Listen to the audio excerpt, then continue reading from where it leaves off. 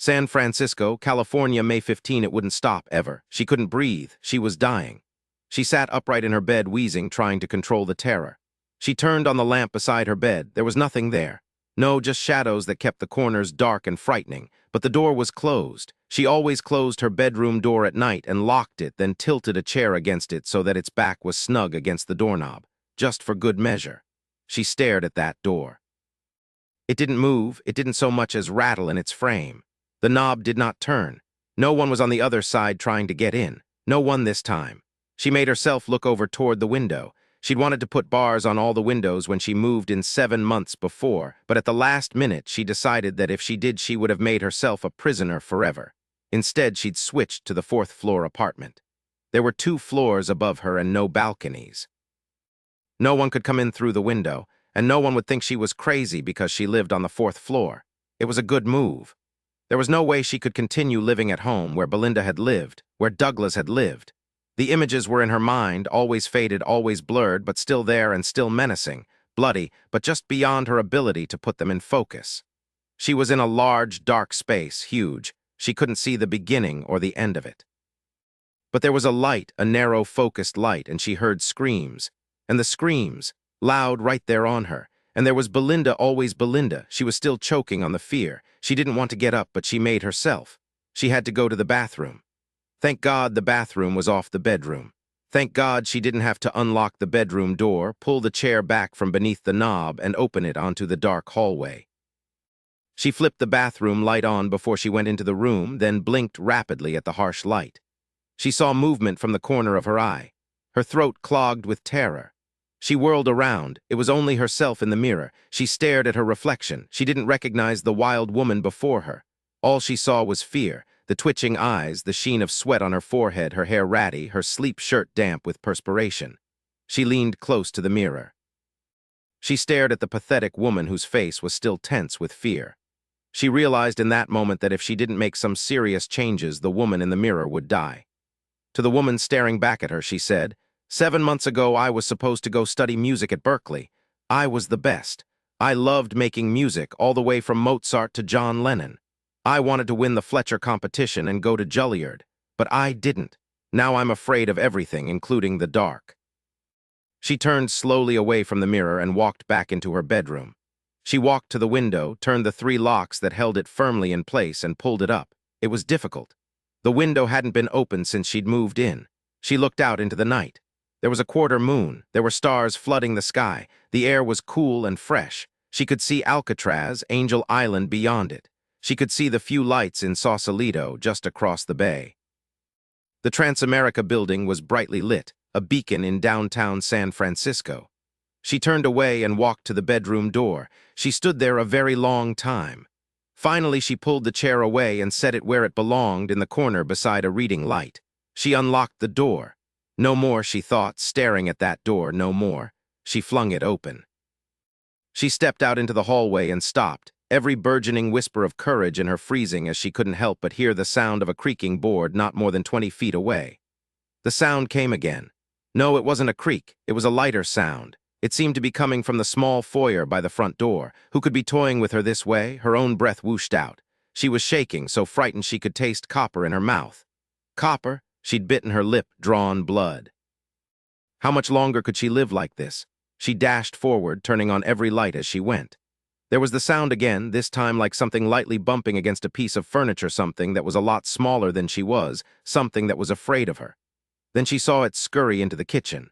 She burst out laughing, then slowly sank to the floor, her hands over her face as she sobbed. 7 years later, FBI Academy, Quantico, Virginia, she would get to the top of that rope if it killed her. And it just might. She could actually feel each individual muscle in her arms pulling, stretching, feel the burning pain, the rippling cramps that were very close to knotting up on her. If that happened, she'd go sprawling to the mat below. Her brain already felt numb, but that was okay. Her brain wasn't climbing. It had just gotten her into this fix, and this was only the 2nd round. It seemed as if she'd been climbing this rope since she was born. Just 2 more feet. She could do it. She heard MacDougall's steady, unhurried breathing beside her. From the corner of her eye, she saw his huge fists cover that rope, methodically clamping down one fist over the other, not consuming that rope as he usually did. No, he was keeping pace with her. He wasn't going to leave her. She owed him. This was an important test. This one really mattered. I see that pathetic look, Sherlock. You're whining even though you're not saying anything. Get those twerpy arms working, pull. She grabbed that rope just 3 inches above her left hand and pulled with all her strength. Come on, Sherlock, McDougal said, hanging beside her, grinning at her, the bastard. Don't wimp out on me now. I've worked with you for 2 months. You're up to 12-pound weights. All right, so you can only do 10 reps on your biceps, but you can do 25 on your triceps. Come on now, do it. Don't just hang there like a girl. Whine. She didn't have enough breath to whine. He was goading her, doing a good job of it, actually. She tried to get annoyed. There wasn't a pissed bone in her body, just pain, deep and burning. 8 more inches, no, more like 9 inches. It would take her 2 years to get those 9 inches. She saw her right hand pull free of the rope, grabbed the bar at the very top of the knotted rope that was surely too far for her to make in one haul, but her right hand closed over that bar, and she knew she'd either do it or she wouldn't. You can do it, Sherlock. Remember just last week in Hogan's Alley when that guy pissed you off? Tried to handcuff you and haul you off as a hostage. You nearly killed him. You wound up having to apologize to him. That took more strength than this. Think mean, think dead meat thoughts, kill the rope, pull. She didn't think of the guy in Hogan's Alley. No, she thought of that monster, focused on a face she'd never seen, focused on the soul-deep misery he'd heaped upon her for 7 years. She wasn't even aware when she hauled herself up those final inches. She hung there, breathing hard, clearing her mind of that horrible time. McDougal was laughing beside her, not even out of breath. But he was all brute strength, she'd told him many times. He'd been born in a gym under a pile of free weights. She'd done it. Mr. Pedersen, their instructor, was standing below them. He was at least 2 stories below them, she would have sworn to that. He yelled up, "Good going, you two. Come on down now." McDougal, you could have made it a little faster, like half the time you took. You think you're on vacation? McDougal shouted down to Pedersen since she didn't have a breath in her lungs. "We're coming, sir," he said to her, grinning so wide she could see the gold filling in a molar. "You did good, Sherlock. You have gotten stronger. Thinking mean thoughts helped, too. Let's get down and let 2 other mean dudes climb this sucker." She needed no encouragement. She loved going down. The pain disappeared when her body knew it was almost over. She was down nearly as fast as McDougal. Mr. Pedersen waved a pencil at them, then scribbled something on his pad. He looked up and nodded. "That was it, Sherlock. You made it within the time limit. As for you, Mac, you were way too slow, but the sheet says you pass, so you pass. Next." "Piece of cake," McDougal said as he handed her a towel to wipe off her face. "Look at all that sweat on you." If she'd had the energy, she would have slugged him. She was in Hogan's Alley, the highest crime rate city in the United States. She knew just about every inch of every building in this town, certainly better than the actors who were paid $8 an hour to play bad guys, better than many of the bureau employees who were witnesses and robbers alike. Hogan's Alley looked like a real town. It even had a mayor and a postmistress, but they didn't live here. Nobody really lived here or really worked here. It was the FBI's own American town, rife with criminals to be caught, situations to be resolved, preferably without killing anyone. Instructors didn't like innocent bystanders to be shot. Today, she and 3 other trainees were going to catch a bank robber, she hoped. They were told to keep their eyes open, nothing else. It was a parade day in Hogan's Alley, a festive occasion, and that made it all the more dangerous. There was a crowd of people drinking sodas and eating hot dogs. It wasn't going to be easy. Chances were that the guy was going to be one of the people trying to blend in with the crowd, trying to look as innocent as an everyday guy. She'd stake a claim on that. She would have given anything if they'd gotten just a brief glance at the robber, but they hadn't. It was a critical situation. Lots of innocent civilians milling about, and a bank robber who would probably run out of the bank. A bank robber who was probably very dangerous. She saw Buzz Alport, an all-night waiter at a truck stop off 195. He was whistling, looking as if he didn't have a care in the world. No, Buzz wasn't the bad guy today. She knew him too well. His face flushed scarlet when he played the bad guy. She tried to memorize every face so she'd be able to spot the robber if he suddenly appeared. She slowly worked the crowd, calm and unhurried, the way she'd been trained. She saw some visitors from the Hill standing on the sidelines, watching the agents' role-playing simulations. The trainees would have to be careful. It wouldn't look good for the Bureau if any of them killed a visiting congressman. It began. She and Porter Forge, a Southerner from Birmingham who spoke beautiful French without a hint of a drawl, saw a bank employee lurch out of the front doors, yelling at the top of his lungs, waving frantically at a man who had just fled through a side door. They got no more than a brief glimpse. They went after him. The perp dove into the crowd of people and disappeared. Because there were civilians around, they kept their guns holstered. If any one of them hurt a civilian, there'd be hell to pay. 3 minutes later, they'd lost him. It was then that she saw Dillon Savich, an FBI agent and computer genius who taught occasional classes here at Quantico, standing next to a man she'd never seen before. Both were wearing sunglasses and blue suits and blue-gray ties. She'd know Savich anywhere. She wondered what he was doing here at this particular time. Had he just taught a class? She'd never heard about his being at Hogan's Alley. She stared hard at him. Was it possible that he was the suspect the bank employee had been waving at as he dashed into the crowd? Maybe.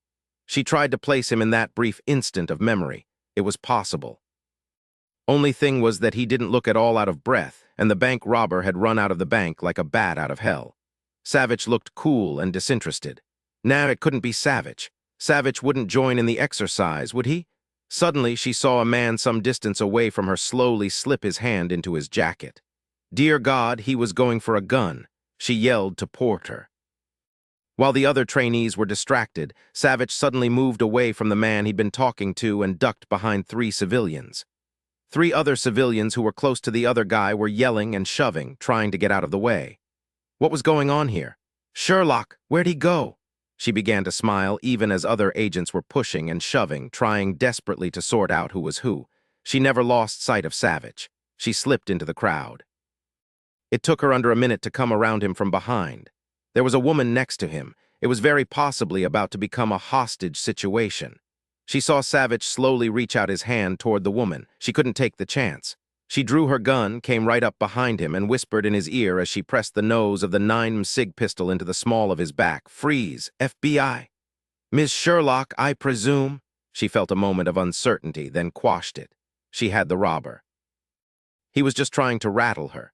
Listen to me, buddy, that's not part of the script. You're not supposed to know me. Now get your hands behind your back or you're going to be in big trouble. I don't think so, he said and began to turn. The woman next to them saw the gun, screamed, and yelled, Oh my God, the robber's a woman. Here she is. She's going to kill a man. She's got a gun. Help. Get your hands behind your back. But how was she going to get cuffs on him? The woman was still yelling. Other people were looking now, not knowing what to do. She didn't have much time. Do it or I'll shoot you. He moved so quickly she didn't have a chance. He knocked the pistol out of her hand with a chop of his right hand, numbing her entire arm, bulled his head into her stomach and sent her flying backward, wheezing for breath, landing in a mass of petunias in the flower bed beside the Hogan's Alley post office. He was laughing. The bastard was laughing at her. She was sucking in air as hard and fast as she could. Her stomach was on fire. He stuck out his hand to pull her up. You're under arrest, she said and slipped a small Lady Colt .38 from her ankle holster. She gave him a big grin. Don't move or I guarantee you'll regret it. After I climbed that rope, I know I'm capable of just about anything. His laughter died. He looked at the gun, then at her up on her elbows in the petunia bed. There were a half-dozen men and women standing there watching, holding their breath.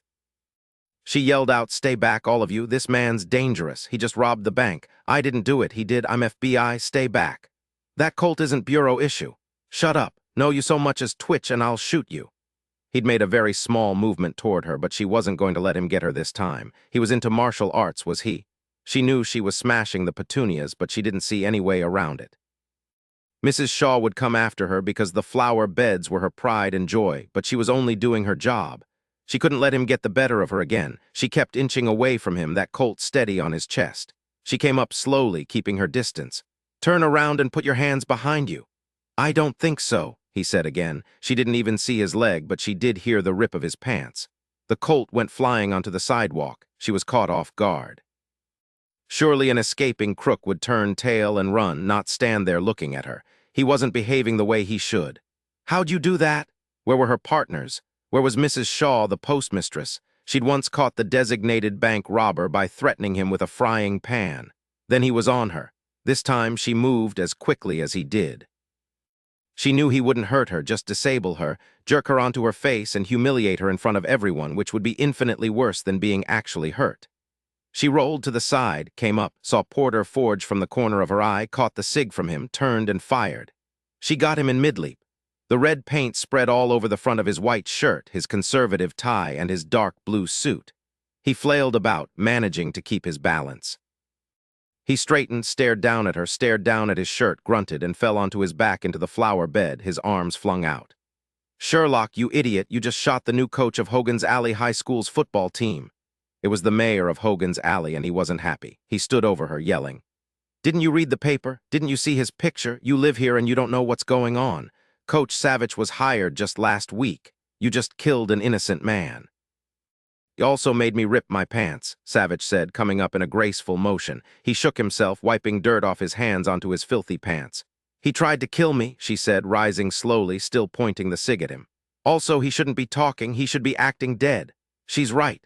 Savich sprawled onto his back again, his arms flung out, his eyes closed.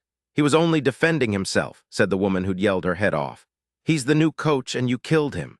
She knew she wasn't wrong. "I don't know about that," Porter Forge said, that drawl of his so slow she could have said the same thing at least 3 times before he'd gotten it out. "Suh," he continued to the mayor who was standing at his elbow, "I believe I saw a wanted poster on this big fella. He's gone and robbed banks all over the South. Yep, that's where I saw his picture on one of the Atlanta PD posters, suh. Sherlock here did well. She brought down a really bad guy."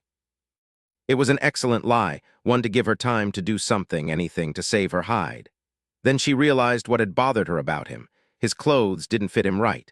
She leaned over, reached her hands into Savich's pockets, and pulled out wads of fake $100 bills. "I believe you'll find the bank's serial numbers on the bills, suh. Don't you think so, Sherlock?" "Oh yes, I surely do, Agent Forge." "Take me away, Miss Sherlock," Dillon Savich said, came to his feet, and stuck out his hands. She handed Porter back his cig. She faced Savich with her hands on her hips, a grin on her face. "Why would I handcuff you now, sir? You're dead. I'll get a body bag." Savich was laughing when she walked away to the waiting paramedic ambulance. He said to the mayor of Hogan's Alley, "That was well done. She has a nose for crooks. She sniffed me out and came after me. She didn't try to second-guess herself." I wondered if she'd have guts. She does. Sorry I turned the exercise into a comedy at the end, but the look on her face, I just couldn't help it. "I don't blame you, but I doubt we can use you again. I have a feeling this story will pass through training classes for a good long while. No future trainees will believe you're both a new coach and a crook. It worked once and we saw an excellent result. I'll come up with another totally different exercise." Savich walked away, unaware that his royal blue boxer shorts were on display to a crowd of a good 50 people. The mayor began to laugh, then the people around him joined in. Soon there was rolling laughter, people pointing. Even a crook who was holding a hostage around the throat, a gun to his ear, at the other end of town, looked over at the sudden noise to see what was going on. It was his downfall. Agent Wallace thunked him over the head and laid him flat. It was a good day for taking a bite out of crime in Hogan's Alley. She met with Colin Petty, a supervisor in the personnel division, known in the bureau as the Bald Eagle. He was thin, sported a thick black mustache, and had a very shiny head. He told her up front that she'd impressed some important people, but that was at Quantico. No one working here in headquarters was impressed yet. She was going to have to work her butt off. She nodded, knowing where she'd been assigned. It was tough, but she managed to pull out a bit of enthusiasm. "I'm pleased to be going to the Los Angeles field office," she said, and thought, "I don't want anything to do with any bank robberies." She knew they dealt with more bank robberies than any field office in the bureau. She guessed it was better than Montana, but at least there she could go skiing. How long was a usual tour of duty? She had to get back here somehow. "LA is considered a plum assignment for a new agent right out of the academy," Mr. Petty said as he flipped through her personnel file. "You originally requested headquarters, I see here the Criminal Investigative Division, but they decided to send you to Los Angeles." He looked up at her over his bifocals. "You have a BS in forensic science and a master's degree in criminal psychology from Berkeley," he continued. "Seems you've got a real interest here. Why didn't you request the Investigative Services Unit? With your background, you would probably have been escorted through the door. I take it you changed your mind." She knew there were notes about that in her file. Why was he acting as if he didn't know anything? Of course. He wanted her to talk, get her slant on things, get her innermost thoughts. Good luck to him on that, she thought. It was true that it was her own fault that she was being assigned to Los Angeles, and there was no secret as to why. She forced a smile and shrugged. The fact is that I just don't have the guts to do what those people do every day of their lives and probably in their dreams as well. You're right that I prepared myself for this career, that I believed it was what I wanted to do with my life, but she shrugged again and swallowed. She'd spent all these years preparing herself and she'd failed. It all boils down to no guts. You always wanted to be a profiler? Yes. I read John Douglas's book Mindhunter and thought that's what I wanted to do. Actually, I've been interested in law enforcement for a very long time, thus my major in college and graduate school. It was a lie, but that didn't matter. She told it easily, with no hesitation. She had practically come to believe it herself over the past several years. I wanted to help get those monsters out of society. But after the lectures by people from ISU, after seeing what they see on a day-to-day basis for just a week, I knew I wouldn't be able to deal with the horror of it. The profilers see unspeakable butchery. They live with the results of it. Every one of those monsters leaves a deep mark on them. And the victims, she drew a deep breath. I knew I couldn't do it. So now she'd go after bank robbers and he would remain free, and she wanted to cry. All this time and commitment and incredibly hard work, and she was going to go after bank robbers. She should have just quit, but the truth of the matter was that she just didn't have the energy to redefine herself again, and that's what it would mean. Mr. Petty said only, I couldn't either. Most folks couldn't. The burnout rate is incredible in the unit. Marriages don't do well either. Now, you did excellently at the academy. You handle firearms well, particularly in mid-distances. You excel at self-defense. You ran the 2 miles in under 16 minutes, and your situation judgment was well above average.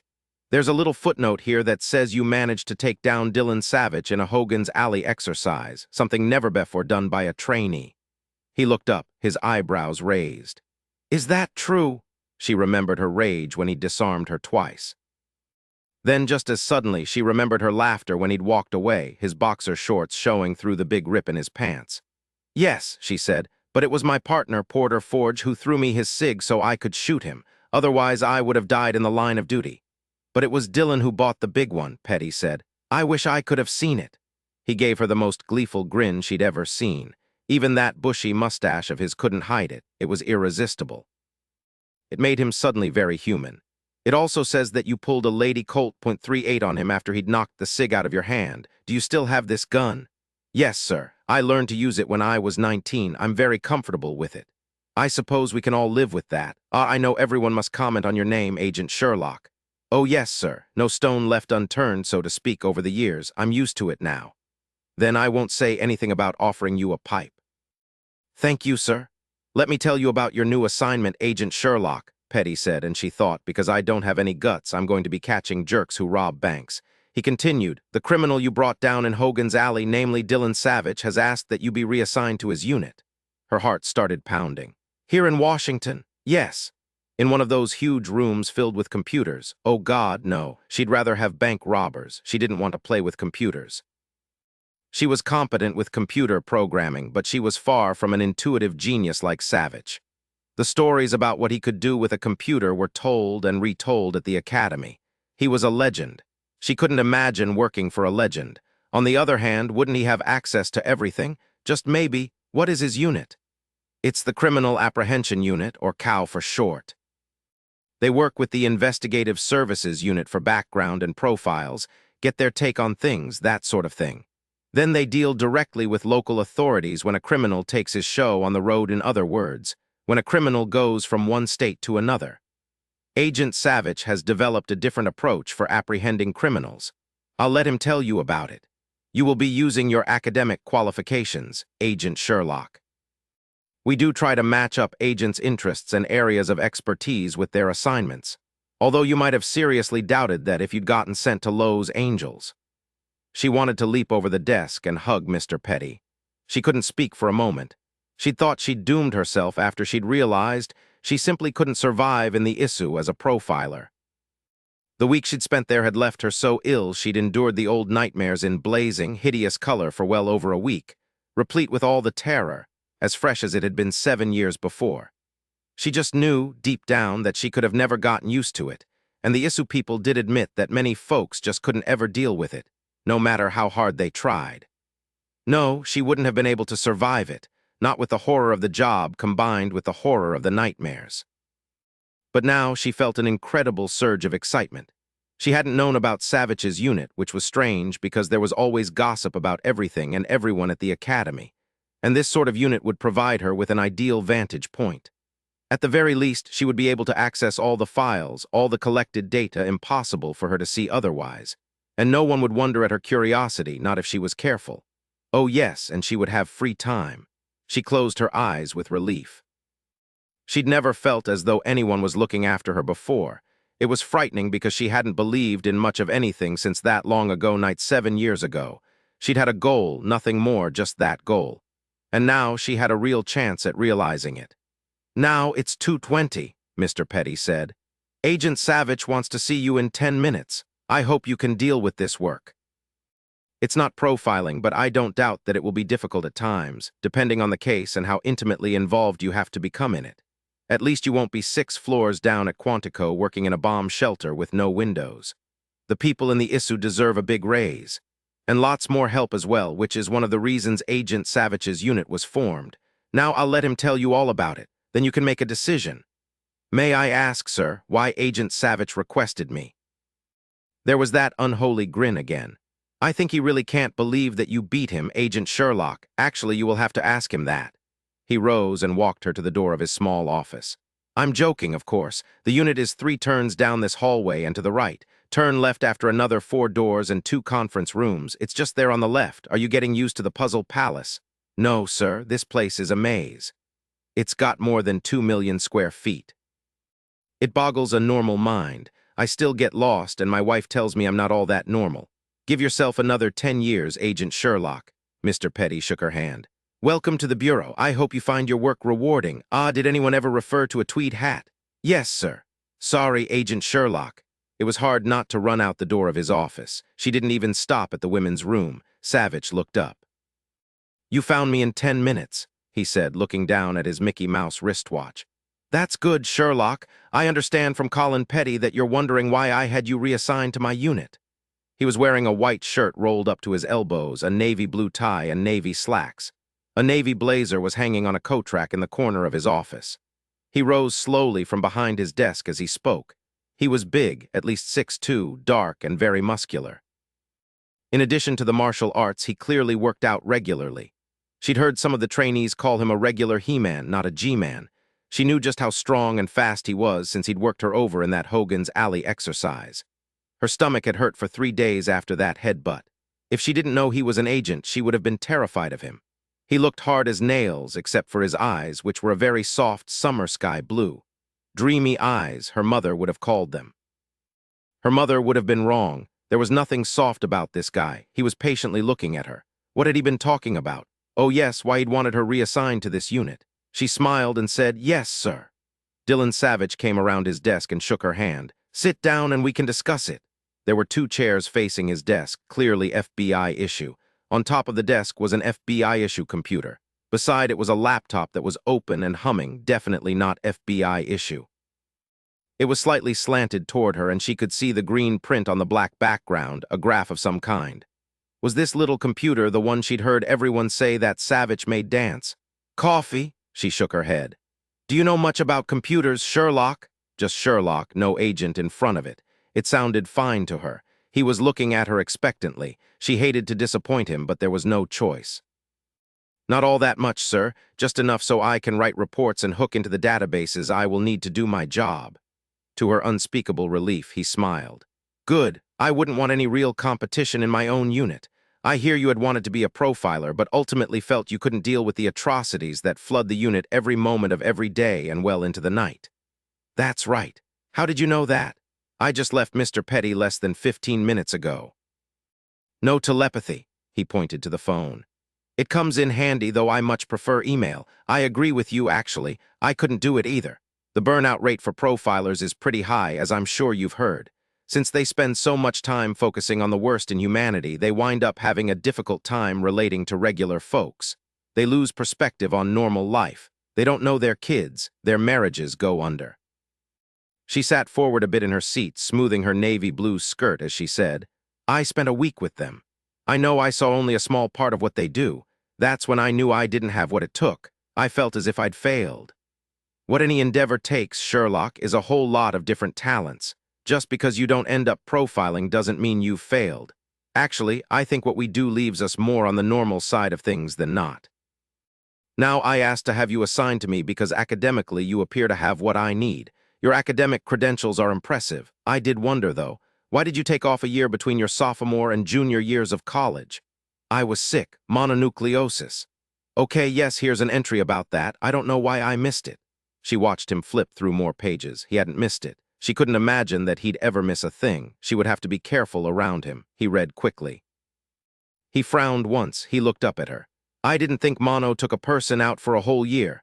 I don't know about that. I just wasn't worth much for about 9 or 10 months, run down, really tired. He looked down at a page of paper that was face up on his desktop. You just turned 27, I see, and you came directly to the bureau after completing your master's degree. Yes. This is your first job. Yes. She knew he wanted more from her in the way of answers, but she wasn't about to comply. Direct question, direct answer. That's all she'd give him. She'd heard about his reputation. He wasn't only smart, he was very good at reading people. She didn't want him reading anything about her that she didn't want read. She was very used to being careful. She wouldn't stop now. She couldn't afford to. He was frowning at her. He tossed her file onto the desktop. She was wearing a no-nonsense dark blue business suit with a white blouse. Her hair, a deep auburn color, was pulled severely back, held at the base of her neck with a gold clamp. He saw her for a moment after he'd buted her into the petunias in Hogan's Alley. Her hair had been drawn back then. She was on the point of being too thin, her cheekbones too prominent. But she'd taken him, not lost her composure, her training. He said, "Do you know what this unit does, Sherlock?" Mr. Petty said that when a criminal took his show on the road, were many times called in by the local police to help catch him. Yes, we don't deal in kidnappings. Other folk do that brilliantly. No, primarily we stick to the kinds of monsters who don't stop killing until we stop them. Also, like the issue, we do deal with local agencies who think an outside eye just might see something they missed on a local crime. Usually homicide. He paused and sat back, just looking at her, seeing her yet again on her back in the petunia bed. Also, like the issue, we only go in when we're asked. It's our job to be very mental, intuitive, objective. We don't do profiling like the issue. We're computer-based. We use special programs to help us look at crimes from many different angles.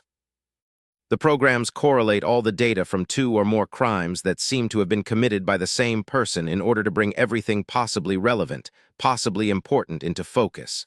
We call the main program the PAP, the Predictive Analog Program. You wrote the programs, didn't you, sir? And that's why you're the head of the unit. He grinned at her. Yeah, I'd been working on prototypes a long time before the unit got started.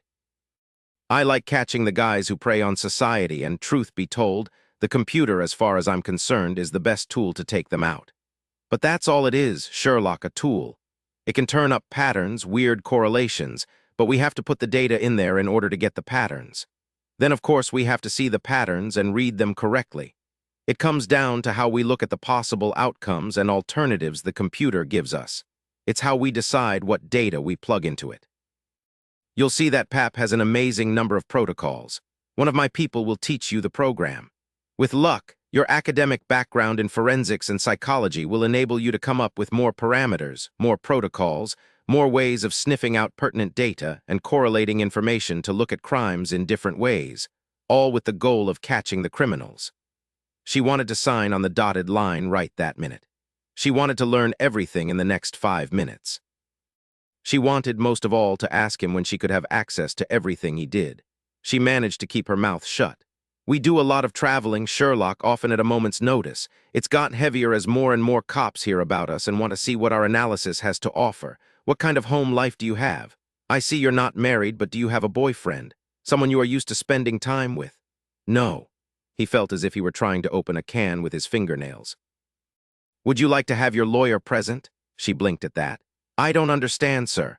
You are short on words, Sherlock. I was being facetious. I'm sorry if you don't think I'm talking enough, sir. He wanted to tell her she'd talk all he wanted her to soon enough. He was good. Actually, he was better with a computer, but he could also loosen a tongue with the best of them in the bureau. But for now, he'd play it her way. Nothing but the facts. He said, "You don't live with anyone?" "No, sir." "Where do you live, Agent Sherlock?" Nowhere at the moment, sir. I thought I was being assigned to Los Angeles. Since I'll be staying in Washington, I'll have to find an apartment. 3 sentences. She was getting positively chatty. We'll be able to help you on that. Do you have stuff in storage? Not much, sir. There was a faint beep. Just a moment, Savich said and looked at the computer screen on his laptop. He rubbed his jaw as he read. Then he typed quickly, looked at the screen, tapped his fingertips on the desktop, then nodded. He looked up at her. He was grinning like a maniac. Email. Finally, we're going to have a chance to catch the toaster. Savich looked as if he wanted to jump on his desk and dance. He couldn't stop grinning and rubbing his hands together. The toaster, sir? Oh, yes. On this one, I had feelers out with everyone. Excuse me, Agent Sherlock. He lifted the receiver on his phone and began to punch in numbers. He put it down and cursed softly. I forgot. Ellis's wife is having their baby. She just went into the hospital an hour ago, and so he's not available. No, I won't ask him. He'll insist on coming, but he needs to be with his wife. It's their first kid, but he's going to be really pissed to miss this. No, I just can't. He's gotta be there. He looked down at his hands a moment, then back up at her. He looked just a bit worried. What do you think of trial by fire? Her heartbeat speeded up. She was so new she still squeaked, but he was going to take a chance on her. I'm ready, sir. She looked ready to leap out of her chair. He didn't remember being this eager on his first day. He rose. Good. We're leaving this afternoon for Chicago. Bottom line, we've got a guy who killed a family of 4 in Des Moines. He did the same thing in St. Louis 3 months later. After St. Louis, the media dubbed him the Toaster. I'll tell you about it when we're in the air. That was Captain Brady in the Chicago Police Department, homicide, and he believes we might be able to help him. Actually, he's praying that we can do something. The media wants a sideshow, and he can't even give them a dancing bear. But we can. He looked at his watch. I'll meet you at Dulles in 2 hours. We should be there no more than 3 days. He rolled down the sleeves of his white shirt and grabbed his jacket. I really want this guy, Sherlock. The Toaster. She knew about him as well. She scoured all the major newspapers for monsters like this one. Yes, she already knew the details, at least the ones that had made the papers. He opened the office door for her. Her eyes were positively glistening, as if she were high on drugs. You mean you know how to catch him? Yes, we're going to get him this time. Captain Brady said he had some leads, but he needs us to come out. You go ahead and pack. I've got to update some people in the unit. Ollie Hamish is in charge when I'm unavailable. They flew on United in business class. I didn't think the Bureau let its agents fly anything other than tourist class. Savich stowed his briefcase beneath the seat in front of him and sat down. I upgraded us. You don't mind that I have the aisle? You're the boss, sir. Yeah, but now you can call me Dillon or Savich. I answer to either one. What do most people call you? Sherlock, sir. Just plain Sherlock. I met your daddy once about 5 years ago, just after he was appointed to the bench. Everyone in law enforcement was tickled to have him named because he rarely cut a convicted criminal any slack. I remember his selection didn't go over too well with liberals in your home state. No, she said, looking out the window as the 767 began to taxi down the runway. It didn't. There were 2 serious efforts to have him recalled. Neither succeeded, of course. The first try was after he upheld the death penalty for a man who'd raped and tortured 2 little boys, then dumped their bodies in a dumpster in Palo Alto. The second was when he wouldn't grant bail to an illegal Mexican alien who'd kidnapped and murdered a local businessman. Hard to believe there are people who'd want to rally behind those kinds of killers. Oh, there are. Their rationale in the first case was that my father showed no compassion. After all, the man's wife had died of cancer. His little boy had been killed by a drunk driver. He deserved another chance. He'd been pushed to torture those little boys. He had shown remorse, claimed grief had sent him out of his mind, but Dad said bullshit and upheld the death penalty. As for the illegal Mexican, they claimed Dad was a racist, that there was no proof the man would flee the U.S. Also, they claimed that the man had kidnapped the businessman because he had refused to give him a job, had threatened to call immigration if the guy didn't leave the premises. They claimed the man hadn't been treated fairly, that he'd been discriminated against. It didn't matter that the businessman was an immigrant, a legal one. I also seriously doubt that he made that threat. They didn't succeed in recalling him. No, but it was close. You could say that the Bay Area is a fascinating place to grow up. If there's any other possible take on something, some group of locals will latch onto it. What does your dad think of your joining the FBI? The flight attendant spoke over the PA system, telling them about their seat belts and the oxygen masks. He saw it in her eyes. the wariness, the relief that now she could concentrate on her flotation cushion instead of his questions. She was proving to be a puzzle. He very much appreciated puzzles. A good one fascinated him. He'd get her again with that question, maybe when she was tired or distracted. He sat back in his seat and said nothing more. Once in the air, he opened his briefcase and gave her a thick file. I hope you read quickly. This is everything on the 3 different crimes. I knew you didn't have a laptop, so I had it downloaded and printed out for you. Read everything and absorb as much as you can. If you have questions, write them down and ask me later. He gently lifted his laptop onto the fold-down tray and got to work. He waited until they were served dinner before he spoke again. Have you finished reading everything? Yes. Your fast questions, ideas, anything that doesn't seem kosher? Yes. This time he didn't say anything. He just chewed and waited. He watched her cut a small piece of lettuce from her salad. She didn't eat it, just played with it.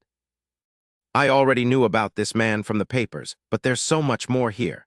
She sounded elated, as if she'd made the Insiders Club. He frowned at her. She suddenly cleared her throat, and her voice was nearly expressionless. I can understand that he has low self-esteem, that he probably isn't very bright, that he probably works at a low-paying job, that he's a loner and doesn't relate well to people. He waited, something he was excellent at. I always wondered why it killed families. Families of 4 exactly. You called him it. That's interesting. She hadn't meant to. She forked down her lettuce and took her time chewing. She had to be more careful. It was just a slip of the tongue. No, it wasn't, but we'll let that go for now, Sherlock. This family thing, the people in the issue, as you've read in their profile, believe he lived on the same block as the first family he killed in Des Moines, knew them, hated them, wanted to obliterate them, which he did. However, they couldn't find anyone in the nearby area of the first murders in Des Moines to fit that description. Everyone just figured that the profile wasn't correct in this particular case. When he killed again in St. Louis, everyone was flummoxed. When I spoke to Captain Brady in Chicago, I asked him if the St. Louis police had canvassed the area for a possible suspect.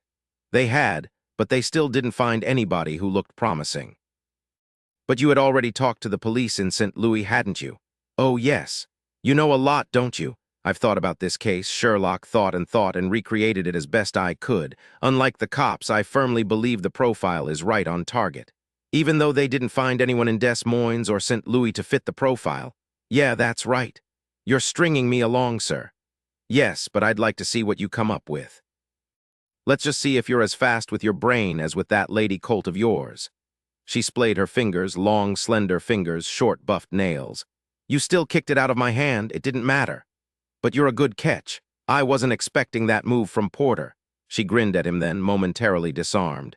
We practiced it. In another exercise, he got taken as a hostage. I threw a gun to him, but he missed it. The robber was so angry, he shot Porter. As you can imagine, we got yelled at by the instructors for winging it. She said again, still grinning, practice. He said slowly, shutting down his laptop. I got creamed once when I was a trainee at the academy. I wish I'd learned that move. My partner, James Quinlan, was playing a bank robber in a Hogan's Alley exercise, and the FBI got the drop on him.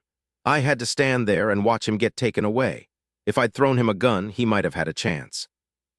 Although God knows what would have happened then, he sighed. Quinlan turned me in under questioning. I think he expected me to break him out of lockup, and when I didn't, he sang.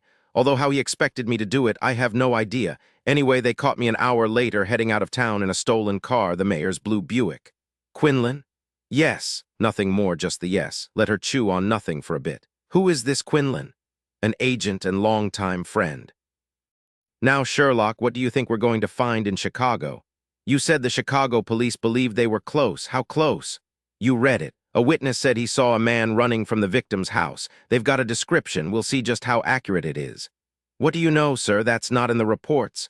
Most of it's surmise, he said, and some excellent stuff from my computer program. He nodded to the flight attendant to remove his cup of coffee. He gently closed his laptop and slipped it into its hard case. We're nearly at O'Hare, he said, leaned back and closed his eyes. She leaned back as well. He hadn't shown her the computer analysis on the case. Maybe he'd thought she already had enough on her plate, and maybe she did. She hadn't wanted to look at the photos from the crime scenes, but she had. It had been difficult. There hadn't been any photos in the newspapers. The actual photos brought the horror of it right in her face. She couldn't help it. She spoke aloud. In all three cases, the father and mother were in their late 30s. Their two children, always a boy and a girl, were 10 and 12. In each case, the father had been shot through the chest, then in his stomach, the second shot delivered after he was dead, the autopsy reports read. The mother was tied down on the kitchen table, her face beaten. Then she was strangled with the cord of the toaster, thus the name the toaster. The children were tied up, knocked out, their heads stuck in the oven, like Hansel and Gretel. It's more than creepy. This guy is incredibly sick. I've wondered what he would do if the family didn't have a toaster. Yeah, I wondered about that too at first, he said, not opening his eyes. Makes you think he must have visited each of the homes to make sure there was one right there in the kitchen before the murders. That or he brought the toasters with him. That's possible, but I doubt it. Too conspicuous. He brought his seat back into its upright position. Someone could have seen him carrying something. Another thing, in a lot of houses, kitchen ovens are set up high and built in. In a situation like that, how would he kill the children? In the photos, all of these are the big old-fashioned ovens. He had a lot of checking out to do when he visited the families, didn't he? She looked at his profile. He didn't say anything. She slowly slid all the photos back into the envelope, each of them marked. She slowly lined up all the pages and carefully placed them back into their folders. He'd given this a whole lot of thought. On the other hand, so had she. She still wanted to see the computer analysis. Then again, she hadn't demanded to see it either. The flight attendant announced that they were beginning their descent into Chicago and for everyone to put away any electronic equipment. Savich fastened his seat belt. Oh yes, our guy did a lot of checking.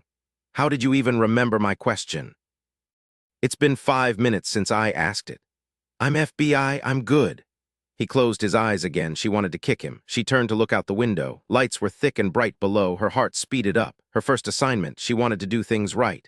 You're FBI now too, Sherlock. It was a bone, not a meaty bone, but a bone nonetheless, and she smiled, accepting that bone gladly. She fastened her own seat belt. She never once stopped looking down at the lights of Chicago. Hallelujah.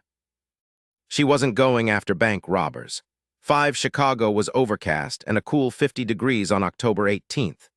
Lacey hadn't been to Chicago since she'd turned 21, following a lead that hadn't gone anywhere, one of the many police departments she'd visited during her year of mono. As for Savich, he wasn't even particularly aware that he was in Chicago. He was thinking about the sick little bastard who had brutally murdered 3 families.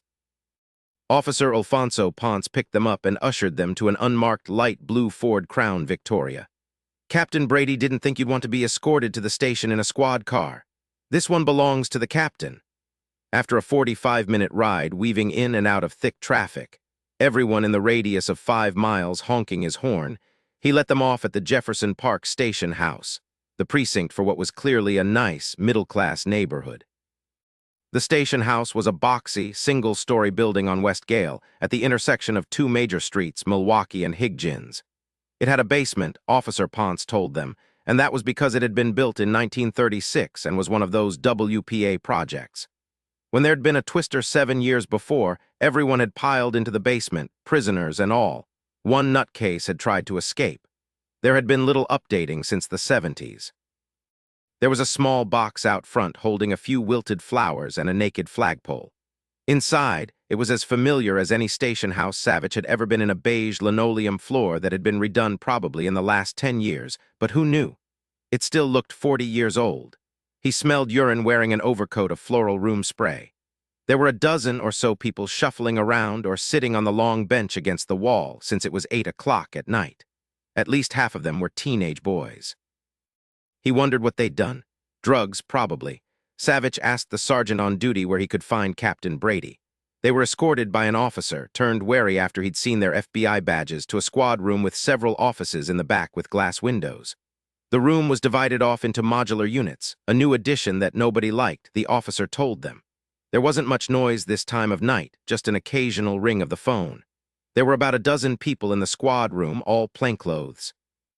Captain Brady was a black man of about 45 with a thick southern drawl. Even though there wasn't a single white hair on his head, he looked older than his years, very tired, lines scored deeply around his mouth. When he saw them, his mouth split into a big smile. He came out from behind his cluttered desk, his hand out. "Agent Savich?" "Yes, Captain." The 2 men shook hands. "And this is Agent Lacey Sherlock."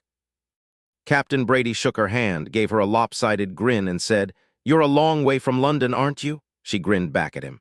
Yes, sir, I forgot my hat, but my pipe's in my purse. She hadn't realized that Savich even knew her first name. Savich was studying the computer on the captain's desk. Captain Brady waved them into two chairs that sat opposite a sofa. The chairs were surprisingly comfortable. Captain Brady took the sofa. He sat forward, his hands clasped between his knees. Bud Hollies in St. Louis said you had followed this case since the guy killed the first family in Des Moines, and the DMPD had asked the FBI to do a profile. He said I should get you here, and that's why I emailed you.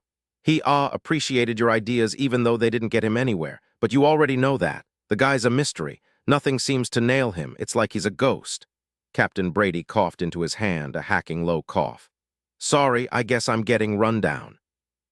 My wife chewed me out good this morning. He shrugged. But what can we do? We've been putting in long hours since the guy killed the family 3.5 days ago. He did it right at 6 o'clock, right at dinner time, right at the same time he killed the other two families. Sorry, but you already know that. You got all the police reports I sent you yesterday. Oh yes, Savich said. I was hoping you'd contact me. The captain nodded. Bud Hollies also said you had a brain and weren't a glory hound and did your investigating with a computer. I don't understand that, but I'm willing to give it a try. I still wasn't sure bringing you here was such a good idea until 5 minutes before I emailed you. Thank you for coming so quickly. I thought I should talk to both of you for a few minutes before I introduce you to the detectives on the case. They're, a bit unhappy that I called you in. No problem, Savich said and crossed his legs. You're right, Captain. Neither Sherlock nor I am into glory. We just want this guy off the streets. Actually, Lacey wanted him really badly. She wanted him dead. Unfortunately, we don't have anything more than we did when I emailed you this afternoon. The pressure from the mayor's office is pretty intense. Everyone's hiding in the men's room because the media's been on a tear since the first night it happened. They haven't let up. Do you know that one station got hold of the crime scene photos and they splashed them all over the 10 p.m. news? Bloody vultures. They know all about Des Moines and St. Louis and that the media there had called the guy the toaster. Got everyone scared to death. The joke in the squad room is that everyone is throwing out their kitchen appliances. You've read all the files from all the murders, haven't you? Yes, everyone. They were very complete. I guess it's time to cut to the chase, Agent Savich. Can you help us? Both Agent Sherlock and I have just a few questions. Perhaps we can meet with your people and get the answers. Yes, Captain, there's not a doubt in my mind that we can help you. Captain Brady gave Savich a dubious smile, but there was a gleam of hope in his tired eyes. Let's get to it, he said, grabbed a huge folder from his desk and walked to the door of his office. He yelled out, Dabrowski, Mason, get in the conference room on the double. He turned back to them and said, I hate these modular things. They just put them in last year. You can't see a soul, and chances are the guy you want is in the John. He glanced at her. Well, or the female officer you want is in the women's room. Evidently neither Dabrowski nor Mason had gone to the John. They were already in the conference room, standing stiff and hostile, waiting for the FBI agents. Captain Brady was right about one thing: they weren't happy campers. This was their turf, and the last thing they wanted was to have the FBI stick their noses into their business. Savich was polite and matter-of-fact. They looked at Sherlock, and she could see that they weren't holding out for much help from her. Dabrowski said, You don't expect us to be your Watsons, do you, Sherlock? Not at all, Detective Dabrowski, unless either of you is a physician. That brought her a grudging smile. She wanted to tell all of them, Savich included, that she now knew as much about this guy as they did, maybe even more than the Chicago cops, and she'd thought about him for as long as Savich had, but she kept her mouth closed. She wondered what Savich had up his sleeve. She'd only known him for 7 hours, and she would have bet her last buck that he had a whole lot up that sleeve of his. It wouldn't have surprised her if he had the guy's name and address. They sat in the small conference room, all the files and photos spread over the top of the table. There was a photo of the crime scene face-up at her elbow. It was of Mrs. Lansky, the toaster cord still around her neck. She turned it face-down and looked over at Savich. He had what she already thought of as the FBI look. He was studying Dabrowski in a still, thoughtful way. She wondered if he saw more than she did. Poor Dabrowski. He looked so tired he was beyond exhaustion, a man who wasn't smiling, a man who looked as if he'd just lost his best friend. He was wired, probably on too much coffee. He couldn't sit still. His brown suit was rumpled, his brown tie looked like a hangman's noose. He had a thick 5 o'clock shadow.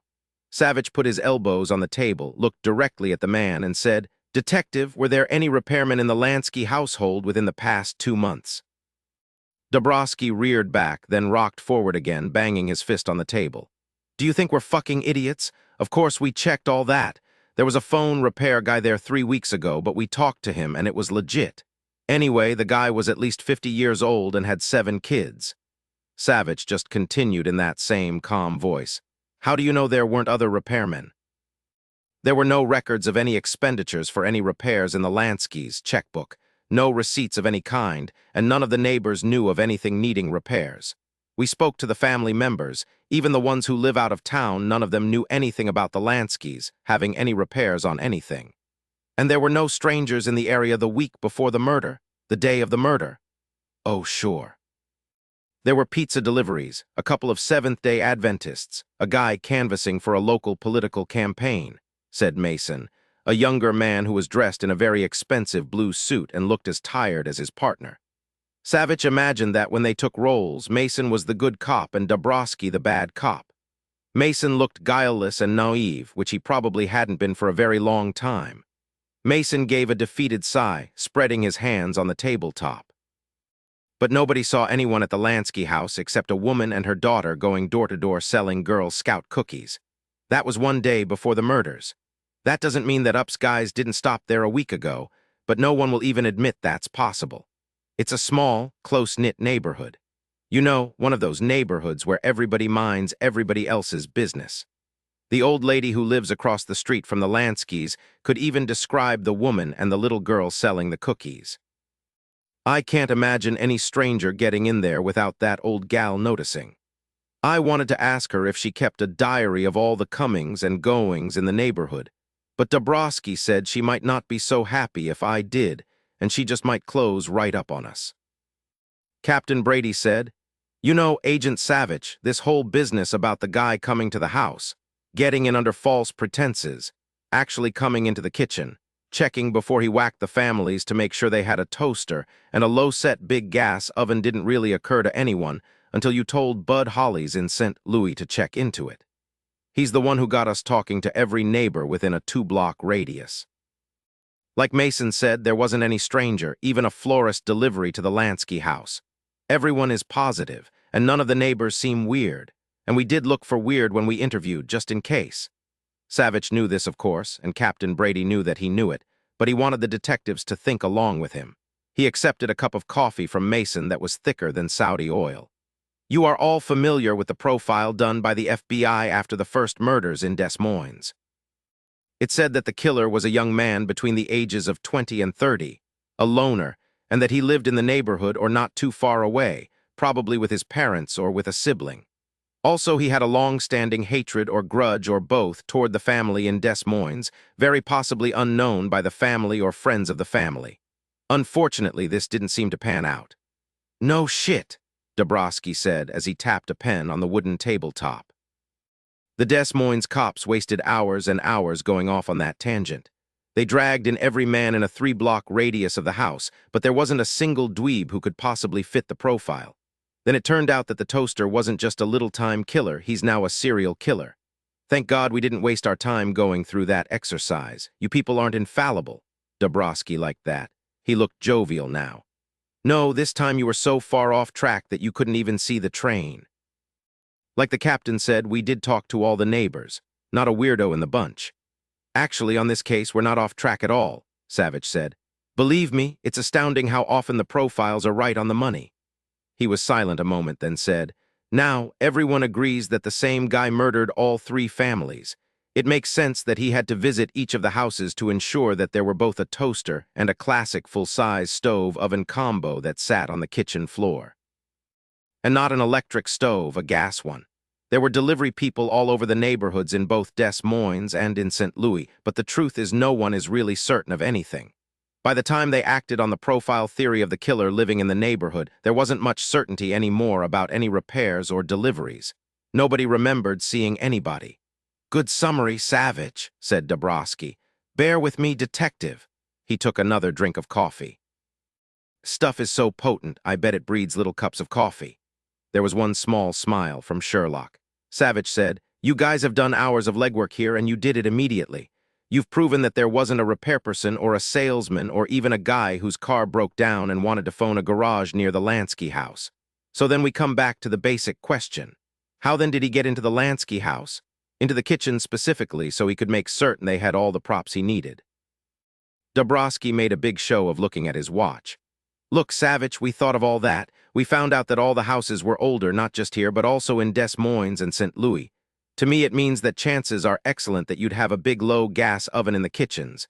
And who the hell wouldn't have a toaster? This is all nonsense. Our perp is a transient. He's nuts.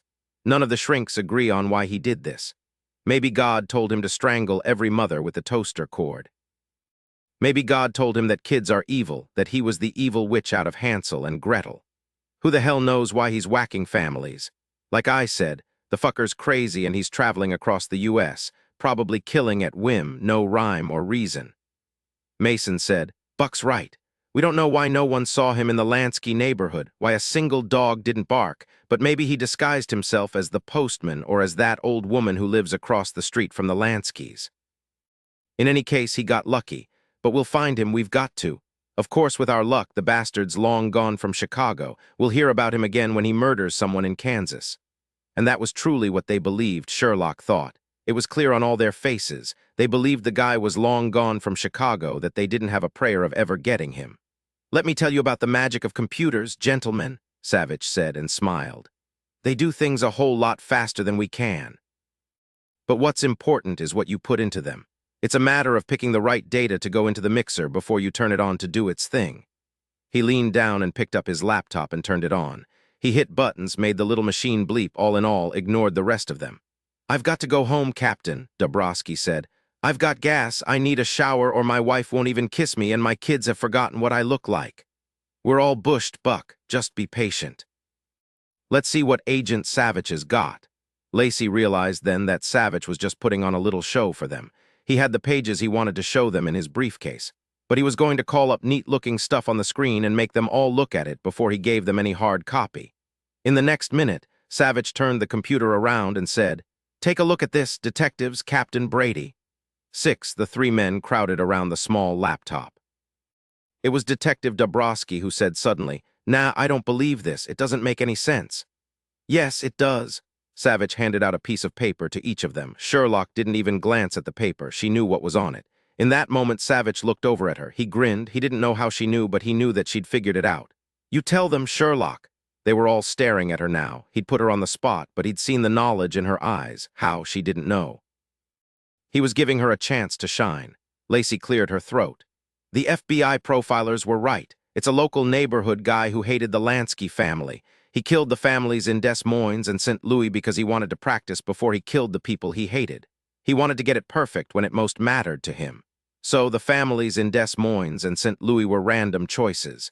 He undoubtedly drove around until he found the family that met his requirements. Then he killed them. Captain Brady whistled. My God, you think the profile is correct, but it was meant only for the Lanskys.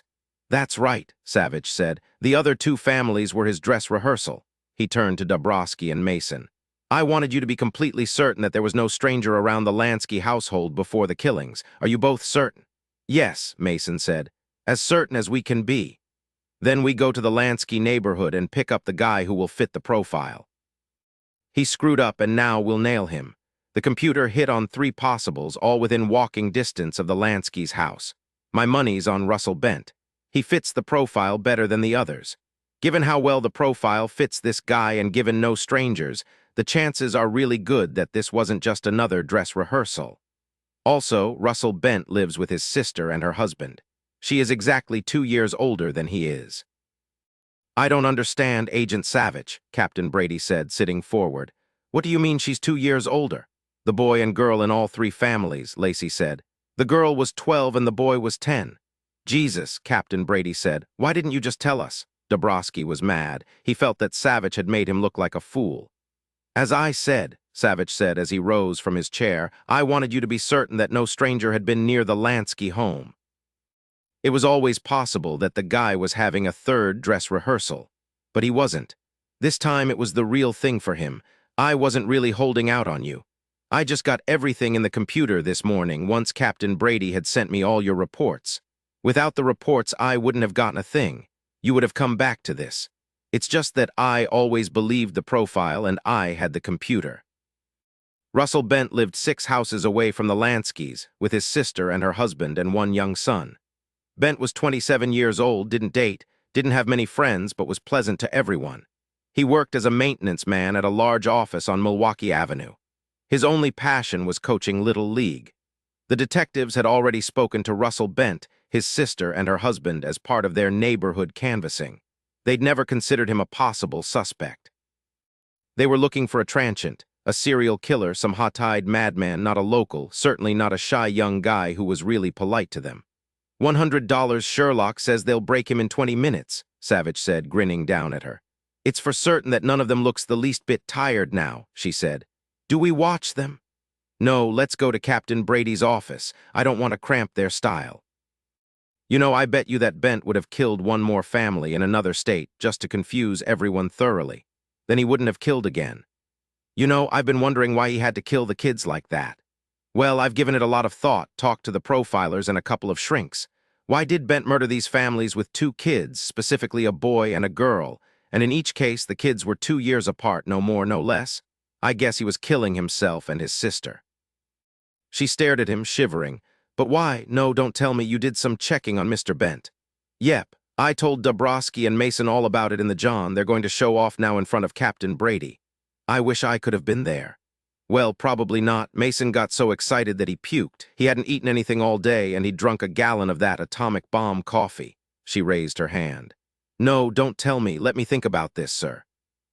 She followed him down the hall and into Captain Brady's office. He lay down on the sofa. It was too short and hard as a rock, but he wouldn't have traded it for anything at the moment. He was coming down. He closed his eyes and saw that pathetic Russell Bent. They'd gotten him. They'd won this time. For the moment, it made him forget about the monsters who were still out there killing, the monsters that he and his people had spent hours trying to find and had failed. But this time, they'd gotten the monster. They'd won. The mother must have done something.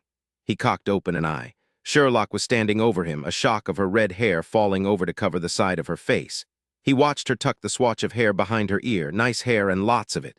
Her eyes were green, a pretty color, kind of mossy and soft. No, her hair wasn't really red, but more red than anything else. There was some brown and a dash of cinnamon color as well. He guessed it was auburn. That's what he'd thought the first time he'd seen her. Yes, he said, Mrs. Bent definitely did something.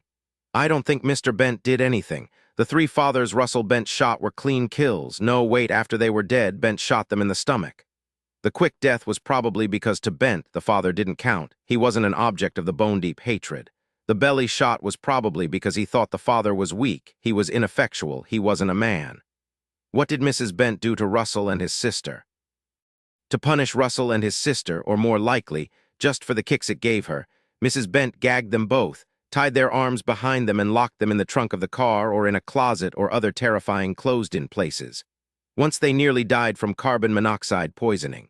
The mother didn't take care of them, obviously. She left them to scrounge food for themselves. Social services didn't get them away from her until they were 10 and 12 years old.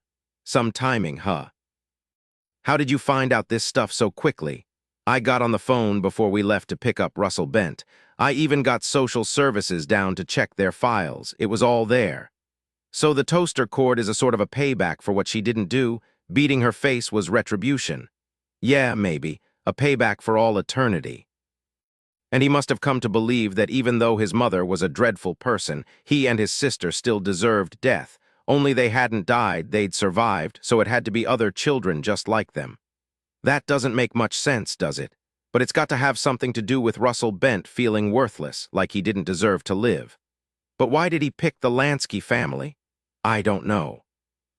No one reported any gossip about the family, nothing about physical abuse or the mother neglecting the children. No unexplained injuries with the kids winding up in the emergency room. But you can take it to the bank that Russell Bent thought the 2 Lansky kids were enough like him and his sister to merit dying. He thought the mother was enough like his own mother to deserve death. Why exactly did he have to gas the children? God only knows. Your explanation is as good as any. Brady will find out, though, with the help of the psychiatrists. Russell Bent coached Little League. The Lansky boy was in Little League. Maybe the Lansky boy got close to Bent, just maybe the Lansky boy told Russell that his mother was horrible. She shrugged. It really won't matter. You know what they'll do, sir. They'll dress it all up in psychobabble. Do you know what happened to the Bent's parents? Yes, he said. I know, Sherlock, call me anything but sir. I'm only 34. I just turned 34 last month on the 6th. Sir makes me feel ancient. The three cops erupted into the office. Captain Brady was rubbing his hands together. There was a bounce to his step. There would be a press conference at midnight. Mason and Dabrowski kept giving each other high fives. Brady had to call the mayor, the police commissioner. The list went on and on. He had to get busy. It took the CPD only 2 hours to prove that Bent had traveled to Des Moines and to St. Louis exactly a week before each of those murders had been committed there and back on the exact dates of the murders. Unfortunately, at least in Lacey's view, Bent was so crazy he wouldn't even go to trial. He wouldn't get the death penalty. He would be committed. Would he ever be let out? The last thing she heard as they were leaving the Jefferson Park precinct station was his sobs and the soft, soothing voice of his sister, telling him over and over that it would be all right, that they were in this together. She would take care of him. She had been 2 years older and she hadn't protected him from their mother. She wondered if the sister was really lucky that her brother hadn't gassed her. They took a late morning flight back to Washington, D.C. It didn't occur to Savich until they were already in the air that Sherlock might not have a place to stay. I'm staying at the Watergate, she said. I'm comfortable. I'll stay there until I find an apartment. She smiled at him. You did very well. You got him. You didn't even need the police. Why didn't you just call Captain Brady and tell him about Bent? Why did you want to go to Chicago? I lied to Brady. I'm a glory hound. Even if it's just a crumb, I'm happy. I love praise. Who doesn't? But that's not even part of why you went. All right, Sherlock, I wanted to be in at the kill. I wanted to see this guy. If I hadn't seen him, then it would never be finished in my mind. 2, this was your first day. It was important for you to see how I work, how I deal with local cops. Okay, it was a bit of a show. I think I deserved it. You're new. You haven't seen any disappointments yet. You haven't lived through the endless frustration, the wrong turns our unit has suffered since the first murders in Des Moines. You didn't hear all the crap we got about the profile being wrong. All you saw was the victory dance. This has been only the 3rd real score I've gotten since the FBI started the unit up. But I can't ever forget that there was Des Moines and St. Louis and 12 people died because we didn't figure things out quickly enough. Of course, Chicago was the key since that was his focus. As soon as I realized that the neighbors knew one another and watched out for one another, and there hadn't been any strangers at the Lansky house, then I knew our guy lived there. He had to. There wasn't any other answer. Savich added in a tired voice, You did just fine, Sherlock. For the first time in years, she felt something positive, something that made her feel really good wash through her. Thanks, she said and stretched out in her seat. What if I hadn't known the answer when you asked me to explain it? Oh, it was easy to see that you did know. You were about to burst out of your skin. You looked about ready to fly. Yeah, you really did fine. Will you tell me about your first big score sometime? Maybe even the second one. She thought he must be asleep. Then he said in a slow, slurred voice, her name was Joyce Hendricks. She was 17 and I was 15. I'd never seen real live breasts before. She was something. All the guys thought I was the stud of the high school for at least 3 days. She laughed. Where is Joyce now? She's a big-time tax accountant in New York. We exchange Christmas cards, he mumbled just before he drifted off to sleep. 7 Lacey moved a week later into a quite lovely 2-bedroom townhouse in Georgetown on the corner of Cranford Street and Madison. She had 4 glasses, 2 cups, a bed, 1 set of white sheets, 3 towels, all different, a microwave, and half a dozen hangers. It was all she'd brought with her from California. She'd given the rest of her stuff to a homeless shelter in San Francisco. When she'd told Savich she didn't have much in storage, she hadn't been exaggerating. No matter. The first thing she did was change the locks and install deadbolts and chains. Then she hung up her 2 dresses, 2 pairs of jeans, and 2 pairs of slacks on her hangers. She was whistling, thinking about McDougal and how she'd miss him. He was on the 5th floor, working in the National Security Division. He was big time into counterterrorism. It had been his goal, he'd told her, since a close friend of his had been blown out of the sky on the doomed Pan AM Flight 103 that exploded over Lockerbie in the late 80s. He'd just gotten his first big assignment. He would go to Saudi Arabia because of a terrorist bombing that had killed at least 15 American soldiers the previous week. "I'm out of here, Sherlock," he'd said, grabbed her and given her a big hug. "They're giving me a chance, just like Savich gave you. Hey, you really did well with that guy in Chicago. The toaster. Yeah, what a moniker. Trust the media to trivialize murder by making it funny. Anything big since then?" "No, but it's been less than a week. Savich made me take 3 days off to find an apartment. Listen, no impulsive stuff out of you, okay? You take care of yourself, Mac. Don't go off on a tear just because you're FBI now and think you're invincible. This is just training for me, Sherlock, nothing more. Hey, your good little sister material. We're the same age. Now, with those skinny little arms of yours, you're a little sister." He was anxious to be gone. He was bouncing his foot and shifting from one leg to the other. She gave him one more hug. "Send me a postcard with lots of sand on it." He gave her a salute and was off, whistling just as she was now, his footsteps fast and solid down the short drive in front of her townhouse. He turned suddenly and called back. "I hear that Savich is big into country and western music. I hear he loves to sing the stuff, that he knows all the words to every song ever written. It can't hurt to brown-nose." Goodness, she thought, country and western music. She knew what it was, but that was about it. It was twangy stuff that was on radio stations she always turned off immediately. It hadn't ever been in her repertoire, not that she'd had much of a repertoire the past 7 years. The last time she'd played the piano was in the bar at the Watergate a week and a half before. The drunks had loved her. She'd played some Gershwin, then quit when she forgot the next line. She was standing in the middle of her empty living room, hands on hips, wondering where she was going to buy furniture when the doorbell rang. No one knew she was here. She froze, hating herself even as she felt her heart begin to pound. She had been safe at Quantico, but here in Washington, D.C., where she was utterly alone, her lady Coulte was in the bedroom. No, she wasn't about to dash in there and get it. She drew in a deep breath. It was the paper boy. It was someone selling subscriptions. The only people she knew were the 8 people in the criminal apprehension unit in Savich, and she hadn't given them her address yet. Just personnel. Would they tell anyone? The doorbell rang again. She walked to her front door, immediately moving to stand beside it. No one would shoot through the front door and hit her. "Who is it?" There was a pause, then, "It's me, Lacey, Douglas." She closed her eyes a moment. Douglas Madigan. She hadn't seen him for 4 months, nearly 5 months. The last time had been at her father's house in Pacific Heights the night before she'd left for Quantico. He'd been cold and distant with her. Her mother had wept, then ranted at her for being an ungrateful girl. Douglas had said very little, just sat there on the plush leather couch in her father's library and sipped at very expensive brandy from a very old Waterford snifter. It wasn't an evening she liked to remember. "Lacey, are you there, honey?" she'd called her father the day before. Douglas must have found out where she was from him. She watched her hand unfasten the 2 chains. She slowly clicked off the deadbolt and opened the door. "I've got a bottle of champagne just for us." He waved it in her face. "I don't have any silverware." "Who cares? I don't usually drink champagne from a spoon anyway. You nervous to see me, Lacey? Come, honey, all you need is a glass or 2.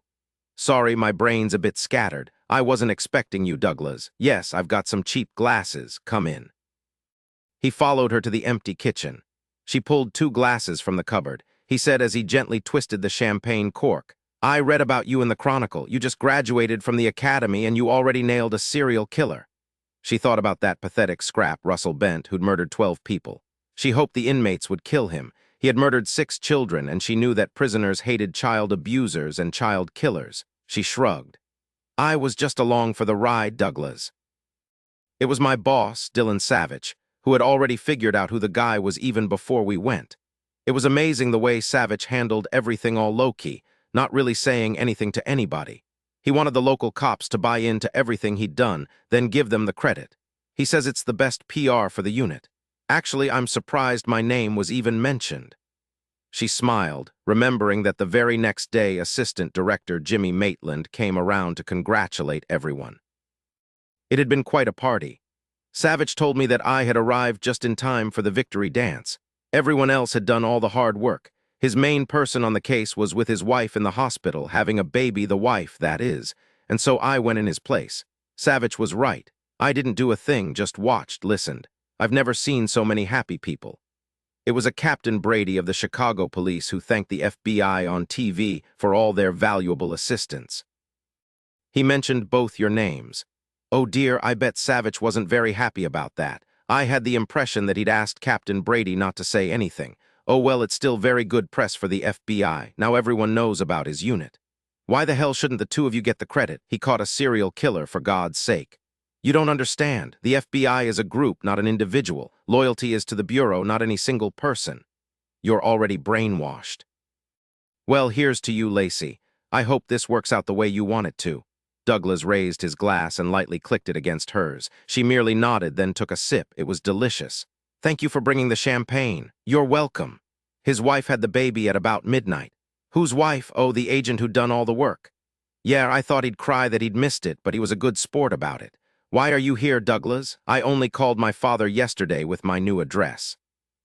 He poured himself some more champagne, sipped it, then said with a shrug and a smile, "It was good timing. I had to come to Washington to see a client and decided to put you up front on my itinerary." He moved into the living room. "I like your living room. It'll have lots of afternoon sunlight. It's good-sized. Why don't you have any furniture? It wasn't worth it to have all my old stuff trucked across the country. I'll get some new stuff." They were standing facing each other in the empty living room. Douglas Madigan downed the rest of his champagne and set his empty glass on the oak floor. He straightened, took her glass, and set it next to his. "Lacey," he said, taking her upper arms in his hands, "I've missed you. I wish you had come home for a visit, but you didn't. You didn't write me or call. You left a hole in my life. You're beautiful, you know that. I'll bet all the guys are always telling you that or just staring at you, even with your hair all frizzy around your face, even with those baggy jeans you're wearing and that ridiculous sweatshirt. What does it say across the back? Dizzy Dan's Pizza? What the hell is that all about?"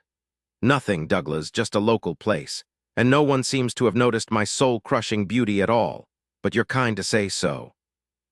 Actually, she'd gone out of her way at the academy and now at headquarters to dress very conservatively, even severely. As for her hair, she'd always worn it pulled back and clipped at the base of her neck. But this was Saturday.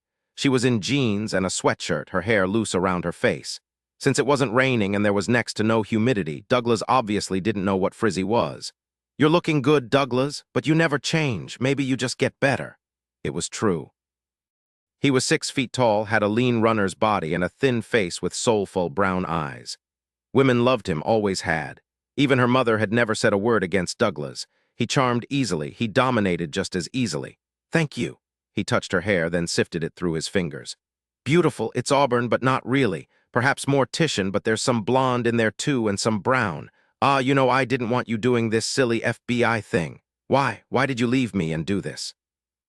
"Leave him," she said in her low, calm voice, the one she'd practiced and practiced at the academy when she took courses in interviewing. "I always wanted to be in law enforcement, you know that. The FBI is the best, the very best. It's the heart of the whole system." "The heart? I doubt it. As to your always wanting to be in law enforcement, I don't remember that. You started out as a music major. You play the piano beautifully. You were playing Beethoven sonatas since you were 11. You wanted to go to Juilliard. I remember you dropped out of the Fletcher competition. I always believed you weren't quite of this world. You seemed to live for your music. Of course, we all changed after Belinda. It's been a very long time now, 7 long years. Your father didn't appreciate your talent, didn't understand it since he didn't have any at all, but everyone else did.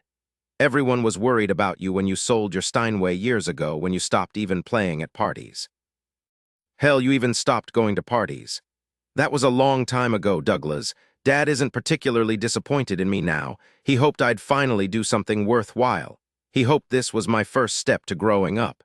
He only acted cold to me because I hadn't asked him to help me get in. He was dying to use his pull, and I didn't let him." Actually, she had blackmailed him. When the FBI agents interviewed him after she'd applied, he'd not said much of anything about Belinda or how Lacey had changed. She told him straight out that she'd never speak to him again if he did. He'd evidently glossed over everything, and very smoothly. She'd gotten into the FBI after all. She still missed her piano, but that missing was buried deep down, so deep she scarcely ever thought of it now. "Yes, I did sell it. It just didn't seem important anymore."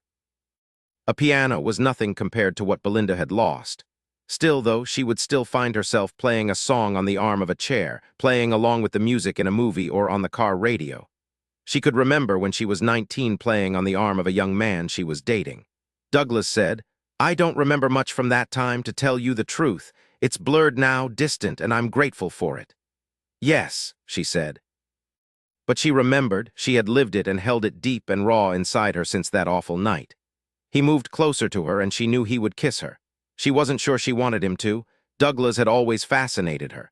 7 years, a long time, but still it didn't seem quite right. He did kiss her, just a light kiss, a touch of his mouth to hers, a brief remembrance, a coming back. His mouth was firm and dry. The kiss was so brief, she didn't get the taste of him, just a whisper of the tart champagne. He immediately dropped his hands and stepped back. "I've missed you.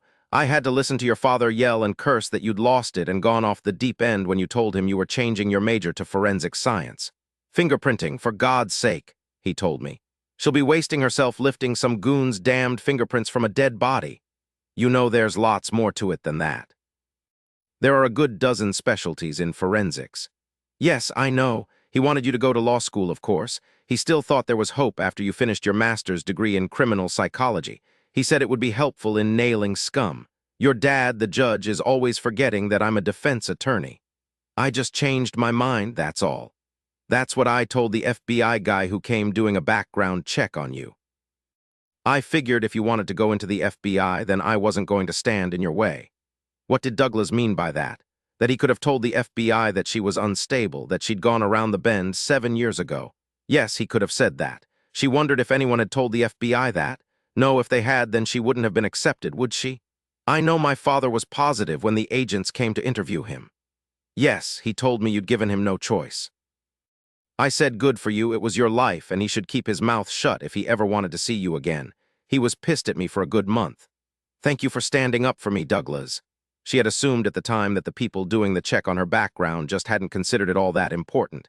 But they had, evidently, and they'd asked questions. "I had no idea, but I am grateful. No one dredged up anything about that time. Do you know that you haven't changed? You really are looking good." He was 38 now. There were just a few white strands woven into his black hair. He was very probably more handsome now than he had been 7 years ago. She remembered that Belinda had loved him more than anything. Anything. Lacey felt the familiar hollowing pain and quickly picked up the champagne bottle. She poured each of them another glass. "You've changed. You're a woman now, Lacey. You're no longer a silent kid. You still have a dozen locks on your door, but hey, this is DC. I'd probably have a submachine gun sitting next to the front door. What does the FBI use? A Heckler & Koch MP submachine gun. It's powerful and reliable. I have trouble imagining you even near something like that, much less holding it and firing it. Ah, that sounded sexist, didn't it? You spoke of change. As for me, perhaps I haven't changed all that much on the outside, but well, life changes one regardless, doesn't it?" Oh, yes. She was the perfect example of what life could do to a person. "You're on the thin side. Did they work you that hard at the academy?" "Yes, but it was a classmate of mine, McDougal, who worked me the hardest. He swore he'd put some muscle on my skinny little arms." "Let me see." He was squeezing her upper arm. "Flex," she did. "Not bad. My boss works out. Don't picture him as a muscle-bound, no-neck bodybuilder. He's very strong and muscular, but he's also into karate, and he's very good. I was on the receiving end of his technique once at the academy. Just the other day I saw him eyeing me. I don't think he liked what he saw. I'll bet he'll have me in the gym by next Tuesday." "Boss, you mean this Savich character?" "I suppose we're all characters in our own way. Savich is a genius with computers. One of his programs helped nail Russell Bent. He's the chief of the unit I'm in now. I was very lucky that he asked for me. Otherwise, I would have ended up in LA chasing bank robbers. So may I take you out to lunch to celebrate your first case? How about we have lunch at one of the excellent restaurants you've got in this neighborhood?" She nodded. "How long will you be here, Douglas?" "I'm not certain, perhaps a week. Did you miss me, Lacey?" "Yes, and I do miss Dad. How is his health?" "You write him every week, and I know for a fact that he writes you back every week. He told me that you don't like the telephone, so he has to write letters, so you know he's just fine." Of course, Douglas knew very well why she hated phones. That was how she'd been told about Belinda. "Soon I'll probably be into email full-time. My boss is really big on email, and so is everyone else in the unit. It's weird you don't hear all that many phones ringing. I'll write my email address down for you before I leave. Let's go eat, Lacey. You look like a prince and I look like a peasant. Let me change. It'll take me just a minute. Oh yeah, everybody calls me Sherlock." "I don't like that, I never did. And everybody has to make a stupid remark when they meet you. It doesn't suit you, it's very masculine. Is that what the FBI is all about, turning you into a man? I hope not. If they did try, I'd flunk the muscle mass tests." Actually, she thought, as she changed into a dress in her bedroom, she liked being called Sherlock, just Sherlock. It just moved her one step further from the woman she had been 7 years ago. It was at lunch that he told her about this woman who claimed he'd gotten her pregnant. Savich stopped by her desk Monday morning and said, "Ollie just told me that you still didn't have any stuff for your apartment. I thought you were going to take care of it this weekend. What happened?" She looked over at Ollie Hamish and cocked her elbow at him, tapping it with her other hand. He waved back at her, shrugging. Why should Savich care if she slept in a tent? A friend from California came into town. I didn't have a chance. Okay, take off today and shop yourself to death. Then he frowned. You don't know where to shop, do you? Listen, I'll call a friend of mine. She knows where to find anything you could possibly invent. Her name's Sally Quinlan. Lacey had heard all about James Quinlan, presumably this woman's husband. She'd heard about some of his cases, but none of the real details. Maybe when she met Sally Quinlan, she'd find out all the good stuff. It turned out that Sally Quinlan wasn't free until the following Saturday. They made a date. Lacey spent the day learning about PAP, the predictive analog program, and all the procedures in the unit. That Monday evening, Lacey found two lovely but small prints at Bentrell's in Georgetown, which would probably look insignificant against that long expanse of white wall in her living room. She bought some clothes at another Georgetown boutique. When she got back to her apartment, there was Douglas waiting for her. He'd been busy Sunday, hadn't even had time to phone her. She said, "I'm starving, let's go eat." He nodded and took her to Antonio's, a northern Italian restaurant that wasn't trendy. Over a glass of wine and medallions of veal, he said, "I guess you want to know about this woman, huh? Yeah, you dropped that bomb and then took off." She fingered a breadstick. "If you don't want to tell me, Douglas, that's all right." "No, you should know. Her name is Candace Adams. She's about your age, so beautiful that men stop in mid-stride to stare at her, smarter than just about anyone I know." He sighed and pushed away his plate. "She claims I got her pregnant and I suppose that I could have, but I've always been so careful. Living in San Francisco, you're probably the most careful of any American. Do you want to marry her?" Odd how it hurt to say the words, but they had to be said. Although she didn't know what she wanted from Douglas, she did realize that she valued him, that he attracted her, that he amused her, that he stood up for her at least most of the time. And he'd been there for her through it all. She'd been closer to him during those awful months than to her father. Of course, no one was really close to her mother. That was impossible. No, of course not. She's a local TV reporter. I can't imagine that she wants to have a baby now. She felt suddenly impatient with him. Haven't you spoken about all this with her?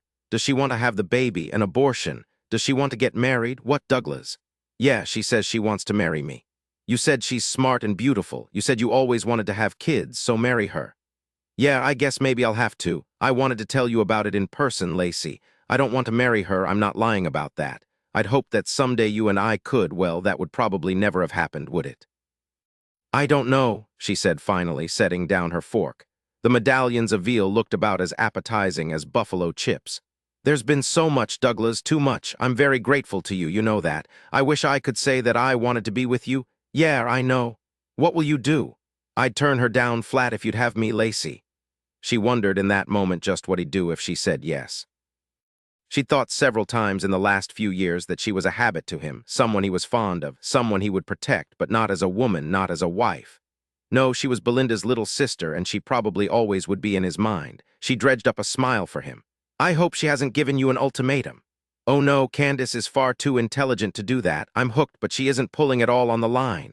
It was his life. He had to forget and move on. It had been 7 years. And as for her, well, she would move on as well, toward the goal she'd always had, toward the goal she would pursue until the monster was caught and dead, or she was. She'd heard that Russell Bent had gotten himself a hotshot lawyer who was claiming police brutality and coercion. The press was speculating that the lawyer might get him off. She wouldn't let that happen to him. Never. On Thursday, Savich said, I don't want you to flab out on me, Sherlock. You don't live more than a mile from me. My gym is right in between. I'll see you there at 6 o'clock. Flab out? I've only been out of the academy for 2 weeks, and I've walked every square inch of Georgetown since Monday, shopping until I dropped, just as you ordered me to do. Flab out? Yeah, you haven't been lying around, but your deltoids are losing tone. I'm an expert. I can tell these things. 6 o'clock. He strolled away, singing, like a rock, I was strong as I could be. Like a rock, nothing ever got to me. He walked into his glass-enclosed office. That wasn't country and western, that was a commercial. Was it Chevrolet? She couldn't remember. She watched him sit down at his desk and turn immediately to his laptop. Flabby deltoids, huh? She grinned toward his office. He was just being a good boss, that was it. She was new in town, and he didn't want her to get lonesome. She shook her head and went back to work. She jumped a good 6 inches when a woman's voice said from behind her, "Don't even consider going after him." Lacey blinked up at Hannah Paisley, an agent who'd started with the unit some 6 months before. She'd been in the bureau 5 years. She was very tall, beautifully shaped, and was very smart. Lacey had seen her do her dumb blonde act on a witness at the academy on video. She'd made the guy feel like the stud of the universe. Then he'd spilled his guts. She was very good, which was why she was loaned out on sting operations. She also seemed to have a sixth sense about killers, which was why she'd joined this unit. Lacey envied her this ability. Hannah wanted Dillon Savich. She was jealous because Savich thought Lacey was flabby. What was all this about? "I wasn't going after him, Hannah. Actually, I was just thinking that he was a jerk criticizing my deltoids." "I know. I was joking. Are you doing work on the Radnish case?" Lacey nodded. Was Hannah joking? She didn't think so. She didn't need this. Hannah gave her a small salute and went back to her desk and computer. Lacey was working with Ollie Hamish on the Radnish case. It had flummoxed everyone, including Savich. It wasn't the who of it that was driving everybody nuts. It was the how. Lacey was feeding in more data they'd just gotten from the various local police reports and the autopsies and the forensic evidence. And in the back of her mind, she was also trying to figure out how this weirdo guy could have gotten into 4 nursing homes, the count as of today, and strangled old women with no one seeing a single thing. The first nursing home was in Richmond, Virginia, 8 months ago.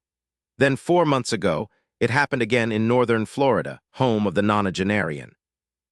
Norma Radnish was the old woman strangled at the South Banyan nursing home in St. Petersburg, Florida. They'd been called in by the SBPD only after this last murder. To date, there were no leads, no clues, no guesses that were helpful. The profilers were working on it now as well. Ollie was committed to this one. He was the lead agent on it, and Lacey wanted it that way. She wanted to go digging. She'd figured out how to access everything she needed. Perhaps tonight after Dillon let her leave the gym, she would come back here and work. If he didn't kill all her body parts, if she'd still be able to walk once he was through with her. No one would know. She'd be very careful, do her work for the unit during the day and search at night. She felt her heart speed up at the thought. She'd get him. She had to get him. But he'd lain low for nearly 7 years. It would be 7 years in 3 days, an anniversary. Just as the past 6 years had each been an anniversary. Had he died? Had he simply stopped? She didn't think so. He was a classic psychopath. He would never stop until he was dead or locked away. Cycles, she'd thought many times. He was into cycles, and so far it hadn't triggered yet for whatever reason. The weekly update meeting was at 2 o'clock. There were 9 agents in the conference room. 6 men, including Savich, 3 women, 1 secretary, Claudia, a gum-chewing grandmother with bright red hair and a brain like a razor, and 1 clerk, Edgar, who would bet on just about anything and won the pool on the birth weight of Ellis's baby. Everyone presented what he was doing, the status, what he or she needed. The status meeting went quickly, no wasted time. All the agents felt free to speak up when another agent wanted advice. Savich moderated. When it was Ollie's turn, he said, "I'm working the Radnish case with Sherlock. She's up to speed on it now. We just got the last pile of stuff today from the Florida cops. Sherlock, you just finished inputting all the data just a while ago, didn't you?" At her nod, he said, "Then we'll push the magic button this afternoon." Savich turned to her. "Sherlock, you got anything to add?" She sat forward, clasping her hands together. "It's like a locked room murder mystery. How can this guy just saunter into these 3 nursing homes in Florida and the one in Richmond at 10 o'clock at night and kill these poor old women with nobody seeing or hearing a thing? Naturally, all the old women killed were in single rooms or suites, but that shouldn't matter. This whole thing is nuts. There has to be something we're missing." "Obviously," said Hannah, "but we'll get there, we usually do." Savich said, "Actually, Ollie and I are going to St. Petersburg tomorrow morning. I just got another call from Captain Samuels. There's been another murder. That means that our guy is going into overdrive. The profilers don't like it. It means he's losing control. 5 murders in 8 months, the last 2 in the past week and a half. Captain Samuels really wants us to go down there and poke around, look at everything with new eyes, so that's where we'll be for the weekend." Ollie nearly leaped out of his chair in excitement. "When, Chief?" 8 a.m. United flight from Dulles. Suddenly Ollie blanched and raised his eyes heavenward. I won't get too up for this. No, I'm a fatalist. If I really want to go, then my future mother-in-law will tell Maria that I'm a workaholic and lousy husband material, and Maria will dump me. It's the way my life works. Don't worry, Ollie, Savich said, closing his folder. It's no big deal. We'll just go down there to see if there's anything they haven't seen. I think it's time to look the situation over firsthand. Do you already know who did it? Sherlock asked, sitting forward, her hands clasped on the conference table. Savich heard that utterly serious voice, looked at that too intense face, at that thick curling auburn hair trying to break free of the gold clasp at the back of her neck. Not this time, sorry. Now, Ollie, don't panic, nothing to it. Still, Ollie looked doubtful. Lacey had heard that he'd already wagered with at least a dozen other agents that his wedding wouldn't come off because either a terrorist would blow up the church or the preacher would be arrested for stealing out of the collection plates. I sure want to catch this creep, Ollie said. I do too, Savich said. Like you and Sherlock and every cop in Florida, I want to know how he keeps pulling off this ghost act. He stood. Okay, everyone is cooking along just fine. No big problems of breakthroughs. Coggin, see me for a minute. I've got an idea about those murders in Las Vegas. At 6 o'clock, Lacey walked into the World Gym on Juniper Street, wearing shorts, a baggy top, and running shoes, her hair pulled back and up high in a ponytail. She paid her $10 and went into the huge, mirror-lined room. There was the usual complement of bodybuilders who watched every move they made in the mirrors. She got a kick out of watching them walk. They were overbulked and couldn't really get around normally. They moved like hulks. There were beautiful young women who were 6 feet tall, professional women on the Stairmasters, looking at their watches every few minutes, probably thinking about their kids and what they were going to cook for dinner, and did they have enough time if they did just 5 more minutes. And there were quite a few professional men, all ages, all working hard. She didn't see a single slacker. Then she saw Savich. He was wearing shorts, running shoes, and a sleeveless white cotton tank. He was doing lat pull-downs. He was slick with sweat, his dark hair plastered to his head. He looked good. Actually, he looked better than good. He looked striking. Then she saw him glance over at a clock, do 2 more slow pull-downs, then release the bar and slowly stand up. He turned, saw her immediately, and waved. Seeing him from the front made her realize that she hadn't seen any male as a man in a very long time. She let herself appreciate the clean definition of his muscles, the smooth contours of sinew, then she set him away from her back into his proper role. He looked her over as he approached. I've decided your delts are okay. What you need is karate. I didn't like the fact that despite the SIG and your lady Coulte, I still disarmed you with no sweat. You need to know how to protect yourself, and guns are dangerous. What do you say? What could she say? She'd begun karate and then had to stop it because she'd broken her leg skiing 2 years before. She'd gotten pretty good. But 2 years was a long time to be away from an art like karate. He was offering her another chance. She nodded. What followed was a warm-up, then stretching, then the most grueling hour of her life. Savich realized quickly enough that she'd already had some training. He threw her, hurled her, smashed her, and encouraged her endlessly. After one particularly bouncing toss, she lay on her back staring up at him. I'm not getting up. I'm not that much of a masochist. You'll just do it again. I'm tired of hearing how great I am at falling and rolling. He grinned down at her. You're doing very well. Don't whine. You took karate before, so it's not at all new to you. You know, learning how to fall is very important. I'm still not going to get up. It's been 2 years. He sighed, then offered her his hand. All right, it can be your turn now. But I didn't do all that just to torture you. If you don't know how to fall properly, you might as well hang it up. Now it's your turn. You get to toss me around. She grabbed his hand, leaped to her feet, and took the position. He grinned at her. Her look was intense, as grim as could be. She wanted to defeat him.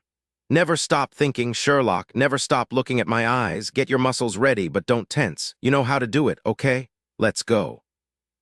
He let her throw him, using his own momentum to help her, but she was hooting and shouting that she'd finally gotten him on the mat.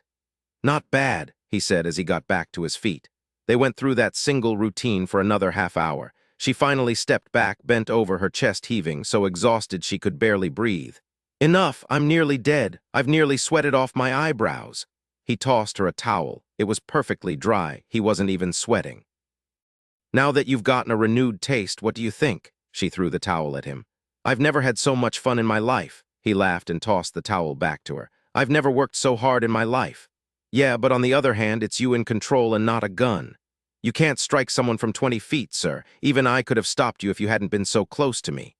True, but I was, and if it had been the real thing, then you'd be defeated. I don't want that to happen. I'll be spending a lot of time training you. I don't want you to go get yourself shot. Now there's a class that would be great for you. It's both women and men, and the guy who teaches it is an old buddy of mine. His name's Chico, and he's one tough buzzard. He might let you in even if you do have skinny little arms. She laughed. It was impossible not to. They both showered and changed. He walked her home, gave her a salute, and said, "You get your apartment furnished this weekend, Sherlock. No more excuses. See you at headquarters Monday. Here's Chico's phone number. Oh, Sherlock, you might be kind of sore tomorrow, but nothing too bad. Be sure to take a long, hot bath. Maybe a couple of aspirin, too. You might also consider some ice packs first." He paused a moment, looking at her face, clean of any makeup, her ratty hair, strands straggling around her face. He cocked his head to one side, then just smiled at her. "You did fine, Sherlock, just fine. I plan to overlook all your whining." She eyed the sidewalk, wondering if she could possibly throw him. "I'm watching your eyes. I'm seeing right into your twisted mind. Nah, Sherlock, don't try to toss me into the flower bed, not tonight." He waved and walked away. She stood watching him a moment before she went into the townhouse. She watched him until he turned at the corner east. "Is that Savich?" She was so startled she nearly fell over backward. As she was flailing for balance, he came out from behind a tree. "Oh my heavens, it's you, Douglas. You nearly stopped my heart. Is something the matter? Is everyone all right?" "Oh yes, I've been waiting for you, Lacey. I came over hoping we could have dinner, but you weren't here." "No, I was at the gym. Savich worked me hard." At his stare, she added, "Karate. I don't know if you remember, but I began taking karate lessons 2 years ago, then stopped. I'm getting back into it, starting with learning how to fall." "Why with him?" "I'll be taking classes with a guy named Chico after tonight. Knowing Savich, he'll want me there every night." "Is the guy coming on to you, Lacey?" "Savich, goodness, Douglas, he's my boss. He's the chief of the unit. It's all business." "Yeah, he's got the best way to get to you." He was jealous. It was amazing to see this side of him. She smiled up at him and lightly placed her hand on his arm. "Savich is a professional. He has no interest in anybody in his unit, not the kind you're worried about." She thought about Hannah Paisley. Was there something between Savich and Hannah? Douglas saw the concern in her eyes. Why? He'd never known her to hide things, but on the other hand, he hadn't seen her in 5 months. The damnable FBI had had her in their clutches for 16 weeks. What more would they do to her? He breathed in deeply. "Why don't we go inside? You can change, then I'll take you to dinner. I've got to go back to San Francisco in the morning." "That would be nice, Douglas. When you get home, you'll be speaking to Candace Adams, won't you?" "Yes." She nodded and preceded him into her empty townhouse. 9, she smiled at the guard and flipped open her black FBI wallet. Her beautiful gold star shone. "You're Agent Sherlock?" He checked the list in his hand. "You're a new agent?" "Yes, I would like to go to my office and do some more work." "Hey, you can't light your pipe here in the building, Sherlock." "Thanks, I won't, but it's too bad. I've got a really nice blend." "Guess you hear that lots, huh?" The guard was about her age, black, his head shaved, a real hard jaw. "No," she said, grinning at him. "This was the very first time." "How about, do you live on Baker Street?" "Where's that?" "All right, but I'll be thinking of a new one you really haven't heard before. You're clean, just sign in here. On your way out, check with me again. Oh, my name's Nick." She waved back at the guard. She walked to the elevators, the low heels of her shoes loud on the marble floor. If anyone asked, she planned to say that she wanted to do more study on the Radnish case. She exited the elevator at the 5th floor, walked down a long hall, turned right, then left, down another hall.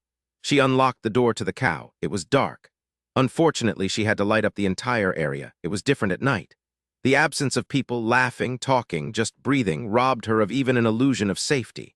She was alone in this large room. She also had her 9mm Sig in her holster. "Don't be a goon and a wimp," she laughed, a ghostly sound in the room. She hated the overhead fluorescent lights. She brought up the menu on her computer and checked all the available databases. She found him after only 20 minutes. She would have found him in under 2 minutes if he'd killed any more in the past 7 years, but he hadn't. She read the profile, then read it again, then cursed. She could have written it. She'd written profiles, dozens of them, during her graduate courses in criminal psychology. She'd even written her master's thesis on the inclusive psychometry of the serial criminal. She supposedly knew all the ingredients that went into the psychotic mind, commingled in endless patterns to produce a monster. The inclusive had been her advisor's idea. She still thought it sounded obtuse and pretentious, but her advisor had patted her on the back and told her he knew what the professionals respected. She'd passed, so at least she must have sounded convincing in her defense. In fact, she'd gotten high grades on all the various protocols, tests, and measuring tools she developed to predict and judge the depths of contamination in the serial murderer's mind. None of it had helped. He'd gone underground. But even the FBI profile hadn't provided a clue about where to find him. There was nothing at all that provided a different slant or perspective. Nothing new. Wait. She scrolled up again and reread 2 sentences. The subject would never vary in his execution. His mind is locked into performing this single repetitive act again and again. It made sense. As far as she knew, each of the 7 murders had been utterly identical. She slowly went through all the police reports, including Belinda's, then printed them out. She hated the autopsy reports, but through the courses she'd taken, she'd learned to remove herself from the gruesome details, most of which were couched in medicalese. But the photos were different, tougher.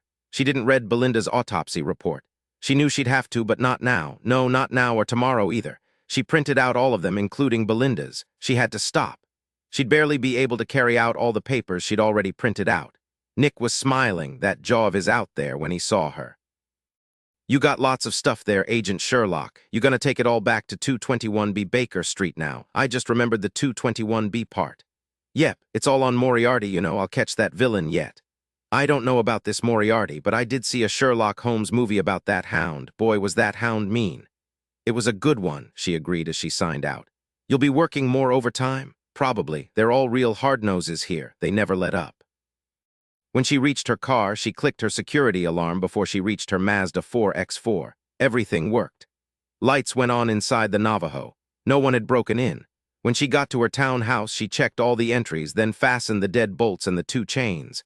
She turned on the security alarm. She left her bedroom door open. She read over the reports far into the night, but not Belinda's, not just yet.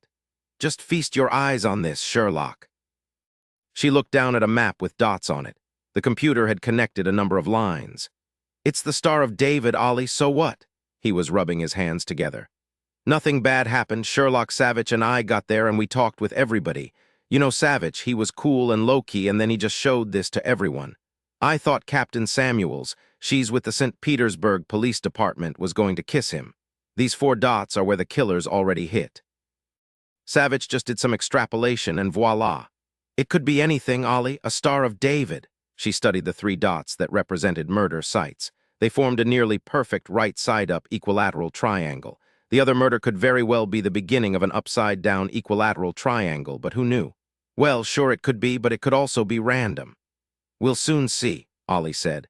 If you go with Savich's reasoning, then the guy is going to kill right here next. He pointed to the next point.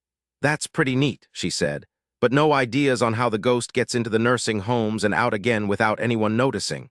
Not yet, but the surveillance on the next one Savich pinpointed is going to be intense. You know what? The media took up your word. All the papers and TV are screaming about the ghost murdering their grandmothers. Surely not. How would they know about our saying that? Ollie looked down at his black wing tips. Well, I kind of said it to a TV woman who was really pretty and wanted something so badly. Ollie looked up at her and grinned. I thought Savich was going to deck me. Better you than me. He's already thrown me all over that gym of his. I'm still sore, but I don't dare say anything because he'll accuse me of whining. Ain't that the truth? He's got you into karate? She nodded. He told me I was one of the best basketball players in the bureau. He said I should keep myself in shape playing games with all my nieces and nephews. He said kids kept you honest and in shape out of fear of humiliation. Ha! He just said that because he realized he couldn't throw you around, the sexist jerk. Nah, he cleaned my clock, but good when I asked him about karate. He really flattened you, Sherlock? More times than I can count. What's this about a sexist jerk? Both she and Ollie turned to see Savich standing behind them, his laptop in one hand, a modem in the other. I don't know about any sexist jerk, do you, Ollie? Me, I never even heard the word except from Maria, and she didn't even know what it meant. Savich grunted at them. What do you think of the Star of David angle, Sherlock? It's so weird as to have a grain of truth in it. But you know the murders started in Virginia, not Florida. That could put a monkey wrench in the works. Agreed, we'll see soon enough. The local cops are covering the next probable nursing home. She frowned at him. I do prefer comparing all the physical evidence, but truth be told, there isn't all that much. Actually, this Star of David thing, well, I have this feeling that you're right, But I also have the feeling that it won't matter. He'll probably kill at the nursing home you picked out, but no one will see him. She said what I'm feeling, Ollie said. It's driving me nuts. I've asked the computer to compare and contrast all sorts of evidence, but we're coming up with nothing, just nothing. We'll get him, Ollie. I sure hope so, Lacey said. She turned to Ollie. Did your future mother-in-law convince Maria that you're a workaholic since you were gone for the whole weekend? No, I blamed it on the chief. I told her that Agent Savich would kick me into the street if I didn't go with him. Then I'd be blackballed and permanently on unemployment. She backed off. Savich just laughed and walked back to his office. Lacey saw Hannah Paisley rise quickly and follow him. To her surprise, Ollie was watching Hannah, a frown on his face. What's wrong? Nothing really. I just wish Hannah would be a little more cool about Savich. Lacey didn't say a word. She didn't want to know anything personal about anybody. It was safer that way. But Ollie didn't notice, just said thoughtfully, I heard Savich and Hannah dated before she came to the unit. Then when she joined the unit, word was that Savich called it off. I heard him say that no one in the unit should dip his bureau quill into bureau ink. Now that was sexist, Ollie. You think Hannah's still interested then? Oh yeah, just look at her. She can't keep her eyes off him. Why don't you talk to her, Sherlock? Maybe she'd listen to you. Savich isn't interested, or if he is, he still wouldn't go near a woman agent in his unit. Lacey just shook her head as she punched up one of the forensic reports. She didn't care what Savich did with his bureau quill. Goodness, she thought, she just made a joke to herself. It had been a long time. She saw Hannah come out of Savich's office, her face set. She wasn't about to say a word to that formidable woman. She sincerely doubted that Hannah Paisley would listen to Lacey's opinion on the time of day. She went back to work on the ghost. Lacey unfolded the Boston Globe, the last large city newspaper in her pile. She was tired of scouring the 10 largest city newspapers every day of the week, but she couldn't stop. She'd done it for nearly 7 years. It cost a fortune for all the subscriptions, but she had enough money from her trust fund so she'd never have to worry about feeding herself and buying as many subscriptions as she wanted. She knew he was out there. She would never stop. She couldn't believe it. She nearly dropped her coffee cup. It was on page 3. Not a big article, but large enough to immediately catch her eye. She read, Yesterday evening at 6:30, Hillary Ramsgate, 28, a stockbroker with Hameson, Lyle, and Obermeyer, was found brutally murdered in an abandoned warehouse on Pier 41. Detective Ralph Budnack of the BPD said that she had apparently been led through a bizarre game that had resulted in her death from multiple stab wounds to her chest and abdomen. A note tied around her neck said that she had lost the game and had to pay the forfeit. At this point, police say they're following leads. He was back, in Boston. He'd begun again. She prayed that this poor woman was his first victim of this new cycle, that she hadn't missed others, or that he hadn't murdered women in small towns where the app wouldn't pick up the story. Hillary Ramsgate, poor woman. She reread the newspaper article, then rose from her kitchen table. She had died just as Belinda and 6 other women in San Francisco had 7 years ago. They'd all lost the game. What the newspaper article didn't say was that her tongue had also been cut out. The police were holding that back, but Lacey knew all about that.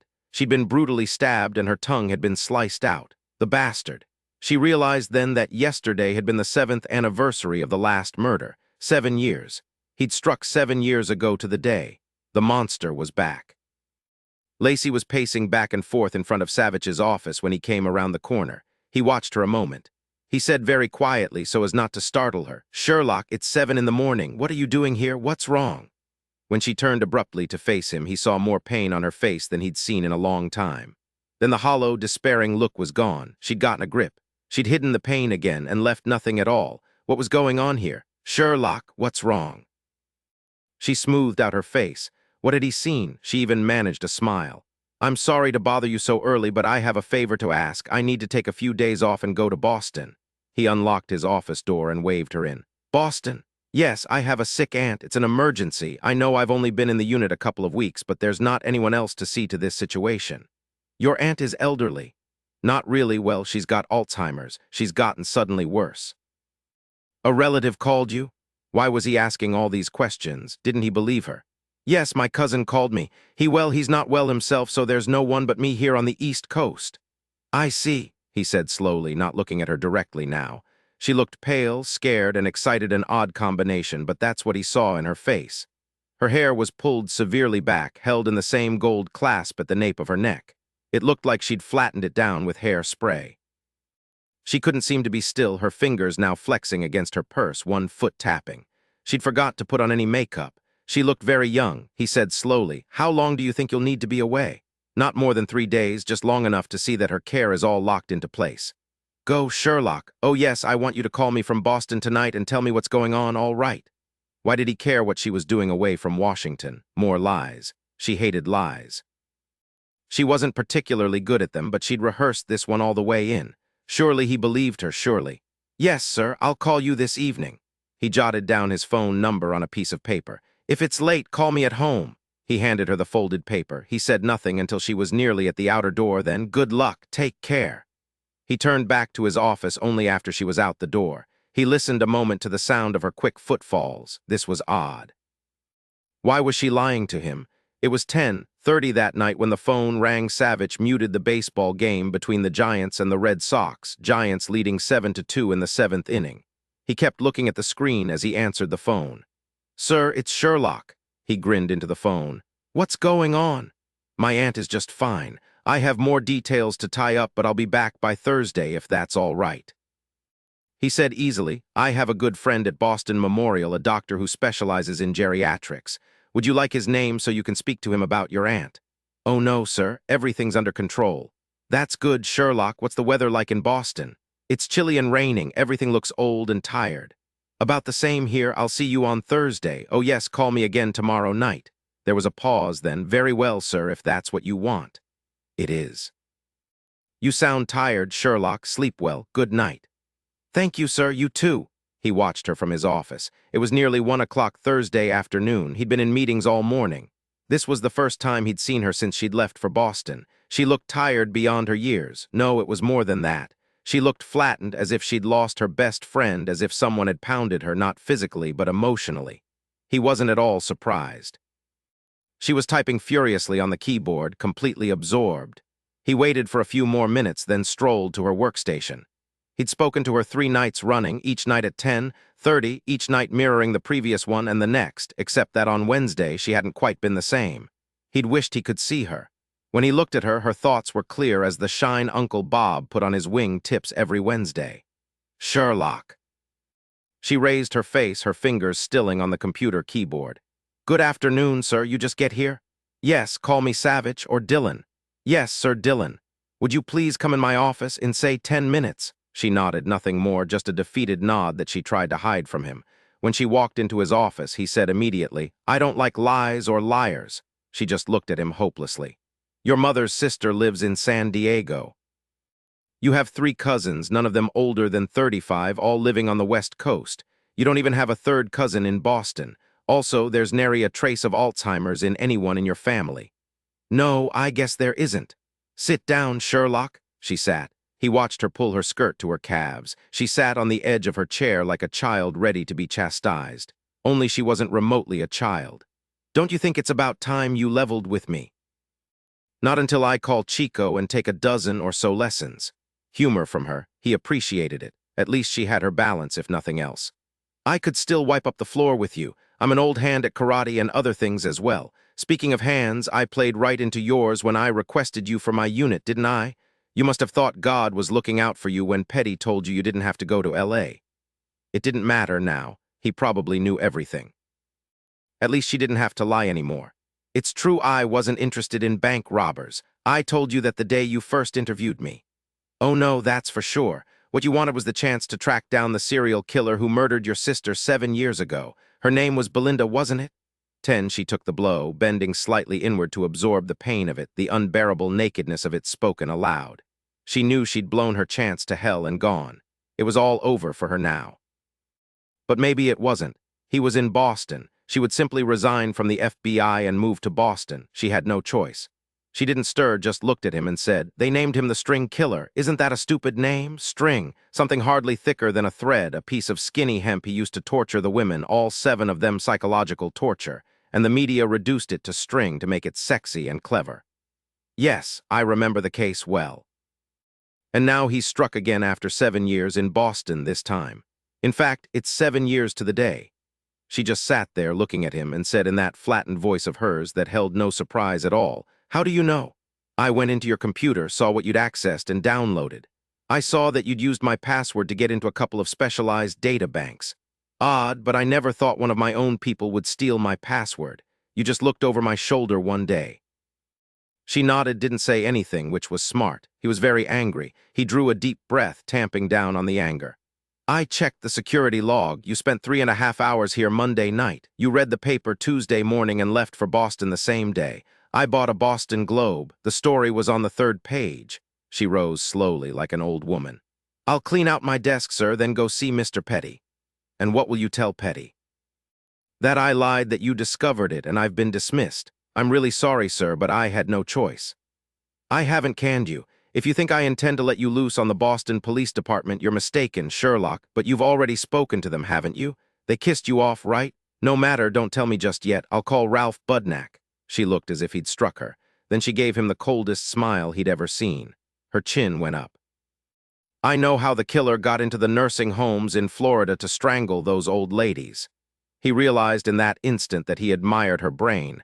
Was she trying to bargain with him, make a deal, gain some kind of leverage? "I see," he said easily, sitting back in his chair, fiddling with a pen between his fingers. "I give you something and you give me something in return?" "No.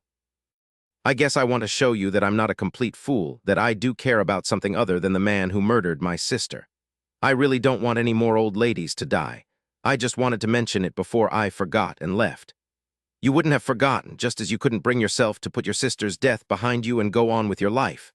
Now, I already told you. You're not leaving. Go back to your desk, Sherlock, and write out your ideas on the ghost. We'll talk later." She didn't want to talk to him. She wasn't in his league. Her very first attempt at deception, and he'd nailed her, but good. She hadn't realized she'd been so obvious, but she had been. He'd seen through everything. His anger was frightening since he didn't yell. It was cold, so very cold, that anger of his. Why hadn't he just plain fired her? She'd betrayed him. Why? He would soon enough. She was certain of that. She'd fire herself if she were in his shoes. She would pull everything else out of the database, and then she would just slip away. He would know what she'd done quickly enough, but who cared? She couldn't continue here. He wouldn't allow it. The breach had been too great, her conduct too far beyond the line. No, he wouldn't allow her to stay, no matter what game he was playing with her now. She'd barely sat down at her desk before Hannah Paisley said from behind her, "You're stupid, Sherlock, or does he call you by your cute little first name, Lacey?" "I'm not stupid, Hannah, I'm just very tired. Well, maybe I am stupid." "Why are you so tired? Did Savich keep you up all night? How much time did you spend with him, Sherlock?" Lacey flinched at the harshness of Hannah's voice, not the naked implication. That implication conjured up some smutty, frankly silly images. Now that she thought about it, they hardly ever showed the men completely, just the women, really exposed. "Please, Hannah, there's nothing at all between us. Savich doesn't even like me." In fact, what?" Lacey just shook her head. No, let Hannah hear it from Savich. It would happen soon enough. "Just look at me, Hannah. I'm skinny and very plain. You're beautiful, surely you must know that. I'm no threat to you, please believe me. Besides, I don't like Savich any more than he likes me. Would you try to believe at least that?" "No, I spotted what you were the minute you walked into the unit." "What am I?" "You're a manipulative person. You saw Savich at the academy and you got him interested so he'd bring you into the unit. But you listen to me. You stay away from Savich or I'll take you apart. You know I can. Do you hear me?" Ollie came walking over, nearly sauntering, whistling, if Lacey wasn't mistaken, as if he didn't have a care in the world, but she saw his eyes. He recognized what he was seeing, and he didn't like it. "Hey, Hannah, what's happening with the Lazarus case? What does the guy use all those Coke bottles for?" She wasn't shaking because of what Hannah had said. No, Hannah and her ridiculous jealousy meant less than nothing to her. Lacey had seen other women in Savich's office, young women, nice-looking women. Did Hannah go after all of them as well? Who cared? Forget Hannah. She turned her back on both Hannah and Ollie and booted up her computer, tapped her fingers while she waited, then punched in Savich's password. Nothing happened. Then suddenly there appeared, not this time, Sherlock. The screen went black. The computer was her enemy. As long as Savich was still breathing, the computer would remain her enemy. She lifted her fingers from the keyboard and laid her hands in her lap. "Your aunt all right?" It was Ollie. He pulled up a chair and sat beside her. "You look like you've been through a lot, Sherlock." "Thanks, yes, my aunt is just fine now." "You look like you're ready to go over the edge." She'd lived on the edge for 7 years, no reason to go over now. She smiled at him. "Not really." I'm just tired, and that's what I told Hannah. Thanks for drawing her fire, Ollie. I wish she'd open her eyes and realize that I'm about as much of a threat to her as a duck in the sights of a hunter. That's an odd thing to say. Sherlock Savich told me to tell you to come into the conference room. What's it all about? Tell the agents how the ghost gets into the nursing homes, Sherlock. She sat forward, her hands clasped together. The ghost is disguised as an old woman, a nursing home resident. Ollie showed me how to mix and match report data and plug it into two overlapping protocols.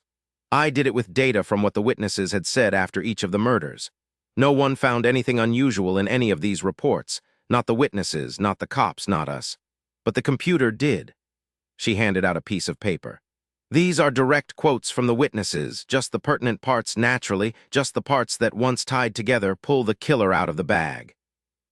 Savich read aloud. No one around, Lieutenant, not a single soul. Oh, just some patients, of course. They were scared, some of them disoriented, perfectly natural. He raised his head. This is from a night floor nurse. He read down the page. This one is from a janitor. There wasn't anybody around, just old folks, and they're everywhere. Scared they were. I helped several of them back to their rooms. Romero nearly squeaked when he read. There was this one old lady who felt faint. I carried her into the nearest room, the recreation parlor. Poor old doll. She didn't want me to leave her, but I had to. Romero had a long, narrow face, rather like Prince Charles's. He had thick black brows that nearly met between his eyes that were black and mirrored a formidable intelligence. He shook the paper toward Lacey. Good going, Sherlock. That last quote was from a cop. A cop. Jesus, it was there all the time. Savich was sitting back in his chair, just looking at each of the agents, one by one. So, he said finally, once all of them were looking at him, do you think this is the answer? Our killer is disguised as an old woman, a patient? Looks good to me, replied George Hanks, a 35-year veteran of the Bureau who had the oldest eyes Lacey had ever seen. Savich turned to Ollie. You're the lead on this case. What do you think? Ollie was staring at Lacey. He looked wounded, his mouth pinched. I didn't know anything about what Sherlock was going to do. It seems fairly straightforward, put like this. Like it's so out there that we were all fools not to catch it. Of course, they did already check this once, and we mulled it over too, but I guess none of us went deep enough.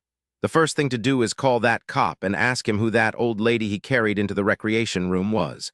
Good idea, Savich replied. That could pretty well clinch it if the cop remembers. He turned to Lacey. I don't suppose you know if the killer is Jewish, Sherlock, or hates Jews, not necessarily the residents, since only 2 of the 5 old ladies who were killed were Jews.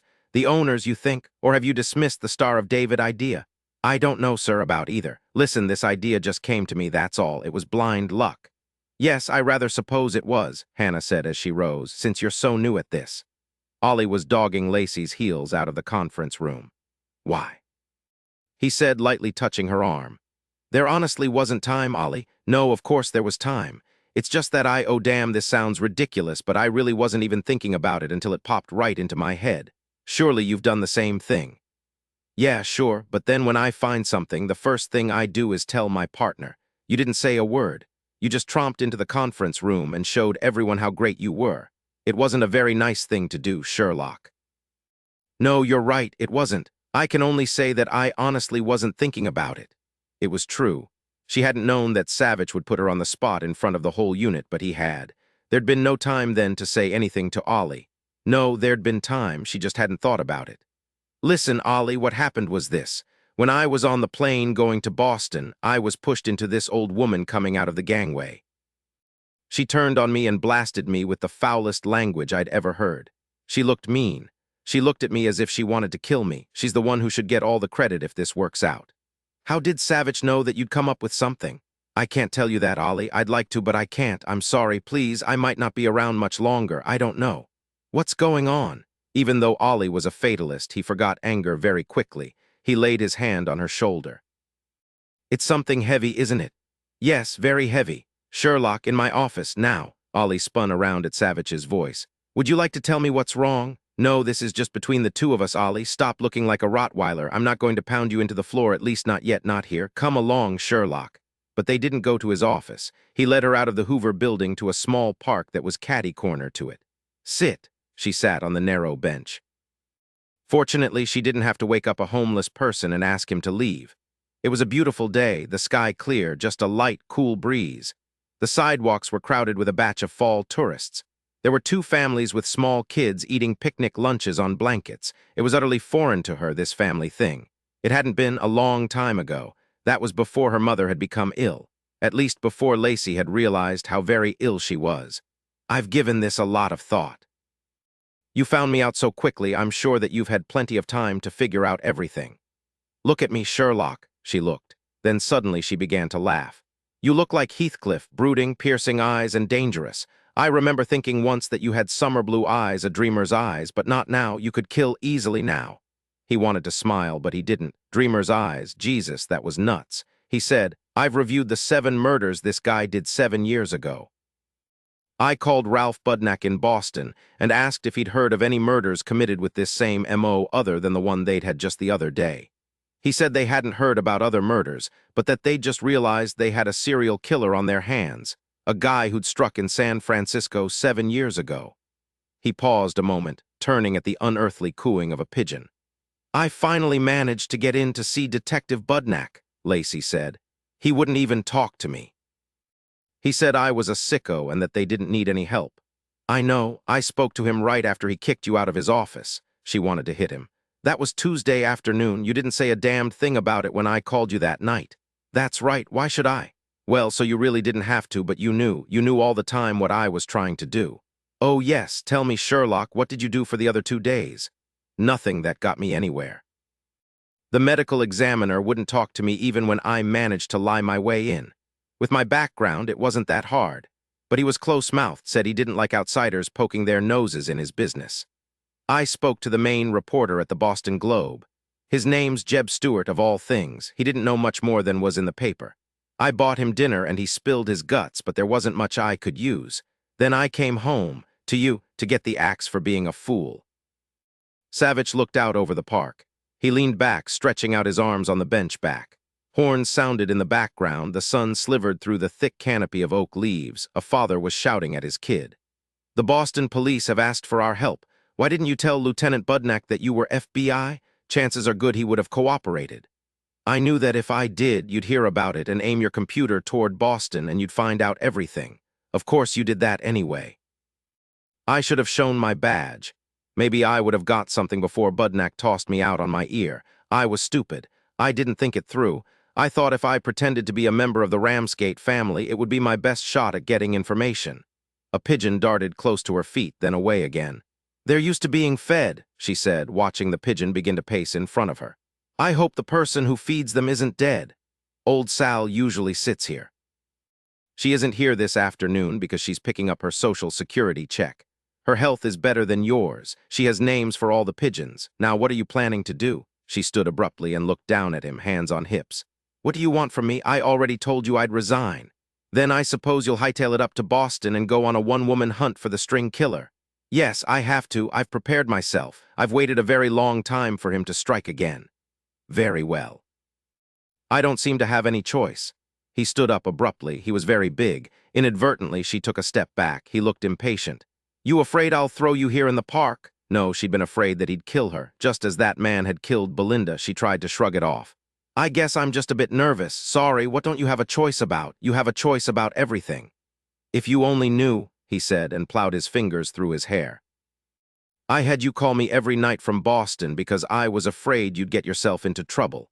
I'm a trained FBI agent. What trouble? Even if I couldn't get to my gun, I sure know how to fall. He grinned down at her, raised his hand, then lowered it. Okay, here's what's going to happen. You know more about this guy than any other living person. Would you say that's accurate? Yes. Her heart began to beat in a slow cadence. I guess you know I printed out all the police and autopsy reports from the 7 murders in San Francisco. He nodded, looking toward an old woman who was pulling a grocery cart loaded with bags filled with old clothes, cardboard, empty cola bottles. It's old Sal. I'll introduce you, then we need to get back. Old Sal just looked her over with very worldly, bloodshot eyes. She could have been any age from 50 to 90. Get your check, Sal. Yeah, Dillon, I got it. You feed my little birdies. No, Sherlock here wanted to, but I wouldn't let her. The old eyes turned to her. You Sherlock? Yes, ma'am, nice to meet you. You be good to my boy here, you get me, young lady? I'm not a young lady, ma'am, I'm an FBI agent, Savich laughed. She's right, Sal, I rather think I'll be the one taking care of her. You get your problems solved, dear, then you can play with my boy here, he's a good lad. I will, ma'am. I don't like this ma'am stuff. It's okay, Sal. She calls me sir right to my face as if I were her father or something even worse. How old are you, Sherlock? I'm 27. That's a good age. Dillon is 34, just turned 34 3.5 weeks ago. We had a little party for him here, me and my birdies. Is Sherlock your first or last name? It's my last name, Sal. My first name's Lacey. Huh, I like Sherlock better. It gives you distinction. I agree. You need anything, Sal? No, Dillon. I just want to sit in this lovely sun, rest my bones, and feed my birdies. I got them a pound of unsalted peanuts. I don't want to harden their little arteries. Lacey was still smiling when they went back into the Hoover building. She wasn't smiling 10 minutes later. 11, so he's going to take you to Boston. How'd you manage that, Sherlock? Hannah Paisley was leaning over her, her voice low and furious in her ear. You shouldn't be going. You're new. You don't know anything. You don't deserve to go. It's because you're sleeping with him, isn't it? Lacey slowly turned in her chair, looking up. No, Hannah, stop this. This is all business, nothing else. Why don't you believe me? You're lying, damn you. I've seen women look at him. They all want him. Ollie told me that Savich doesn't believe in becoming involved with anyone in his unit. That includes all of us, Hannah. If you want him, then I suggest you transfer out. Listen, I just want to catch this monster in Boston. Actually, I did lie. I do want Savich's brain and his expertise. Does that count? Is that brain lust? Finally, Hannah had left. Now Lacey leaned her head back against her new sofa and grabbed one of the fat pillows to hug. She closed her eyes and thought of the woman who had just about everything and wanted more. She was sorry if Hannah loved Savich, but there was nothing either of them could do about it. Hannah had to get a grip. Lacey was the last woman on earth who was a threat to her. No matter now. She wouldn't worry about it anymore. It was Savich's problem. She leaned over and stared at the phone. She picked up the receiver, stared at it some more, then took a deep breath. She dialed the number very slowly. It rang once, twice, then, hello, Judge Sherlock here. Hello, Dad. Lacey? Yes, Dad. This is a surprise. You usually only write. Is something wrong? No, I just didn't have time to write. How are you? How is Mom?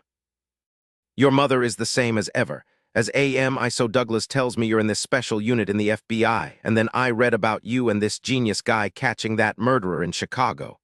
You happy now? She ignored the sarcasm in his voice, but it was difficult. She'd always hated that awful cutting tone of his that used to annihilate her when she was growing up.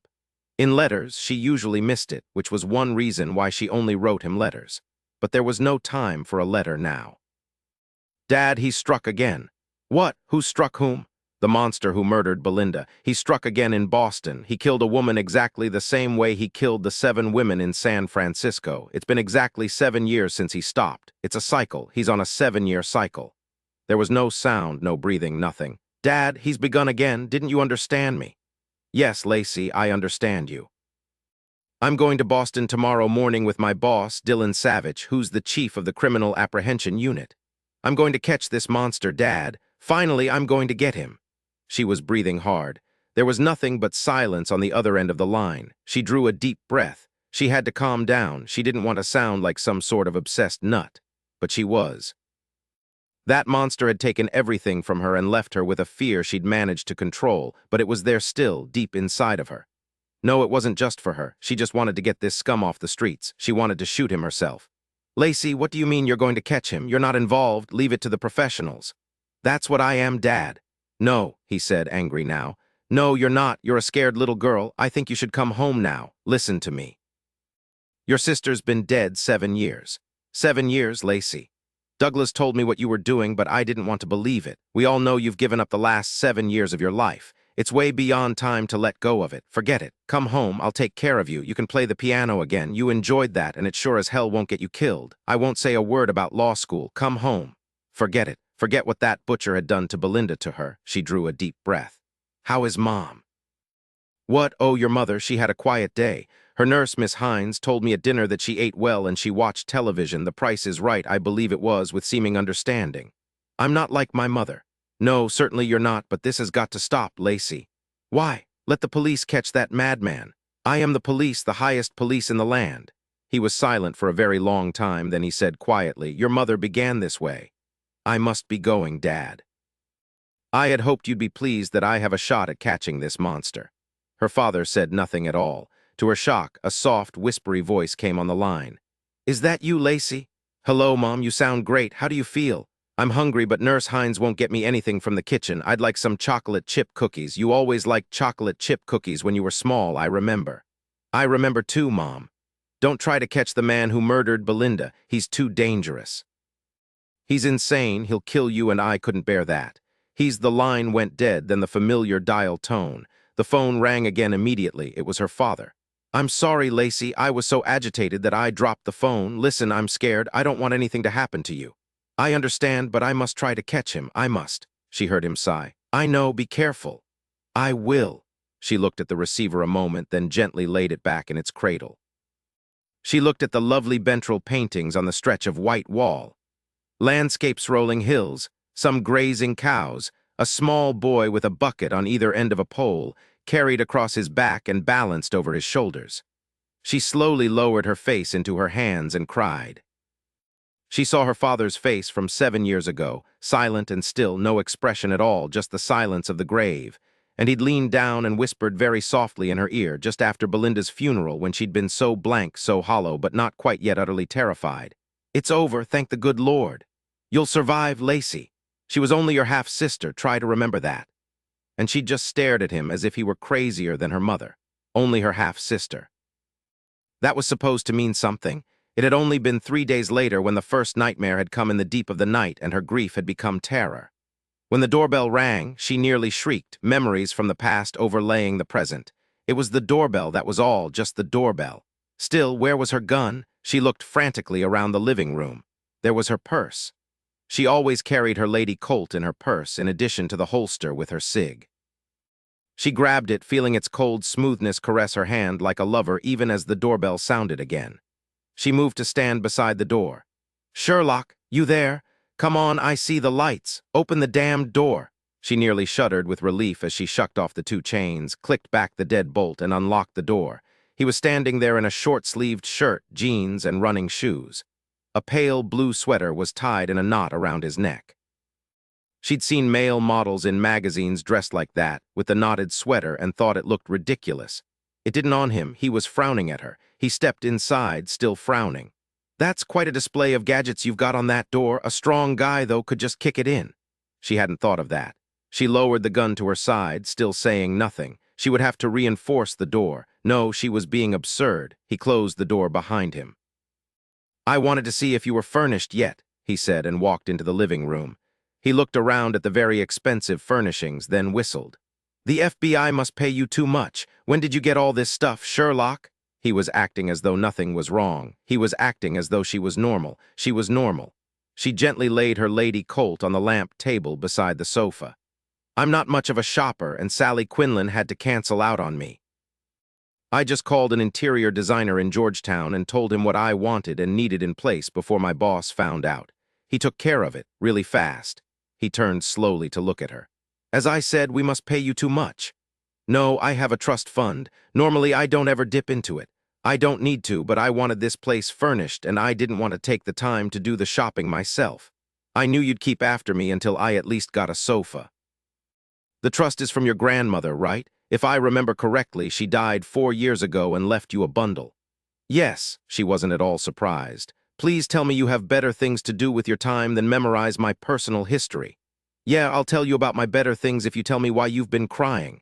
Her hands went to her face. She'd forgotten. She stared at him straight in the eye and said, I have an allergy. Yeah, right. Just look at all the pollen floating around in the air in here. Come on, who upset you? It's nothing, sir, nothing at all. Now, would you like a cup of coffee, some tea? Tea would be great. Equal in it. Nah, only women use equal. Make mine plain. No chemicals for you? He just grinned at her as he followed her to the kitchen. A whole row of shiny new appliances, from a blender to a Cuisinart, were lined up on the pale yellow tiles. No, he said, more to himself than to her. Not all of them are unused. I see you've pushed buttons on the microwave, but nothing else. That's right, she said coolly as she put the teapot spout beneath the water spigot. However, I've always believed that woman can indeed live by microwave alone, she added, trying to smile at him, which really wasn't all that difficult. She turned on the electric burner. As for the toaster, that needs bread, and I haven't bought any yet. She said over her shoulder as she set the kettle on the stove, I'm not packed yet, sir, but I will be ready in time. I will meet you at the airport tomorrow morning. I know, he said, staring at the bread maker that looked like a lonely white block at the end of the counter. You know how to use that thing? No, but a recipe book came with it. The designer said that every modern kitchen needs one. Why were you crying, Sherlock? She just shook her head, went to the cabinet, and got down 2 teacups and saucers.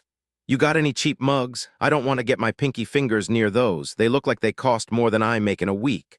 I guess they do. The guy went overboard on some of the things. I thought women liked to pick out their own dishes. Actually, I thought everyone did, guys included, but I just didn't want to take the time. There's too much happening that's so much more important. I told you. Come to think of it, I did pick out my own dishes. They're microwavable. So are mine. That was the only criterion on my list, that and not too much fancy stuff. Why were you crying? I would appreciate it if you would leave that alone, sir. Call me Savich and I might. All right, Savich. Old Sal calls you Dillon. I think I like that better. What's the guy's name? What guy? The one who made you cry. She just shook her head at him. Men, you think a woman's world has to revolve around you. When I was young, I used to watch the soaps occasionally. A woman couldn't seem to exist by herself, make decisions for herself, simply enjoy being herself. Nope, she was always circling a man. I wonder if they've changed any. I hadn't thought of it quite like that before, but yeah, I guess that's about right. What's his name, Sherlock? No, man, how about I pour some milk in your tea? Is that manly? Sometimes, but not in tea. Keep it straight. She wanted to smack him. But he'd made her smile, a good-sized smile. She walked to a pristine white wallboard and ostentatiously wrote equal on it with a blue washable magic marker. There, all done, you happy? Happy enough, thanks. You call Chico yet? Things have been happening a bit fast. I haven't had the time. If you don't, I'll have to take you back to the gym and throw you around. The first dozen or so falls weren't that bad. I went easy on you. Ollie told me you nearly tromped him into the floor. At least Ollie's a guy, so he didn't whine. She just grinned at him.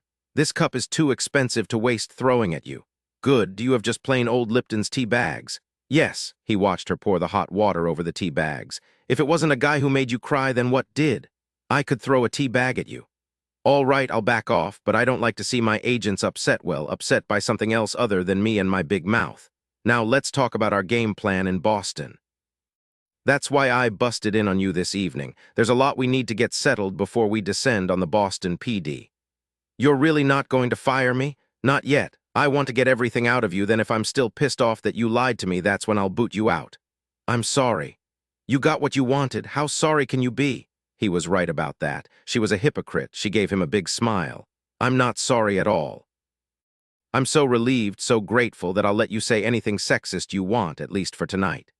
You won't whine about getting up early tomorrow, will you? The flight's at 7:30 a.m., she groaned, then toasted him with her teacup. Thank you, sir. Dillon, I won't make you sorry. Somehow I can't imagine that you won't. Savich left at 10 o'clock, singing to himself as he left. It had to be a line from a country and western song, but of course she'd never heard it before. She grinned as she heard his deep voice drawl. A good old boy redneck is what I aim to be. Nothing more, nothing less will ever do for me. All rigged out in my boots and jeans, my belt buckle wide, my belly lean. She closed the door, refastened the chains, and clicked the dead bolt into place. That was the 3rd or 4th time she thought she'd heard him singing country western words. Oddly, her classical leanings weren't offended. What could be wrong with music that made you smile? They hadn't spoken much about the case after all. No, he'd just checked out her digs and told her she needed a CD player. It was clear what kind of music he preferred. She packed methodically. She prayed he would help her find the man who had killed her sister. 12 Savich said to Lacey, "As I told you last night, Detective Budnack will be meeting us at the station. It's District 6 in South Boston. They found Larry Ramsgate in an abandoned warehouse on Congress Street. Somebody called it in anonymously, either the killer or a homeless person, probably the latter. But they've got the guy's voice on tape, so when we catch him, we can make a comparison. He'll have all the police reports, the autopsy, the results of any other forensic tests they've done as of today. I'd appreciate it if you'd go over all this stuff. You got all our things?" "Yes," she said, turning in her seat to face him fully. "Also, I doubt that Detective Budnack understood the game. He knew there was a game because of the note saying Hillary Ramsgate lost and had to pay the forfeit, but he didn't understand what it meant. No, but it's his first hit with this guy. By the time we get there, he'll have spoken to the police in San Francisco and probably read most of the reports. Tell me your take on his game, Sherlock. I'm sure you've got one." They accepted coffee from the flight attendant, then settled back. The coffee was dreadful, but it was at least hot. She looked hard at her coffee. A lock of hair had come loose from its clamp and hung down along the side of her face, curving along her jawline. He watched her jerk it behind her ear, never looking away from that coffee of hers. What was going on here?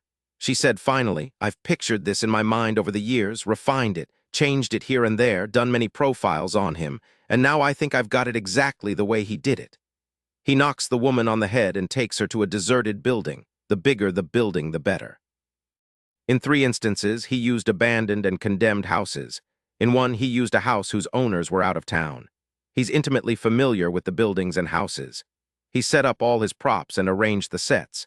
He's turned them into houses of horror, then finally into mazes. When the woman regains consciousness, she's alone and unharmed. She isn't in complete darkness, although it's late night outside. There's a faint light, just enough so she can see about a foot or two all around her. What she does first is call out. She's afraid to have an answer and just as afraid when there's dead silence. Then she's hopeful that he's left her there alone. She yells again.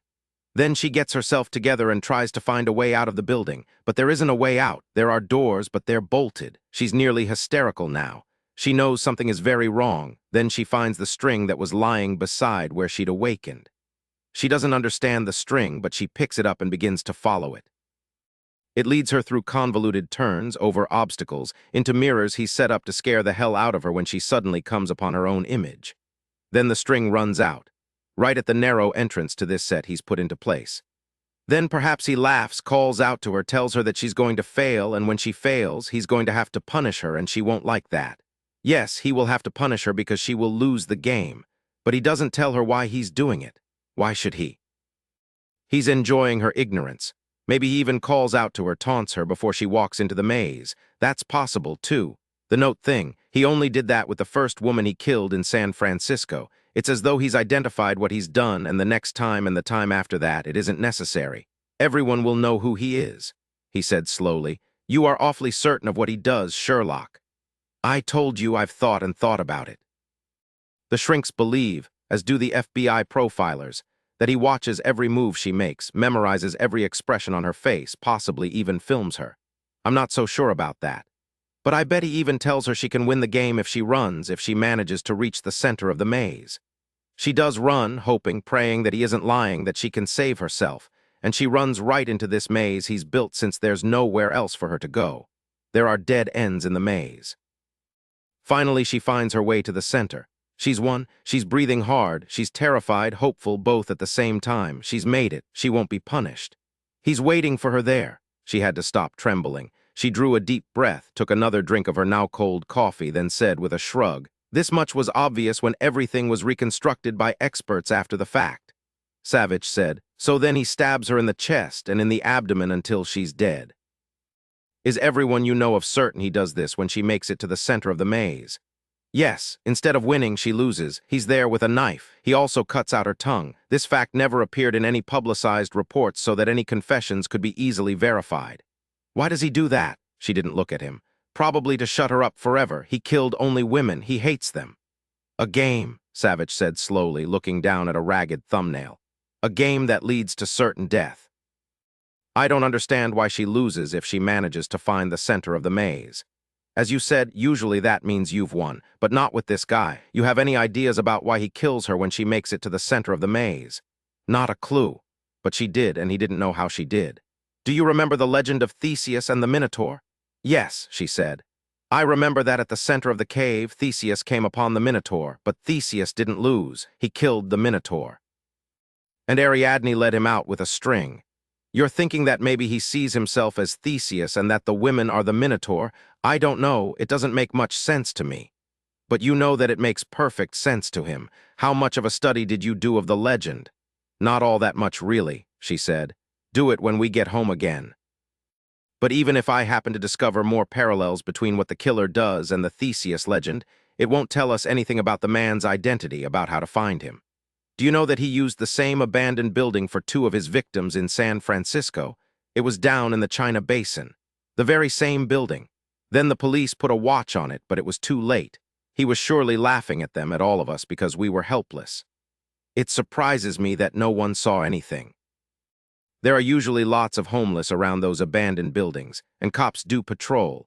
To set up all the props, he would have had to carry stuff in and out of the buildings, yet no one appeared to see anything. He would have had to transport his props, a truck. He had to make them himself or buy them somewhere. Yes, but only once. He took away most of his props after he killed each woman. He left just enough so the police would know what he'd done.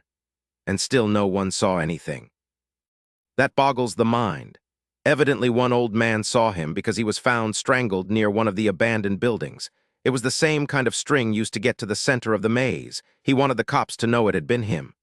What did you mean that he was laughing at us? She had been 19 years old at the time her sister was murdered. How was she involved? He would find out later. She was just shaking her head at him as he said, very quietly, "You're on a cycle too, Sherlock." A 7-year cycle. He's done nothing for 7 years, just gone about his business, probably stewing inside, but not enough to make him snap. As for you, you've given the last 7 years of your life to him. She was stiff, her eyes colder than the ice frozen over her windshield the previous winter. It was what Douglas had said to her, Nat, her father, had said. It's none of your business. I suppose your family has told you it isn't very healthy. It's none of your business. I imagine you couldn't bear it, that you couldn't bear to let your sister go, not the way she was removed, like the pawn in a game that she had to lose. She swallowed. Yes, that's close enough. There's more, isn't there? A whole lot more. She was very pale, her fingers clutched around the paper coffee cup. No, there's nothing more.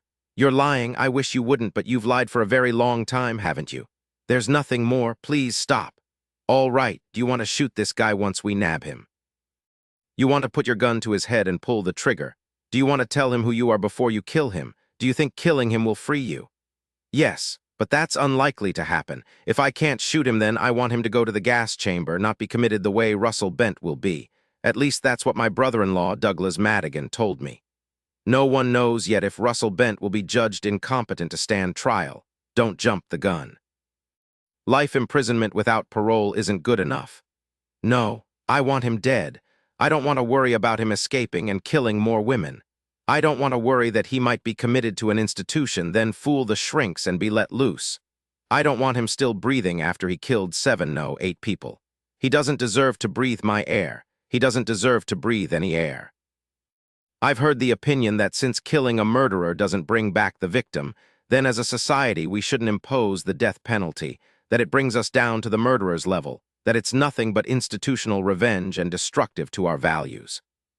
No, of course it doesn't bring the victim back. It's a ridiculous argument. It makes no sense at all. It should be very straightforward. If you take another human life, you don't deserve to go on living.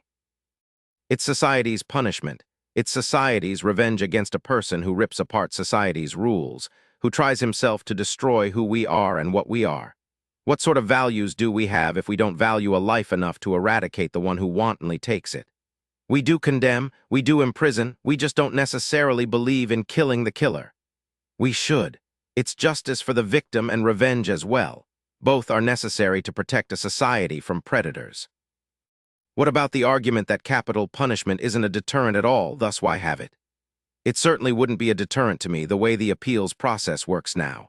The condemned murderer spends the taxpayers' money keeping himself alive for at least another 13 years. Our money, can you begin to imagine?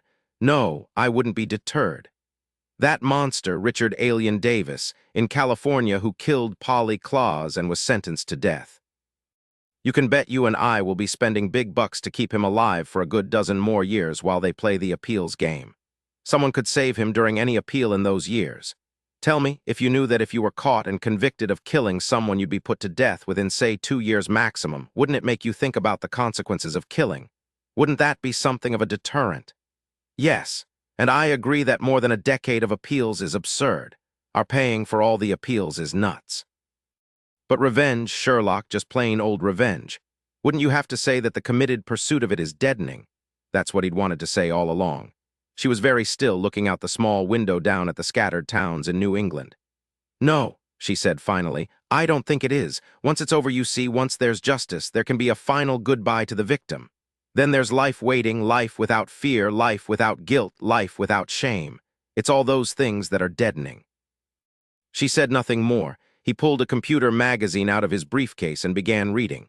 He wondered what else had happened to her. Something bad. He wondered if the something bad had happened to her around the time her sister had been killed. It made sense. What the hell was it? Homicide Detective Ralph Budnak was a cop's cop. He was tall, with a runner's body, a crooked nose that had seen a good half-dozen fights, intelligent, a stickler for detail, and didn't ever give up.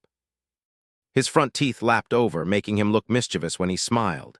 He met them at the District 6 station and took them in to see his captain, John Doherty, a man with bags under his tired eyes, bald and overweight, a man who looked like he wanted to retire yesterday. They reviewed all that they knew, viewed the body in the morgue, and met with the medical examiner. There had been 20 stab wounds in Hillary Ramsgate's body, 7 in the chest, 13 in the abdomen. No sexual assault. Her tongue had been cut out, really very neatly, and there was a bump on her head from the blow to render her unconscious. Ralph tells me the guy's on a 7-year cycle, and we lucked out that he just happened to be here when the 7 years were up. That kind of luck can kill a person. Captain Doherty chewed on his unlighted cigar. The mayor called just before you came. The governor is next. I sure hope you guys can catch this guy. There are many meanings and contexts to the number 7, Savich said, looking up from the autopsy report he was reviewing again. I don't know if we'll get much out of this, but just as soon as we've inputted all the information from Ms. Ramsgate's murder into the program, I'm going to correlate it to any instances of the number 7 as working behavior in numerology. He looked over at Lacey, who was staring blankly at him. Hey, it's worth a try. There just might be something. It just might be that our guy buys into all that stuff, that it will give us some clues about him. Hell, said Captain Doherty. Use a psychic if you think it might help. A trained cat if you've got one. Savich laughed, not at all insulted. I know it sounds weird, but you know as well as I do that people can be loonier than the Mad Hatter. I didn't catch your name, Ralph Budnak said, staring at Lacey, but I've seen you before. Now I've got it. You came in here claiming to be related to the victim. He turned to Savich, his jaw working. You want to tell me what the hell is going on here? Calm down, Ralph. It's all very understandable. Her sister was killed 7 years ago in San Francisco by this guy. That's why she realized so fast that he'd struck again. That's why she came up here. Thanks to her, we're on to him immediately. Now you don't have to worry about her. She works for me. I'll have her under control. Captain Doherty was staring at her, chewing harder on the unlit cigar.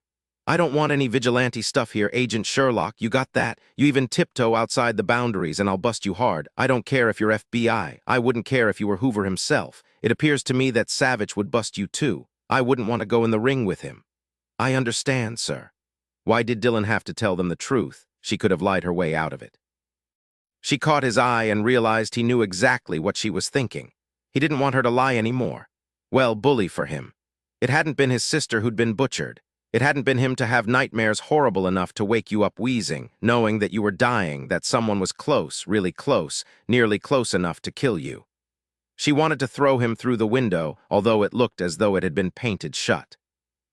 Now Budnak would tell the other cops who she was and what she'd done, and no one would trust her as far as the corner. I hope we'll find out something about this 7-year thing, Savich said. It also occurred to me that he knows how to build sets and props. Not just build them, but he has to transport them to the buildings where he intends to commit the murders. They must be constructed to fold pretty small to fit in a car trunk or in a van. That means he has to be proficient, at least at minimal construction. Also, surely a truck would have been remarked upon, and he must do it in the middle of the night to cut way down on the chance of being seen. It's possible that the 7 business will correlate to building things. Who knows? Like a propman in the theater, Lacey said slowly, hope soaring. Could be, Savich said. Let's get the rest of the goodies in the program, then see what we come up with. He stood. Gentlemen, anything else? Yes, Ralph Budnak said. I want to help you input into this magic program of yours. You got it, Savich said and shook his hand. The 3 of them took turns until late in the afternoon. Savich said, there, that about takes care of it. Now let me tell Max to stretch his brain and see what he can find for us.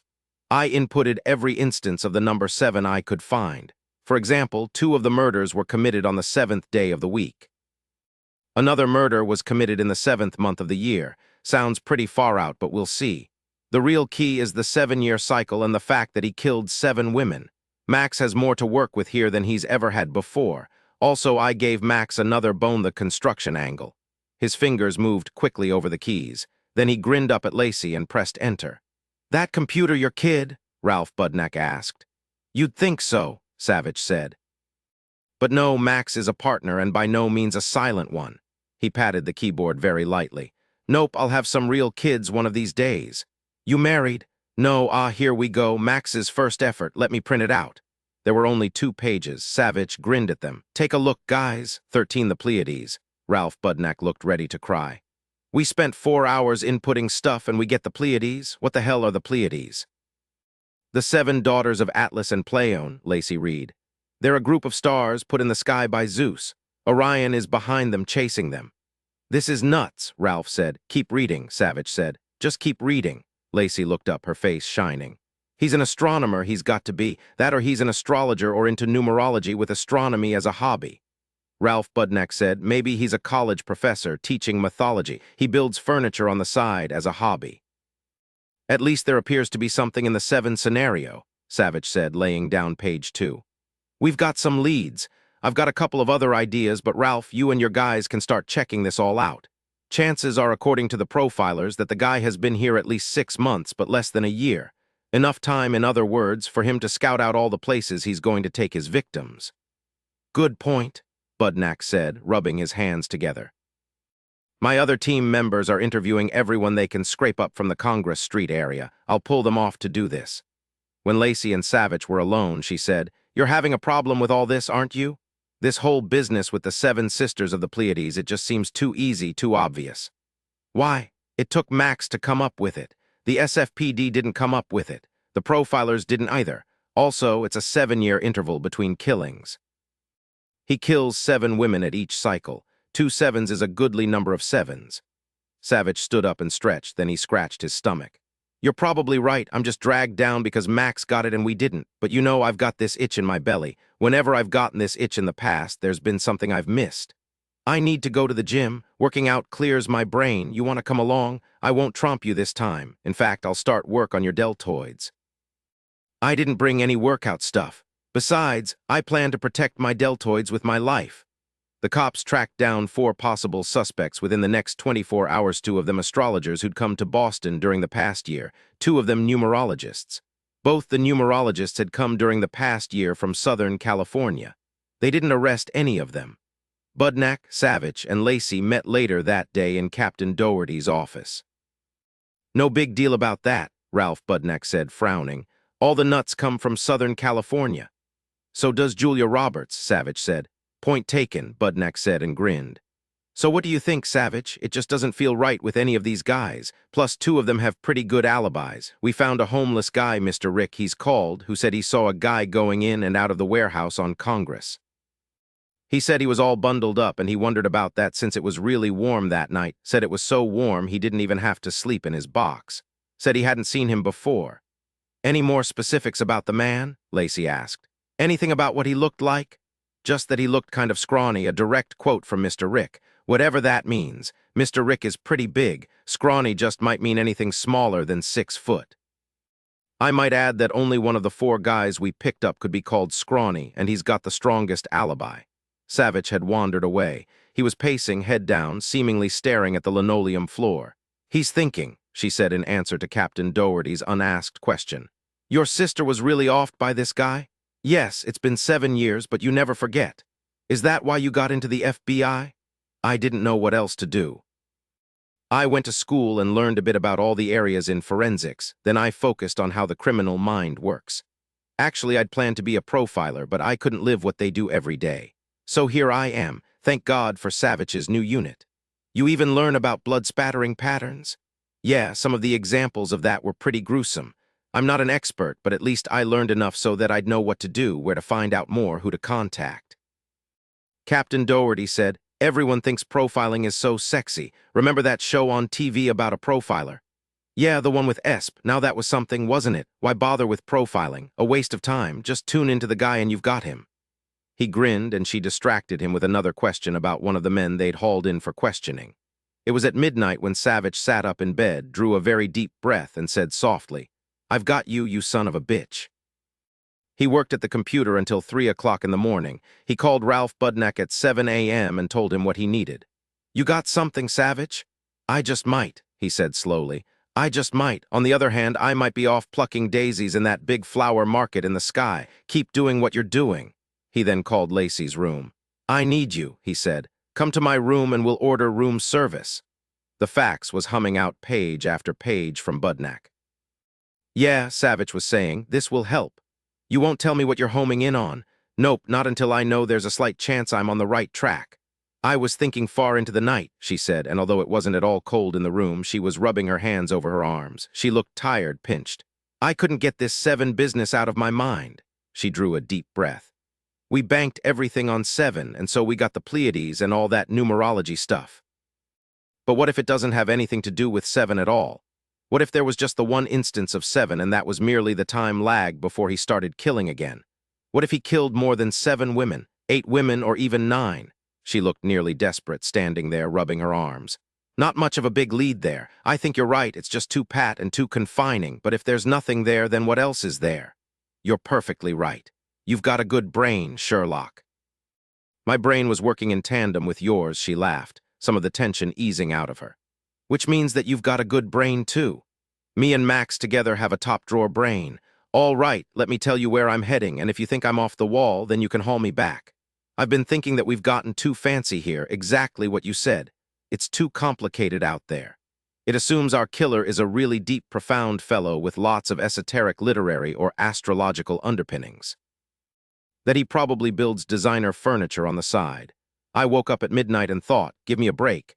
This is nothing but a headache theory. It's time to get back to basics. I knew then that our guy isn't any of those things. I think the answer just might lie with the obvious. I've been asking Max to come up with other alternatives or new options based on new factoring data I've put in." He drew a deep breath. "Remember, Sherlock, this still might not lead anywhere." "What's obvious?" "A psychopath who knows how to build props, make them fold up small, and make them portable.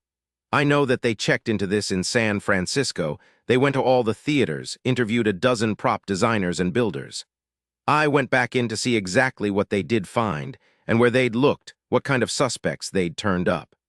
Not much, as it turns out, so I'm having Max look where they didn't look.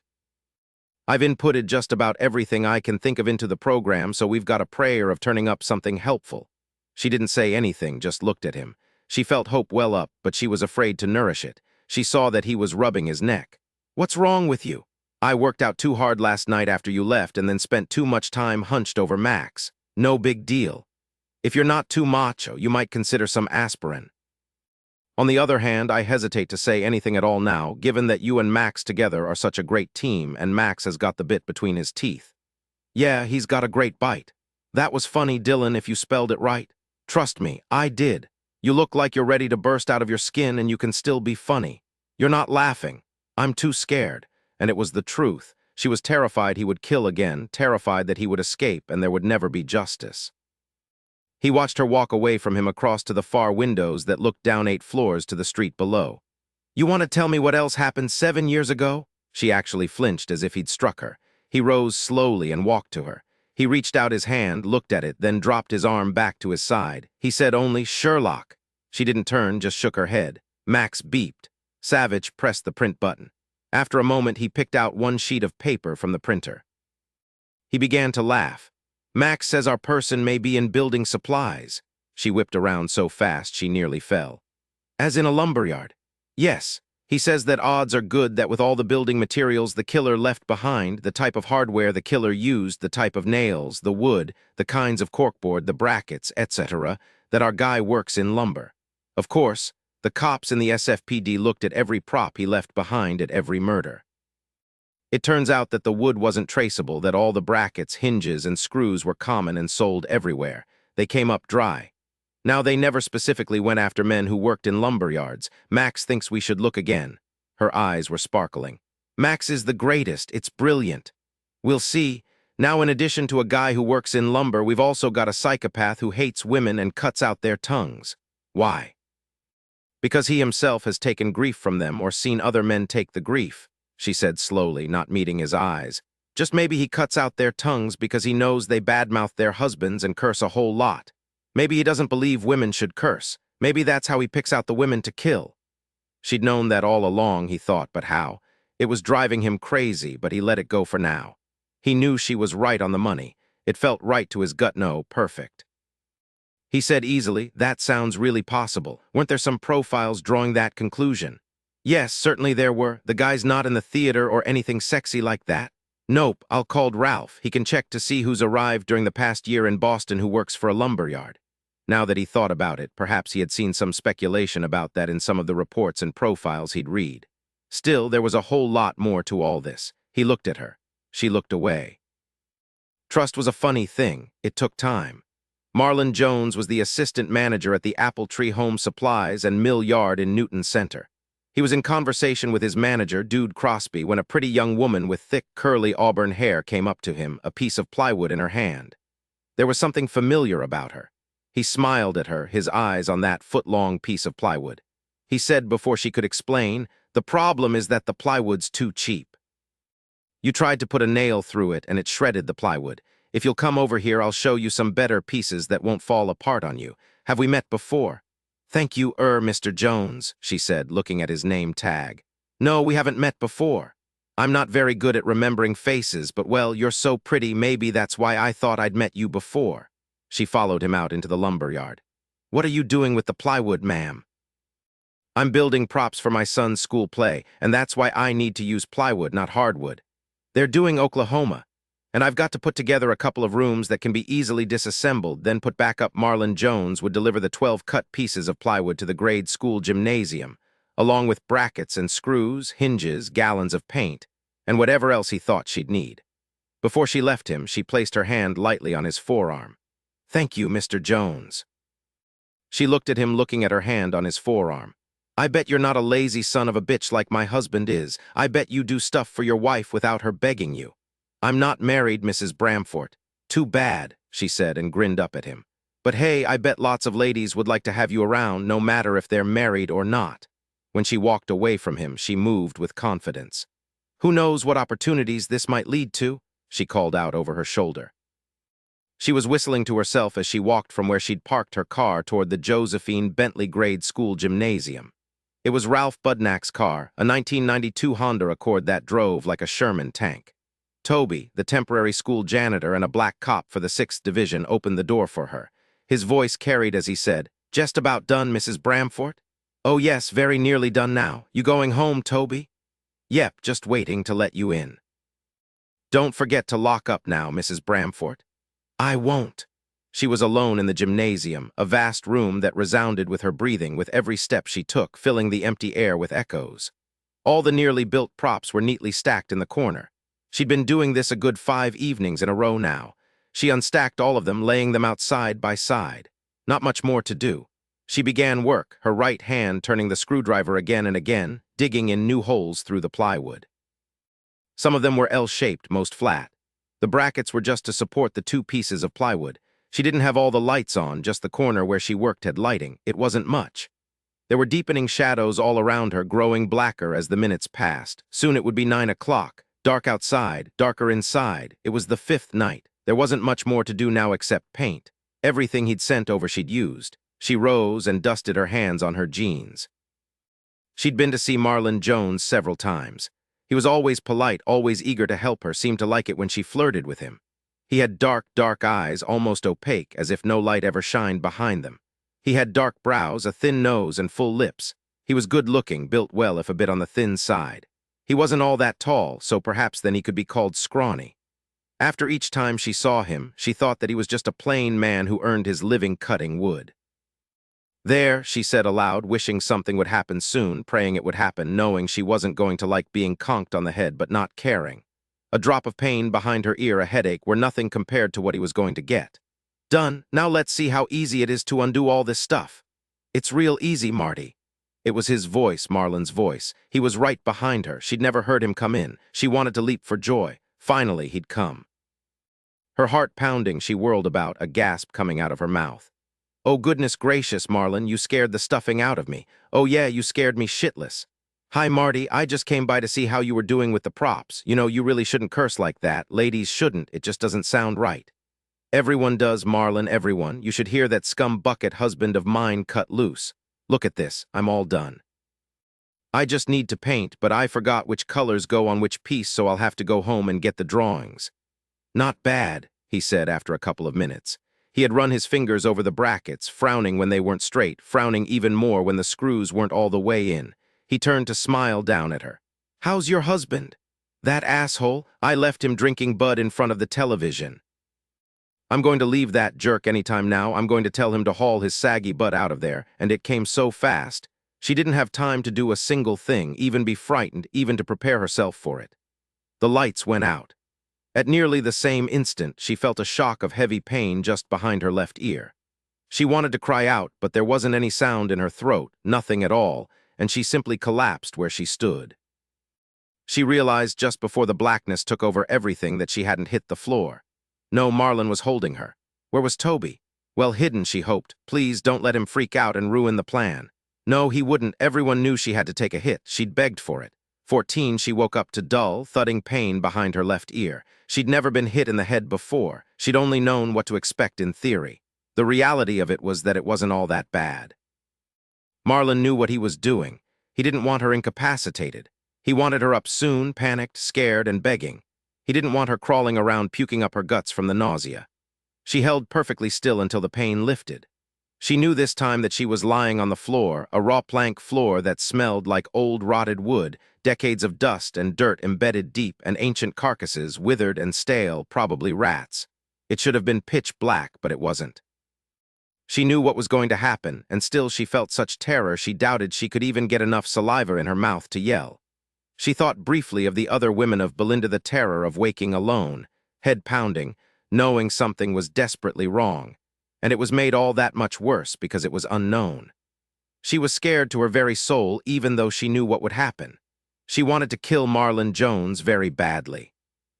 It seemed there were some hidden lights giving off just enough light so she could see just about a foot around her. She knew she was in a big deserted building. She also knew she wasn't alone. Marlon Jones was here somewhere watching her, with infrared glasses, maybe so. She rose slowly to her feet, rubbing the back of her head. She had a slight headache, nothing more now. Oh yes, Marlon was good at what he did. She wondered how long he'd keep quiet. She called out, her voice credibly shaky, rife with rising panic. "Is anyone there? Please, where am I? What do you want? Who are you?" Hysteria bubbled up, making her voice shrill now, raw in that silent air. "Who's there? You cowardly little bastard, show yourself." There was no answer. There was no sound of any kind except for her hard breathing.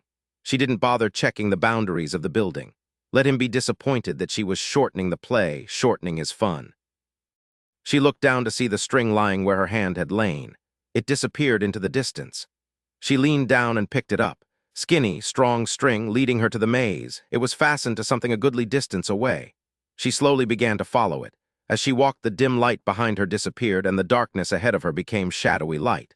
Slowly, so slowly, breathing hard, she walked. Suddenly a light snapped on just overhead, fiercely white, blinding her momentarily. Then she saw a woman staring at her, a woman whose mouth was hanging open, a wild-looking woman, pale as death, her hair tangled around her face. She screamed at her own image in the mirror, staring back at her, frozen for an instant in time and terror. Slowly she backed away from the mirror, one short step, then one more. She saw that there were walls, props, really, some fastened together with hinges, others with brackets, not amateurish like the ones she'd made. No, Marlon's props were professional all the way.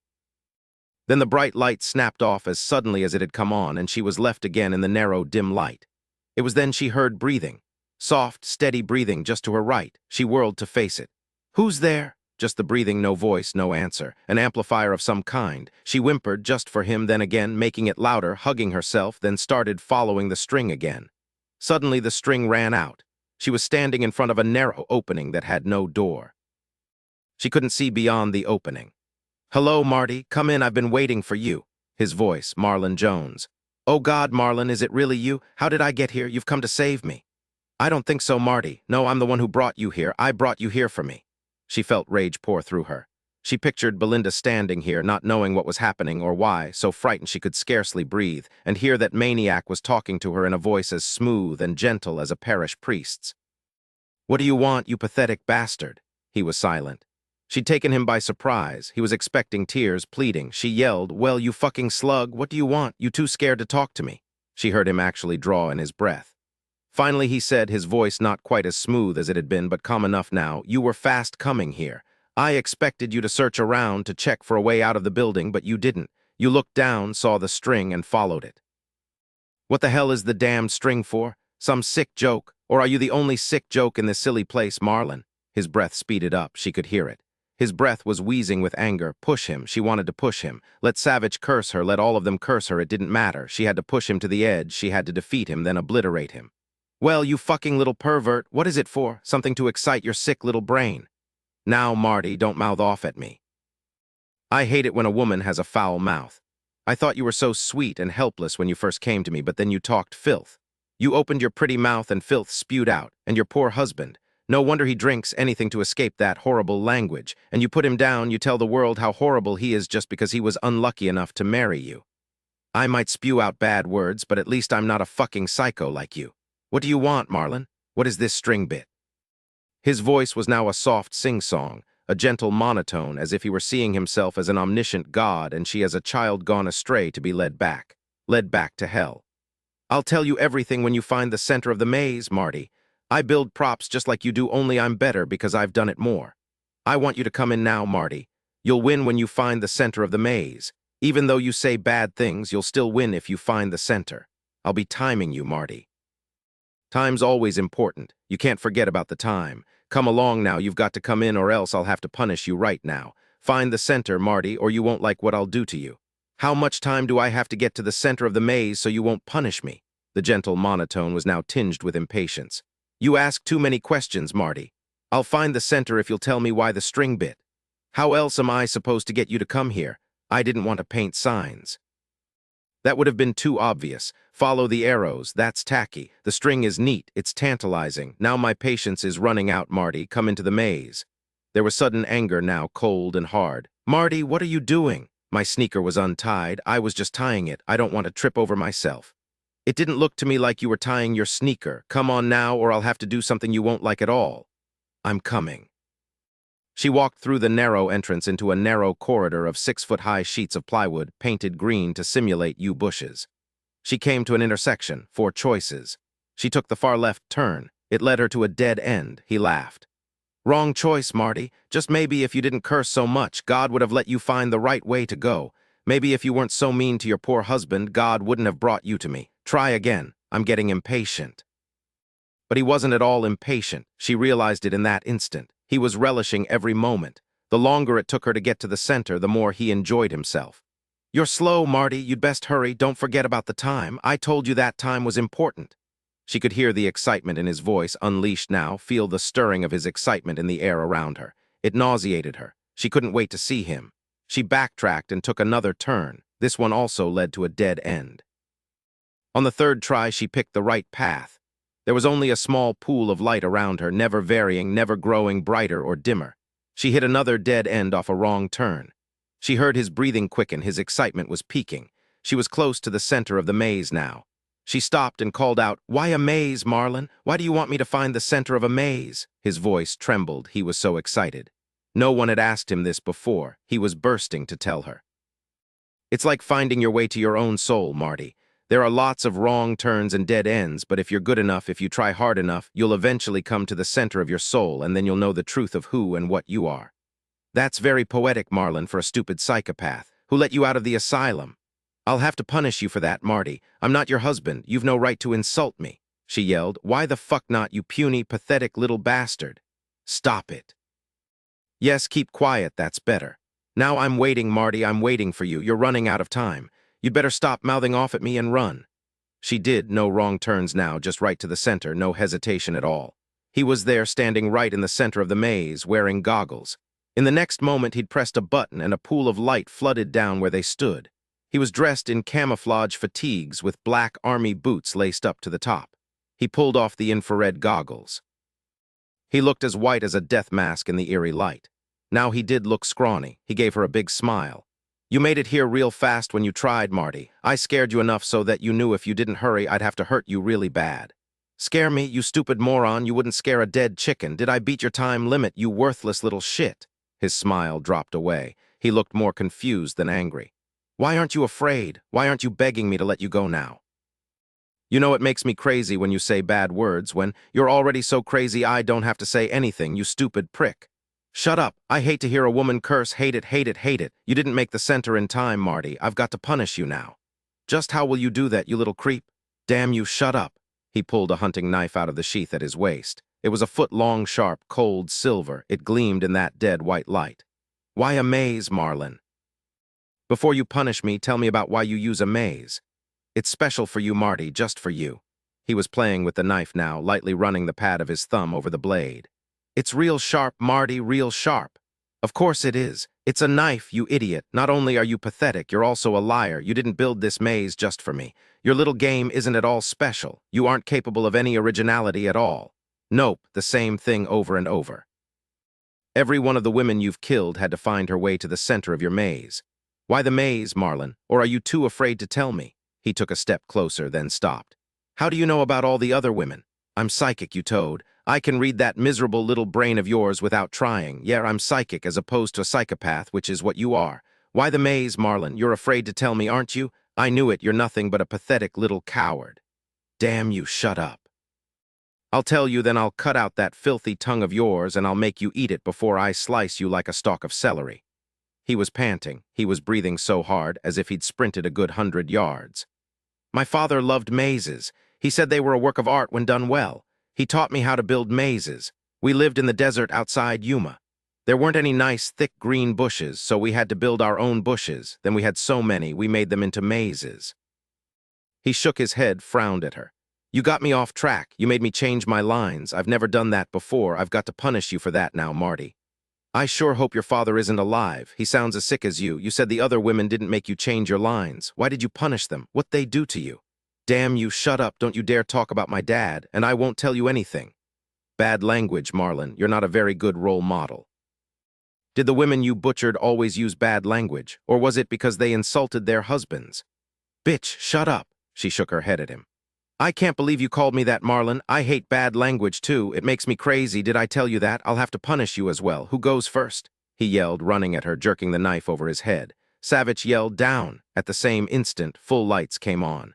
Marlin stumbled, blinded by the sudden lights. So was she, but she knew what to do. She was already rolling as she jerked her Lady Coulte from her ankle holster and came up onto her elbows. Marlin Jones was yelling, bringing the knife down, slicing it through the air again and again, yelling and yelling. Then he saw her lying there, the gun pointed at him. Captain Doherty's voice came out of the darkness. It's the police, Marlin. Throw down the knife and back away from her. Do it now or you're dead. No. I want to kill you, Marlin, she whispered, aimed the gun at his belly, but I won't if you put that knife down. Her finger was stroking the trigger. She wanted to squeeze it so badly she felt nausea rise in her belly. Marlin stopped in his tracks. He stared down at her at that gun she was training on him. Who are you? I'll tell you that in court, Marlin, or I'll wire it to you in hell. How many times did you stab all those women, Marlin? Was it always the same number of times? Didn't you ever vary anything?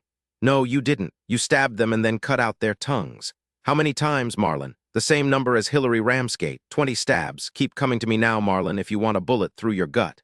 I want to kill you, but I won't, not unless you force me to. He was shaking his head back and forth, his jaw working madly as he took one step back, then another. Then suddenly, in a move so fast it blurred before her, he aimed the knife and released it. She heard Savich yell even as she jerked to the right. She felt the knife slice through her upper arm. It didn't hit the bone. Thanks, Marlin, she said, and fired the Lady Coulte. The impact sent him staggering back, his arms clutched around his belly. Savich yelled, He's down, hold your fire, don't shoot. He wasn't in time. Sporadic rounds of fire burst from a dozen weapons, lighting up the warehouse with dim points of light. Savich yelled out again, He's down, stop. The guns of the dozen police officers surrounding the maze fell silent one by one. They stared at the ripped-up, rotted flooring. Incredibly, they hadn't hit Marlin Jones. The closest shot had ricocheted off the side of one of his army boots. Then the silence was abrupt and heavy. Sherlock, damn your eyes, I'm going to throw you from here to Buffalo. She was lying on her back, grinning up at him even as he dropped to his knees beside her, ripping the sleeve off his own shirt. The knife was sticking obscenely out of her upper arm. Hold still now and don't move a muscle. This just might hurt a bit. He pulled out the knife. She didn't yell until she saw it in his hand, her blood covering the blade. Don't whine. It barely nicked you. Hold still now. He bound her arm with his shirt sleeve. I can't believe you did that. I'm going to kill you once you're okay again. I'm going to tromp you into the mat 36 times before I even consider letting up on you. Then I'm going to work your deltoids so hard you won't be able to move for a week. Then I'll kill you again for doing this."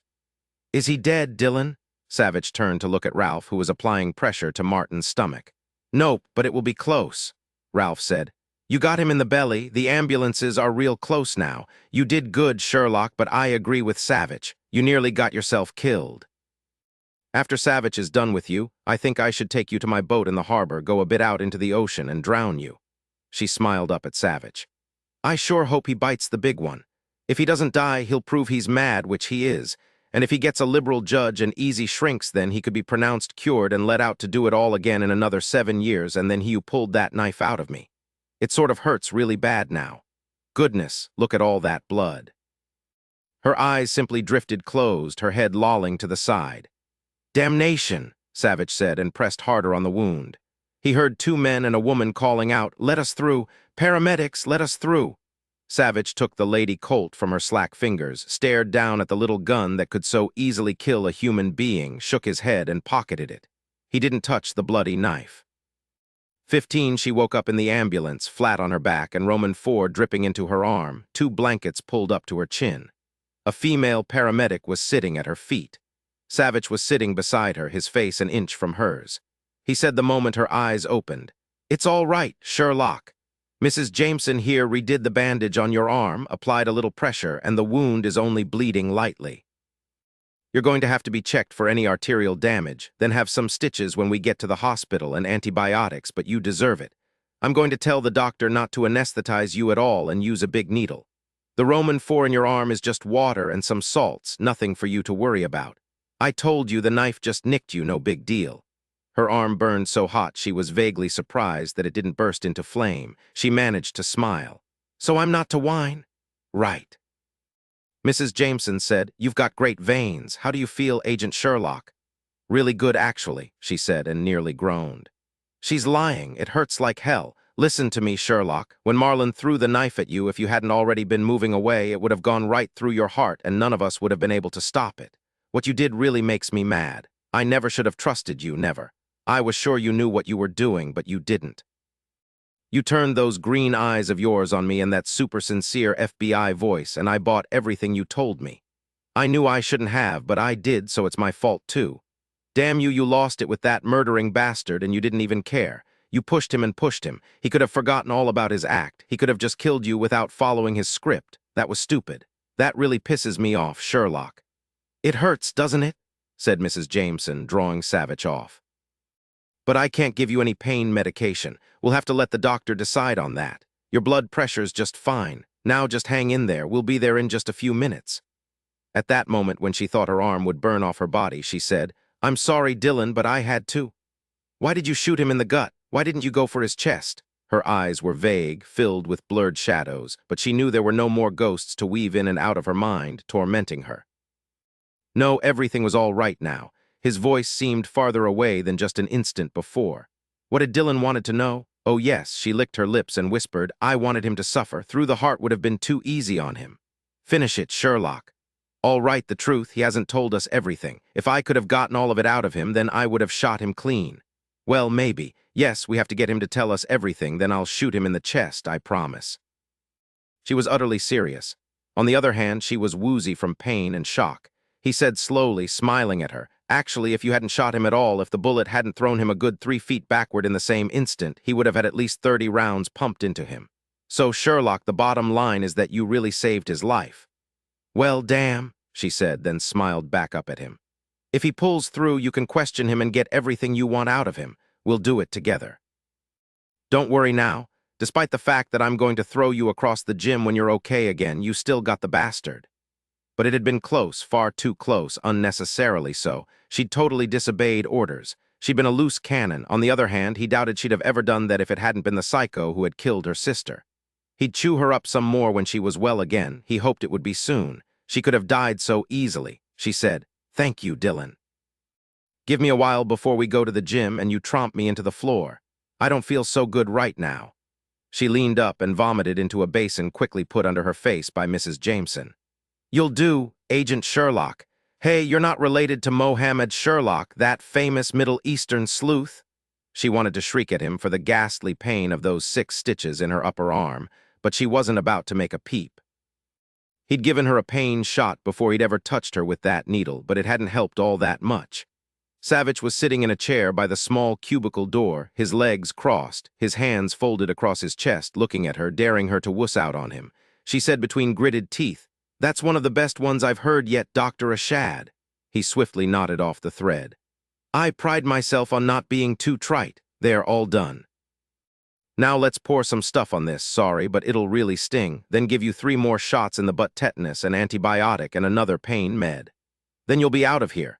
To go see your doctor down in Washington in a couple of days. The stitches will resorb. You can just forget about them. A great detective like you, I don't suppose you want anything for the pain. I still have the strength to give you a good kick, doctor. If you don't give me a shot, I'll do it." I thought for sure that local would be strong enough for a big FBI agent, particularly one with such a flamboyant name. I'm a new agent. It'll take a while to get to full pain-absorbing capacity, like that guy over there who could have his head kicked in and still sing and crack jokes. Savich laughed. "Yeah, go ahead and give her a shot of something to knock her out. Otherwise, she's so hyped up she won't shut up until I gag her." Dr. Ashad, thin, dark-skinned, yellowish teeth from too much smoking, said as he prepared 3 needles. "Are you really a new agent, or is that a joke? Come on, you guys have worked together for a long time, haven't you?" "No, I never saw her before in my life until a month ago. Now I'm going to kill her as soon as she's fit again, so our total acquaintance will have been very short in cosmic terms." "You're funny, Agent Savich." "No, I'm not." "Drop your pants, Agent Sherlock." "In the arm, please, Dr. Ashad." "No can do, in the butt, Agent." "Not until he leaves the room." Savich stood right outside the door. He smiled grimly when he heard her yell. Then she yelled again, 2 shots, another yell. There, that was all of them. That should fix her up. She'd nearly died. He should have known that she'd lose it and do just what she'd probably planned to do for the last 7 years. He looked up to see Ralph Budneck and Captain Doherty walking toward him. "How is she?" "Just fine." "Back to being mean again." "That woman likes to dance right up to the edge," Captain Doherty said. "You need to talk to her about that, Savich." Then he smiled. "Got him," he said, and rubbed his hands together. He didn't look at all old or worn out tonight. Indeed, there was a bounce to his step. As for Ralph, he couldn't hold still, just jumped from one foot to the other, his hands talking faster than his mouth moved. There was another yelp. 4 shots, Savich said. "In the butt." "She deserves all the jabs the doctor gives her. I wonder what that last one was for, maybe part of her punishment." A few minutes later, Lacey came out of the small cubicle tucking in her blouse with one hand since her other arm was in a dark blue sling. "He's a sadist," she said to Savich before she saw the 2 cops. "He's not trite, but he is a sadist. I think I might invite him to dinner just so I can poison his food." "You look pretty fit, Agent Sherlock," Captain Doherty told her and patted her good shoulder with a beefy hand. "We thought maybe you guys wanted to come upstairs to see about Marlon Jones's condition." "As of now, I'm officially discharged and I wouldn't miss it," Lacey said, then looked up at Savich. "What about you, sir? Are you feeling better, too? Not quite as violent as you were 5 minutes ago." He wanted to wrap his hands around her skinny neck and squeeze, but it would have to wait. "Allow me the courtesy of processing my violent thoughts without further comment from you, Sherlock. Trust me, it's to your benefit." "Yes, sir." "You're not going to collapse or anything, are you, Agent Sherlock?" "No, Ralph, I promise I'm just fine." She lasted until they got to the waiting room. No one could tell them anything. Jones was still in surgery. They settled in, Savich sitting next to Sherlock. She crashed 2 minutes later. "I think she's out," Savich said. "Tell you what, I'll take her back to the hotel. Call me in the morning with Jones's condition, and when the doctors think we'll be able to talk to him. Sherlock will be mad as hell to miss anything, but I doubt the dead could rouse her right now." Ralph Budneck reached back and lightly shook her shoulder. She fell more onto Savich. "Yeah, she's out like a light. Keep an eye on her, Savich. She scared the hell out of every cop in that warehouse, but she sure got the job done. Funny thing how her shooting him saved his life. If you hadn't called a quick halt, the cops would have turned him into a pincushion. Hey, we'll call tomorrow. Oh yeah, we got a lot on film."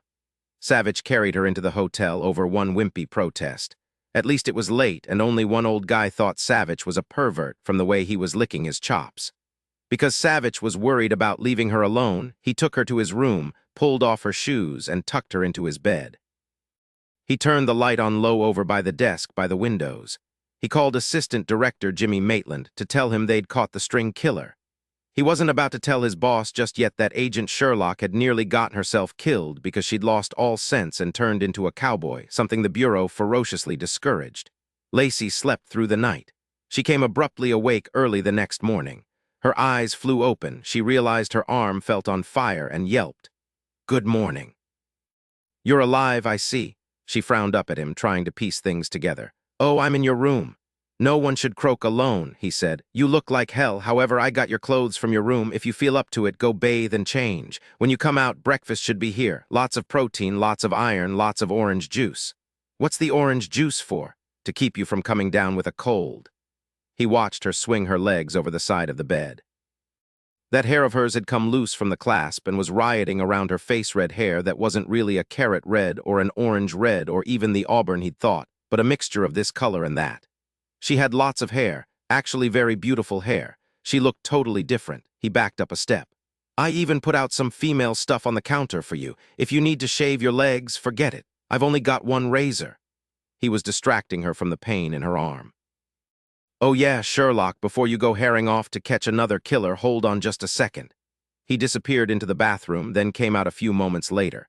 "Here, take 2 pills, doctor's orders." She knew the little blue one would take the wretched cutting pain away.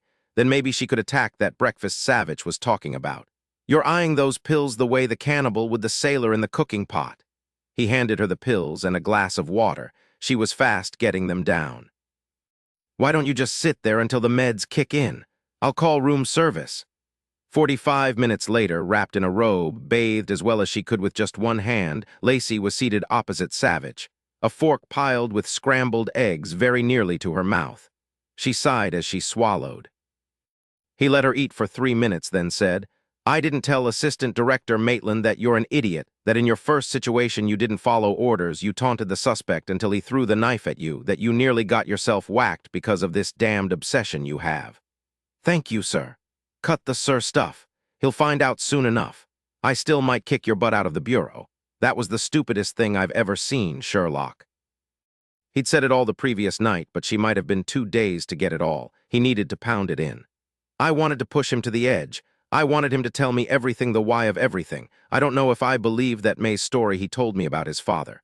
It's a fact easily checked. I'll bet you Ralph has already gotten calls to Yuma, Arizona. Tell me, Sherlock, is the obsession gone now that you took out the monster? Was your revenge sweet? Is he still alive?" "Yes." "They operated on him 3 straight hours. Chances are he'll make it.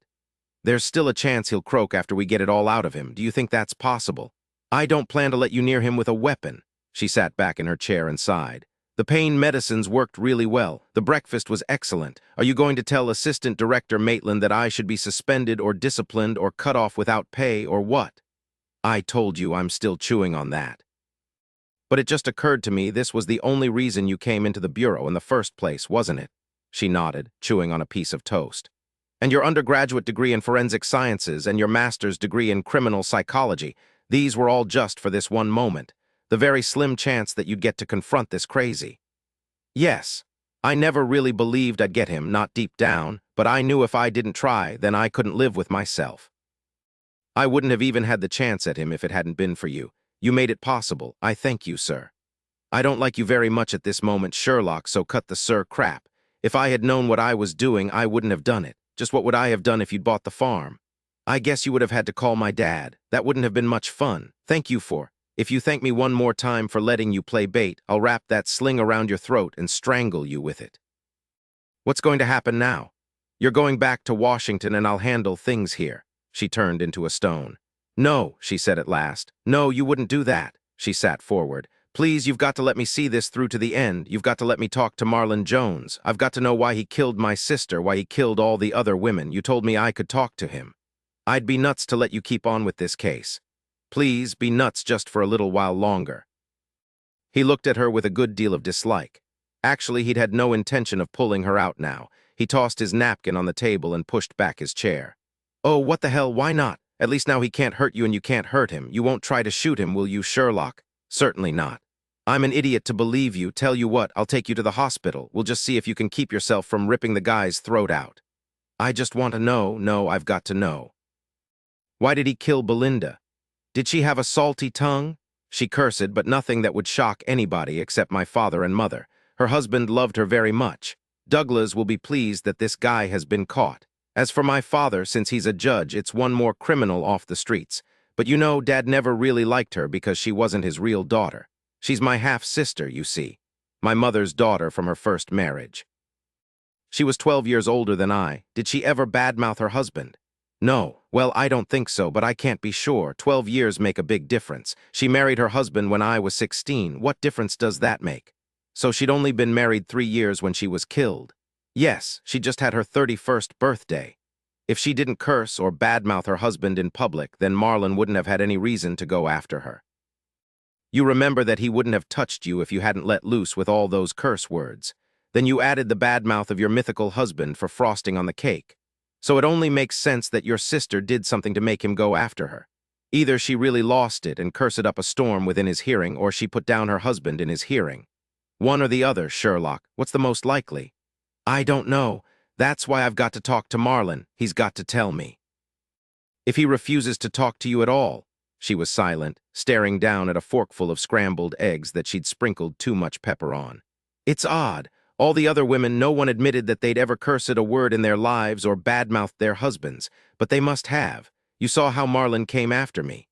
You shocked my socks off when I listened to you let loose on Marlon in that hardware store. Good, because I knew you'd be the toughest to convince. As for the other women, evidently the family and friends were just trying to protect the good name of the dead. It happens all the time, and that makes it even more difficult for the cops.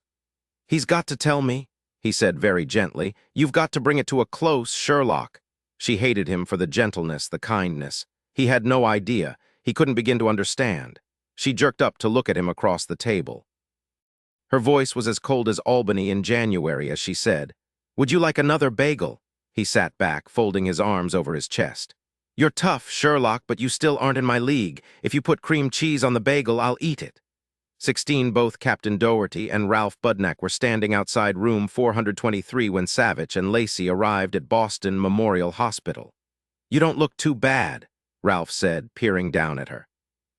On the other hand, Savich doesn't look too good. You haven't been a pain in the butt, have you? She rolled her eyes. Why do you guys always stick together? I'm the one injured here, not Savich. Yeah, but Savich had to make sure you didn't croak it at the hotel. He deserves combat pay. I slept all the way through, didn't moan or whine or anything to disturb His Highness. He just had to order room service. How about Marlon Jones? Can we see him now? Dr. Raymond Otherton, wearing surgical scrubs dotted with blood, said from behind her, Not more than 3 at a time. He still isn't all that stable. You the one who shot him? At her nod, he said, Well, you blew a big hole in his gut. Either you're a bad shot or you didn't want to kill him. I didn't want to kill him, not yet. If that's true, then go easy now, all right? Marlon Jones was pasty white, his lips bluish. His eyes were closed. She could see purple veins beneath the thin flesh under his eyes. There was an Roman 4 going in each arm, a tube in his nose, and he was hooked up to a monitor. A police officer sat in a chair beside his bed, and another officer sat in a chair outside the hospital room. He was awake. Lacey saw his eyelashes flutter dark, thick lashes. Captain Doherty looked at Lacey, frowned just a moment, then said quietly, You worked him. It's only fair that you talk to him first. We've Mirandized him.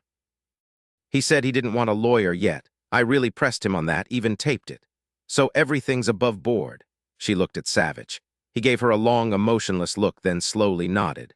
She felt her blood pound, a delicious feeling. Her arm began to throb, and that made her feel even better as she leaned down and said, Hello, Marlon. It's me, Marty Bramfort, he moaned.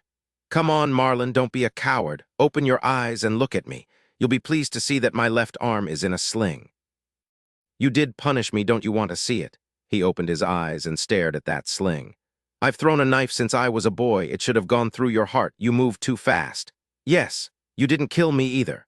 I didn't want to. I thought that a gut shot would make you feel really bad, make you suffer for a good long time. I want you to suffer until you yell with it. Are you suffering, Marlon? Yeah, it hurts like bloody hell. You're not a nice woman, Marty. Maybe not. On the other hand, you're not at all a nice man. Tell me, would you have murdered another 5 women if you'd managed to kill me? He blinked rapidly. I don't know what you mean. You killed Hillary Ramsgate. If I hadn't been a cop, then you would have killed me too. Would you have killed another 5 women and stopped again at 7? The pain seemed to bank in his eyes. He looked off into something that she couldn't see, that no one could see or begin to fathom, his eyes tender and vague, as if he were looking at someone or something behind a veil. His voice was soft with the radiance of worship when he finally said, "Who knows? Boston has rich pickings. Lots of women here need to be punished. I knew that long before I came here. Men have let them get away with foul language, with putting them down, insulting them. I don't know if I ever would have stopped." "But you stopped your killing in San Francisco at 7. Did I? I don't remember. I don't like it that you're standing up and I'm not. I like women on their knees, begging me, or on their backs, watching that knife come down and down. You should be dead." Incredibly, he tried to spit at her, but he didn't have the strength to raise his head. His eyes closed, his head lolled to the side away from them. She felt Savich's hand on her arm. "Let him rest, Sherlock. You can see him again later." "Yes, I'll let you talk to him again. I'm sure Captain Doherty will agree as well, even though I think he'd like to pin back your ears nearly as much as I did." She didn't want to leave until she knew every single detail, but she just nodded and followed them out. The little psycho was probably faking it. She wouldn't put it past him. Marlon Jones opened his eyes as the door closed. Who was that woman? How had she known so much? Was she really a cop? No, he didn't believe that. There was more to her than that, bunches more. There was lots of deep, wormy stuff inside her. He recognized the blackness, had felt it reaching out to him. Pain burned in his gut. He wished he had a knife, wished the cops sitting next to him were dead, wished he were strong enough, then he'd gut her but good. He needed to think before he spoke to her again. He knew she'd come back. He knew. "That wasn't bad for a first interview, Sherlock." "Thank you, Captain Doherty, but it wasn't enough time. He was faking it." "I think you're right, but it doesn't matter." "No," Savich agreed. "It doesn't. We'll come back later, Sherlock. I wanted to go back to Washington today, but I don't dare take a chance of leaving you here alone. You'd probably smile at the captain here, wink at Ralph, cajole in your FBI voice, and they'd agree to anything you wanted." "Not true," Ralph Budnack said. "I'm the toughest cop in Boston. Nobody ever winks at me and gets away with it." She laughed, actually laughed, enjoyed the sweetness of it for a moment, then punched him in the arm. "I won't try it, I promise. As for you, sir, I really don't think you need to stay unless you really want to. Stow it, Sherlock. We'll both go home tomorrow. What I want to do now is go over those reports again and have Max correlate just how many times anyone said the murdered women might have even occasionally cursed or even badmouthed their husbands just one time. I told you that no one did. Remember about not wanting to say bad things about the dead. It was just that there couldn't have been any other reason to cut out their tongues. Yeah, you said that, didn't you? However, somebody had to have said something sometime." "He's anal, ain't he?" Ralph said, and Lacey laughed. "Thank God the cursing was right on," Captain Doherty said. "You nailed him good with that, Sherlock. My people told us that you really surprised him when you let out with the curses the first time at the lumberyard." They thought Savich was going to fall over with shock. "Well, not really, but you didn't do badly." "Thank you, I think. I'm sure glad we weren't wrong about the cursing being the red button for Marlon Jones, and talking back to the husbands. I guess we have to score a big one for the profilers. Of course it made sense, since old Marlon had cut out their tongues." She knew, Savich realized, looking at that sudden brightness in her eyes. She knew without question that was what pushed Marlon Jones into violence. But how? There was something else that had happened 7 years ago. It drove him nuts not to know what it was. If Max couldn't find anything in any of the interviews of the other murdered women, then that meant that Sherlock had based everything on the profiler's reports. Well, something else had to have happened. But how could she have possibly known something that no one else did? It was just past lunchtime in San Francisco when Lacey got through to Douglas Madigan at his law office. "Lacey, that really you? What's happening? Are you all right? It was all over the TV on the early news about that guy being caught. You were in on it, weren't you?" "Yes, I was, and yes, I'm fine. We've got him. I've already spoken to him once. I'll find out everything from him, Douglas, everything. But what more is there to know? I want to know why he killed Belinda. You know, she never cursed all that much. She worshipped you, you told me that, so she wouldn't have ever cursed you out in front of any strangers." "That's right, but so what?" She drew a deep breath. "The reason he picked each of the women is because he knew she cursed and badmouthed her husband or boyfriend. If that's not true in Belinda's case, then there has to be another reason. I just want to know, Douglas, I have to know. Were you the police decoy?" "Yes, but please don't publicize it. I was the best one for the job. I know him better than anyone else." "My God, that was nuts, Lacey." It was his turn to calm down. She heard his breathing become slower. He was an excellent lawyer. "I'm going to call Dad."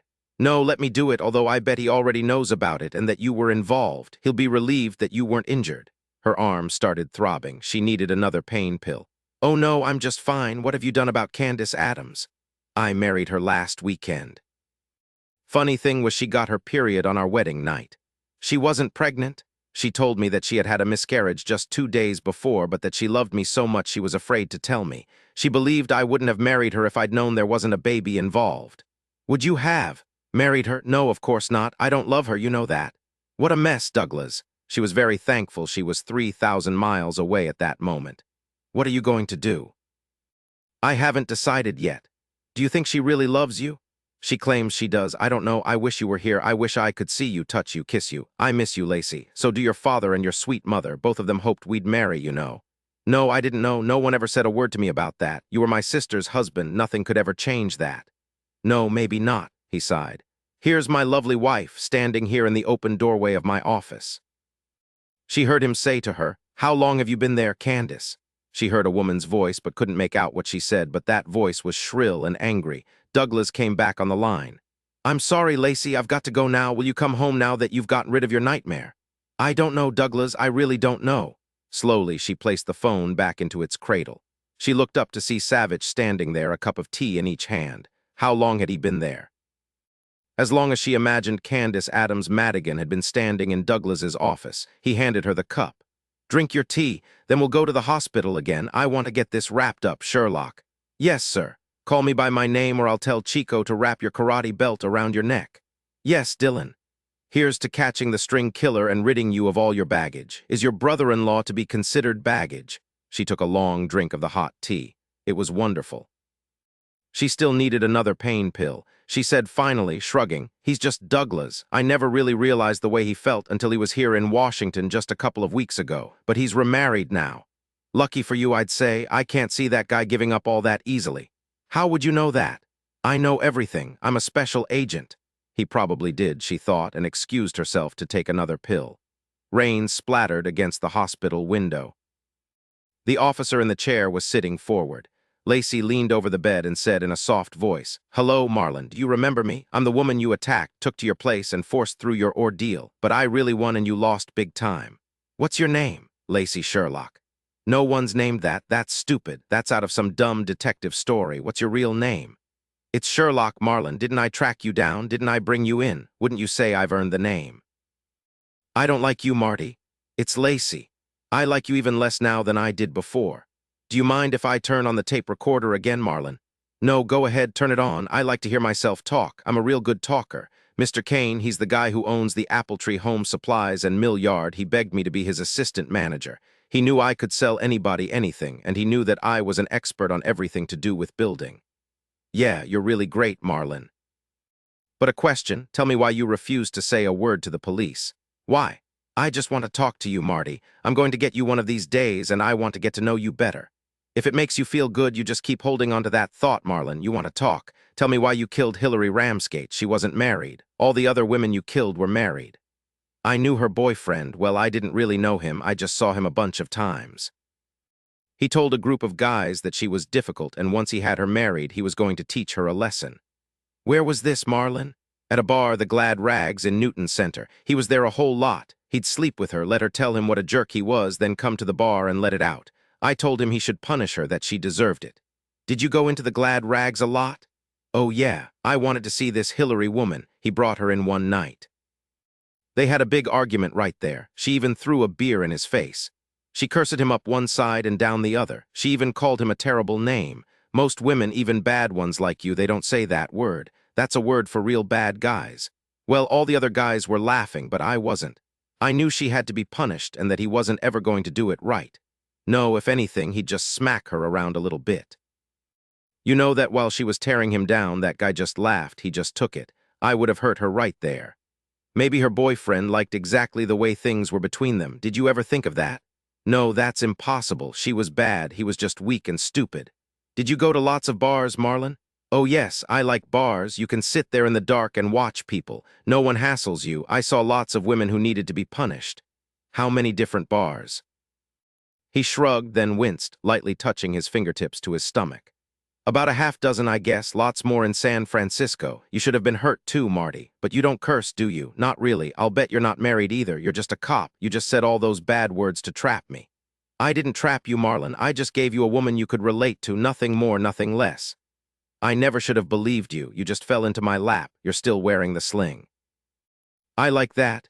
Yeah, but I'm not lying flat on my back with my gut burning through my back. He tried to lurch up. The cop beside the bed was up in an instant, his hand on his gun. Lacey just smiled at him and shook her head. Marlon doesn't have a knife now, Officer Rambling. He's like an old man without his teeth. I sure would like to get you, Marlon said and fell back against the pillow, breathing hard. Not in this lifetime, Marlon. Now you're so good at talking, you like to do it so much. Why don't you tell me about the women you killed in San Francisco? I know each of them was married. Did you hear them all bad-mouthing their husbands? Why should I tell you anything? You don't like me. You shot me in the belly. It still hurts real bad. I just might want a lawyer now. Fine. Do you have any money or shall I call the public defender? I can get the best and you know it.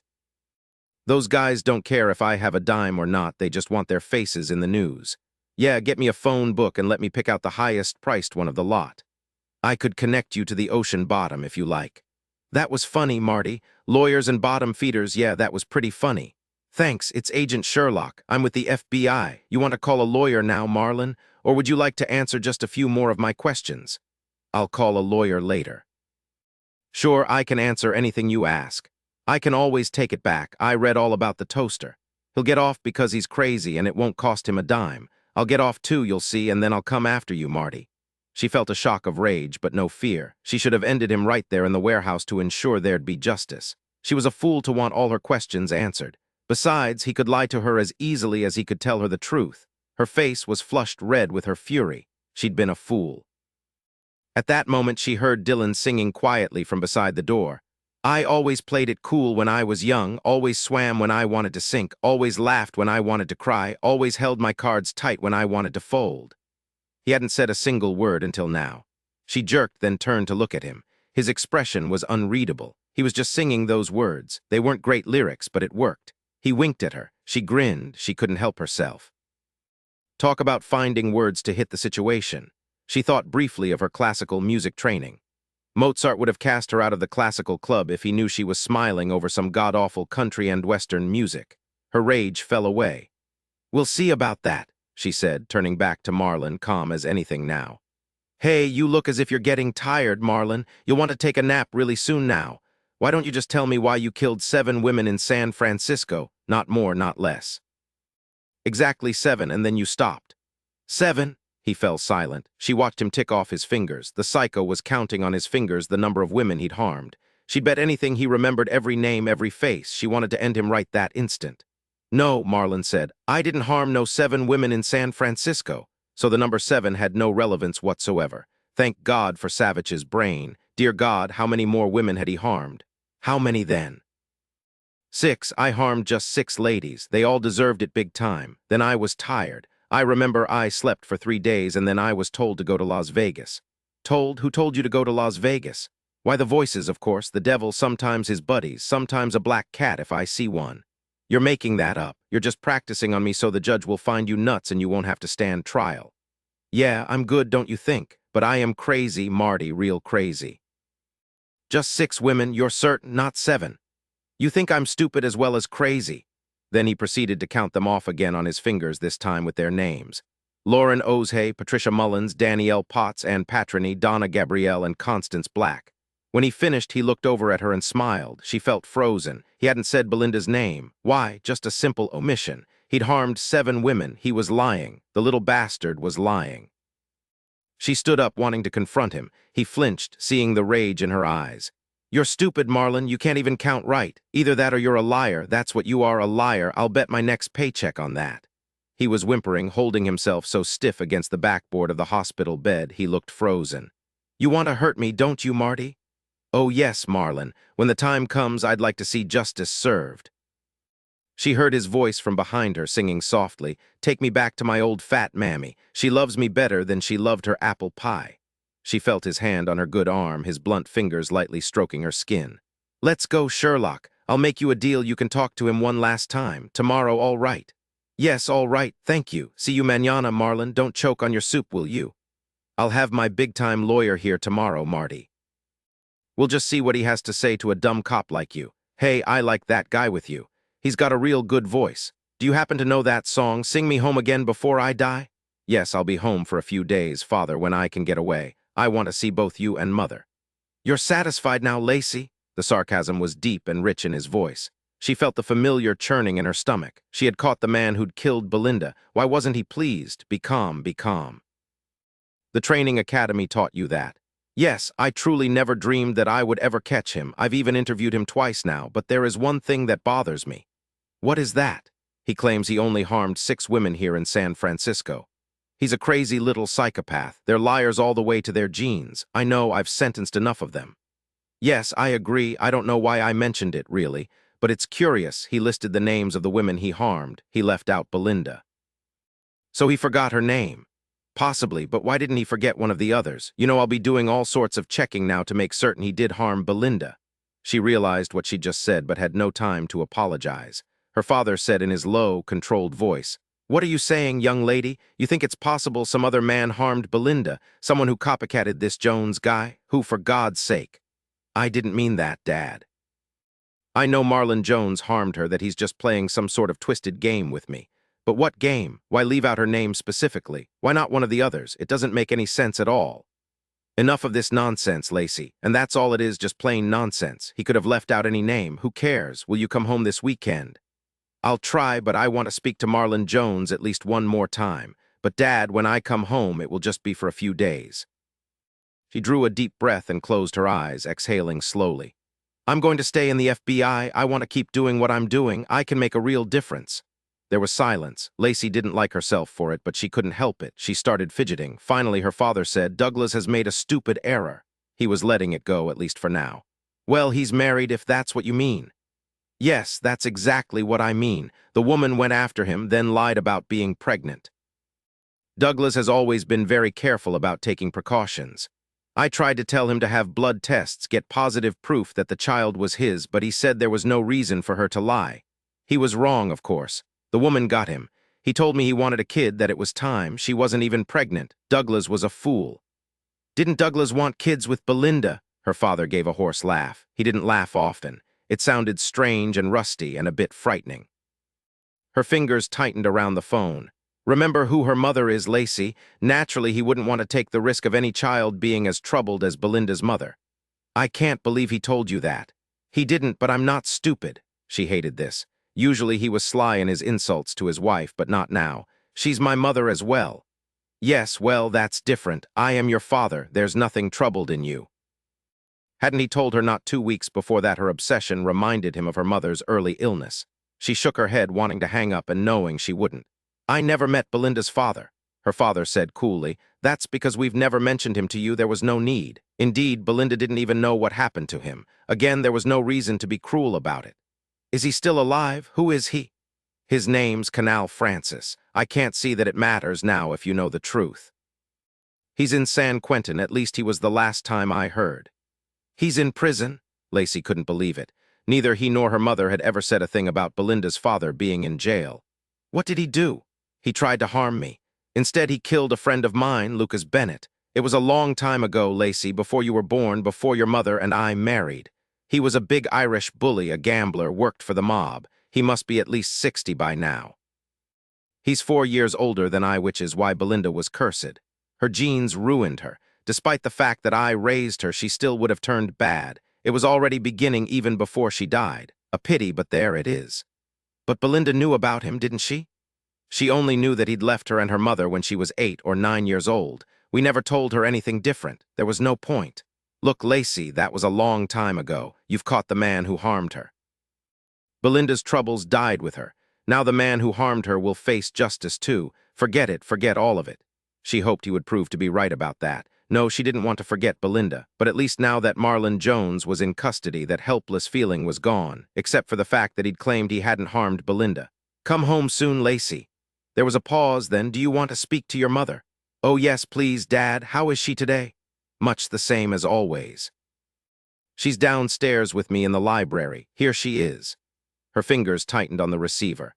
Her father had spoken about her first husband and Belinda like that in front of her. Savich had come into the room, but it was too late for her to hang up. "Mom, how are you?" "I miss you, dearest. I'm glad you caught that bad man. Now you can come home and stay. You always were so pretty, dear, so sweet and pretty. And how well you played the piano. Everyone told me how talented you were. Why, you could teach little children in a kindergarten, couldn't you? You're so suited to something like that. Your grandmother was a pianist, you remember." "Yes, Mom, I remember. I'll be home to visit you soon. Not long now, and then we'll be together for a couple of days." "No, Lacey, I want you to stay here with me and your father. I have your piano tuned by Joshua Mueller every 6 months. Remember how much you admired him." "Look, Mom, I've got to get back to work now. I love you. Please take care." "I always do, Lacey, since your father tried to run me down with that black BMW of his." "What, Dad tried to run you down with his BMW? Lacey, it's your father. Your mother is having one of her spells." "What did she mean that you tried to run her down?" "I haven't the foggiest idea," he sighed deeply. "Your mother does have good days. This is not one of them. I have never harmed your mother or tried to harm her. Forget what she said, Lacey." "But how could she?" She stared at the phone as if it were a snake about to bite her. She could swear she heard her mother crying in the background. Savich was looking at her. Her face was white. She looked to be in shock. Yes, that was it. When Savich took the phone from her, she didn't resist. She heard him say in his calm, deep voice, "Judge Sherlock, my name is Dillon Savich. I'm also with the FBI. I'm the head of the Criminal Apprehension Unit. Your daughter works for me. I hope you don't mind, but Lacey is a bit overwhelmed by all that's happened." He paused, listening to her father. "Yes, I understand that her mother isn't well, but you must realize that her mother's words shocked her deeply." She walked across the room, rubbing her arms with her hands. She heard him say in that firm, calm voice, "Yes, I will see that she takes care of herself, sir. No, she'll be just fine. Goodbye." Savich turned to look at her, nothing more, just to look. And he said very slowly, "What in the name of heaven is going on with your family?" Her laugh was on the shaky side, but it was a laugh. "I feel like Alice in Wonderland. I've just fallen down the rabbit hole. No, it's always like that, but this is the first time the hole is deeper than I am tall." He smiled. "That's good, Sherlock. You've got some color back. I'd appreciate it if you wouldn't scare me again like that. You shouldn't have stayed in the room. Actually, I brought you a message from Marlon Jones. He wants to talk to you again with his lawyer present. He got Big John Bullock, a hotshot shark from New York who does really well with insanity, please. I recommend that you don't go. He's doubtless set this up so that his lawyer can humiliate you. He won't let you get to first base with Jones anymore." He would have wagered his next paycheck that she'd still insist on seeing Marlon Jones. To his surprise, she said, "You're right. The police and the DA can get the rest of the pertinent information from him. There's nothing more for me to say to him. Can we go home now?" He nodded slowly. He wondered what she was thinking. The taxi stopped in front of her town house at 10 o'clock that night. She felt more tired than she could ever remember in her life. But it wasn't the peaceful, good sort of tired she would have expected, now that Belinda's killer had been caught. She hadn't said much to Savich on the flight from Boston or on the ride in the taxi from Dulles to Georgetown. He walked her to the door, saying, "Sleep late, Sherlock. I don't want to see you before noon tomorrow, you got that? You've had more happen to you in the past 3 days than in the past 5 years. Sleep, it's the best thing for you, all right?" She didn't have any words. How could he know that her brain was on meltdown? "Would you sing me just one more outrageous country and western line before you leave?" He grinned down at her, set her suitcase down on the front step of her townhouse, and sang in a soft tenor whine. I told her I had oceanfront property in Arizona. She nodded sweetly, and I told her to buy it, that I'd throw in the Golden Gate for free. She thanked me oh so sweetly, so I told her that I loved her and that I'd be true for all time. Sweetly, sweetly, she kissed me so sweetly and bought every word I said. "Thank you, Dillon. That was amazing." That was also very cold-hearted and cynical. "Anytime, Sherlock, not until noon now. Hey, that's just a silly song sung by a lonely man who's not going anywhere. All he can do is dream that he's a winner, which he's not, and he knows it deep down. See you tomorrow, Sherlock." She watched him until he turned the far corner. It was as it had been before, Douglas's voice coming out from behind her, low, angry. Even as he spoke, she was leaning down to pull her Lady Coulte from her ankle holster. She straightened back up slowly. She was so tired of angry voices. "I wish you wouldn't keep seeing that guy, Lacey. He's such a loser. What was that nonsense he was singing to you?" "You startled me, Douglas. Please don't wait for me like this again. I could have shot you." "You're a musician. You play the piano brilliantly. At least you used to. You wouldn't shoot anybody. What were you doing with him? She almost shouted at him that she wasn't that soft, pathetic girl anymore, hadn't been for 7 long years, that 2 days ago she'd shot the psychopath who'd killed her sister. She managed to hold it back. We just got back from Boston. He just brought me home, that's all. I'd hardly call him a loser, Douglas. Because of him and his computer, we got the guy who killed your wife. It would seem to me that you'd want to give him a medal. Now, what are you doing here? I had to see you. I had to know what you thought about my marrying Candace. She lied to me, Lacey. What am I going to do? It was then he noticed the sling on her arm. Oh, Jesus, what happened to you? You didn't tell your father that you'd gotten hurt. Who did this? That man you were with? Come into the house and we'll talk. She placed a snifter of brandy into his hand 5 minutes later. There, that will make you feel better. He drank slowly, looking around her living room. This is nice. Finally, you've decorated the way you should. Thank you. Now, what do you want to tell me about that I don't already know? She sat opposite him on a pale yellow silk love seat. While she'd been in Boston, her designer had had soft, recessed lights installed. It made the room very warm and cozy, intimate. She didn't like that at all. She pressed herself against the sofa back. First, tell me how you got hurt. It's just a small wound. I'll take the sling off in another couple of days. It's really no big deal, Douglas, don't worry. Now tell me about Candace. I'm going to divorce her. You've been married less than a week. What are you talking about? She crossed the line, Lacey. She overheard us talking on the phone. I told you that. Well, the minute I hung up, she started in on me, accused me of sleeping with you, yelled that I'd slept with both you and Belinda at the same time, that you were a terrible person and she'd get you. I can't take the chance that she'll hurt you, Lacey. Douglas, calm down. She was angry. I don't blame her. You were newly married and saying things to me that shouldn't have ever been said. I would have yelled too. Forget it. Didn't you discuss everything with her? What was there to say? She lied to me. Your dad thinks I should divorce her, so does your mom. My mother and father have nothing to do with you now. It's your life, Douglas. Do what you want to do, not what someone else wants. So wise, Lacey. You were always so gentle and wise. I remember sitting on the sofa in your father's house listening to you play those Chopin preludes. Your playing moved me, made me feel more than what I was. It's kind of you to say that, Douglas. Would you like some more brandy? At his nod, she returned to the kitchen. She heard him moving about the living room. Then she didn't hear his footsteps. She frowned, walking slowly out of the kitchen. He wasn't in the living room. He wasn't in the bathroom. She stood in her bedroom doorway watching him look at the framed photos on her dresser. There were 3 of them, 2 of Belinda by herself, and one with both of them smiling at the camera. You were 17 when I took that picture of you and Belinda at Fisherman's Wharf. Do you remember that day? It was one of the few perfectly clear sunny days, and you guys took me to Pier 39. We bought walnut fudge and ate some horrible fast food. I believe it was Mexican, she remembered vaguely. His details astounded her. I remember everything. You were so beautiful, Lacey, so full of fun, so innocent. So was Belinda, only she was always far prettier than I. She could have been a supermodel, you know that. She was very close to making it when she met you. She gave it all up because you wanted her to be there only for you. Come into the living room, Douglas. When they were seated again, she said, I can't help you with your wife. However, I do think you and Candace should discuss things thoroughly.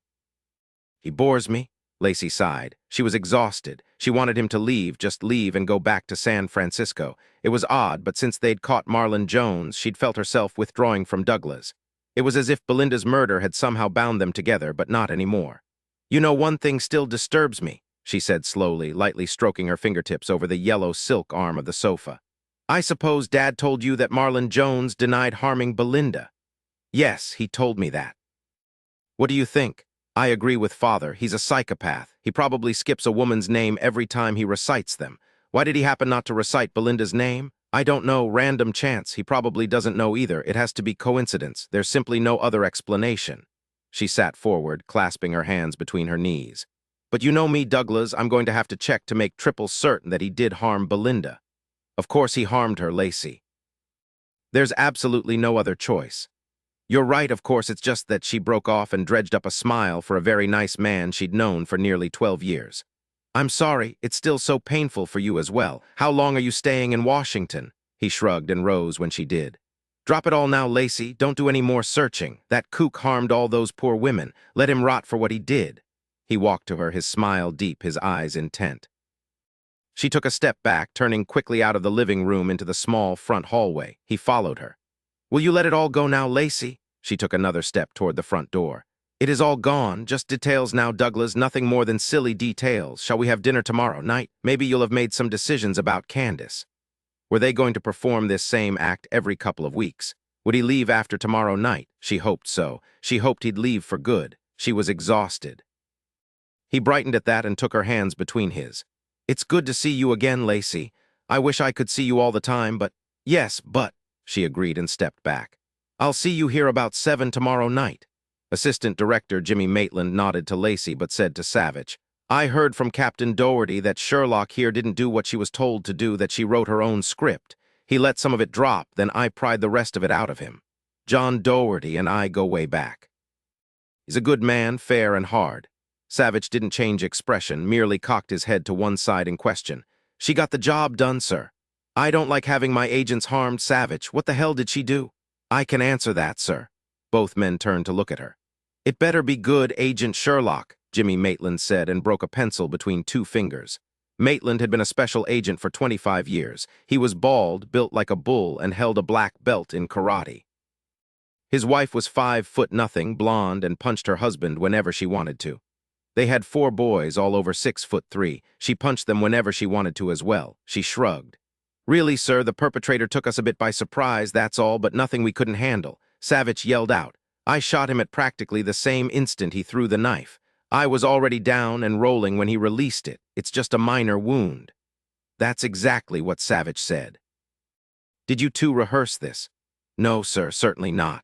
Maitland raised an eyebrow at Savich, then said quickly, Fine, okay, you're excused, Agent Sherlock. Savich, you stay a moment, there's been another murder in Florida. It wasn't a nursing home on the Star of David Matrix Max generated. As for the perp disguised as an old woman, that doesn't look good anymore. They talked to every old woman in the nursing home, all of them long-time residents. Damnation. Tell Max he's got to do better. Agreed, Savich said. I'll get Sherlock back on the Radnish case with Ollie. I'll see you later. She prayed her involvement in the string killer case would be kept under wraps, and it had been at least so far. She knew that Savich had spoken privately with Captain Doherty and Ralph Budnack. If anyone blew the whistle on her, it wouldn't be one of them. So far, no one in the media knew anything about her relationship to one of the victims of the string killer. It would be a nightmare if anyone found out. So far, the FBI had gotten lots of good publicity, always a welcome circumstance for the continually besieged bureau. Savich and his new FBI unit had brought down 2 killers in weeks. Reporters wanted to interview him, but he wasn't having any of it. No one was to speak to any reporters. Louis Free held a press conference, praising the work of the new Criminal Apprehension Unit. Savich had asked not to attend. Free had wanted him there, but hadn't insisted. She avoided Hannah Paisley, working closely with Ollie to get back into the Radnish case. She wasn't looking forward to the evening with Douglas, but it couldn't be helped. Lacey dressed up that evening, wearing her hair loose, pulled back with 2 small gold combs, gold hoops in her ears that her mother had given her for her 25th birthday. A nice black dress that was classic enough to be 2 years old and still pass as current style, and 3-inch heels. She felt strange in her different plumage and a bit exposed, but good. She felt really good. She realized at the last moment that Douglas could take it wrong, but there wasn't time to change. The first thing Douglas said when he walked in was, "The sling looks awful with that dress," and grinned at her. "Don't you have several styles and colors to match different outfits?" The evening was light-hearted and amusing until near dessert, when Douglas dropped his good humor and said, "You've gotten what you wanted, Lacey.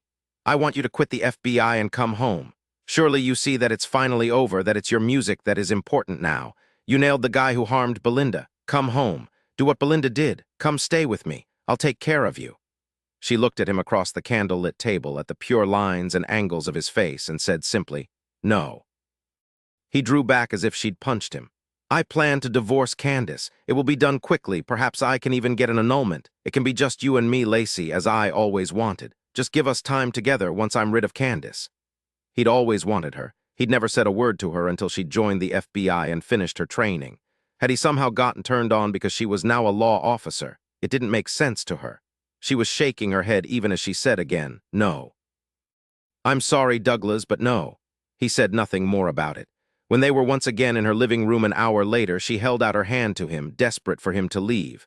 "Douglas, I had a lovely time tonight. Will I see you tomorrow?" He didn't say anything, just jerked her against him. He kissed her hard, hurting her arm. She pushed at his chest but couldn't move him. "Douglas," she said against his mouth and felt his tongue push against her front teeth. The doorbell rang. He still didn't release her, just kept grinding his mouth into hers. Her knee was almost in motion when she managed to jerk her head back far enough to call out, "Who's there?" "Let me in, Miss Sherlock." A woman. Who could she be? Suddenly Douglas was 2 feet away from her, standing there looking bewildered, wiping his mouth with the back of his hand. "It's Candace," he said blankly, then walked to the door and opened it. The woman standing there was no older than Lacey, with long honey-blonde hair, nearly as tall as Douglas and endowed with very high cheekbones that had to be a cameraman's dream. But it was her eyes that riveted Lacey. Dark, dark eyes that held fury, malice, and even more fury this instant than just the moment before. She looked ready to kill. "Candace, what the hell are you doing here?" "I followed you, Douglas, and you came here just like a little trained pigeon." "I knew you'd come to her even though I prayed you wouldn't. Damn you, I'd hoped our marriage meant something to you. Just look, you let her kiss you. You've got her lipstick on your mouth. Damn you, you smell like her. Why should our marriage mean anything to me? You lied to me. You weren't pregnant." "We'll have children, Douglas. I'm just not ready yet. I'm just hitting my stride with my career. I could make it to one of the nationals, but not if I take off now. In another year, we can have a dozen kids if that's what you want." "That doesn't jibe with what you told me before we got married. Then you said you'd had a miscarriage and you were so upset. Now you don't want to get pregnant. You know what? I don't think you were ever pregnant at all." Douglas turned to Lacey, waving a languid hand toward his wife. "This is Candace Adams." "I'm your wife, Douglas. I'm Candace Madigan. She is your dead wife's sister. No, half-sister, nothing more." "What are you doing here with her?" He changed from one moment to the next. His bewilderment, his frustration, all were gone. He was standing tall and arrogant, a stance Lacey recognized, a stance that was second nature to him.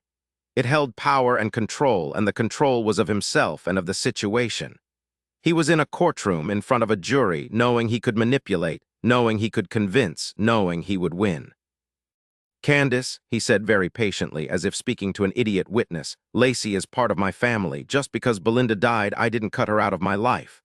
"I saw you kissing her through the window, Douglas." "Yes," he said quite calmly, "I did. She's very innocent. She doesn't kiss well and I like that." It was another damned rabbit hole, only this time she wasn't going to slide in. "I didn't want you to kiss me, Douglas. I wasn't kissing you at all." Lacey turned to Candace. "Mrs. Madigan, I think that you and Douglas should go discuss your problems. I have no part in any of it. Honestly, I don't." Candace smiled at her, stepped quickly around Douglas and slapped her hard, whipping her head back. A deep voice came from behind them. "This appears to be very interesting, but I really can't allow anyone to strike my agents, ma'am.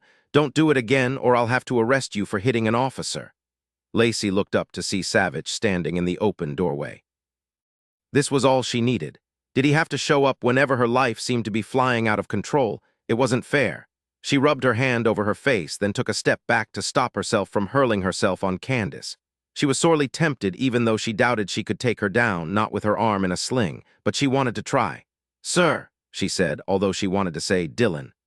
No way was she going to use his first name in front of Douglas. It would be waving a red flag. "What are you doing here? No, don't tell me. I've been elected the Recreation Meeting Center for the evening. Do come in and close the door, sir, before a neighbor calls the cops." "I am the cops, ma'am." "Very well, would anyone care for a cup of tea, a game of bingo?" Douglas plowed his fingers through his hair. "No, nothing, Lacey." He turned to his wife. "We have to talk, Candace. I am upset with you. I don't care at all for your behavior. Come along now." Lacey and Savich watched them leave, their voices raised before they even reached the end of the driveway. "I'll take some tea now," Savich said. 10 minutes later, she and Savich were drinking tea in the now blessedly empty living room. "What are you doing here?" "I was out running when I came by here. You had a hard day. I just wanted to make sure you were all right. The front door was open, and I heard this woman yelling, 'How's your cheek?'" Lacey massaged her jaw. "She's a strong woman." "Actually, it's a good thing you came in, or else I might have confronted her. Then she might really have beaten me up, what with my broken wing. I'll call Chico tomorrow." "You called me sir again?" "Yes, I did, on purpose. Douglas is jealous of you. If I'd called you Dillon, it might have pushed him over the edge. Then you might have had to fight him. You could have messed up all my beautiful new furniture." That gave him pause. He grinned, toasted her with his teacup, then said finally, "This was the man who was married to Belinda." At her nod, he said, And this is his new wife. Tell me about this, Sherlock. I love family messes. I'll say only that Douglas thinks he might like me a bit too much.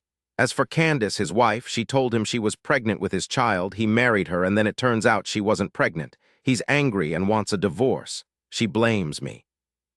That's all there is to it, not a mess really, at least it doesn't involve me, she sighed.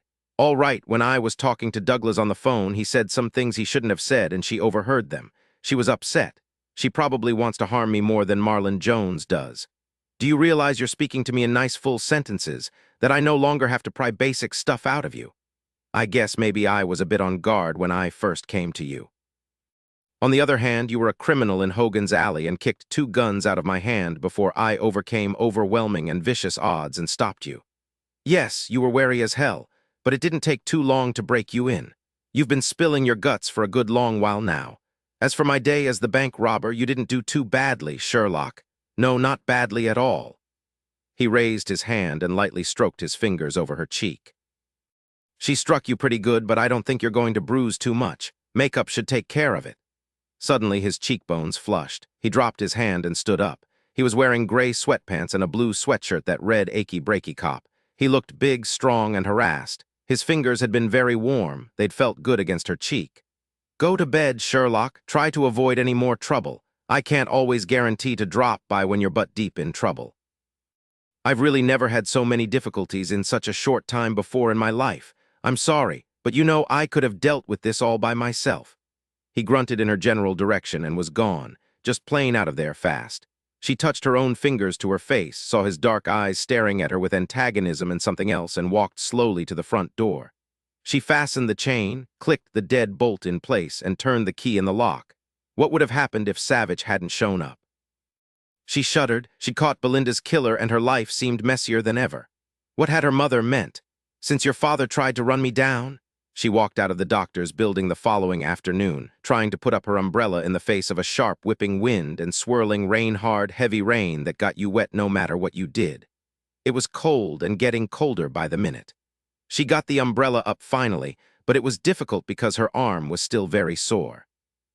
She stepped off the curb, trying to keep herself covered, and started toward her car, parked just down the block on the opposite side of Union Street. Suddenly she heard a shout, then a scream. She whipped about, the wind nearly knocking her over, her umbrella sucked out of her hand. The car was right on her, a big black car with dark tinted windows, a congressman's car, no, probably a lobbyist's car, so many of them in Washington. What was the fool doing? She froze in that blank instant, then hurled herself back onto the sidewalk, her sore arm slamming into a parking meter. She felt the whoosh of hot air even as she went down half into the street, half on the sidewalk. She twisted around to see the black car accelerate and take the next corner in a screech of tires. She just lay there staring blankly after the car. Why hadn't he stopped to see if she was all right? No, naturally, the driver wouldn't have stopped. He'd probably be arrested for drunk driving. Slowly, she pulled herself to her feet. Her pantyhose were ruined, as were her shoes and clothes. Her hair was plastered to her head and over her face. As for her healing arm, it was throbbing big time now. Her shoulder began to hurt, as did her left leg. At least she was alive. At least she hadn't been farther out into the street. If she had been, she wouldn't have stood a chance. She'd gotten 3 letters of the license plate pro now that she thought about it. It hadn't been a government license. People were all around her now, helping her to straighten up, holding umbrellas over her. One gray-haired woman was fussing, patting her here and there as if she were her baby. She managed to smile at the woman. "Thank you, I'm all right." That driver was an idiot, a maniac. The man over there called the cops on his cell phone. A businessman said, "Miss, do you want an ambulance?" Jesus, that guy could have killed you. She held up her hands. The rain pounded down on her. "No, no ambulance, please, I'm all right." The cops were coming soon. She didn't have much time. She was on the phone dialing Savich's number in under 2 minutes. He wasn't there. Hannah answered. Where was Marcy, Savich's secretary? She didn't need Hannah, not now, but there was no choice. "Hannah, I need to know where Savich is. Do you have a number for him?" "No, even if I did, I wouldn't tell you." "Hannah, listen to me. Someone just tried to run me down. Please tell me how I can get hold of Savich." Suddenly, Ollie was on the line.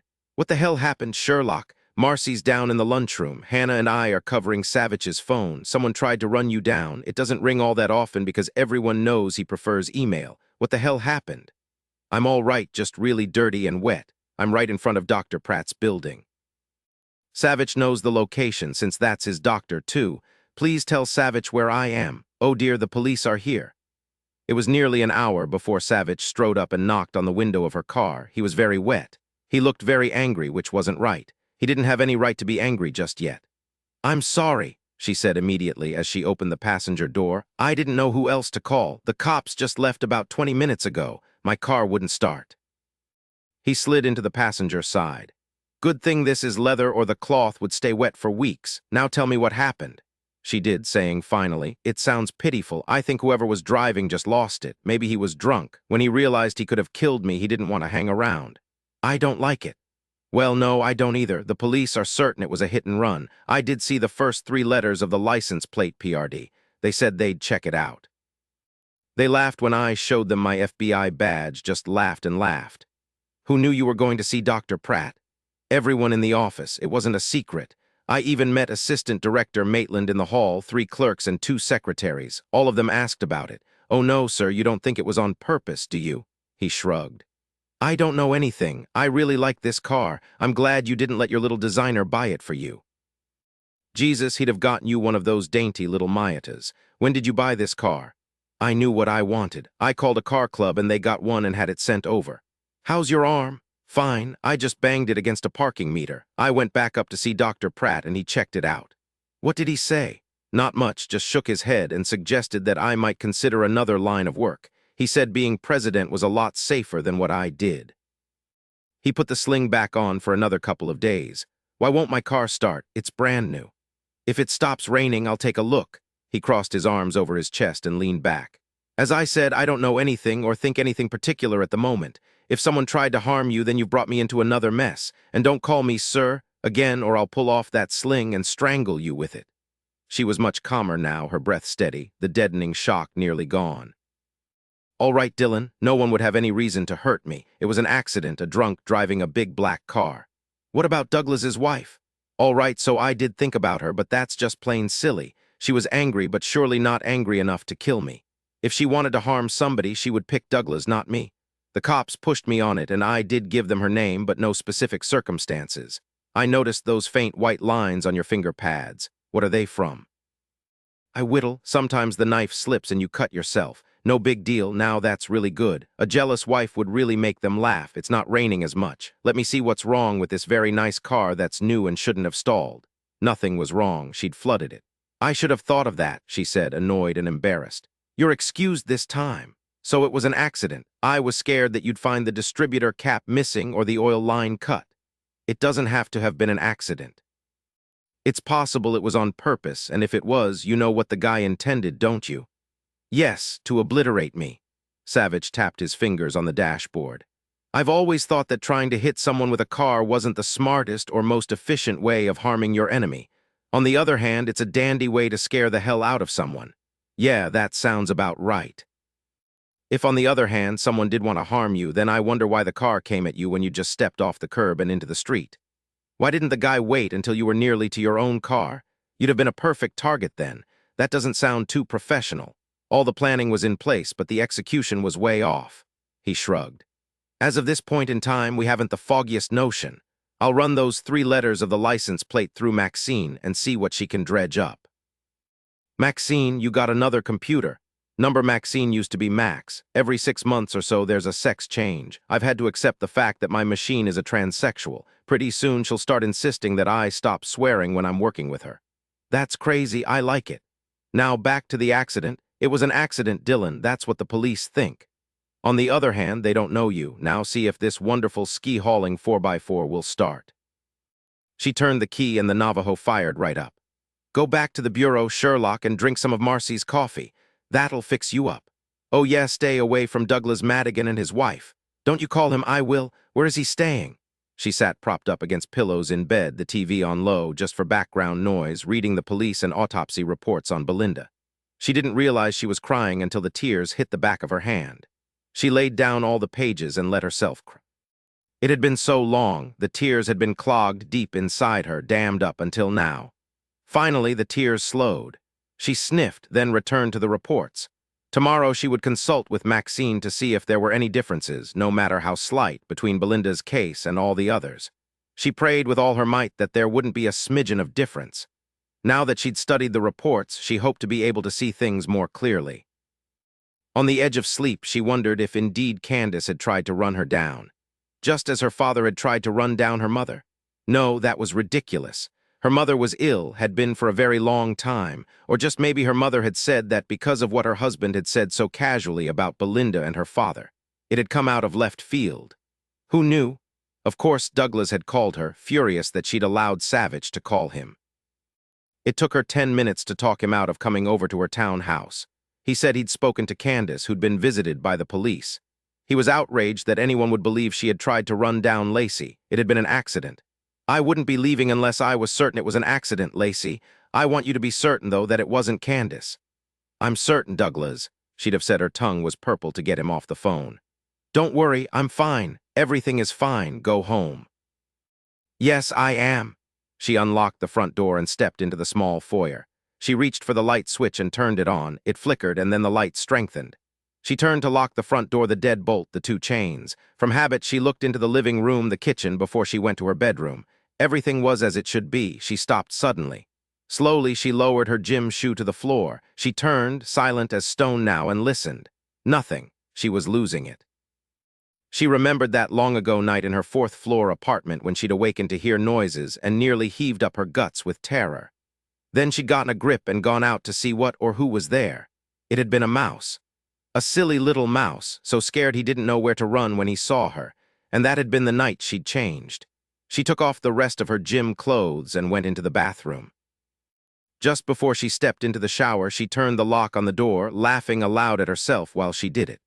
"You're an idiot," she said, unlocked the door, then stepped into the shower. Hot, hot water. It felt like heaven. Dillon had nearly killed her, but the hot water was soaking in.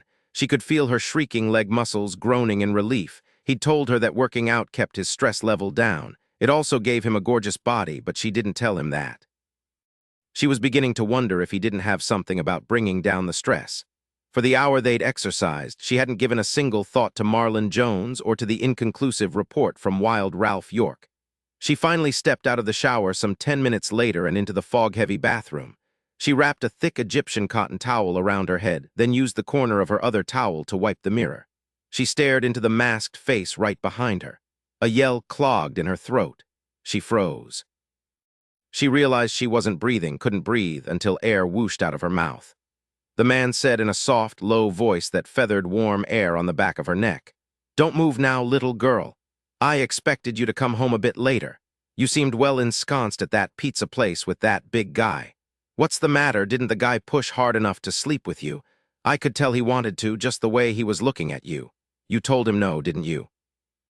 Yeah, you're here a little earlier than I expected, but no matter. I had a chance to settle in, get to know you a bit." His mask was black. His breathing was quiet, his voice so very soft, unalarming. She felt the gun pressing lightly against the small of her back. She was defenseless, no weapon, nothing except a ridiculous towel wrapped around her head. "That's right, you're holding perfectly still. Are you afraid I'll hurt you?" "I don't know, will you?" "I hadn't thought to, but seeing you like this, well, you're good-looking, you know. It turned me on to hear you singing that country western song in the shower. What was it? King of the Road. I like those words, but they fit me, not you. You're just a little girl playing cop. The King of the Road goes to Maine when he's all done, right? That's just where I might go once I'm through with you." Slowly, very slowly, she brought the towel down in front of her. "May I please wrap the towel around me?" "Oh, I like looking at you. Drop it on the floor. Leave the one wrapped around your head. I like that too. It makes you look exotic. It turns me on." She dropped the towel. She felt the gun pressing cold and hard against her spine. She'd had training, but what could she do? She was defenseless without a weapon in her bathroom. What could she possibly do? Talk to him. That was her best chance for the moment. "What do you want?" "I want to talk you into going back to him, all the way back to San Francisco." "Did you try to run me down?" He laughed, actually laughed. "Do you think I could have done something like that, little girl? Though you ain't all that little, are you?" The hand holding the gun came around and pressed the dull silver barrel against her side. She flinched, leaning back only to feel him against her back. "Now that's nice, isn't it?" He continued to press the cold metal against her, then downward. She was quivering. She couldn't stop it, her flesh trying to flinch from him. Fear was full-blown now, and she didn't know if she could hold herself together. She gasped out, "Why do you want me to leave Washington?" The gun stopped. He drew his hand away. "Your mama and daddy need you at home. It's time you went back there and took care of your responsibilities. They don't want you here involved in conspiracies and shooting people the way the FBI does. Yeah, they want you home. I'm here to encourage you to go. I'll tell you why I can't go back just yet. You see, there's this murderer, his name is Marlon Jones, and he just killed this woman in Boston. He's a serial killer. I can't leave just yet. I'll tell you more, but it could take a while. Can't I put on some clothes? We can go in the kitchen and I'll make some coffee. Hard-nosed little girl, aren't you? It doesn't bother you at all with me pressing against you." "It bothers me." He stepped back. He waved the gun toward the bedroom. "Go put yourself in a bathrobe. I can always take it off you if I want." He followed at a distance, not getting close enough for her to kick out at him. She didn't look at him again until she had the terry cloth robe belted tightly around her waist. "Take the turban off your head and comb out your hair. I want to see it." She pulled off the towel and began combing her fingers through her hair. Had he moved closer, could she get him with her foot? It would require speed, and she'd have to be accurate or he'd kill her. "Use that brush." She shook her head, picked up the brush, and brushed her hair until he finally said, "That's enough." He reached out his hand and touched the damp hair. He grunted.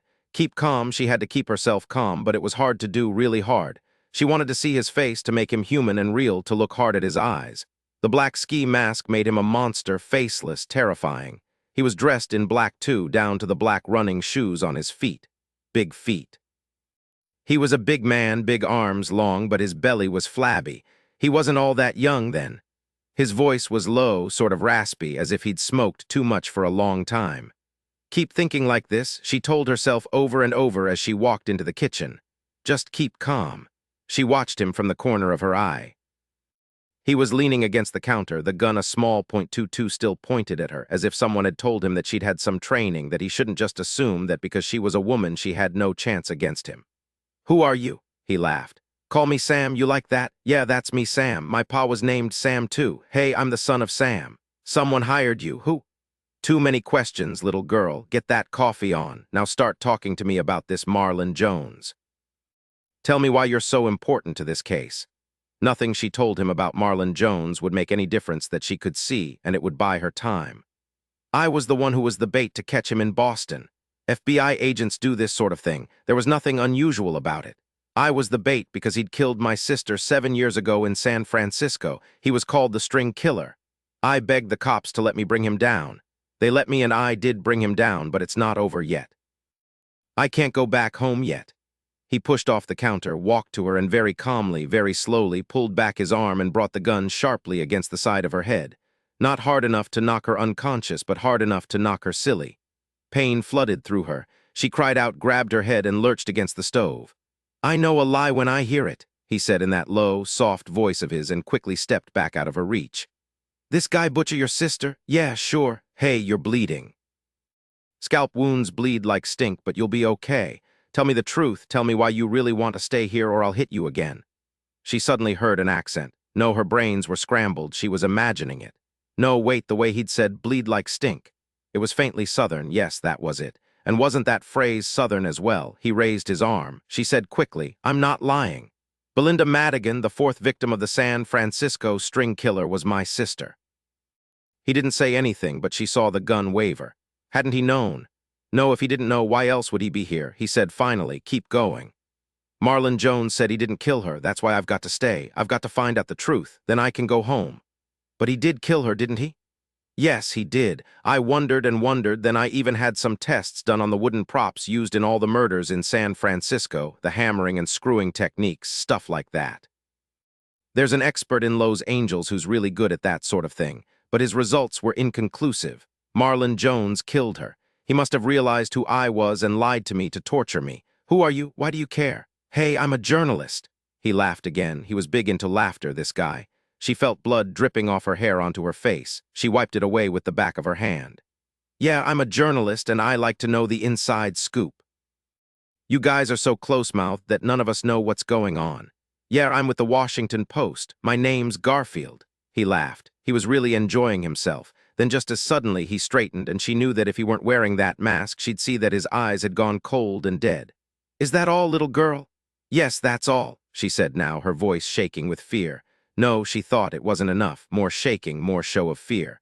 But why do you care whether or not I go home? Or does the person who sent you want me to leave? Why, I'm no threat to anyone. Marlon Jones was in her mind. Was he somehow behind this? The man was silent for a moment, and she knew he was studying her, weighing his options. Who was he? He said finally, reaching out his hand to touch a clump of bloody hair. You know what I think? I think that just maybe old Marlon didn't kill your sister. You're like a little terrier, yanking and jerking and pulling, but you won't find anything. Now I believe that's all I need to know. I'll tell you just one last time. Leave Washington, stay with the FBI if you want, but transfer. Go home, little girl. Now let's have us a good time. He walked toward her, the gun aimed right at her chest. I want you to march your little butt to the bedroom. I want you to stretch out all pretty like on the bed, then we'll see. She knew pleading wouldn't gain her anything. She turned and walked out of the kitchen. He was going to hurt her. Then would he kill her as well? Probably, but she wouldn't let him control her. Who had hired him? What to do? He didn't think Marlon had killed Belinda. Why did he care? What was going on here? Please, who are you? He just motioned the gun toward the bed. She was standing now beside her bed, not wanting to lie down, hating the thought of him being over her, of him in control. Take off that bathrobe. Her hands were fists at her sides. He raised the gun. She took off the bathrobe. Now lie down and face the wall. Why don't you think Marlon killed my sister? Business is over. It's party time. Lie down, little girl, or I'll just have to hurt you real bad. She couldn't do it. She couldn't. He took a step toward her, the gun raised. He was going to hit her with the butt again, probably break her jaw this time. She had to do something. The phone rang. Both of them stared at it. It rang again. It might be my boss, she said, praying harder than she'd ever prayed in her life. He knows I'm home. He said he might call. There was an assignment he wanted to talk to me about. That big guy who brought you here, that's your boss. She nodded and wished again that she could see his face, see his expression. Another ring. Answer it, but you be careful what you say or you're dead where you stand. She picked up the phone and said quietly, Hello? That you, Sherlock? Yes, sir, it's me, sir. He was silent a moment. She was praying hard. I just wanted to tell you that Sally asked to meet you. She wants you to come to the Bonhomie Club tomorrow night. Quinlan's going to be playing both nights. That sounds nice, sir, but you know that I never mix any business with pleasure. It's a rule I always stick to, sir. He was mouthing at her. Get rid of him. I've got to go, sir. Tell Sally I'm sorry, sir. That assignment you wanted to talk to me about, sir, I'll be in early tomorrow. I've got to go now. The gun was pressing at her temple. She gulped, then gently hung up the phone. I heard what the guy said. You're lucky you didn't blow it, little girl. Now. He pulled some slender nylon rope from his pocket. Put those arms up over your head. He was going to tie her down, then he could do anything he wanted with her. Slowly, slowly, she raised her arms. Why had she wanted a brass bed with a slatted brass headboard? He was coming over to her, soon now, soon, and she would have a chance. He leaned down, the rope in one hand, the gun in the other. He seemed uncertain what to do with the gun. Put it down, she said in her mind over and over as she looked up at him. Put it down, I'm skinny, you can take me, don't be afraid. He made up his mind. He backed off. Turn on your stomach. She stared at him. Do it now or I'll make you really sorry. She couldn't do it. She just couldn't. Without thought, without hesitation, she lurched up and rammed her head into his belly. At the same time, she flung out both fists against his forearms. She heard him cursing, heard the pain in his voice, and kept hitting him. Quickly, she threw herself to the floor, rolling onto her back. He was heaving hard over her now, the gun up, and she kicked with all her strength, her foot hitting his hand. The gun went flying. He threw himself down on her. His fist landed hard against her jaw, then he raised her head, grabbed fistfuls of damp hair, and slammed her head against the floor once, twice, 3 times. She heard a yell and a moan. The sounds were from her. She tried to bring her legs up to kick him, but couldn't manage it. She felt numbness, then knifing pain shot through her head. She vaguely heard his curses from above her, and they grew more distant. She thought she heard the phone ring again. She thought she heard him breathing hard over her. Then she didn't know about anything. She fell into blackness. He was scared spitless. The front door stood wide open. Savich forced himself to be careful, to go slowly, but what he wanted to do was roar in there. God, what had happened? He drew his gun and eased inside the townhouse. Slowly, he reached for the light switch and flipped it on. He was in a crouch in the next instant, sweeping his Sig Sauer around him in a wide arc. No one. Sherlock. Nothing. He didn't even pause now. He ran into the living room, switching on lights as he went. She wasn't there, nor was she in the kitchen. He was in the hallway when he heard a moan. She was lying on the floor next to the bed, covered by a blanket. Blood streaked down the side of her face. He was on his knees beside her, his fingers pressed against the pulse in her neck, slow and steady. He turned her over. Sherlock, wake up! She moaned again, low and deep in her throat. She tried to bring up her hand to her head but couldn't do it. Her hand fell. He caught it before it hit the floor. He laid her hand over her belly. He leaned close over her, an inch from her face. Sherlock, wake the hell up. You're scaring the bejesus out of me. Wake up! She heard his voice. He sounded incredibly angry. No, not angry, but really worried. She had to open her eyes, but she knew any movement at all would hurt really badly. Talk to me. Come on, you can do it. Talk to me. She managed to open her eyes. He was blurry, but his voice was low and deep and eminently sane. She was so grateful, so relieved. She whispered over the pain, "You came. I knew the multiple sirs would get to you. They did. The first time you said it, I wanted to trim your sails, but then you said it again. I knew something was wrong. Where'd he hit you?" My head with the butt of his gun. He didn't want to ask, but he had to. "Did he assault you?" He would have tried, but I just couldn't let him do it. He wanted me to lie down on my stomach. When he moved in, I attacked him. That's when he knocked me off the bed and started banging my head against the floor. It kind of hurts, Dillon. Did he hit you anywhere else? Just a fist in the jaw. Let me get you up on the bed. He's gone. You're sure he's gone? I don't want him to sneak back and hurt you. Hurt him. Blood was trickling down the side of her face, and she was worried about him. I'll go lock the front door in just a minute. While he spoke, he slid his hands beneath her and lifted her. She didn't weigh much. He laid her on the bed, then very quickly drew the blanket over her. "Don't move," he said, turned, and went back to the front door. He looked around outside, then came back into the house and locked the door. When he was seated beside her again on the side of the bed, he said quietly, "No one's about now. Now I'm going to call the paramedics and get you to the hospital." Her hand shot up. No hospital. I'm all right. I've got a very hard head. Maybe a concussion, but there's nothing they can do for that, just time. I've got time here. Please, no hospital. I hate hospitals. They'll give me more shots in the butt. That's awful." He just looked down at her, then turned to the phone. He dialed a number, then said, "It's Savich. Sorry to bother you, Ned, but could you come to this address and check out one of my agents for me? The guy who attacked her hit her pretty hard in the head. I don't know if she'll need stitches. No hospital. Yeah, thanks." When he hung up the phone, she said, "A doctor who makes house calls? That's got to be rarer than the Great Auk. Ned Breaker owes me. I got his kid away from kidnappers last year. He's a good guy. We became friends. Now enough of that. It'll take him a good 30 minutes to get here. Do you feel well enough to tell me what happened? After you left, I took a shower. When I got out, he was standing behind me when I wiped the fog off the bathroom mirror. He was wearing a black ski mask and carrying a cheap .22. He wanted me to leave town. Then I talked about Marlon Jones, and he seemed interested in that. I don't know whether or not the person who sent him meant for him to assault me. Maybe like that almost hit and run, he was just trying to scare me, which he did. Really, though, the bottom line was that I should go home to my family. When I asked him if he was the one who tried to run me down, he didn't answer me. I think he could have been. He had a slight accent from Alabama, maybe. What did you tell him about Marlon Jones? The truth, there was no reason not to. I think somehow Marlon Jones had to have sent him. He tried not to be too interested in Marlon, but he was. He wanted me to believe Marlon was innocent. You sure about that? Yes, but again, I think his mission was to scare me to death, scare me enough to make me run. Then he said business was over. He said he wanted to hurt me. Her eyes were vague, her voice slowing down, her words slurring. He shook her shoulders. "Sherlock, wake up. Come on, you can do it." He lightly slapped her cheek, then cupped her jaw in the palm of his hand. "Wake up." She blinked, trying hard. She wanted to tell him that his hand on her jaw hurt, but all she said was, "Probably a concussion. I'll stay awake, I promise." He was going to tie my hands above my head to the slats of the bed, but he knew I'd attack if he dropped the gun, so he told me to lie on my stomach. I couldn't do that, Dillon. I just couldn't. That's when curtains, black curtains, were swinging down over her eyes, over her mind. She couldn't see anything. "Wake up, Sherlock. I'm awake. Don't yell at me. It hurts. I won't conk out on you, I promise, but I can't see. Your eyes are closed."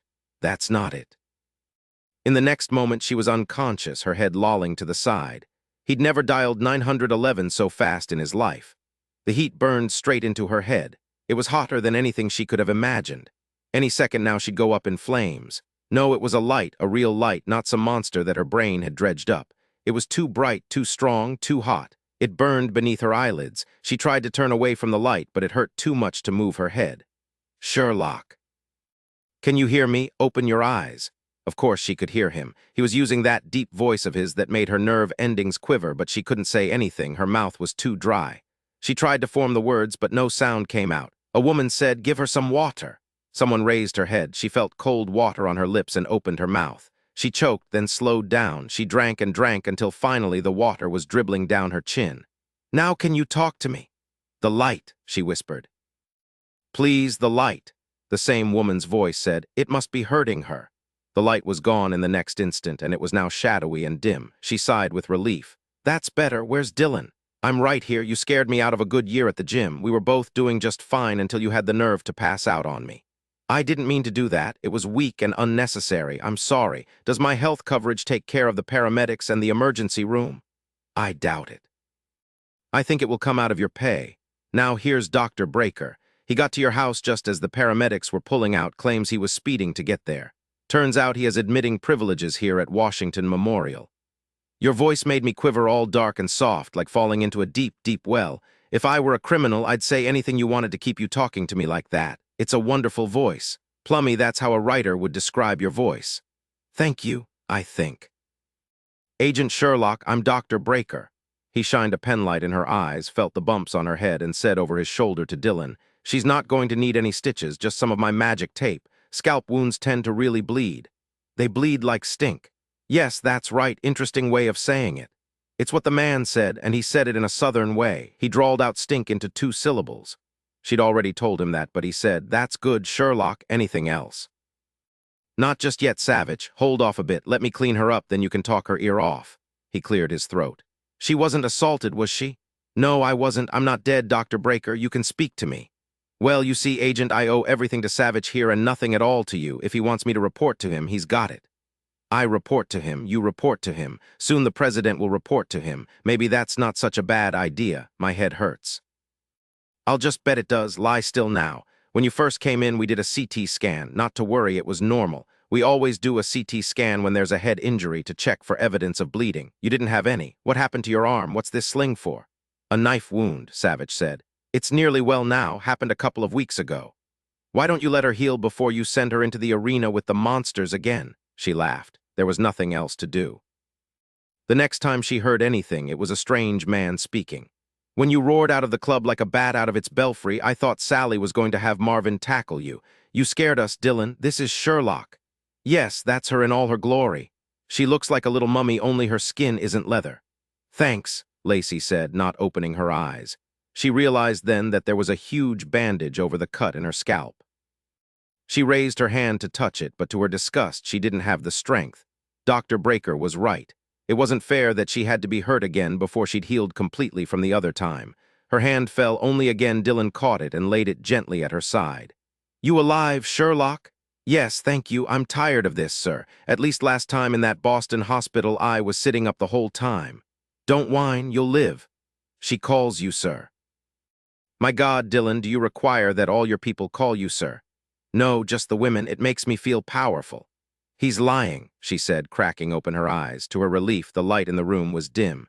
"He takes all the women to the gym and stomps them into the floor. The sir stuff is my idea. I hope it makes him feel responsible and guilty."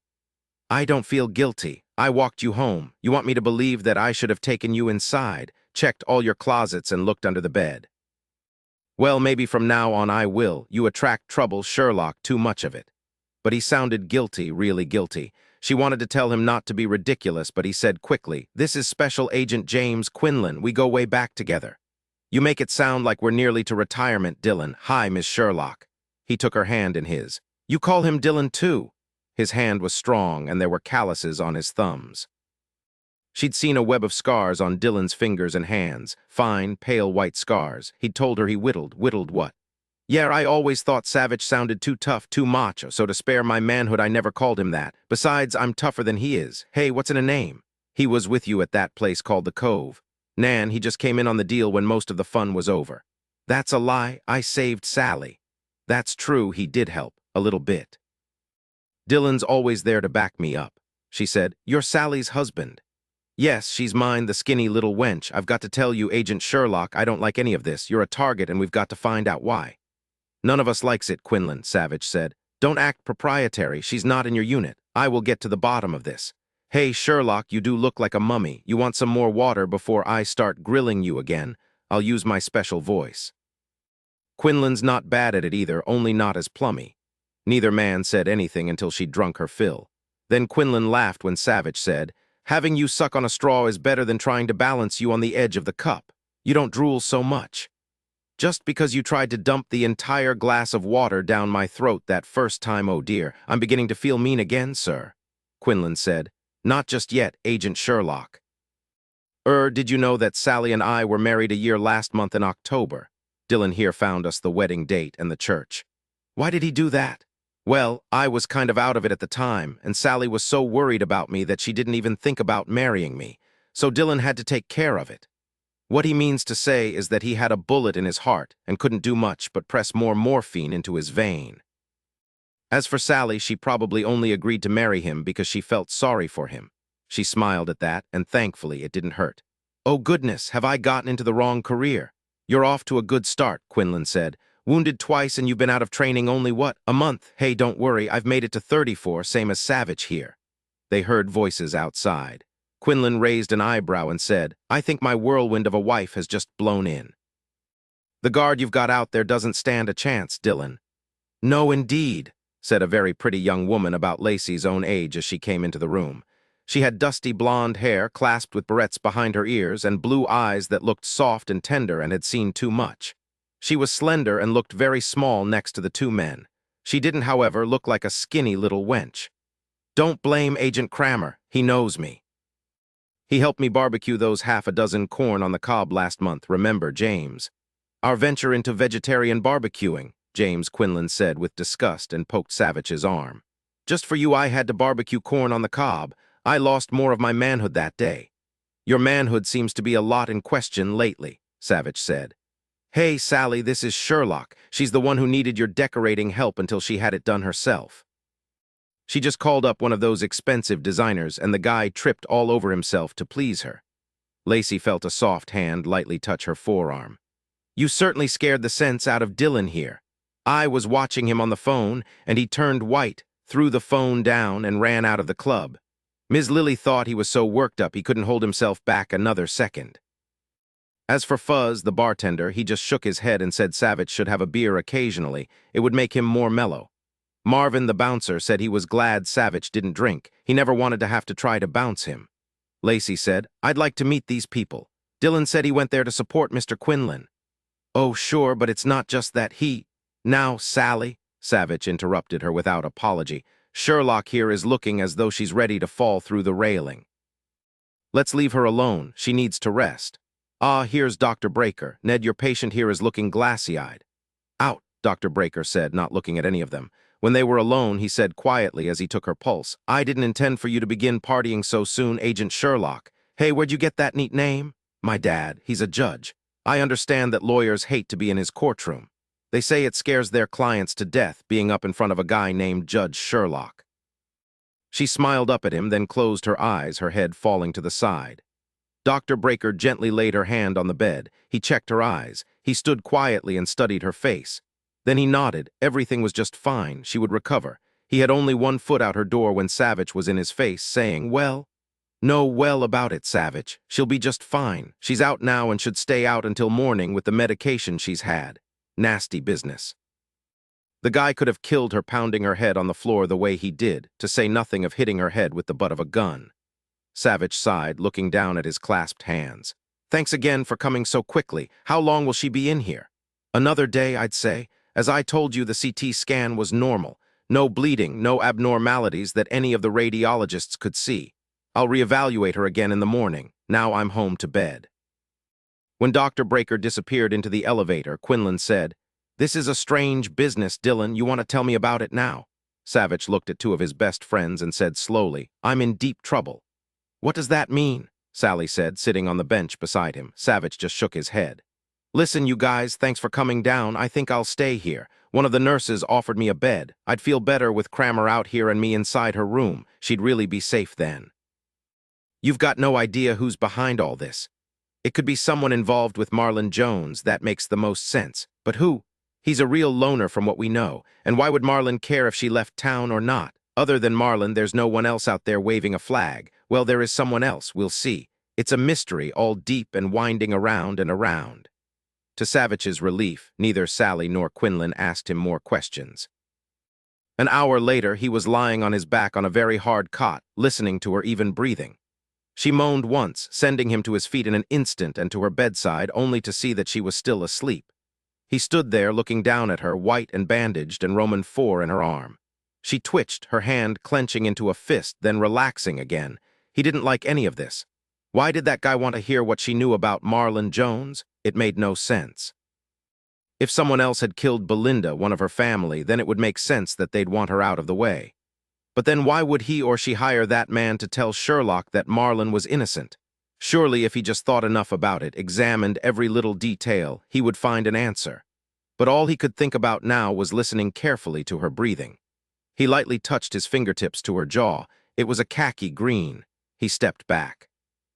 He lay back down, felt the smooth cold of his gun next to his hand, and kept listening to her until finally, after what seemed an interminable amount of time, he fell asleep. I want to go home.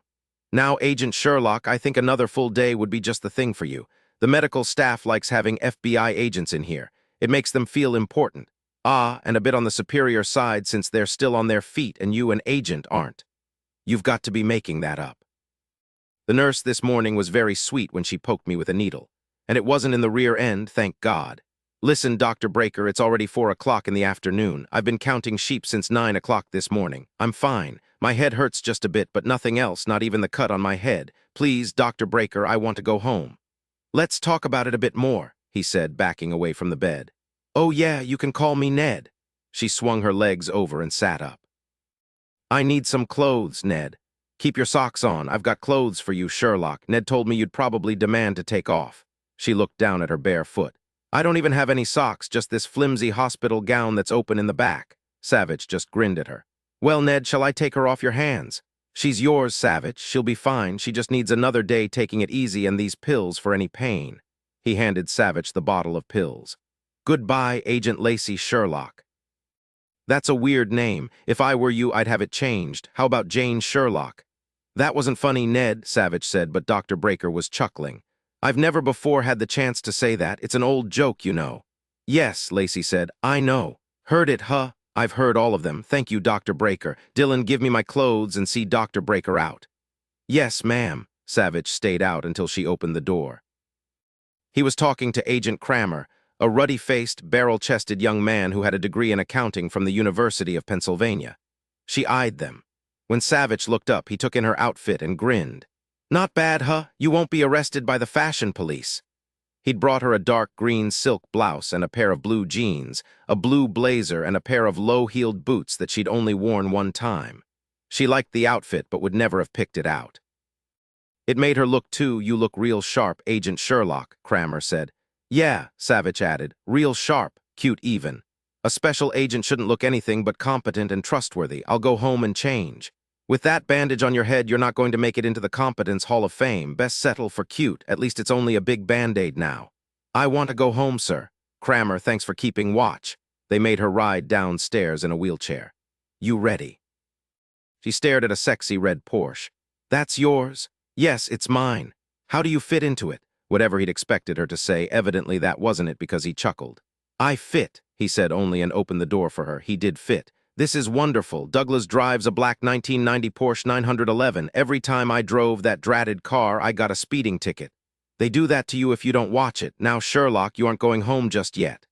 I have to go home. I have plants to water. Quinlan will water your plants. He's magic with plants. He'll probably even sing to them.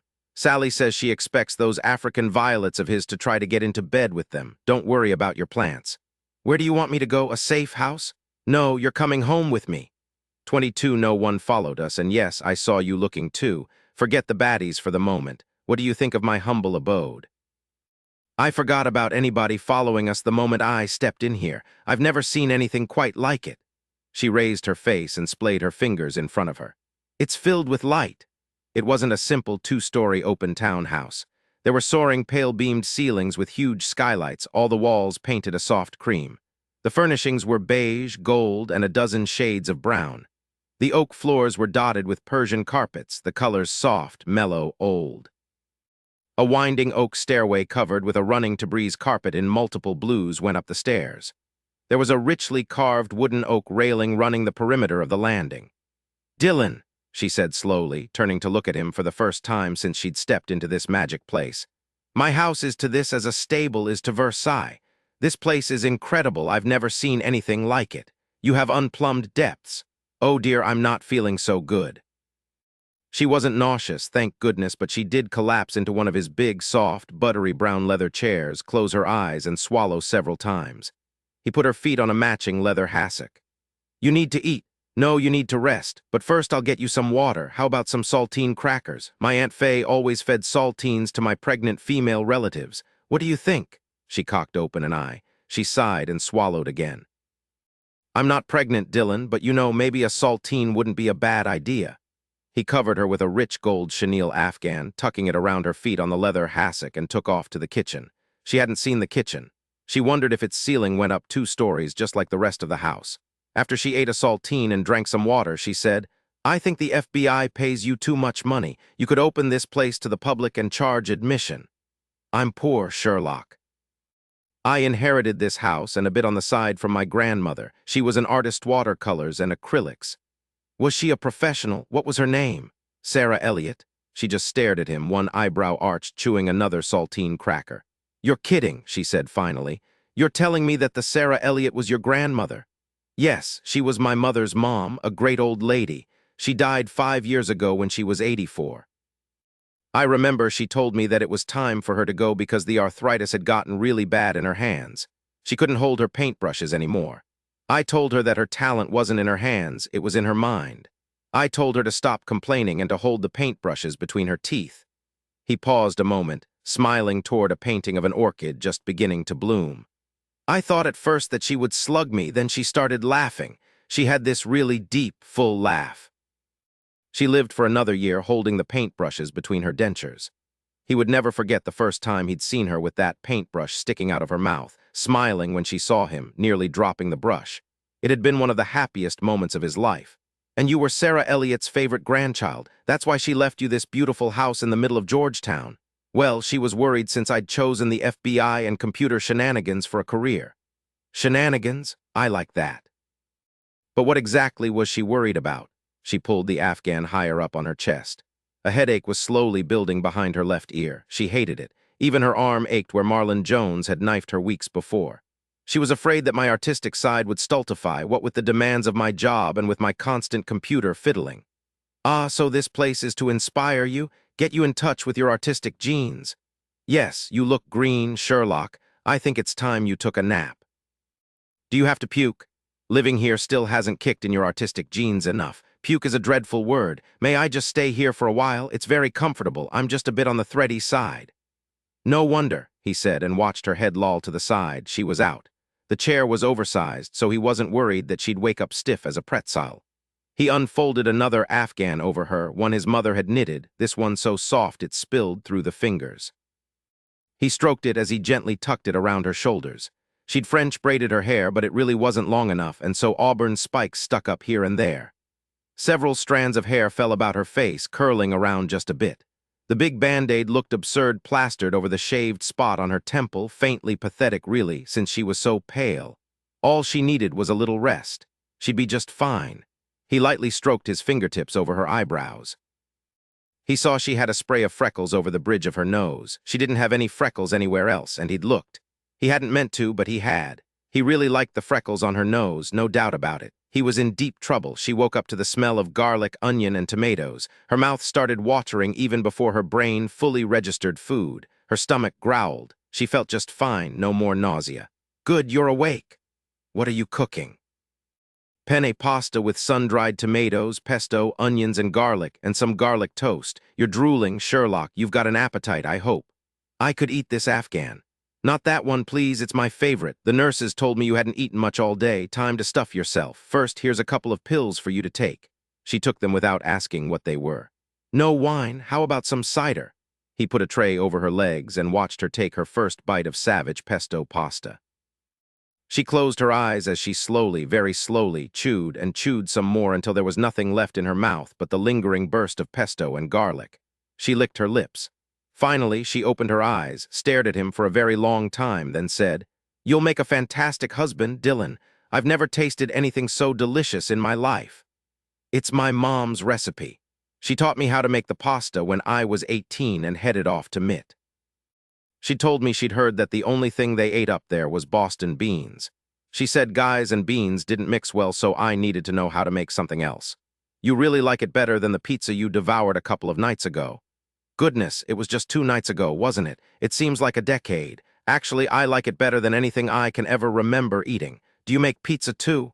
Sure, you want some for breakfast. You cook it any time you want, I'll consume it. They didn't say anything more for a good 7 minutes. Savich's tray was on the coffee table, close enough to keep a good eye on her. She stopped halfway through and stared down at the rest of her pasta. He thought she was going to cry. It's so good. There's just no more room. If you get hungry later, we can just heat it up. She was fiddling with her fork, building little structures with the pasta, watching the emerging patterns with great concentration.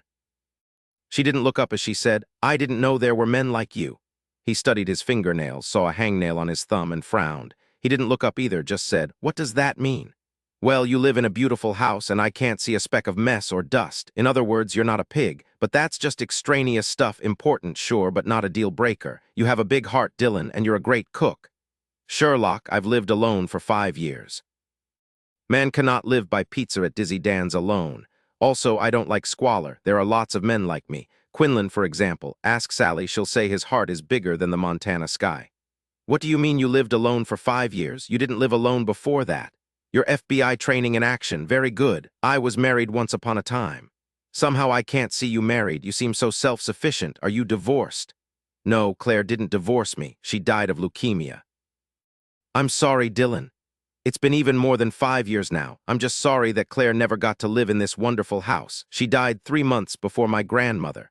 How long were you together? 4 years. She was only 27 when she died. It was strange what happened. She'd just read that old book by Erich Segel, Love Story.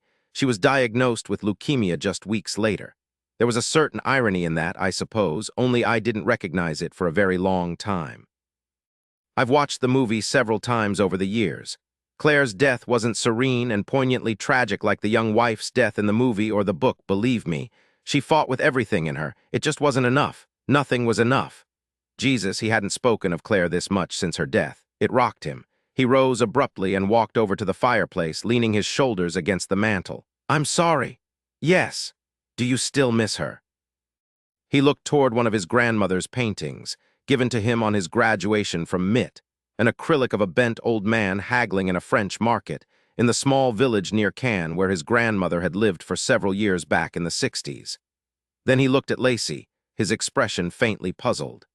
It's odd, but you know, I can't quite picture Claire's face in my mind anymore. It's all blurry and faded, like a very old photograph. I know the pain is there, but it's soft now, far away, and I can't really grasp it. Yes, I miss her. Sometimes I'll still look up from reading a book and start to say something to her, or expect her to yell at me when I go nuts over a football play. She was an ice skater. Very good, but she never made the cut to the Olympics. That's how Belinda is now to me. At first, I never wanted the pain to lessen, but it did anyway without my permission. It's almost as if Belinda wanted me to let her go. When I see a photo of her now, it seems like she was someone I knew and loved in another place. Another time, maybe the person who loved her was another me as well. Sometimes when I'm in a crowd, I think I hear her call out to me. She's never there, of course. He swallowed, feeling tears of bittersweet memory he hadn't felt in years. Maybe the tears were for both of them. Her eyes were clear and calm as she said, You know, I'd fight too. Never would I go quietly into that good night, just sort of winking out, and isn't that too bad, and wasn't she a nice person? No, I'd be kicking and yelling all the way. He laughed, then immediately sobered. Guilt because he'd spoken about Claire, then laughed. Suddenly, he laughed again. I would too, thanks, Sherlock. She just smiled at him. My head doesn't hurt anymore. One of those magic pills? Yeah, now would you like to watch the news while I clean up the kitchen? No dessert. You didn't clean your plate and you're demanding dessert? Dessert's for a completely different stomach compartment, and my dessert compartment is empty. I know I smelled cheesecake. She ate his New York cheesecake while he cleaned up the dishes. She watched the national news. More trouble in China, more trouble in the Middle East, more wiping out of Kurds, only which Kurds? They were as divided a group as were all the countries surrounding them. Then suddenly there was Big John Bullock, Marlon Jones's lawyer, full of bluff and good nature for the reporters, flinging out answers as they pursued him from the Boston courthouse to his huge black limousine.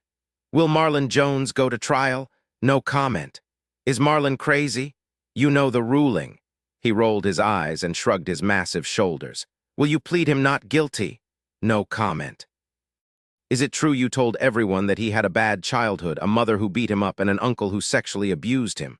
Public records are public records. But there's a confession. It won't be admissible. The cops and the FBI made him confess.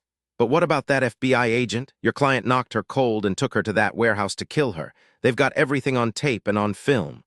Big John gave an explosive wave of his arms. Pure and simple entrapment.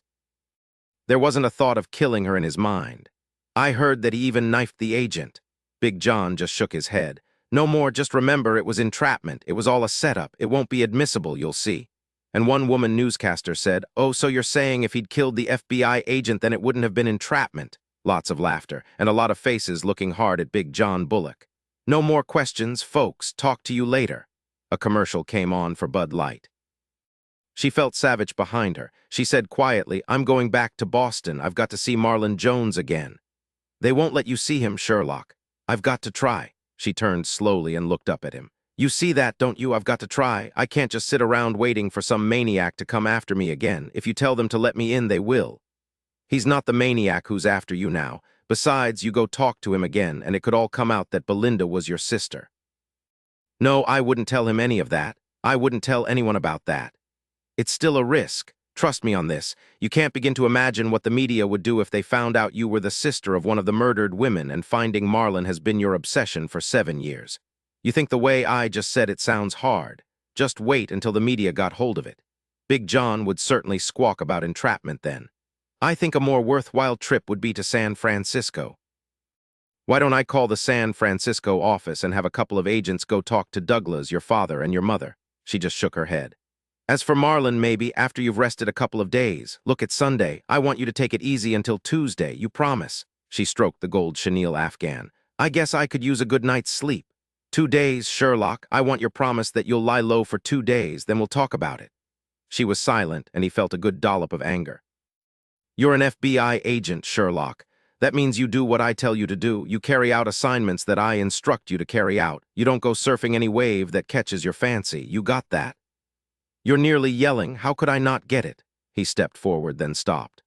"I've got a nice guest room upstairs. I also packed you a suitcase. It's still in the trunk of the car. I'll take you up, then bring it in." She didn't think about her underwear until she was standing in the Victorian bathroom with its highly polished walnut floor, its clawfeet tub, pedestal washbowl, and plush pale yellow Egyptian towels with small flowers on them. She'd stripped down to her bra and panties, turned and seen herself in the mirror and stared. He'd picked out the softest peach silk set she owned. What had he thought when he picked them out of the drawer? Without thinking, she ran her hand over her belly, the silk smooth and slithery against her palm. What had he thought? No, she wouldn't think about that. They were just a bra and drawers, no matter how exquisite, how potentially appealing. He probably hadn't even thought a thing just grabbed them up. She loved pretty underwear. This set she'd bought herself for her last birthday. So expensive, soft and flimsy and delicate. She took off the bra and rubbed the smooth lace against her cheek. She hadn't worn it in months. Dillon had picked it out. Sherlock. 23, she quickly wrapped a towel around herself and looked around the bathroom door. He was standing in the middle of the bedroom, a suitcase in his hand. "On the bed, please, Dillon." He thought she looked beyond tired. He probably should have left her at the hospital, tied to the hospital bed. He looked again. He'd never before realized a towel could look so appealing wrapped around someone. "You need any help?" That made her smile. "No, sir, I can brush my teeth without you holding my arm up." "Then I'll see you in the morning. There's no reason for you to wake up early, just sleep in. When you wake up, just holler and I'll bring you breakfast. Don't forget, Sherlock, you promised to stay put." She hadn't, but she nodded. "Thank you, Dillon. Oh, another thing, I need to run a couple of errands tomorrow morning. While I'm gone, I want you to leave the doors locked and don't open up for anybody. I don't care who anyone says they are. There's lots of food, even some pesto left over for you. You don't need to go out. You open it only for me, you got that?" "I got that. Your Sig Sauer is downstairs in my office. Your Lady Coulte is in the drawer by your bed. Now just let me decide what we'll do about this mess. I'll tell you tomorrow."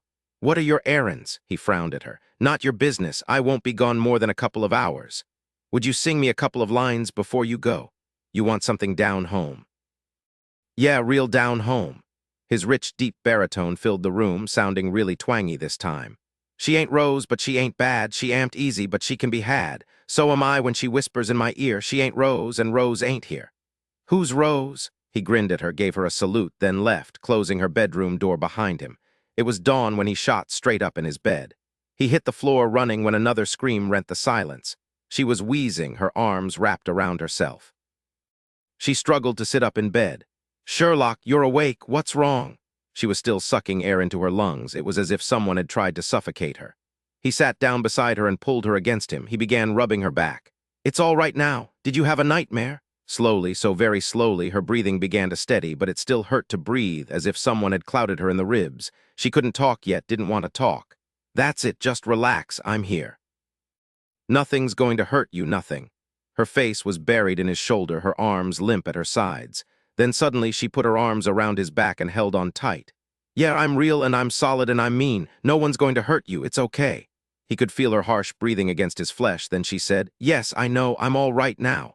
He tried to pull away from her, but she still held on tight. He could feel her shivering. It's really okay, Sherlock, he said again. I'm not going anywhere, you can let go now. I don't think I want to. Give me a few more minutes. She tightened her grip around him. She was still shivering. Sorry, but I seem to have packed you the wrong kind of nightgown. You must be freezing. You're a man, you picked it out because it's appealing and sheer, just like my underwear. Well, yes, I suppose you could be right. It feels really soft and nice. Sorry, but my hormones must have gotten the better of me. Listen now. Let me go, Sherlock, and lie back. If anything, she gripped him tighter. He laughed. I promise you everything's okay now. Listen, you've got to let me go. Come on now. No, he laughed again. He sounded like he was in pain. Okay, tell you what, I'm cold too. Why don't we both lie back and I'll keep holding you until we both warm up? He knew it wasn't a good idea, but he was worried about her. Truth be told, he didn't want to think about his motives. He was wearing boxer shorts, nothing else. No, this was definitely not a good idea. He got under the covers with her, lay on his back, and pulled her against him. She settled her face on his shoulder, her hand on his bare chest. He pulled the covers as high as her ears. She was stiff. It's okay, he said, hugged her against him hard, then eased up. You want to tell me about it? He felt her jerk, her breath fan over his skin. She was still afraid. He just waited. He began to stroke her back, long, even strokes. Finally, she said, it was a nightmare, a stupid nightmare. Talking about Belinda probably brought it on again. What do you mean again? You've had this dream before? She was quiet for a very long time. At least she wasn't shuddering anymore. He was hoping she'd keep talking.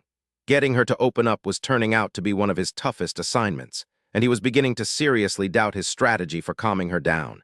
In the silence, he noticed how uneven his own breathing had become. He began breathing deeply. Tell me about the dream, Sherlock.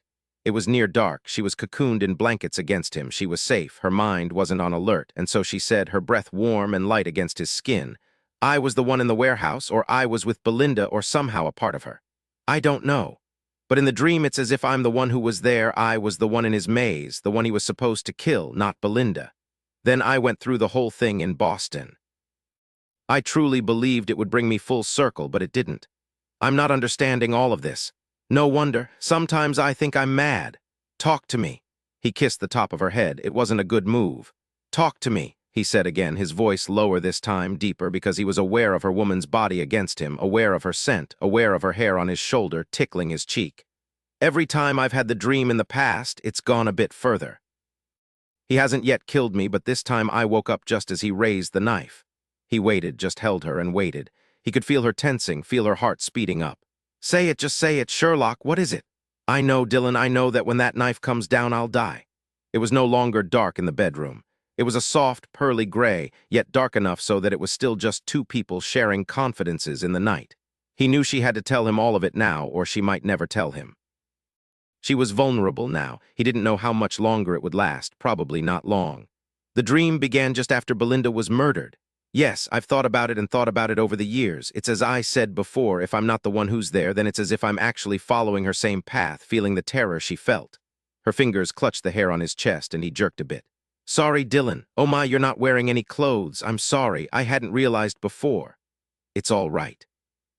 I'm wearing boxer shorts. Ignore it. How long since you've had the nightmare? Well, over a year. This time I went through it all the way to the center of the maze, and he was there, only it was so dark I couldn't see him, but I saw the silver arc of his knife. Then I screamed, and it woke me up. Do you think what you did in Boston brought the dream back? I don't know, probably. He was silent for a moment, then said very quietly, so this was why you were so sure exactly what Marlon was going to do. It wasn't just the profiler's reports, it wasn't all the study you've done during the past 7 years, all the thought you've given to it. You knew every step. Because of the dream, you knew each move to make, each move he would make. Yes, but it still doesn't make any sense, does it? Not just this moment, but it will sooner or later. I have studied him. The profilers had it right. He hated women who cursed, and that's why he cut out their tongues. What they couldn't have been certain about was that the women also badmouthed their husbands. But I knew it was true. That's why I had to be the bait. I knew exactly how to get him to come after me. I knew which buttons to push. He didn't have to doubt for a second that I was the best candidate for punishment around. But there was a difference that I realized just now. In my dream, when the murderer raised the knife, it wasn't the same way that Marlon raised his knife in the center of the maze in Boston. It wasn't so vicious in the dream. It was as if what? As if he wasn't really serious, but I knew he was, and I was scared to death. I'm sorry, that doesn't make a lick of sense. He thought about that a moment, then said, but in Boston, you'd put him on the defensive. He wasn't facing a terrified, helpless woman. That could make the difference. He tightened his arm around her again. Listen to me. Even if that damn dream does continue on some night in the future, even if he does stick a knife into you, you can't die. It's just a dream. You've got to believe that. As real as it seems, it still isn't. It never will be. She shuddered, then was quiet against him. Her hand had been fisted on his chest. He'd managed to ignore it, but now her hand was lower, nearly to his belly. His breathing speeded up. What do you think it all means? He thought about that a long time. It took him longer than usual because he was hard, his heart was pounding fast and strong, and he was having a good deal of difficulty concentrating. His brain no longer had any control. He wanted to pull that beautiful soft peach nightgown over her head, and I don't know. It's almost as if you have some connection with Belinda. No, that sounds like psychic nonsense, but regardless, there's got to be something there, something that happened that you don't remember. Don't you think? Her hand was now a fist on his belly. I don't know what could have happened. Why wouldn't I remember? I was never hurt at that time, no trauma or head wound of any kind. He laid his own hand over hers, pressing down until her fingers splayed over him, her palms soft and flat against his flesh. Just relax. Everything will be all right. I know a woman who could help take you back to what really happened. There's got to be something from 7 years ago, something that triggered this, something you've blocked out that's resurfacing. Yes, if anyone can get to the bottom of this, she can, but don't worry about it anymore right now. You really think she'll help us? I really think so. Since this all started, I knew there was something you were keeping from me. You promised this is all of it. Yes, the terror was gone. She didn't even care that this woman he was talking about was probably a shrink. She could see him in the dull morning light. She could feel the strength of him, the deep, smooth muscles, the texture of his flesh. She didn't feel anything remotely close to terror now. She felt something she didn't think she'd ever felt in her life. The feel of him beneath her palm, beneath her fingers, it made her so alive her body was thrumming with the power of it. Dillon! He didn't know if he had any more words available to him. His brain was all in his groin, need for her was raging through him, making him shake, and it took everything in him to keep control. I feel really warm, but warmer in some places than in others. My shoulders feel really cool, but not other parts of me, like my chest. She was seducing him. No, that couldn't be right. He prayed that it was, then cursed himself. He had to get out of there. He should be back in his own bedroom with 2 doors closed between them. He cleared his throat. Talking would help, but if you can't talk, then I'll go back to my own room. That would be the smart thing to do. Going back to my room this very instant would be the very smartest thing to do. I know. She sighed deeply, leaned her face into his shoulder and lightly bit him. She then licked where she'd bitten. You're probably right, but I have to tell you those warmer places have gotten even warmer. Hot nearly. Sherlock, stop now. This isn't good. I knew it wasn't good when I got in bed with you. Now I know it's maybe one of the stupidest things I've done in a good long while. He thought if he moved now, he was in for 7 years of bad luck because he'd crack into a billion pieces just like a mirror. She pulled her hand away from beneath his. He sucked in his breath in disappointment. I'm sorry. Ollie told me you didn't ever get involved with your people. Why had Ollie told her that?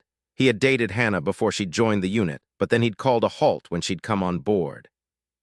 Well, yeah, at least at one time Ollie had been right. Actually, until an hour ago, he would have bet the farm on it. Maybe even just 10 minutes ago, he would have bet a second farm on it.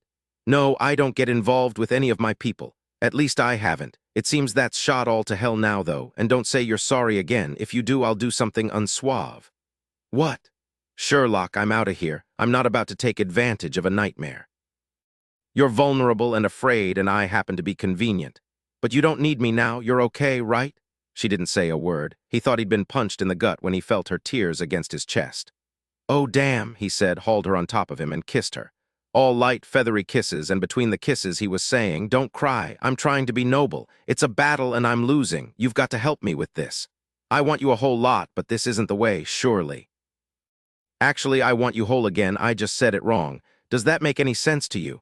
Her palm smoothed over his thigh upward. She said against his ear, "That must be what it is then." He didn't know what she was talking about. All he was thinking about was kissing her. "I've got to stop," he said between another round of kisses. "Or if I don't, then I'm going to be on top of you and that nightgown is going to end up on the floor."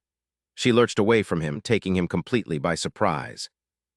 "Let me be plain about this," she said, smiling down at him. He wanted to weep until he realized what she was doing. "Let me be straightforward. I don't want you to have any doubts where I stand on this."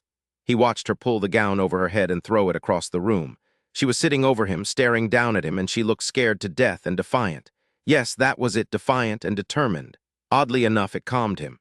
He wanted to put his hands on her, but no, not just yet. "What do you want me to do, Sherlock?" "I want to be with you, that is, if you'll make an exception for me." "I've made an exception for you since I kicked you into the bushes in Hogan's Alley. Why do you look scared to death if you're so certain about all this?" "I'm not scared, it's just the morning light." "Yeah, right." But he was more than willing to believe it. She had lovely features, all high and smooth and round, just the right size for his hands, his mouth, any other part of him that wanted to touch her there. And he wanted to. He couldn't remember ever wanting anything so much in his life. Then he remembered that he'd wanted more than anything to be an FBI agent. That sure put a crimp in things. 24 nah, that was pure bullshit. In the scheme of things, that had been very short-sighted of him. This woman sitting on top of him was, he figured, just about the most important milestone in his life.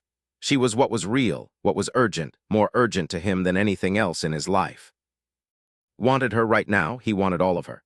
Slowly, he lifted his right hand and lightly touched his fingertips to her. She drew back as if surprised. He cupped her face in his palms. Lovely, a perfect fit. Again, she flinched. "What's wrong? You don't like me holding you?"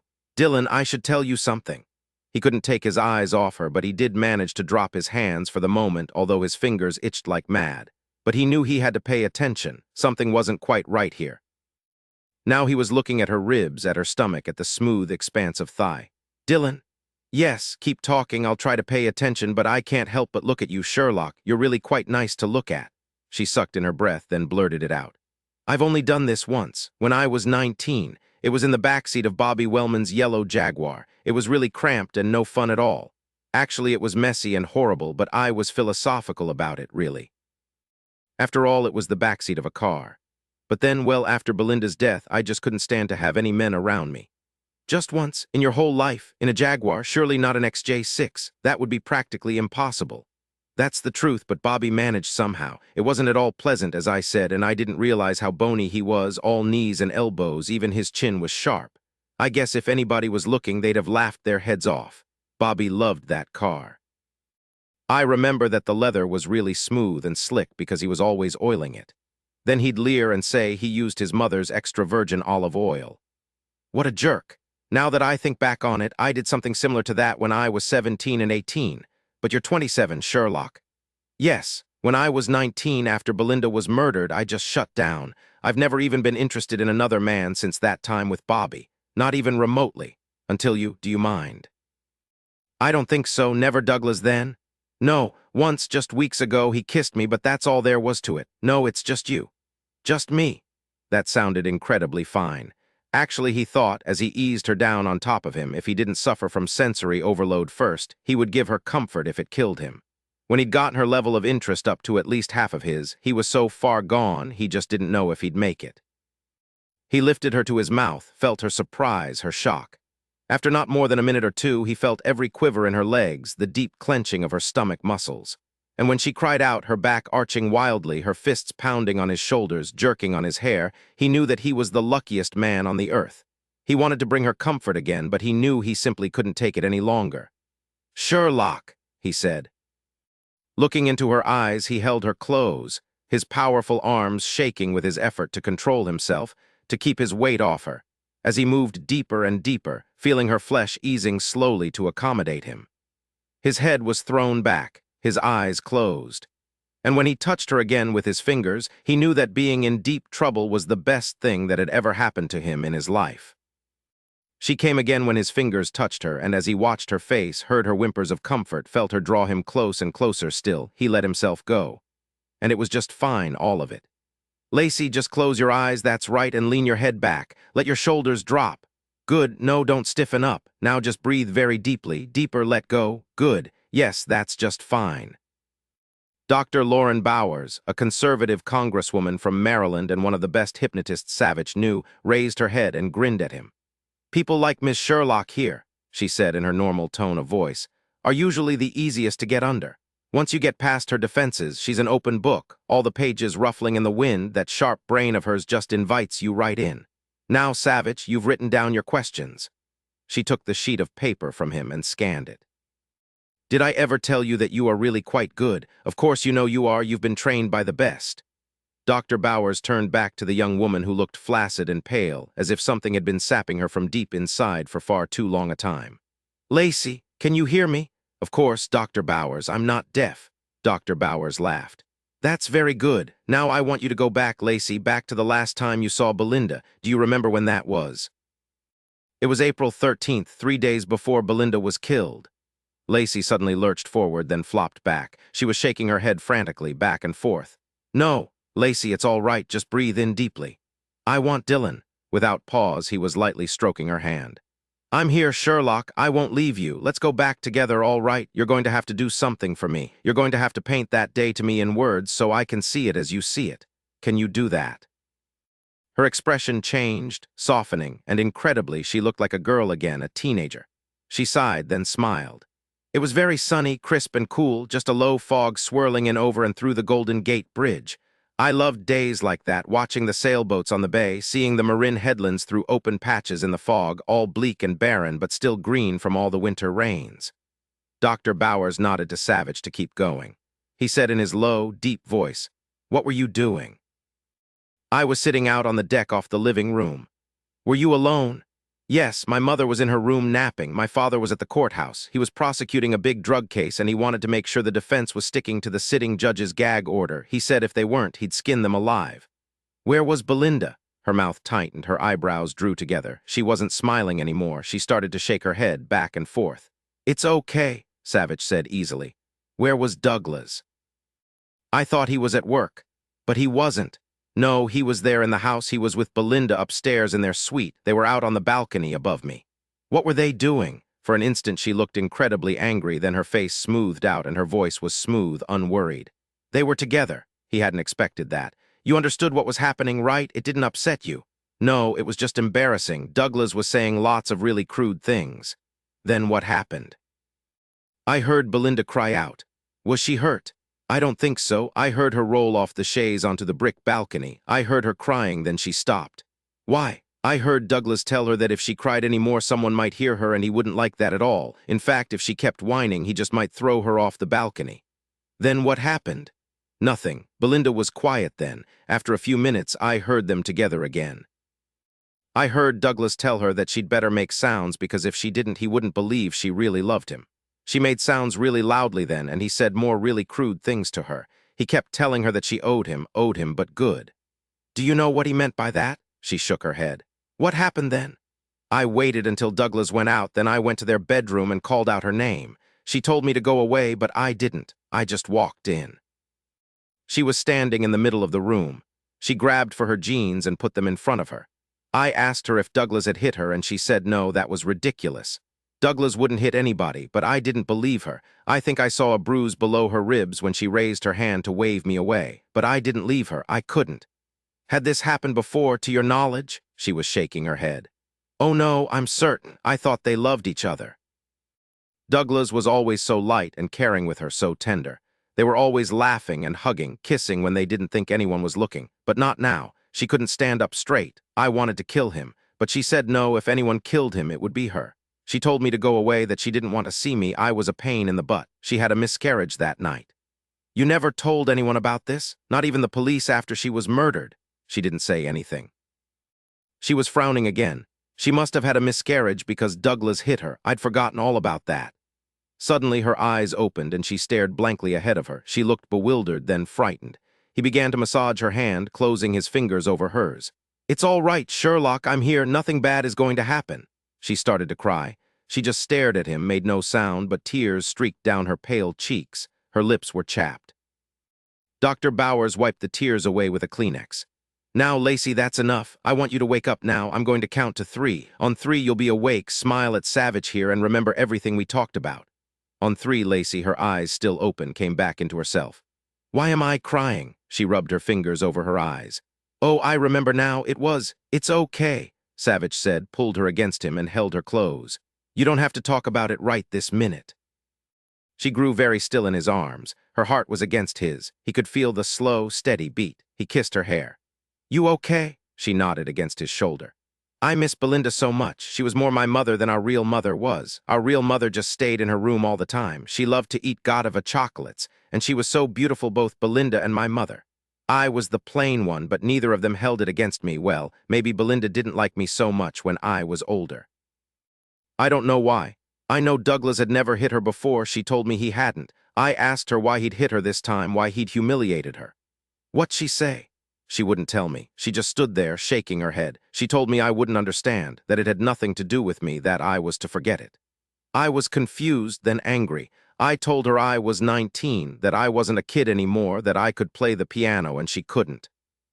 She laughed at that, but it hurt her rib to laugh, so she stopped really fast. She told me to forget this, that it wasn't important in the scheme of things. She told me to go away. I went to Napa Valley with some friends. I never saw Belinda again. How did you know that Belinda had a miscarriage?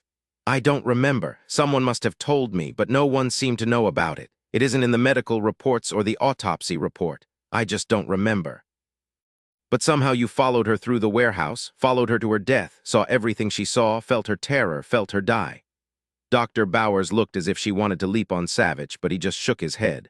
Lacey was stiff now, withdrawn from him, but he didn't say anything more, just held her, rocking her slightly back and forth. How could I have possibly been there? It doesn't make any sense. I was in St. Helena when my father called me. I left San Francisco that very day I'd spoken to Belinda. What did your father say when he called you? He said that Belinda had been killed by the string killer. He told me to come home. I went. There wasn't anything more. Did your father tell you about her miscarriage? I don't remember. When did you have the first dream? 6 weeks later. He was stalking me, and I knew he was there, only there was nothing I could do about it. I couldn't get away from him. I yelled at him. Why are you here? What do you want? He didn't say anything. He just kept coming closer and closer. I knew he would hit me on the head, but it didn't matter. I couldn't get away from him. I felt helpless, and he was right there over me. The dream ended. When did you come to realize that he picked women because they cursed and put down their husbands? The dreams got longer, more detailed. Later, he told me over and over. That began maybe 3 months later. He said in my ear just after he struck me, "You're a filthy-mouthed little bitch, aren't you? You curse and say all those bad things you shouldn't be saying, and you blame your husband and call him bad names. I've got to punish you." I'll never forget that, never. The dreams continued, got more and more involved until the one last night when I woke up just the instant before he killed me. I honestly don't know how much effect the profiling papers influenced me and all my studies. There was a lot of gruesome stuff in the courses, and I thought about him all the time, read all the big city newspapers, studied other serial killers. But I don't understand where this dream came from. It's there, Lacey. We'll get it all out. It will just take a bit of time. Dr. Bowers is right. It's all there in that magnificent brain of yours somewhere. We'll unlock all of it, but no more today. He kissed the top of her head, then said in that calm, unhurried voice, "Do you remember if it was Marlon Jones speaking?" He held his breath. She was perfectly silent, perfectly still. Finally, she said in a voice muffled by his shirt, "No, I can't be certain." Or she couldn't bear to remember. It was enough for now, more than enough. He said aloud, "I think we should pack it in for today. What do you say, Lauren? Has she had enough of the ringer?" "I'd say so. Go watch the Redskins play ball. Eat popcorn." Forget it at least for today. She's still recovering. She needs rest. We'll get at the rest of it in a couple of days. 25 Assistant Director Jimmy Maitland chewed on an unlit cigar, wrote 2 words in his small black book, then looked back at Agent Sherlock, who was sitting on the edge of Savich's sofa, looking pale as death. Savich was across from her in his favorite leather chair, his legs crossed at the ankles. He was, as far as Maitland could tell, looking at Sherlock's hands. He hadn't said a word. Jimmy Maitland, who'd known Savich since he'd become a special agent 8 years before, said, "I don't like any of this, Savich. I got a call from Kramer's section supervisor telling me that Sherlock here had been attacked and that Kramer had stayed outside her hospital room. I'd like to know why you didn't bother to tell me about this." Sherlock looked up.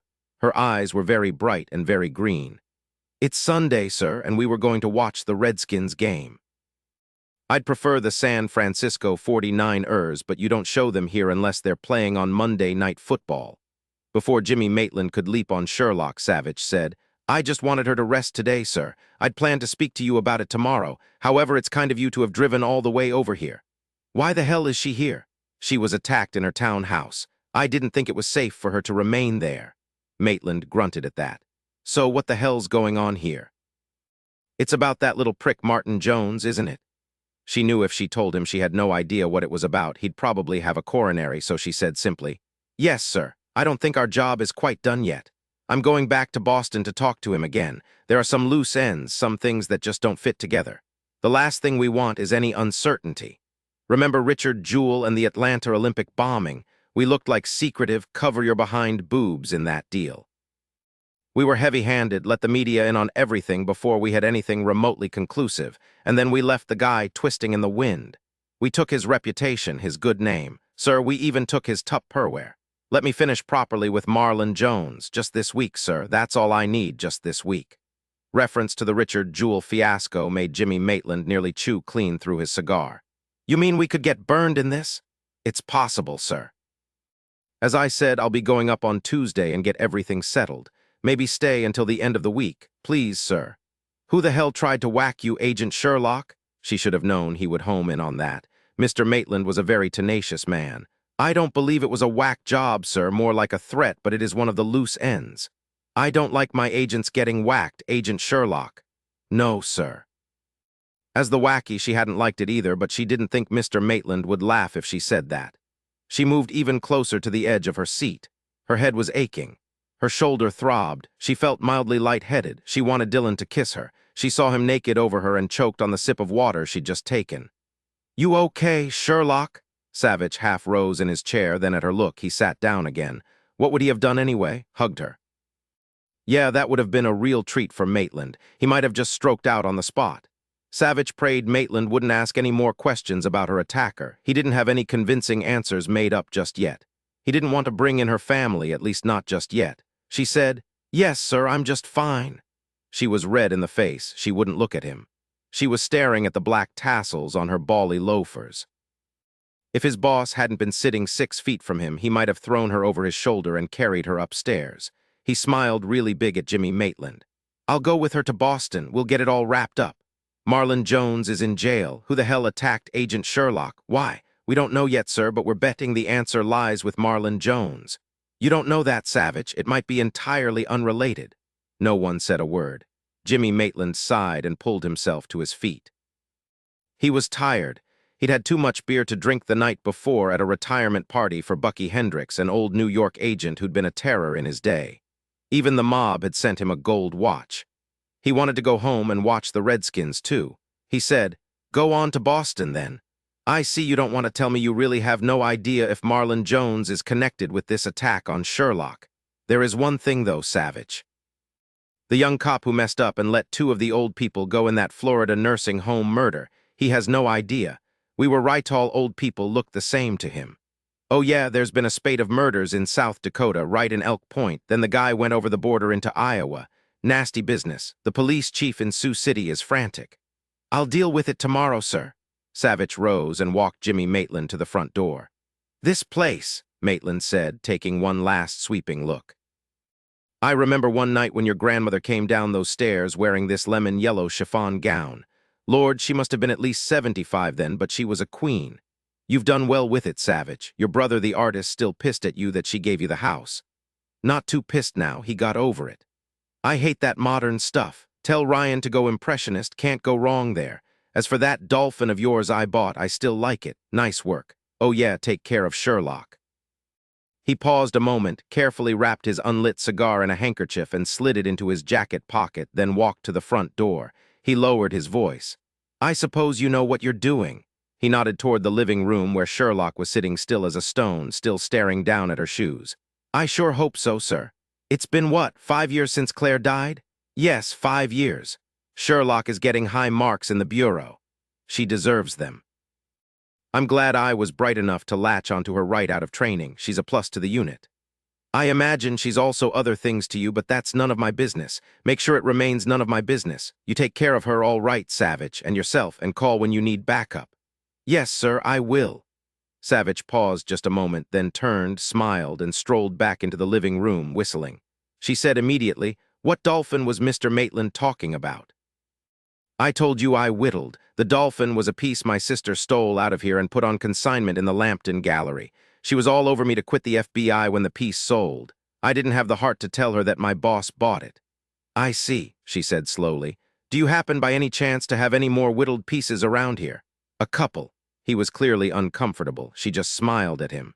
Have you ever carved teak? Oh yes, but my favorite is maple. You've been doing it a long time. Some of the scars on your hands look very old. Since I was a kid. She said nothing more. It was chilly in Boston, the sky a dull gray, the clouds fat with rain. The buildings looked old and tired, ready to fold in on themselves.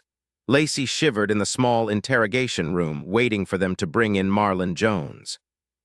She would have given about anything to be in San Francisco at that moment, where everything was at least 200 years newer, and the chances were really good that it was sunny. Then she remembered what was in Boston and shook her head. Where was Marlon Jones? Naturally, his lawyer, Big John Bullock, would be with him. She hoped she could talk him into leaving her alone with Marlon. Just 5 minutes, that's all she wanted.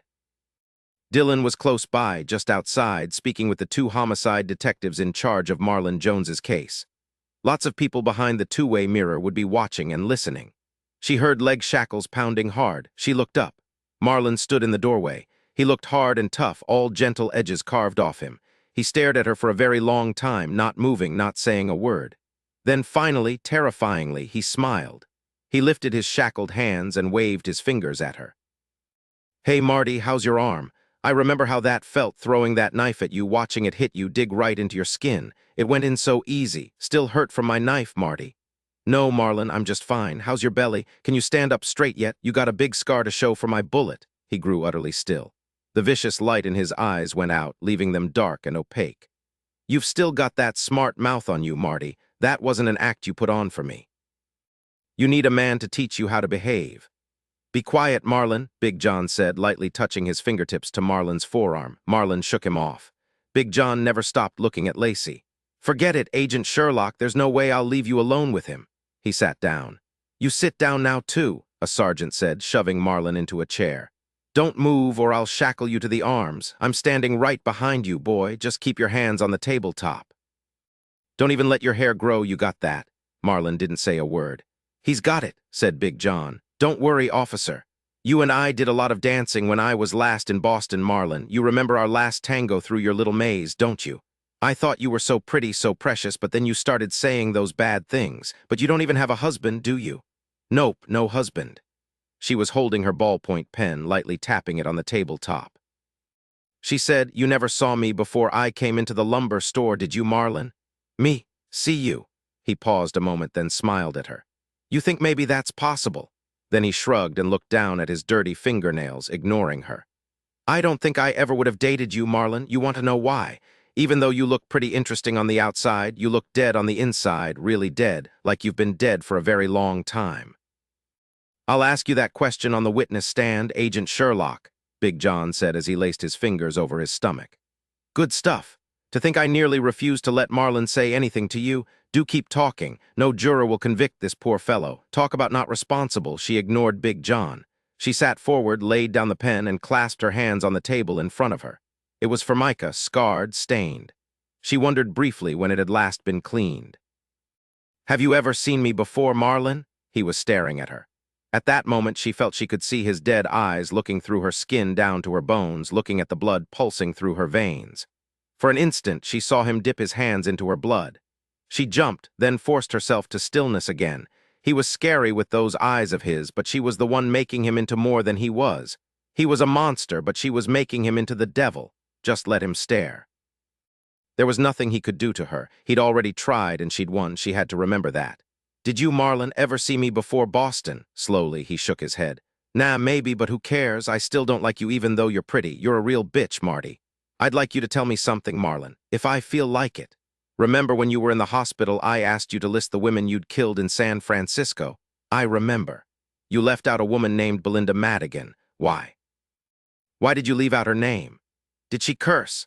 No, I've never cursed either, Marlon. Why did you leave out Belinda Madigan's name? He shrugged, his eyes narrowing now, and she saw into him clearly. He knew he could play her along, he knew he was in control, he knew he could string her along until what? Had he ever seen her before? In San Francisco? Did he know who she was? Something was awfully wrong. She knew he was playing mind games with her, but she couldn't stop. He grinned, showing all his beautiful straight white teeth. I got trouble remembering sometimes, you know. Just maybe my father prosecuted you. He was an assistant DA in San Francisco 7 years ago. His name is Catherine Sherlock. Was that it, Marlon? I heard about your daddy, heard he was a mean son of a bitch, heard he never cut anybody any slack, but I never met him. Why did you kill Belinda Madigan? Big John roared out of his chair, knocking it over. The sergeant grabbed his arm, his gun out. The door to the interrogation room burst open, and 3 armed officers rushed into the room. Lacey stood up slowly. It's all right, gentlemen. Mr. Bullock just got a bit riled, didn't you, sir? You've got no right to ask him questions like that, Agent Sherlock. If you do it again, Marlon won't say another word, the interview will be over, and there'll never be another one. You got that? I got it. She saw Dillon standing in the doorway, his expression set, his eyes hard. They'd argued about this, but in the end, he'd given in, allowing her to see Marlon alone. She knew he'd seen her desperation. He said nothing now, merely looked at her. She smiled, gave him a slight nod, then sat down again. I'll be careful with my questions, Mr. Bullock, she said. Please sit down, sir. If you feel like bounding around like that again, please don't.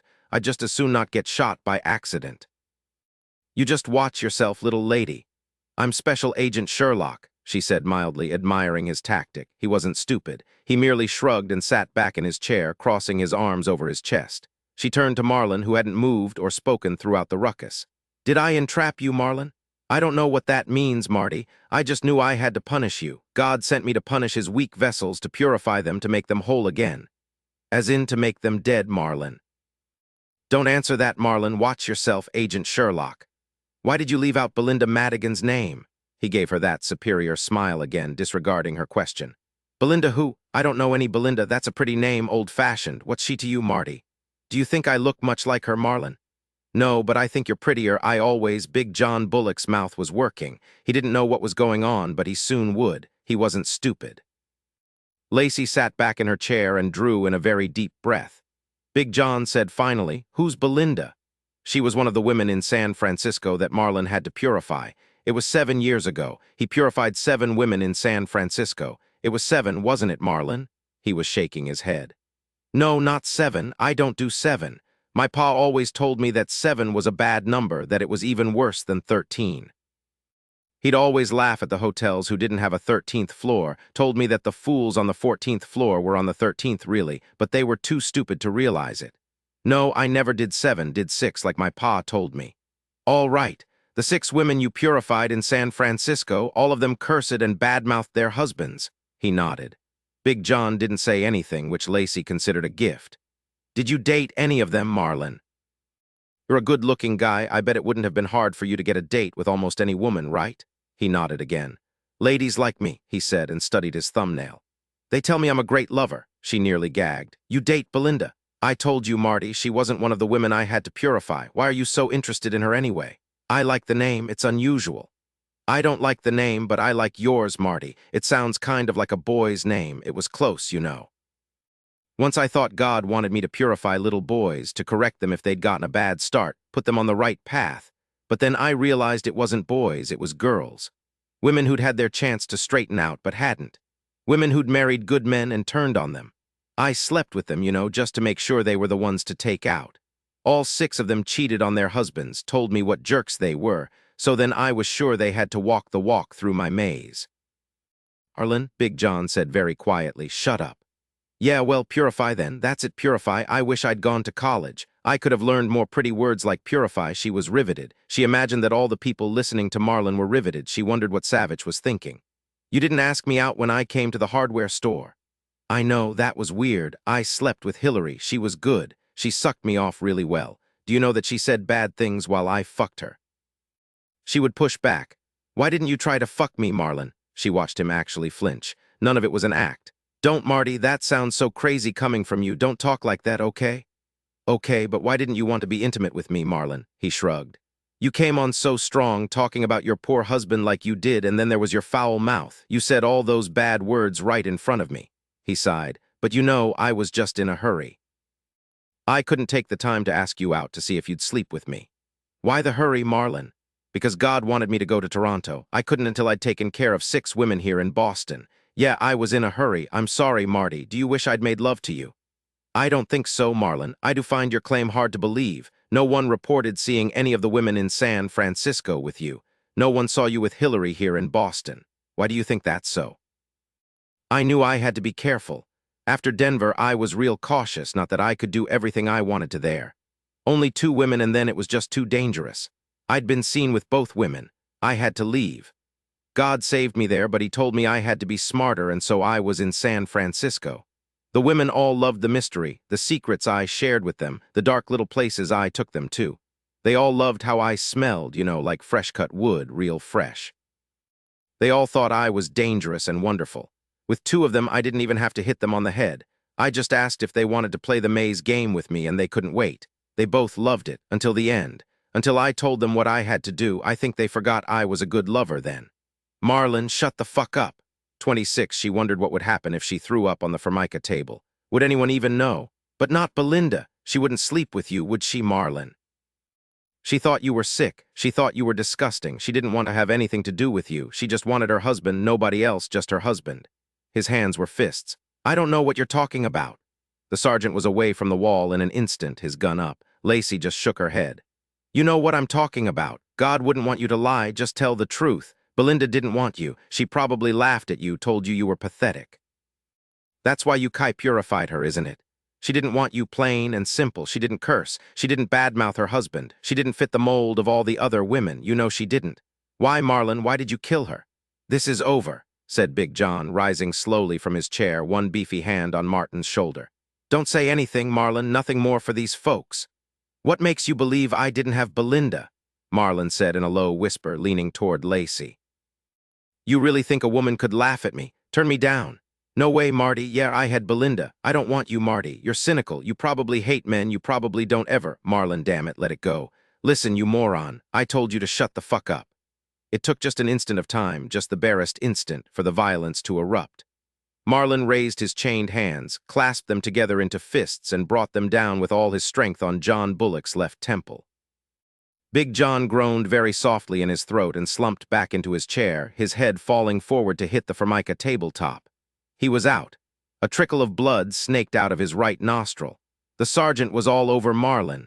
The door burst open again and 3 cops surged in. She wondered why they didn't just shoot him.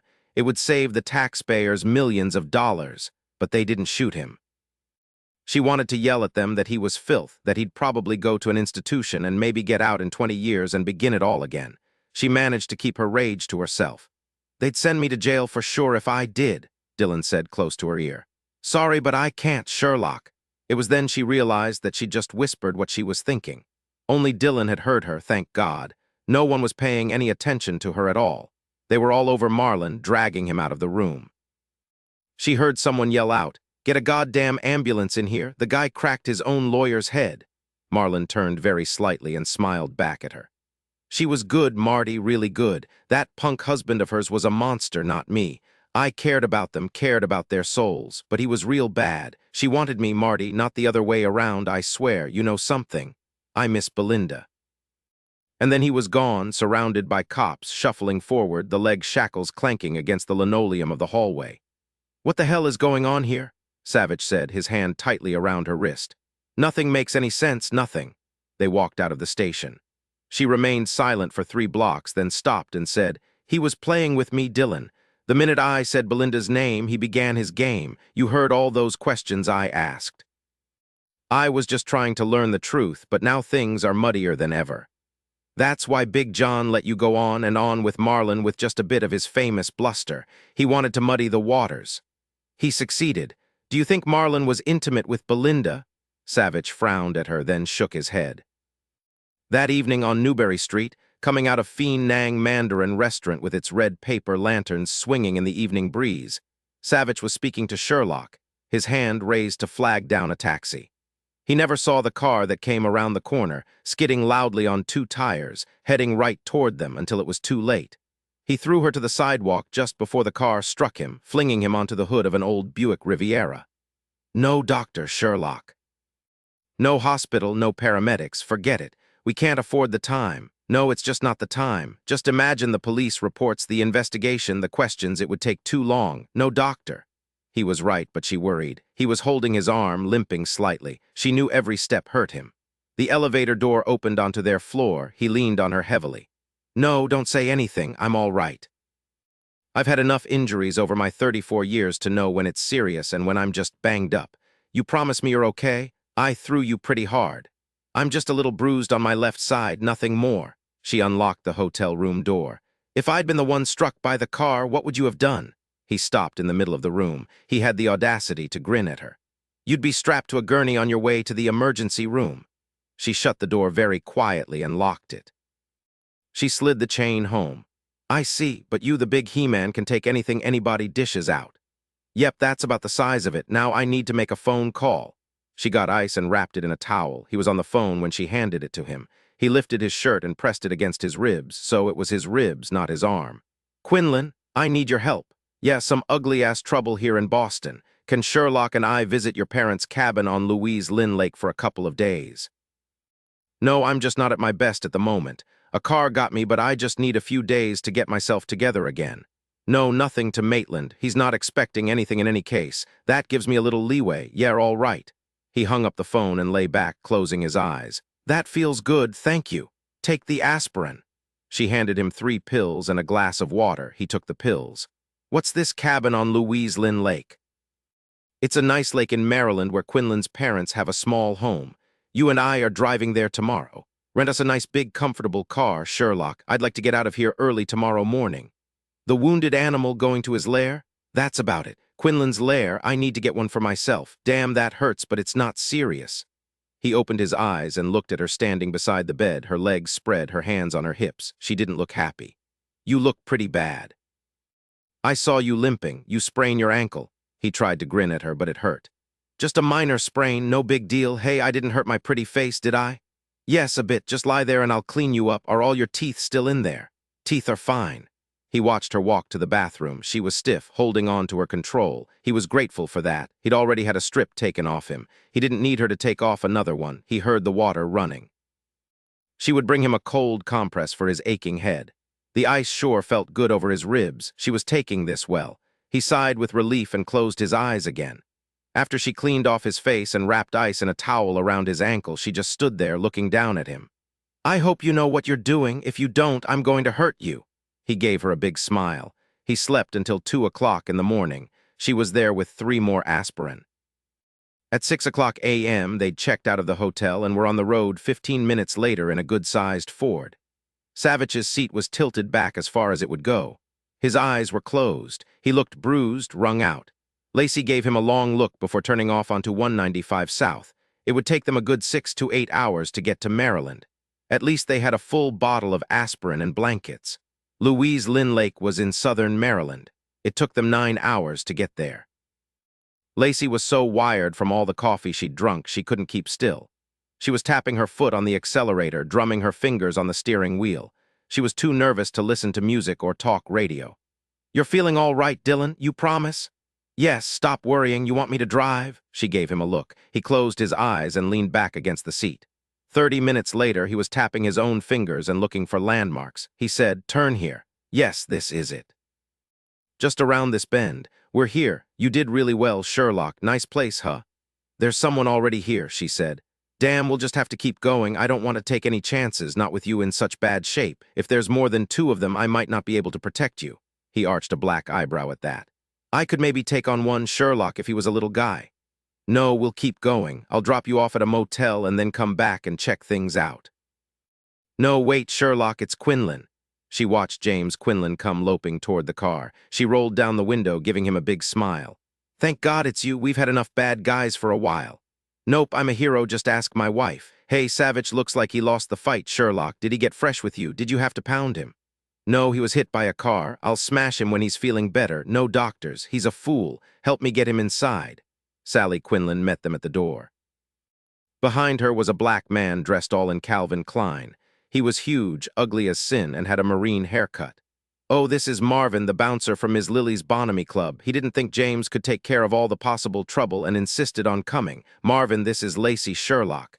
She a nice chickie? I think so. She's got a weird name. Lacey isn't at all weird. Where had the attempt at humor come from? Hey, maybe you're not a bad chickie after all. Oh my God. You're looking beyond ripe, Savich. Ms. Lily wondered if you and Quinlan were tough enough to do this stuff. Marvin was out the door in that moment, racing down the porch steps. Lacey saw him, a giant of a man, help Dillon into the weathered porched house. You do look like dirt shit, boy, Marvin told Savich as he laid him down on the long sofa. Don't you move now. Let Marvin check out those ribs of yours. Good thing I had 9 brothers. I've bandaged some ribs in my day. But you know I don't bandage anymore. I've stayed up with medical strides. Nope, don't do anything now except to tell you to take it easy. They're not broken, Savich, but you sure got some cracks in there. My 3rd brother, Tomala's, now that boy had broken ribs. We used to tell him jokes just to see him laugh and groan at the same time. Savich's eyes were closed. He didn't say a word, just listened quietly to Marvin's rich, low voice drawling out his words until you thought the sentence would never end. He suffered Marvin, who appeared to be surprisingly gentle, his big black hands moving slowly and expertly over Savich's chest. Nothing's broken, Marvin. I'm just bruised, that's all. I'm glad you're here. Is Ms. Lily all right? Ms. Lily is always all right. She won $500 last night in a poker game off this black smart-ass goon from Cleveland. Yeah, she's real happy. You look like Ms. Lily got pissed at you and smacked you, but good. She smacked me once and I was laid out just like you are now. Took me damned near 3 days to pull myself together again. Ms. Lily owns the Bonhomie Club, Sally said to Lacey. I've got a painkiller for him, Marvin. What do you think? Savich said without opening his eyes. Sally, give me whatever you've got and I'll kill dragons for you. My hero, Sally Quinlan said and disappeared into the small kitchen. Don't be so loose with that, Quinlan called after her. I'm your main hero, remember. Lacey watched Marvin's big hands move over Savich's body, pulling slightly here and there, needing pressing. Finally, he rose, crossed his arms over his chest, and said, You'll live, boy, but I don't like this at all. You and Quinlan, you two shouldn't have such dangerous day jobs. You boys are just too soft, too trusting. There are lots of mean fuckers out there. I should know. I bounce them out of the club nearly every night. It was a brown Ford Taurus, license number 429 JRD, a 1994, I think. Savich opened his eyes at that.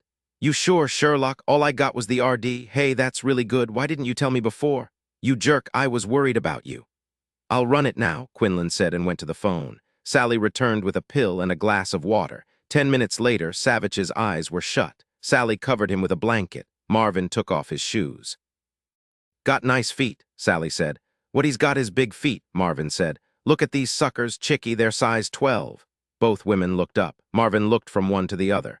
Well, ain't this a kick? I've never had this problem before, Sally said to Lacey. Marvin calls every female chickie except for Ms. Lily, of course. How about your mother, Marvin? She's the big chickie. Nobody screws with the big chickie, even my dad. You can go to Sally now, but she's still chickie. I don't mind at all. Chickie Savich, Dillon said slowly, relishing the sound. Talk about strange. I don't know if I can deal with that, but you know it's not as bad as Chickie Sherlock. We thought you were asleep. How do you feel, Dillon? Lacey leaned over him, her fingertips lightly flaring through his dark eyebrows, lightly touching the bruise on his cheek. Alive. Yes, that's good. You're kind of out of it, aren't you, Dillon? No, not at all. I heard enough still to keep me out of the ether. You don't know what you just said, do you? Yeah, I know what I just said. It does sound strange, don't you agree? I think, Lacey said very slowly, staring down at the man who'd become more important to her than anything or anyone in her life, that I could get used to it until Marvin gets to know me well enough to call me Sherlock. Good, Savich said. I hadn't really meant to bring it up here at this particular moment. It lacks suavity and timing. It just came out of my mouth. How about I try it again later when 3 people aren't staring at us? Yes, I think that would be an excellent idea. His head fell to the side. He was out cold this time. Chicky Sherlock Savich, Marvin said slowly. Yeah, that's so funny it would make Fuzz's mouth split from laughing so hard. I prefer Sherlock Savich, Sally said. That's unforgettable. With a name like that, just maybe they'd make you director one day. Some minutes later, Quinlan said from across the room as he placed the phone back in its cradle. The car was rented to a Marlon Jones, paid for in cash, but he presented them with a credit card with his name on it and a driver's license. I don't like this, Lacey said, her face washed of color. I really don't like this at all, but wait, the picture couldn't have matched, could it? James, Quinlan said. The guy said the picture was real fuzzy, but since the name was the same, the guy's age was about right. What the hell? So who knows? Jones, Marlon Jones, hey, that's the serial killer, isn't it? Marvin the bouncer asked as he set an old issue of The Economist magazine back down on the coffee table. I thought he was in the can in Boston. He is, Lacey said. I spoke to him yesterday. He's in the can, probably in maximum security. He brought his fists down on his lawyer's temple, knocked him out cold. Actually, as we were driving here, the news said that the first thing Big John Bullock said when he regained consciousness was, I'm going to get that little bastard off so I can kill him. Then he passed out again. The doctors think it's a concussion. The guy's a real comedian, Quinlan said. I don't think he was concussed, Lacey said. I know Big John meant every word. I was hoping it would be one less lawyer, Sally said from the kitchen. James, come out and help me. Everyone needs to have some dinner. It's nearly 5 o'clock. I'll go catch us some bass, Marvin said. Where's the rods, Quinlan? Why'd the guy hit his lawyer? Sally asked Lacey, looking up from the carrot she was alternately cutting and eating. He told him to shut the fuck up because he'd admitted to me that he'd killed the women in San Francisco. Marlon went nuts. Evidently, he doesn't like bad language from men either. I wish the cops had just shot him then and there. She sighed, her hands clasped between her knees. She rose slowly. I guess I'd better call Jimmy Maitland. I'm afraid that he's going to be really upset about this. Savich was mending. All he had to do was lie quietly, not breathe deeply, keep his eyes either closed or focused on Sherlock, and he'd be just fine. Sherlock Savich. Boy, that had a real ring to it. He couldn't wait to get her alone and kiss her. Then he could ask her to marry him again, only this time it would be properly done. The pain in his ribs and hip and ankle came in waves, not really big surfing kind of waves, just small ones that were rhythmic, steady, and relentless. He felt her hand on his cheek. I have another pain pill for you, open up. He did. Soon the pain was nothing but an annoying throbbing that didn't even touch his mind. Good stuff, he said. The best, Quinlan said. It's from our favorite doctor. Ah, Dr. Ned Breaker. He said just give him a call if you need him to drive up and check you out. Let's call him, Sally said. Savich, you really don't look so hot. I'm feeling better by the minute, Savich said. Really, I'm not stupid. Everything's okay. You ready for something to eat? Marvin caught 3 bass, good-sized suckers. I gutted them and Sally fried them. Savich thought he'd puke right there. The thought of anything fried went right to his belly and turned nasty. No, I don't think so, Lacey said, lightly cupping his cheek in her hand. We'll have the good stuff and Dillon here can have some soup. Got any chicken noodles, Sally? Lacey didn't want to leave him alone. She slept beside the sofa on 3 blankets, close enough to hear him breathing. The next morning, Lacey came into the house to see Dillon standing at the small bar that separated the kitchen from the living room. He was drinking a cup of coffee. He needed to shave. You're not dead. He grinned at her over the rim of his cup. Nope, but I appreciate you sleeping guard beside me all night. You know what might be fun, Sherlock? We could compare bruises. I just might be catching up with you. How's your left side? Hardly any bruising at all. How could Marlon Jones have rented the car, Dillon?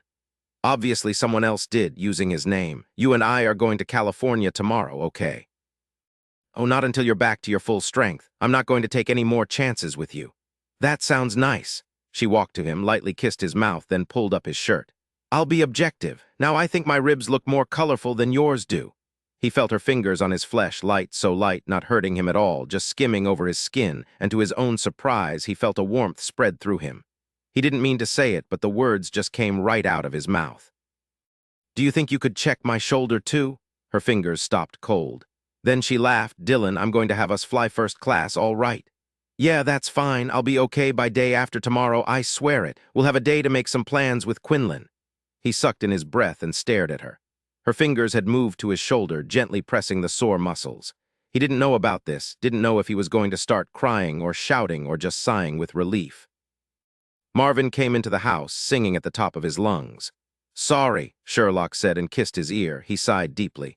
"Do you think maybe I did something really bad in a former lifetime? You're breathing awfully hard, Dillon. Hey, Chickie, what you do to our boy here? I was just checking him out, just like you did, Marvin." "I doubt that, Chickie. I surely doubt that. More like you tortured the poor man, but good." 27 Lacey stared at the doorbell for a long time before she rang it. Savich didn't say a word, just looked beyond the Art Deco three-story mansion to the incredible view of Alcatraz, the Golden Gate, and the stark Marin headlands in the distance. The day was sharp and cool, so clear and vivid it made your eyes sting.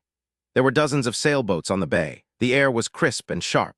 A middle-aged black woman, plump, very pretty, her eyes bright with intelligence, opened the door, gasped, and grabbed Lacey into her arms. "My baby, it's you, it's really you. Thank God you're home. They've been telling me for weeks that you'd come home, and now you're here. But I'd begun to believe that you'd finally turned your back." Lacey hugged her back. Isabel had been more her mother than the woman upstairs in her elegant bedroom had ever been. She'd been the Sherlock housekeeper and cook since before Lacey was born. "It's good to see you, Isabel. You all right? Your kid's okay?" Lacey drew back and looked carefully at the fine-boned black face, a beloved face that radiated warmth and humor. "Things are fine with my family, but they aren't too good here, Lacey. No, not too good at all. Your daddy's all quiet and keeps to himself. Your mama never comes out of her room now, just stays there and looks at those ridiculous talk shows, best I can tell. She says she wants to write a book and send it to Opera so Opera will recommend it, and your mama will become really rich and leave your papa. Hey, who's this guy with you?" "This is Dillon Savich. He's also with the FBI. Dillon, this is Isabel Tanner. She's the one who told me how wicked boys were just after my 16th birthday. She's the one who told me to keep out of Bobby Wellman's Jaguar. You should have listened to her." "Oh, Lordy, you mean you let that boy crawl all over you in that little Jaguar, Lacey? Oh, goodness, I thought I'd won that one." Savich shook her hand. "Ms. Isabel, I promise you that Sherlock here hasn't gotten into any more cars since the Jaguar. You taught her well." "Call her Sherlock," said Isabel, clasping her arms beneath her ample breasts. "That sounds funny, but cute too. Well, come on in. I'll get you some fine tea and some scones that just came out of the oven." "Who is it, Isabel?" Isabel's face grew very still. Slowly, she turned and called out, "It's your daughter, Mrs. Sherlock." "No, Belinda's dead. Don't do that to me, Isabel. You're cruel." "It's Miss Lacey, not Belinda."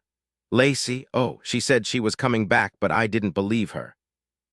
Isabel said quickly, "Don't look like that, Lacey. It's just a bad day for her, that's all. Besides, you haven't been around in a long time." "Neither has Belinda." Isabel just waved away her words. "Come into the living room, honey." She turned to the stairs that wound up to the second-floor landing. "Mrs. Sherlock, ma'am, will you be coming down?" "Naturally, I'll be there in just a moment. I must brush my teeth first." The house looked like a museum, Savich thought, staring around the living room. Everything was pristine, thanks probably to Isabel, but stiff and formal and colder than a Minnesota night. "No one ever sits in here," Lacey said to him. "Goodness, it's uninviting, isn't it? And stultifying. I'd forgotten how bad it was. Why don't we go into my father's study instead? That's where I always used to hang out." Judge Sherlock's study was a masculine stronghold that was also warm, lived in, and cluttered. Stacks of magazines and books, both paperback and hardcover, on every surface. The furniture was severe heavy dark brown leather, but the look was mitigated by warm-toned Afghans thrown everywhere. There were lots of ferns in front of the wide bay window that looked out onto the bay in the distance. There was a telescope aimed toward Tiburon. This wasn't at all what he'd expected. What he had expected, he wasn't certain, but it wasn't this warm, very human room that had obviously been nurtured and loved and lived in. Savich took a deep breath. "What a wonderful room." "Yes, it is." She pulled away and walked to the bay windows. "This is the most beautiful view from any place in San Francisco." She broke off to smile at Isabel, who was carrying a well-shined silver tray. "Oh, Isabel, those scones smell delicious. It's been too long." Savich had a mouthful of scone with a dab of clotted cream on top when the door opened, and one of the most beautiful women he'd ever seen in his life walked in with all the grace of a born princess. She was pure and simply a stunner, as his father used to say about a knockout woman. She also didn't look a thing like Sherlock. Where Sherlock had lovely auburn hair, her mother had blonde hair as soft and smooth and rich as pale silk. Sherlock's eyes were a warm green, her mother's a brilliant blue. Sherlock was tall, at least 5'8", but her mother was fragile, fine-boned, not more than 5'3" tall. Sherlock was wearing a dark blue wool suit with a cream turtleneck sweater, all business. Her mother was wearing a soft peach silk dress, her glorious hair pulled back and held with a gold clip at the nape of her neck. There was nothing overtly expensive about her jewelry or clothing, but she looked well-bred, rich, and used to it. There were very few lines on her face. She had to be in her late 50s, but Savich would have said 45 if he hadn't known that she'd had a daughter who'd be in her late 30s now if she'd not been murdered. "So you're Dillon Savich," Mrs. Sherlock said, not moving into the room. "You're the man who spoke to her father on the phone after I said to Lacey that he'd tried to ran me down with his BMW. "Yes, ma'am." He walked to her and extended his hand. "I'm Dillon Savich. Like your daughter, I'm with the FBI. Finally, after so long that Lacey thought she'd die from not breathing, her mother took Dillon's hand. "You're too good-looking," Mrs. Sherlock said, peering up at him for the longest time. "I've never trusted good-looking men. Her father is good-looking, and look what's come of that. Also, I imagine that you are built splendidly. Are you sleeping with my daughter?" Savich said in that smooth, plummy interview voice of his. "Mrs. Sherlock, won't you have a cup of tea? It's rich Indian, I believe. As for the scones, I'm certain you'll enjoy those. They're delicious. Isabel is a wonderful cook. You're very fortunate to have her." "Hello, Mother. I wish you hadn't come, Lacey, but your father will be pleased."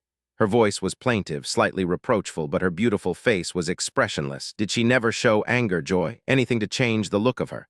"I thought you wanted me to come home." "I changed my mind. Things aren't right here, just not right.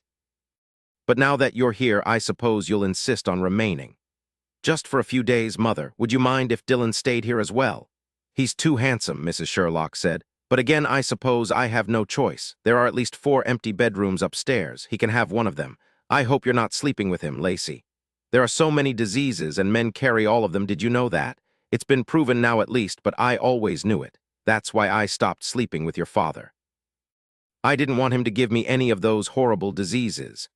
"A cup of tea, ma'am?" Mrs. Sherlock took the fine china saucer from Savich and sat down on the very edge of one of her husband's rich brown leather chairs. She looked around her. "I hate this room," she said, then sipped at her tea.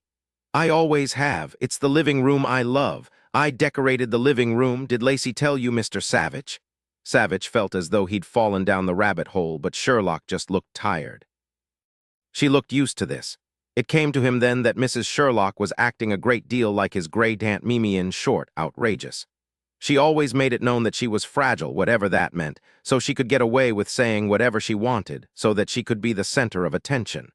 Savich didn't doubt that Mrs. Sherlock did suffer from some mental illness, but how much was real and how much was of her own creation? "I forgot to tell him, Mother," she said. "But as rooms go, this one really isn't that bad. There are so many books. I dislike clutter. It's the sign of a chaotic mind. Your father is going to sell that BMW of his. I believe he's going to buy a Mercedes. What model, I don't know. If it's a big car, I'll have to be really careful not to be outside when he's driving. But you know, if you're standing in the driveway, those tall bushes make it impossible to see if someone is coming. That's how he nearly got me last time." "Mother, when did Dad try to run you down? Was it recently?" "Oh no, it was some time last spring." She paused, sipped some more tea, and frowned down at the beautiful Tabriz carpet beneath her feet. It was a frown, but it wasn't obvious. There were no frown lines on that perfect forehead. She waved a smooth white hand. "Maybe it was just this past summer. It's hard to remember, but once I remember things, they stay with me." "Yes, Mother, I know." Savich said, "Perhaps your husband will buy a little Mercedes, ma'am." "Yes, or perhaps a Porsche," Mrs. Sherlock said, looking thoughtfully at Savich. "I own one. They are very nice. I've never tried to run anybody down in my 911. It could hurt the car. I'd get caught. No, a Porsche is a good choice. Actually, I've been thinking about a Porsche." Savich was on his feet in an instant, facing a very handsome middle-aged man who was standing in the doorway. He had a fine head of silver hair, Sherlock's soft green eyes, beautiful wide luminous eyes, and was taller than he was and as lean as a runner. He was looking at his wife, and the look reflected both irritation and amusement in about equal amounts. "I'm Judge Sherlock. Hello, Lacey." She was on her feet as well, walking slowly to her father. She held out her hands to him. "Hello, Dad. We just got here. Do you mind if we stay with you for a while?" "Not at all. We've plenty of room." "It will be nice to have different voices to listen to. My dear," he continued to his wife as he walked to the beautiful woman who was just sitting there staring at him, her eyes large and intent. "How was your day? I want to know if she's sleeping with him, Corman, but she wouldn't tell me. He's too good-looking, and you know how I feel about that. Why, just look at what Douglas did just because he's a man and doesn't have any sense. He married that tramp, and Belinda just barely in her grave." "Belinda's been dead for 7 years, Evelyn. It was time for Douglas to marry again." He shot Savich a quick look from the corner of his eye with that question, a look that said, "Look, isn't she a fool?" Savich drew back. "That's a good point," Evelyn Sherlock said, her beautiful, expressionless face turned away from her husband. "But they shouldn't be married. Can't you get Douglas to divorce her, Corman?" "No, I don't do that sort of thing, you know that, or don't you remember?" "When I remember something, I never forget it. That's what I was telling Lacey and Mr. Savich before you came in. Will you buy a Porsche so I'll be safe?" "Perhaps I will, Evelyn, perhaps I will. Mr. Savich spoke about a classic 911. I like that car. Lacey, may I have a cup of tea, please? Mr. Savich, I'm delighted to finally meet you. I understand you're my daughter's boss at the FBI. "Yes, sir. I head up the new criminal apprehension unit." "I think your approach is a fine idea. Why not use technology to predict what psychopaths will do? Why are you here with her in San Francisco? We're working on the Marlon Jones case." "Why here? Marlon Jones is in Boston." "That's true, but there are loose ends. We're here to check things out." "I see." Judge Corman Sherlock sat down in the beautiful rosewood chair behind his rosewood desk. The desk was piled with books and magazines. There were at least a dozen pens scattered haphazardly over the surface.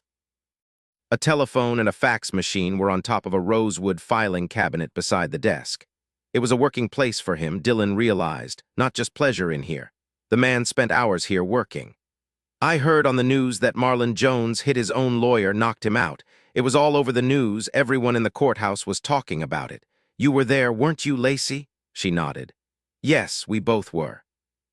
"I believe everyone was cheering because there would be one less lawyer." She broke off and smiled at her father.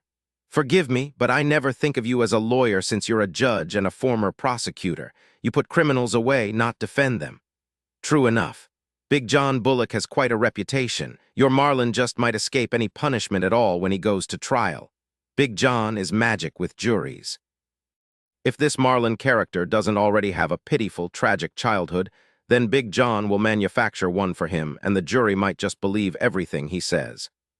People aren't stupid, Dad. They can look at Marlon Jones and see that he's a psychopath. He's crazy, but he's not insane. He knows exactly what he's doing, and he has no remorse, no conscience. He's admitted to all the killings. Besides, even if he's acquitted in Boston, he'll be sent here to be tried. He also admitted that he'd murdered 2 women in Denver. He'll go down. In one of those places, he has to go down. Ah, Lacey, people can be swayed, they can be manipulated, they can see gray when there's nothing really but black. I've seen it happen again and again. Juries will see what they want to see. If they want to free a defendant, no matter what the evidence, they'll do it. It's that simple, and many times that tragic. I hope Marlon Jones does come to California to stand trial. At least here we've got the death penalty. If he got the death penalty, I think the electric chair would be too easy and quick. I think all the families of the women he killed should be able to kill him over and over. That's very unliberal of you, Lacey. Why, it's only right, it's justice. It's vengeance. Yes, it is. What's wrong with that? Not a thing. Now, my dear child, Mr. Savich probably wonders if you and I go on and on like this. Let's take a short time out. Tell me about these loose ends you and Mr. Savich are here to tie up. Evelyn Sherlock smiled, but again it seemed to Savich that her face still remained without expression. It was as if she'd trained herself not to move any muscles in her face that would ruin the perfect mask. She said, "They probably think that you murdered Belinda Corman, isn't that right, Mr. Savich?" Now that was a kicker. It was Savich's turn not to change expression. He said, bland as chicken broth, "Actually, no, ma'am." "Well, you should. I guess you're not as smart as you are handsome. He tried to run me down. No reason why he wouldn't kill Belinda. He didn't like her, hated her, in fact, since her father is in San Quentin. He said Belinda would be as crazy as her father and me. That's an awful thing to say, isn't it, Mr. Savich?" It's certainly not what I'd say, Mrs. Sherlock, but everyone is different. Now, he continued, turning back to Judge Sherlock, I wonder, sir, if you would mind telling us if you ever had Marlon Jones in your courtroom. No. You're very certain? Yes, naturally. I remember every man and woman who's ever stood before my bench. Marlon Jones wasn't one of them. Before you became a judge, did you ever prosecute him? I would have remembered, Mr. Savich. The answer is still no. Savich opened his briefcase and pulled out a black and white 5x7 photo. You've never seen this man? He handed Judge Sherlock Marlon's photograph taken just last week. No, I've never seen him in my courtroom. It's Marlon Jones, of course. Lacey, you're right. He does look like a classic psychopath, which is to say he looks perfectly normal. Savich handed him another photo. I'll be damned. It's Marlon Jones, but you've doctored this photo, haven't you? The FBI labs are the very best. I asked them to render me photos with various disguises a man could use effectively. It's just a mustache, the sideburns longer, the hair combed over as if the guy wants to cover a bald spot. It's amazing. Sorry, but I've never seen this man either. Savich gave him a third photograph. Judge Sherlock sucked in his breath. I don't believe this. I prosecuted this guy years ago, but I remember him. He was a hippie sort up on marijuana charges. Look at that bushy beard and the thick bottle-cap glasses. Hunched shoulders, but he was still tall as I am. I remember that he looked at me as if he wanted to spit on me. What was his name, anyway? He fell silent, staring down at the photo, tapping his fingers on the arm of the leather chair. Then he sighed and said, I'll have to look it up. I guess I'm getting old. No, wait a minute. It was a weird name. Erasmus, that's it. His name was Erasmus something. I don't remember his last name, but it was a common name. It was 10 years ago. I managed to plea bargain him into 3 years even though it was his first offense. He himself was so offensive I didn't even hesitate to push the public defender. He had no respect. Yes, it was 3 years. This is Marlon Jones? Lacey took the photo from her father. Dillon hadn't told her about this. She stared at the photo, then at her father. It's possible, then, that because you gave him that 3-year sentence, he wanted revenge. It's possible when he got out, then, that he killed Belinda to get his revenge on you. There's a problem here, Savich said. Both Judge Sherlock and his daughter looked at him, their left eyebrows arched in an identical way. Look again at the photo, Judge Sherlock. Yes, all right, what? Marlon Jones would have been 28 years old 10 years ago. This man is older, maybe 55 or 60. Well, yes, you're right, he is. It's hard to tell with all that hair and the glasses. Oh, I see what you mean. It isn't Marlon, is it? It's his father, Lacey said slowly. This man, Erasmus, the man Dad prosecuted, is Marlon's father, and this is an old picture of him, isn't it? Yes, the FBI in Phoenix got hold of this photo of him from an old driver's license. Our lab people worked on it. I didn't tell you about it, Sherlock, because I didn't really think it would lead to anything. Is the man still alive? He is, as far as we know. He hasn't been back to Yuma in years. That's where he raised Marlon. Marlon left at 18. Erasmus drifted in and out for a few years, then just disappeared. He'd be about 64 now. Where is he? No one knows. Let me see the man, said Mrs. Sherlock. Lacey handed her mother the photo. He's scruffy. I remember his sort. They were all over San Francisco back in the 60s, but he was in court in the 80s, Corman. Yes, some 10 years ago. I think he would be handsome without those glasses and all that hair and beard. His son is handsome, Mother, very handsome. Here's his photo. But you know he's got dead eyes. Mrs. Sherlock looked at Marlon Jones's photo, stared toward her husband, and fainted, sliding out of the chair and onto the carpet before anyone could catch her. 28, what do you want? Douglas stared at Dillon Savich. He laid down the papers he'd been reading and rose slowly, splaying his fingers on the desktop. It's okay, Marge, let him in. He's FBI. Ah, you're here too, Lacey. Why is he with you? You know I don't like him. He's corrupted you, changed you. He's my boss. He has to be with me. Madigan, Savich said, barely nodding. Douglas said nothing. He sat back down in his chair. He crossed his hands over his stomach. How are you doing, Douglas? I'm very angry at the moment, but you don't care about that. Why are you here with him? Savich said easily as he sat down in one of the plush client chairs opposite Douglas Madigan's large high-tech chrome and glass desk. It appears Belinda had an affair with Marlon Jones. Did you know about it? No, I don't like your jokes, Agent Savich. No joke, Lawyer Madigan. As far as we know, it's a distinct possibility that Belinda slept with Marlon Jones 7 years ago. Lacey was watching his face. There was no sign of pain, of anger, of remembered betrayal. Nothing. So you're saying you know why he killed her? No, that's not what we're saying. I'm sorry, Douglas, Lacey said, sitting forward, extending her hand to lightly touch his forearm. It seems that there were some things about Belinda none of us knew. We just came from home. Mother saw a photo of Marlon Jones. She fainted. She'd seen him, she said, seen him kissing Belinda in the driveway. At least that's what she told us, you know, Mother. One can never be quite certain if the flag is going to be flying high or hanging at half-mast. That crazy old lady is probably right about this. Belinda was a gold-plated, faithless bitch. They all turned to see Candace Adams Madigan standing in the doorway, a flustered Marge behind her, waving her hands. Douglas smiled and said, "It's all right, Marge. Tell you what anyone else comes, just wave them on in. Hello, Candace." Candace Adams Madigan walked into the office head high, beautifully dressed in a pale blue wool suit and a Hermes scarf. She was a bitch and she did cheat on you. But was the man Marlon Jones? I doubt it. Where could she have met him? Candace gave her husband a scornful look. Belinda had low tastes. I've heard that she went to dives, to real low-class places. That's where she would have met this killer. Yes, I'll bet she did sleep with him. She slept with everyone. Why don't you ask her? She turned and gave Lacey a vicious look. Yes, ask the little princess here. She probably went with her sister. Hell, she might have slept with him too. Lacey had blood in her eye. Her heart was pounding. She was ready to kill. It was Savich who grabbed her wrist and kept her in her place. Ignore her, he said low, only for her hearing. She's miserable. She's so jealous. Let it be. Let's just listen. Consider this a bad play. Let's see if we can't figure out the theme of the play. She tried to pull away from him. She couldn't take any more from this miserable woman. Okay then, Agent Sherlock, this is an order from your superior. Don't move and be quiet. She tried to calm her breathing, but it was hard. That's different then, but I still want to pound her. I know, but later. Now let's just listen. What are you two talking about? Savich smiled at Candace Madigan. I was just telling Sherlock that you looked pregnant to me. She insists you're not, that you look too slender. But I can tell your stomach is out there. Who's right? Candace immediately sucked in her stomach, taking 2 steps away from Savich. Then she realized what he'd done to her. She dropped her hands to her sides, straightened really tall, and shot a look toward her husband. He merely smiled at her. Go ahead, Candace. After all, I don't have a client for another 20 minutes. Feel free to talk about whatever. Candace Madigan walked to her husband, kissed him on the mouth, then turned to say to Lacey, I'm not pregnant, but I will be soon. You keep away from my husband, do you hear me? You haven't seen mean until you've seen me mean. Yes, I hear you, Lacey said, then she smiled. You and Douglas planning a baby then? We will be soon, it's none of your business. You're a little gold-digging tart just like your sister. Stay away from Douglas.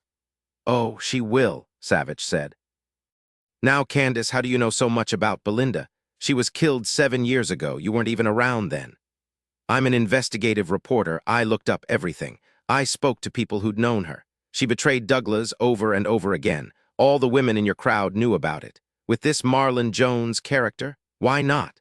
Again, it wouldn't have been a problem for her to run into him at any one of the low-class bars she frequented.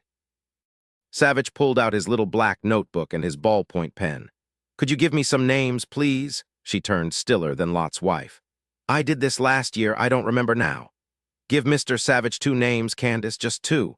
All right, Lansing Corrothers and Dorothea McDowell. They're both rich and idle and know everything about everyone. They live right here in the city. Savich wrote down the names. Thank you. Actually, I'm pleased that you could come up with even 1 name. I'm impressed. I am too, Douglas said. They knew all about her too, she added, nodding toward Lacey. That should prove to be interesting, Savich said, again taking hold of Lacey's wrist. You see, I'm hoping she'll agree to marry me once I ask her properly. He paused a moment, then looked very worried. I sure do hope they won't tell me things that will change my mind about asking you. Were you a loose teenager, Sherlock? Will you corrupt me if I marry you? I don't think that Bobby Wellman could count as loose, do you? Who's Bobby Wellman? Douglas asked. Savich just shook his head. No one will say anything remotely questionable about Lacey, Douglas said. Look, Candace, Lacey was only 19 when Belinda died. She was even a bit on the backward side for her age. All she did was play the piano. I don't think she ever even saw other people. She just saw her music. Now tell me that was all a joke about you marrying him, Lacey. He still has to ask me right and proper. No.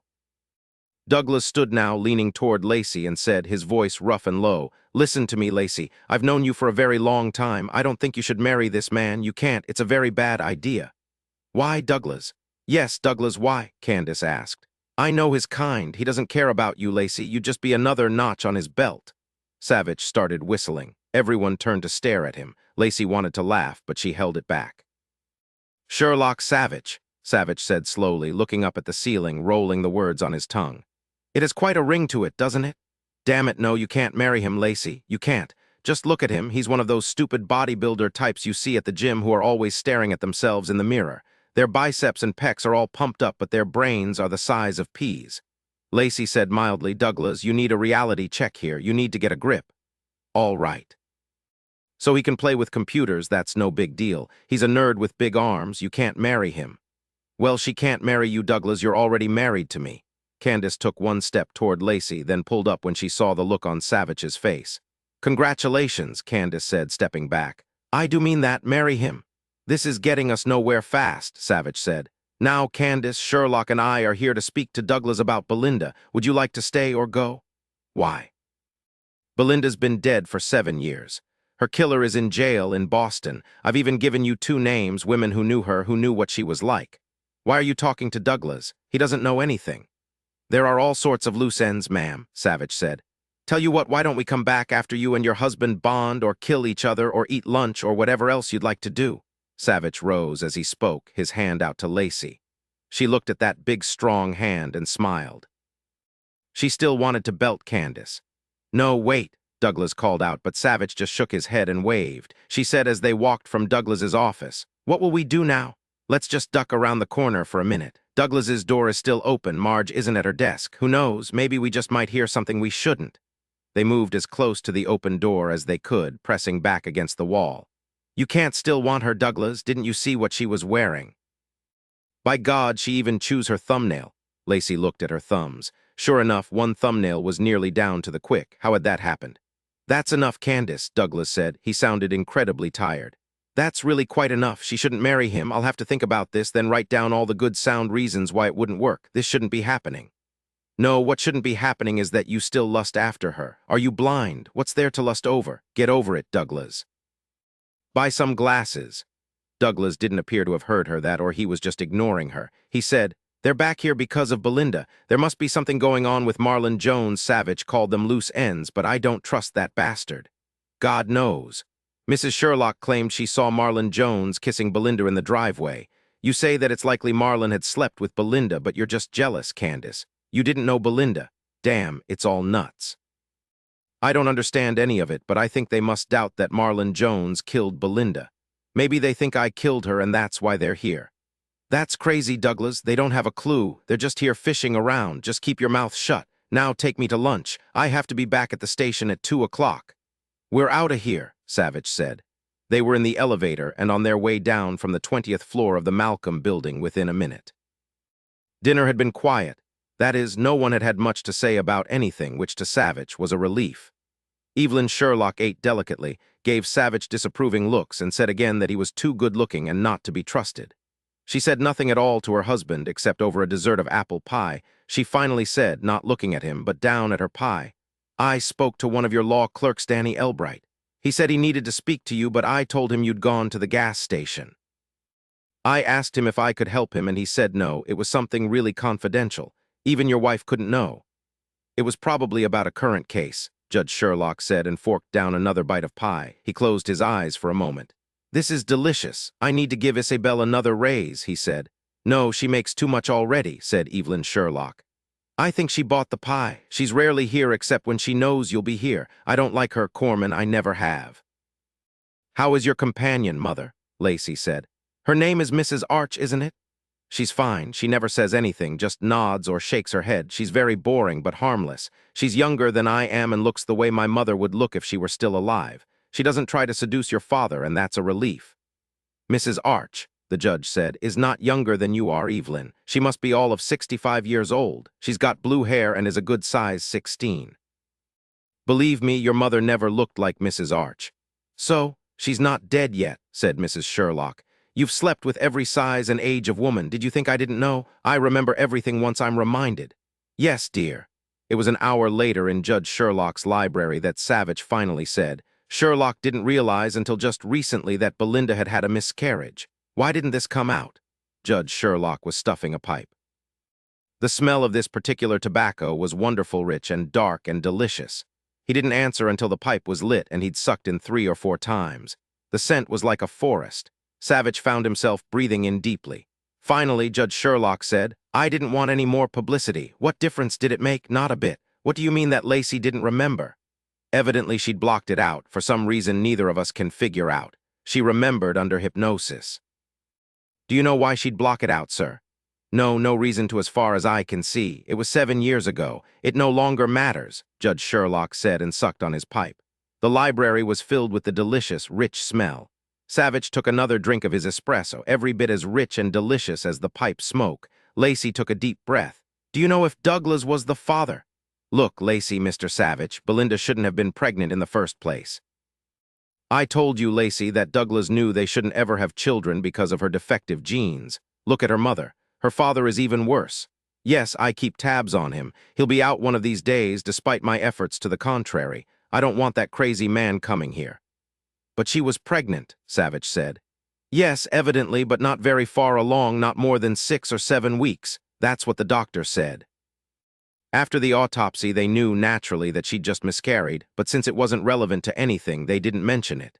The press never got hold of it, thank God. It would have just caused more pain. Was Douglas the father? I've never had reason to suspect that he wasn't."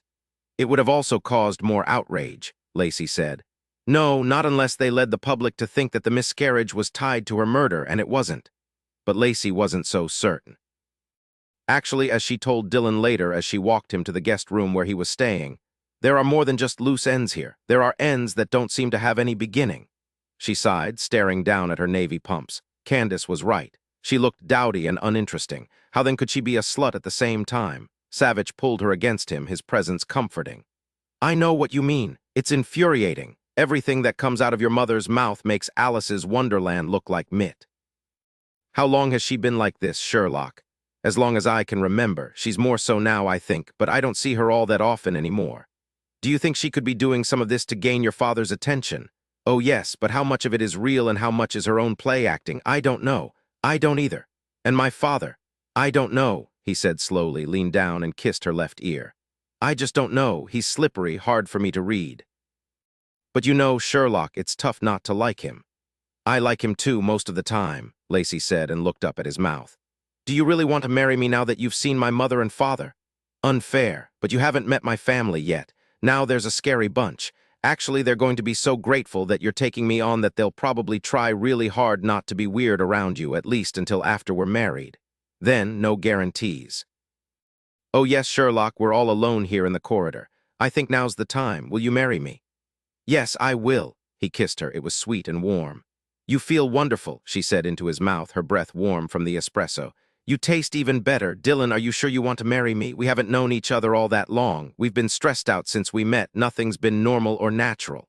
"Sure it has. I kicked your butt in Hogan's Alley and at the gym. What's more natural than that? I've cooked my pasta for you. I've fed you pizza at Dizzy Dan's. You've slept in my house. I think we've got great experience going into this. Besides, the connection between us isn't bad either, except it's been so long that I'm having a tough time remembering all the details, any of the details, actually." She kissed his chin. His jaw lightly bit his earlobe. "I don't understand how you've managed to stay footloose for 5 whole years. I run fast and I don't chase too well. Actually, I guess I was waiting for you. Nobody else, just you. I'm more surprised that no one snapped you up.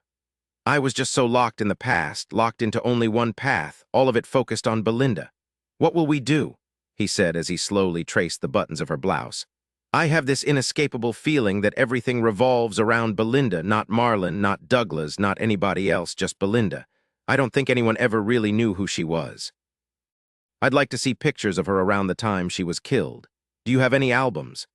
"Yes, I hope Mother didn't throw them away. Would you like to see them now?" "Nope. We're still on East Coast time, so it feels like 3 hours later than it is. I want to get some sleep. Actually, I want to be with you, but that wouldn't be right, not in your parents' house. Besides, your mother is so worried that we're shacking up, she just might go on patrol tonight to make certain we're separated." She laughed. "Mother is a hoot, isn't she? You never know what will come out of her mouth, but it seems she's gone even more around the bend just lately. Lots of it might be an act, who knows? She's not going to change, but it still scares me because some of what she says just might be true. Did my father really try to kill her, run her down in his BMW? God knows, I don't. If he did do it on purpose, at least he knows she's told us about it. Your father isn't stupid. If he did do it deliberately, it won't happen again. I don't want my mother to die, Dillon. He brought her clothes. She won't. Everything will be all right. I'll even have a chat with your father just to make sure he understands completely. Much later, when Lacey was on the edge of sleep, she thought, who were you, Belinda? 29, it was dawn, the bedroom a soft, vague gray and chilly. She woke up slowly. Someone was shaking her arm, someone speaking to her. Sherlock, we've got a problem. Come on, wake up. He was lightly caressing her upper arms, then lightly tapped her face. She blinked up at him. Dillon, I'm so glad it's you. I thought it was someone else, another nightmare. What's wrong? Did Mother try to run you off the property? He sat down beside her and she reached for him. He took her hands in his and held them tightly. No, that I could have handled. Listen to me, Sherlock. It's Martin Jones. Brace yourself. He's escaped. She stared up at him, slowly shaking her head on the pillow. No, that's just impossible. A prisoner doesn't escape nowadays except in the movies. There's no way Marlon could have gotten away. There were cops all over him. He even went to the bathroom with a cop on either side of him. Besides, he was wearing more shackles than an Alabama chain gang. This has to be an early morning joke, right, Dillon? I'm sorry, Sherlock, he's gone. The court had ordered him taken to the Massachusetts State Institute for more psychological testing. The doctors there blew fits when they saw the guards and all the restraints. He had full-leg shackles. They complained that they'd never get anything meaningful out of him, that they'd never gain any true and accurate testing results unless Marlon could trust them, the doctors. The cops refused, naturally. The doctors then called the judge who dictated more testing. The judge then ordered the cops to remove the shackles, even the handcuffs. The cops were even ordered to wait outside the room. The long and the short of it, Marlon hit 2 doctors over the head, smashed an orderly's jaw, knocked him unconscious, and got out through a bathroom window that was right off the office. They haven't recaptured him yet.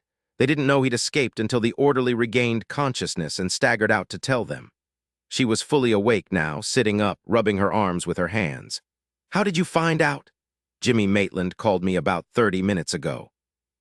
He said the cops called him, but it had been on TV even before they bothered to telephone. He got hold of the FBI in Boston and put them in on it big time. He made it sound like everything was in complete disarray. Do you think just maybe that judge who ordered Marlon Jones released will now be under the bench instead of sitting on it? There'll be big-time fallout. Hopefully that nitwit judge will either swear he's seen the light or he'll go down, which is what he deserves. Get on your robe and let's get downstairs. Isabel's made us some coffee and warmed up some rolls. 10 minutes later, they were downstairs in Judge Sherlock's lair watching TV. They just turned on the big set when a news bulletin flashed on. A big black and white photo of Marlon Jones filled the screen. A newswoman's voice said, "The manhunt has extended in all directions now. The FBI, state, and local police are all trying to find the alleged killer of more than 8 women." The picture then flashed to the newsroom. A beautiful blonde woman, not more than 28, was beaming at the camera, saying in her happy, perfect voice, "It's just been learned that the FBI agent, Lacey Sherlock, who was instrumental in catching Marlon Jones in Boston, is the sister of one of the women he allegedly murdered in San Francisco 7 years ago. What this means isn't exactly clear, but John Bullock, Marlon Jones's lawyer, has said his client was entrapped all along by the FBI. "It's out," Savich said and sighed. "I wonder who told them." "Oh no." A photo of Lacey appeared on the TV screen. The newswoman was saying, "Ms. Sherlock has been with the FBI for only 5 months now. It's said that the reason she joined was to catch her sister's killer." The newswoman gave a dazzling smile to the people watching her. "It appears she succeeded, but now no one can say what will happen once Marlon Jones is recaptured. Let's switch to Ned Bramlock, our affiliate in Boston." Ned. They watched in silence as the cops in the Boston PD stood in stiff and angry silence. The local FBI representative stood behind the small group, saying nothing. Ned Bramlock, who wore Italian tasseled loafers and had a full head of beautiful chestnut hair, said as he managed to furrow his brow in concern, "We've tried to speak to Judge Sedgwick, who issued the order to the police officers to release Marlon Jones, but he's refusing comment at this time." They switched to an Coulte lawyer, who claimed that what the judge did was exactly correct, since to have refused to allow the alleged killer privacy for the testing would have been a violation of his civil rights. They switched to another judge, this one retired, who said flatly that Judge Sedgwick was an idiot without a lick of judgment or sense. Savich turned off the TV set. He stretched. Let's go work out. She rose. Yes, let's go. There's a world gym just 2 blocks from here, down on Union Street. It's open at 6:00 a.m. It's nearly 7:30 now. By the time they'd finished, Lacey was so exhausted, even her rage was dampened somewhat, at least until she could breathe normally again. They walked home, holding hands. It's going to be a beautiful day. It usually is in San Francisco, she said. Even when the fog comes rolling through the Golden Gate, it's breathtaking. The fog makes it more lovely. She fell silent. They'll catch him. He's got no money, no transportation. Everyone is looking for him. His photo is all over the TV. Someone will see him and they'll call the cops. Don't worry, Sherlock. Lacey was thinking about Judge Sedgwick and what she'd like to do to the guy as they walked back to her parents' home. As they turned onto Broadway, she spotted 3 local TV station vans and a good dozen people equipped with cameras and microphones parked in her parents' front yard.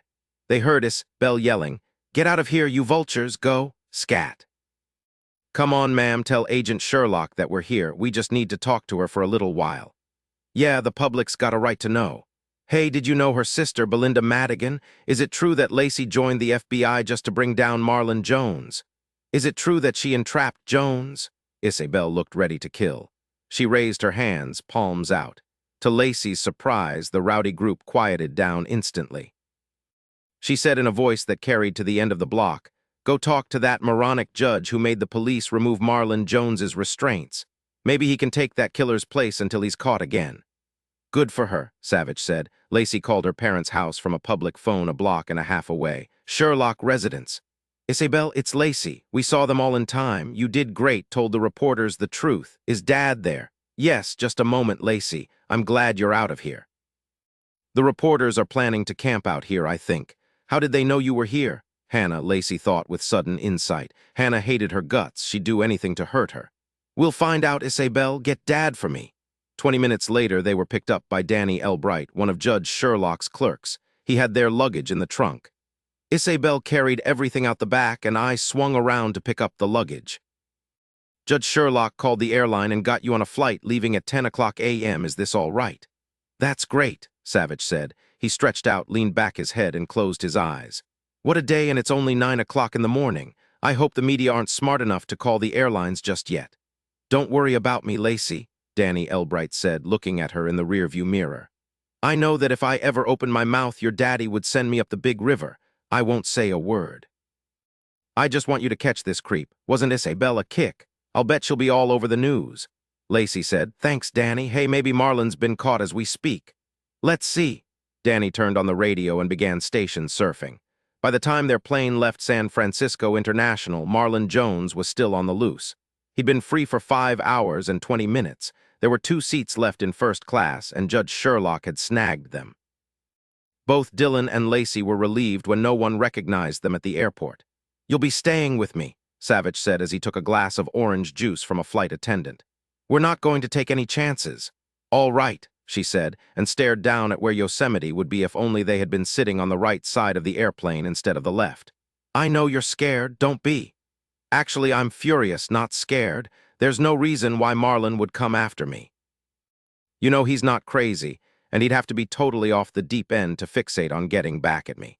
What I can't believe is that a person who's supposed to have a tad of common sense would even listen to those idiot shrinks and their ridiculous demands. Well, I'll just bet you no judge is going to pull that kind of stunt again any time soon. This was an aberration, Sherlock, an unfortunate blip. Everyone will raise hell, and the acclue will look like idiots for defending the judge's ruling. Also, it turns out that one of the doctors might not make it. The other doctor has a severe concussion, according to the news. As for the orderly, his jaw's broken and he has a lump over his left ear the size of a hockey puck. You can bet next week's paycheck that restraints will be left on prisoners in the future. If that doctor dies, the shit Marlon's in is so deep he'll never see the sunshine again. Savich took her hand. "We'll see. I do wonder where Marlon's daddy is. I have this feeling he's still out there, still kicking around. What's he doing, I wonder? Does Marlon know where he is? Is Marlon going to see him? Could Erasmus have been the one to come after you in Washington? Could he have been the one to hit me in Boston? Have Marlon and his daddy possibly been in contact and maybe even now are in cahoots?" She sucked in her breath. "I was thinking the same thing." But as to the father and son duo idea, I don't know if it's just another seemingly random piece to the puzzle or a major gluing piece. I think it says a lot about how well we're suited that I understand exactly what you just said. He picked up her hand and kissed her fingers. He looked deep into her eyes. He tucked a piece of hair behind her ear. His fingers lightly caressed her ear. Hey, gorgeous, what do you want from this gourmet lunch menu? Marlon Jones was still free when they arrived at Savich's house at 7:30 that evening. There were no reporters waiting for them. If they're anywhere, it's at your town house. Another excellent reason for staying here with me. Yes, she said and followed him in. I hope Hannah doesn't tell them where I probably am. I'm going to call Jimmy Maitland and let him know we're back. And Ollie, yeah, I think I'll give Hannah a ring. Yes, I think you're right. She's probably behind the leak. I'm beginning to think this might be a good time for her to transfer to another section. She'd better keep her mouth shut from now on or she'll be out of the bureau. Maybe she's not the one who talked. We'll see. You unpack and then relax, Sherlock. We'll have dinner in. I've got some great spinach lasagna in the freezer that I made just a while back. You'll love it. I think I'd rather have Dizzy Dan's pizza. Do they deliver? They will for me. He frowned at her, then strode back to her, grabbed her, and pulled her tightly against him. It's going to be all right. We'll get through this. Marlon will be in jail again by tomorrow morning, you'll see. All the FBI's in on this whole thing big time. I don't think I've ever seen Jimmy Maitland so pissed. No, Marlon doesn't stand a chance. But she didn't know if she agreed. Marlon Jones was out there. She nodded, though, saying nothing, and laid her cheek against his shoulder. Her clothes went into his closet, her shoes on the floor beside his size 12 wing tips and gym shoes. Her underwear went in the second drawer of the dresser. And when he was kissing his way down her body, finally holding her hips, his mouth against her, she forgot everything but him and what he was making her feel. The deep, tearing pleasure roared through her, and she yelled and arced upward and told him between gasping breaths, I love you, Dillon. Just in case you didn't hear me the first time, I'll marry you. You're the best. Good, don't forget it, he said, staring down at her, and came into her. It was nearly morning when Savich came slowly awake, aware that something strange was happening, something that was probably better than any pesto pasta he'd ever made, better even than having won a huge bet off one of his relatives. The something strange suddenly intensified, and he lurched up, gasping. She was leaning over him, her tangled hair covering his belly, her mouth on him. All he could do was moan, clutch her hair as he moaned, and twitch and heave. And when he kissed her mouth, she said, If you could do that to me, surely you had to like it too. It only makes sense, doesn't it? I've never done that before. Did I do it okay? It was okay, he said. Yeah, I think just maybe it was okay, really not bad for your first time. She slid down his chest again, then it was all over for him. Ollie said, Jimmy Maitland has a representative speaking to the media downstairs, Sir Sherlock, don't worry, they'll lay off. That was the deal Maitland struck with them. Good, Savich said. But there's lots of gossip, lots of innuendo, Hannah said, tapping her pen against the conference table. Marlon Jones's lawyer is making hay with Sherlock here being one of the murdered women's sisters. That's true, Savich said. Does anyone know how the media found out about that? No one said a word. Hannah. Savich said, looking at her. She looked right at Lacey. No, certainly not, but I don't think it's bad that the media found out what she did. It's possible that the case against Jones could be tossed out as entrapment. She shrugged. You knew it was going to come out anyway. At least now there's time to get the media through chewing on it by the time Marlon Jones is recaptured. She was lying, but how could he prove it? Savich smiled at her, a smile cold enough to freeze water. He said, his voice so gentle it made the hair rise on the back of Lacey's neck. One wonder that it didn't occur to the one who told the press that Sherlock wasn't the one who made the decision, that both the Bureau and the local cops all discussed her as bait for Marlon and okayed it. I bet you talked him into it, Hannah said to Lacey. The other agents were squirming, looking off, wishing, Savich knew, that they were anywhere but seated here at the conference table. Savich raised his hands. All right, that's enough. As most of you know, Sherlock is at my place. Not a word about this to anybody outside this room. Okay, we'll have our regular status meeting tomorrow. I just wanted everyone up to speed on this debacle. Hannah, I'd like to see you in my office. The meeting broke up. Ollie collared Lacey. I've been working through Maxine's protocols using a different slant with the Florida nursing home killings. Come and see where I'm at. I'd like your input. Besides, it'll get your mind off Marlon Jones. You're looking hunted. She wanted to go after Savich and Hannah. Then Hannah turned around and looked at her. Lacey changed her mind. She didn't want to get within spitting distance of Hannah. In Savich's office, he waved his hand to a chair facing his desk. "Sit down, Hannah." She sat. He said nothing at all for a very long time, just looked at her, his head cocked to the left. "You wanted yo speak to me, Savich?" "Oh, yes. I know it was you who told the media about Sherlock's connection to one on the San Francisco murders. I'd like you to tell me why you did it." 30, she said in a low voice that was hard as nails. "I told you already that I didn't do it." "You're lying. Understand this, Hannah. It wasn't Sherlock's decision to be used as bait. Sure, she wanted to do it very badly, but it wasn't her decision. You're the last person who should have opened your mouth. The fact of the matter is that you talked to the press just to cause trouble. That's unprofessional and unacceptable behavior in a special agent." "I didn't do it. You can't prove that I did. Don't forget that it was a judge who ordered the removal of Marlon Jones's shackles. Why wouldn't a judge throw this out as well? Because of the bloody evidence, that's why." "Look, Hannah, I don't want you, and you swore to me that you'd never allow yourself to become serious over anyone who worked in your unit. Yet you saw little Miss Prim and fell all over yourself." He rose to face her. "Listen to me, just let it go. Sherlock's never done anything to you. If you want a target, I'm right here, really big, right in front of you. Take your best shot. Leave Sherlock alone. Oh yeah, I know too that you called the media in San Francisco and told them where Sherlock lived.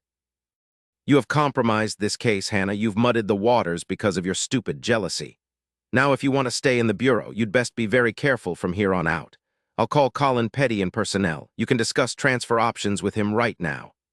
"Tell me why her?" Sherlock's face was vivid in his mind's eye. He looked bemused as he said slowly, "You know, I really can't answer that. Lots of things, I guess. Good day, Agent. I'll be calling personnel right now." She called him a shit, but it was low enough so he could ignore it. At least he hoped he was the shit and not Sherlock. He'd never meant to hurt Hannah, never meant to do anything to encourage her. He called Colin Petty, then buzzed Hannah to go see him. He sighed, turned on Maxine, and was soon in another world, one that he controlled, one that answered only to his siren's song, one that never let him down. He reviewed everything on Marlon Jones. Where was he? Hiding? On the run? Was he alone? Maxine brought up the driver's license photo of Marlon's father, Erasmus Jones. Were they together? Did Erasmus play any role at all in any of the murders in Denver or San Francisco or Boston? Was it actually he who rented the Ford Taurus and not his son? If he had, then they were probably together. He reviewed the reports, completely immersed until Jimmy Maitland finally said from the open doorway, "Maitland to Savich and Maxine. Are you two hovering anywhere close?" Savich blinked, forcing himself to look up. He rose. "Hello, sir. What can I do for you? Have they caught Marlon Jones?" Jimmy Maitland shook his head mournfully. "No, not yet, but it won't be much longer. All the major corridors out of Boston are covered with agents and locals. Oh yeah, Big John Bullock is hassling the Bureau office in Boston big time. He wants to see Agent Sherlock. He wants what he's calling a predeposition. He wants to make some hay now before the cops have Marlon in custody again. What do you suggest we do?" Savich sat back in his chair. Jimmy Maitland lowered himself into one of the chairs facing Savich's desk. "This isn't easy, is it? That opportunistic jerk, I wish Marlon had hit him harder." "Too late. Come on, Savich. Do you think Big John will make hash out of Sherlock?"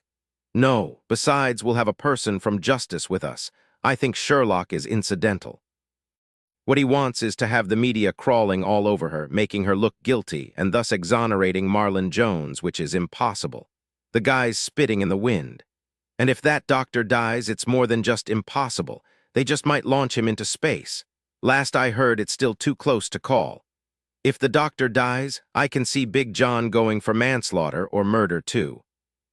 No premeditation, an act of passion by an insane man, a man out of control, a man terrified about what was going to happen to him." Suddenly, Savich sat upright in his chair, his hands clasped in front of him. "Let's do it. I think Sherlock can handle herself just fine. Let's face that bastard down. Who knows? We just might get something out of it." Jimmy Maitland said very slowly, "You think just maybe Marlon will find out about her being in Boston? He'll try to get to her." Savich was very still. "Yeah, bottom line, that's why I think we should go. It's a real long shot, next to impossible. Yeah, but even if there's a remote chance it'd be worth it. But it's not just my decision to make. I'll speak to Sherlock, but you know something, I just don't think Marlon would even find out about her going to Boston, unless we let it loose to the media. Also, even if he does find out, he'd really have to be crazy to come after her. Maybe, but I just don't know." Big John will leak it to the media, count on it. I will too. But you're right, it's got to be Sherlock's decision. But you already know the answer, don't you, Savich? Oh, yes. The media are out in force, thicker than fleas on a one-eared dock rat, Jimmy Maitland said, blew his nose, then stuffed the handkerchief back into his coat pocket. He drew away from the window in the 23rd floor office of Big John Bullock. He wasn't happy with all this, but he knew that with the leak, there was no way in hell Marlon Jones didn't know about Sherlock being here in Boston. He wouldn't be surprised if Sherlock had called the media. She really wanted Marlon Jones badly. Buzz O'Farrell, the sack of the Boston bureau office, was just shaking his head. It amazes me how they don't just send one reporter. No, it's 4 dozen with 8 dozen mics. Enough cameras to film World War II and everybody screaming. I wanted to shoot that damned judge, but the media? A nice deadly virus just might be the answer for them. They ain't got no manners, that's for sure, Savich said, grinning down at Sherlock, who looked both stoic and furious, an interesting combination he would have liked to explore further, which unfortunately wouldn't be an option this morning. Big John leaked it, Jimmy Maitland said. We didn't. Actually, we decided to keep our noses clean, and yes, we know he leaked it. He's still counting on coming out smelling like a rose in all this, and that's why he did it.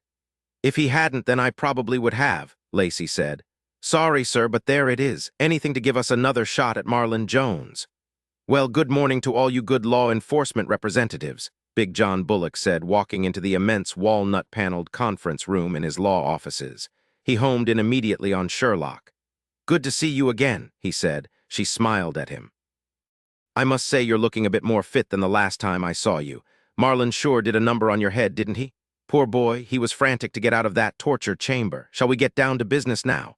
That's fine with us, Savich said, all calm and cool in that FBI voice of his.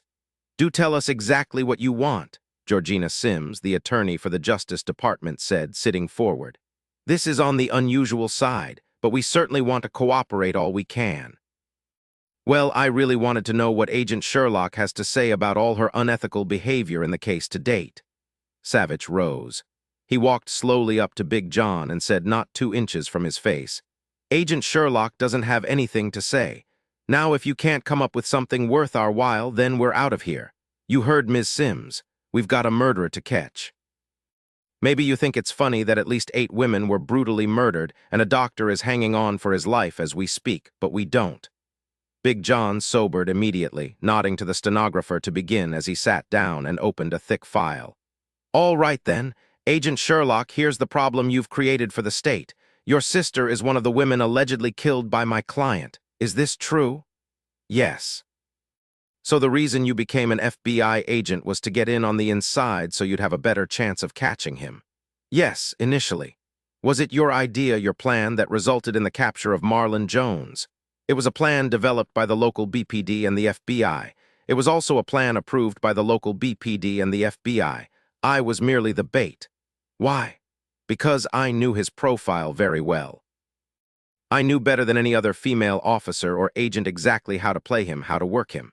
I was simple bait, Mr. Bullock. All he had to do was ignore me. There was no entrapment. That will be up to the judge, won't it? Georgina Sims said, her voice easy and slow. This is all a waste of time, Mr. Bullock. If you have a point, make it now or we're leaving. My point is, just exactly how did you know how to play Marlon Jones so well, Agent Sherlock? She didn't pause.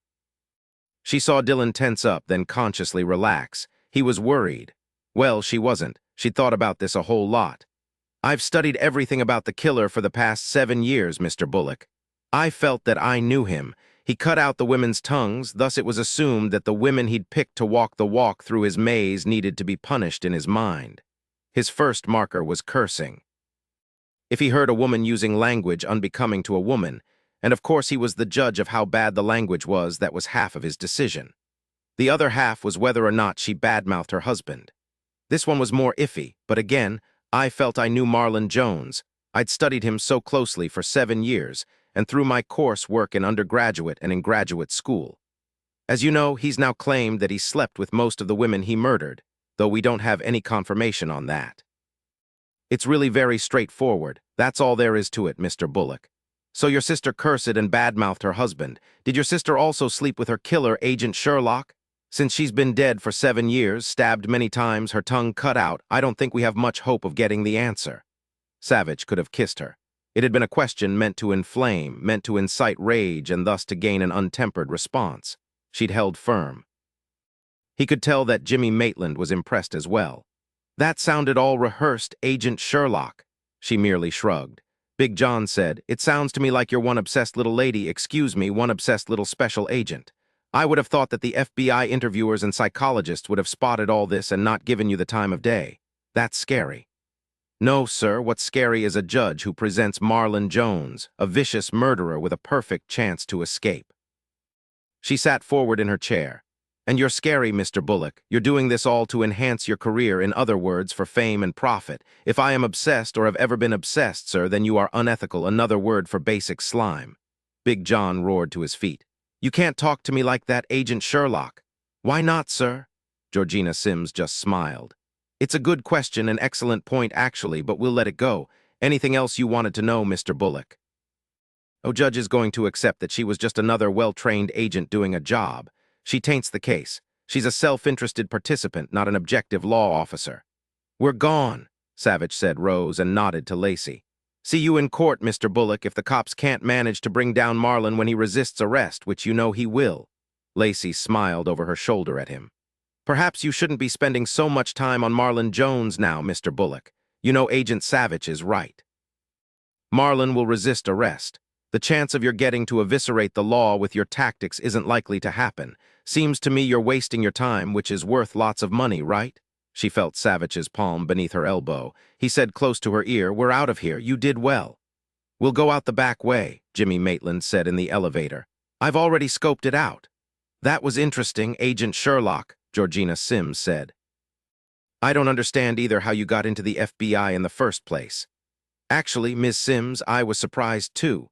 Don't get me wrong, finding Marlon Jones was a big part of my motivation for joining, but then I realized that this was what I wanted to do with my life. You know, before Mr. Savich brought me to his new unit, I could have ended up chasing bank robbers in Los Angeles, and that was the bottom line. I would have caught as many bank robbers as I could." "I rather think a judge might buy that," Georgina Sims said. "But as I said, however did you manage to even get accepted with this in your background? I guess nobody made a big deal out of it." "I guess not." Before they all parted in the underground parking lot, Jimmy Maitland said to Savich, "Sims buys it because it sounds good, and it is true for the most part. However, what she doesn't know is that you've got the hots for Sherlock. What are you going to do about that? Are you two going to get married or what?" "Yes, but as they say, timing is everything. But the point is, why did you ask for her for the criminal apprehension unit in the first place?" Savich didn't hesitate. "Because she was so damned good in Hogan's Alley. No, I didn't have the hots for her then, sir. I just thought that she'd be one of the best I could get my hands on. I found out she'd turned down profiling because she said she couldn't stomach it, but she had all this great training and knowledge in forensics. No, sir, at that time there was no less scrambling my brains." Jimmy Maitland grunted. "Timing," he said. "You're right, all of this will have to be controlled very tightly. You took care of the leak out of your unit." "All gone," Savich said. "I don't suppose you're going to tell me about it?" "I would appreciate your not asking, sir, since there's no solid proof." 31 They spent the rest of the day with the local bureau and police, seeing exactly what was going on with the manhunt. "It looks like everything's being done right," Savich said to one of the cops on the newly formed task force. "And there's zero hint or word that Marlon Jones could have met up with someone." "Not an echo of a word," Officer Drummond said. "Shit, my feet hurt. I think I've walked from one end of the zone to the other a good dozen times.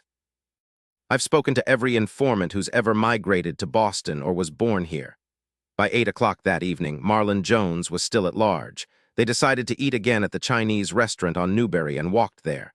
"I doubt he'll show Sherlock." "I know. At least we're giving him every opportunity to make a move."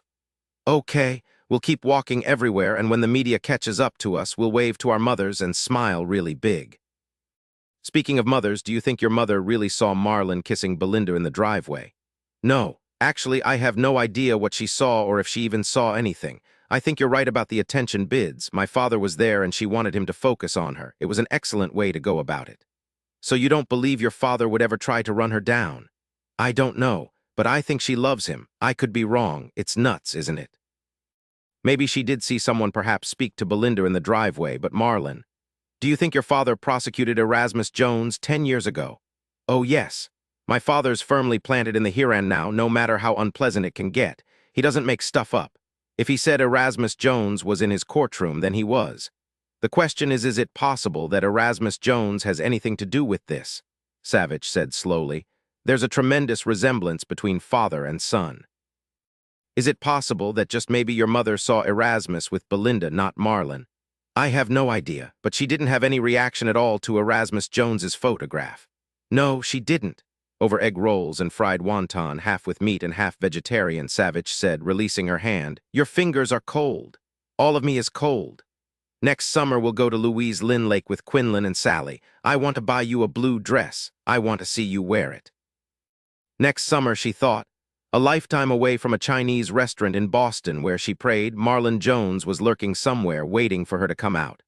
Cops were stationed at short intervals all around the restaurant. She gave Dillon a huge smile. Thank you, she said, stood on her tiptoes and kissed his mouth. Then she sat down again, took a huge forkful of garlic pork, and chewed while Savich just sat there, staring at her, bemused. Princess prawns and garlic eggplant arrived. While Savich was spooning rice onto his plate, he said, What do you think about Douglas? I really don't want to think about him right now. I just want to eat, she sighed as she speared a princess prawn on her fork. Everyone is accusing everyone else of killing Belinda. We go down one passageway, then another. She waved her fork, flinging rice onto the table. The only thing I am sure about is that Isabel didn't do it. My money would be on Candace if she'd only been around 7 years ago. I find myself still going back and back yet again to your nightmare, to your experiencing exactly what happened to Belinda. I try not to anymore. It's too scary. It makes me sweat. Do you think we could go work out after dinner? He grinned at her over a forkful of garlic eggplant, which had been nicely prepared. My soul mate, he said. Your delts still need work. Your focus on fitness is really impressive, though. Those triceps of yours are making great progress. I love it when you talk gym to me. They didn't fly back to Washington until the next afternoon. Not a single sign of Marlon Jones. He was still at large. They stopped off to see Captain Doherty at the station on their way to Logan International. It seems to me that someone has to be helping him, Savich said. Yeah, said Captain Doherty. Everyone is coming to that conclusion now. There haven't been any murders or robberies that haven't checked out. Since Marlon didn't have any money, he would have to get some if he remained alone. He didn't so far as we know, so someone must be helping him. Someone's hiding him, someone who has enough money to keep him out of sight. But who? We've checked with the people at the lumberyard where he worked. He didn't have any close friends that they knew of, at least no one close enough to go out on this long a limb for him. Lacey handed Captain Doherty the 8x10 photo of Erasmus Jones. This is his father. You might want to distribute this photo. They sure do look alike. You think his old man might really be in on this thing? Do you think he's the one helping Marlon? We have no idea. We don't even know if he's dead or alive. It's just an idea, something we can sink our teeth into. They rose. We're going back home, Captain. Keep us informed and good luck.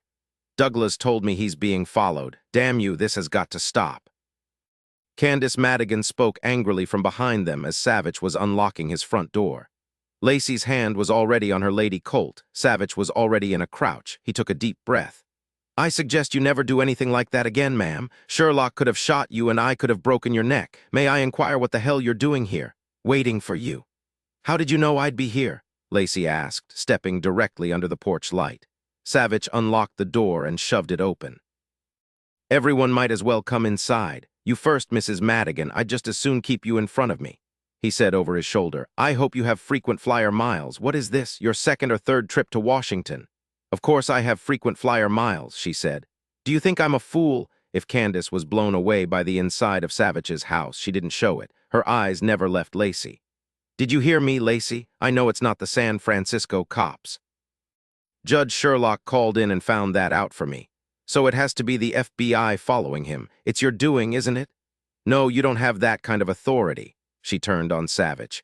You'd do anything for little Miss Sweetness, wouldn't you? Even have my husband followed. Are you trying to blame Douglas for Belinda's murder? Stop it, he's going nuts. I won't have it. You know, Savich said easily, waving Candace into the living room, when you pause to think a bit, Douglas had a very good motive for killing Belinda. He wanted out of the marriage, but she wouldn't give him a divorce. He knew if he tried to get one that Judge Sherlock would have ruined him. He was trapped. So he used the string killer's MO and killed her. What do you think? Sound good? Candace lunged at him. He caught her wrists and held her away from him. She kicked at him. He quickly turned to the side. Then he began shaking her, saying in his low, calm voice, "Stop it, Mrs. Madigan. For a woman of some sophistication, you're not playing the part." "Give her to me," Lacey said. "I'm sick of you, Candace. You want to fight, then come here. I'd love to take you down." "You'd wreck my living room," Savich said, looking at a red-faced Sherlock, and smiled. "Will you try to keep some control, Mrs. Madigan? I'll protect you from Sherlock if you'll mind your manners. Will you?" Slowly, she nodded. Savich let her go. She stood there, rubbing her wrists. Then slowly she turned to face Lacey, but she said over her shoulder to Savich, "Did it ever occur to you that she killed Belinda? Talk about crazy, just look at her family. Every gene coursing through her is nuts, just plain nuts." There was dead silence except for Candace's heavy breathing. "Well, what do you have to say to that?" Lacey smiled, an awesome feat, she told Savich later, but she managed it. "Candace, why are you really here?" "I told you someone's following Douglas. It's got to be the FBI. I want it stopped, so I came to make you do it."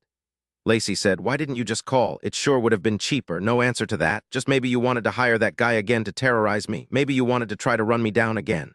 "I don't know what you're talking about. As for you," she continued, looking at Savich, "you're blind. Douglas was too, but just for a little while. Now he realizes what she is." Candace gave them a triumphant smile and sat down on the beautiful sofa. Well, what, Mrs. Madigan?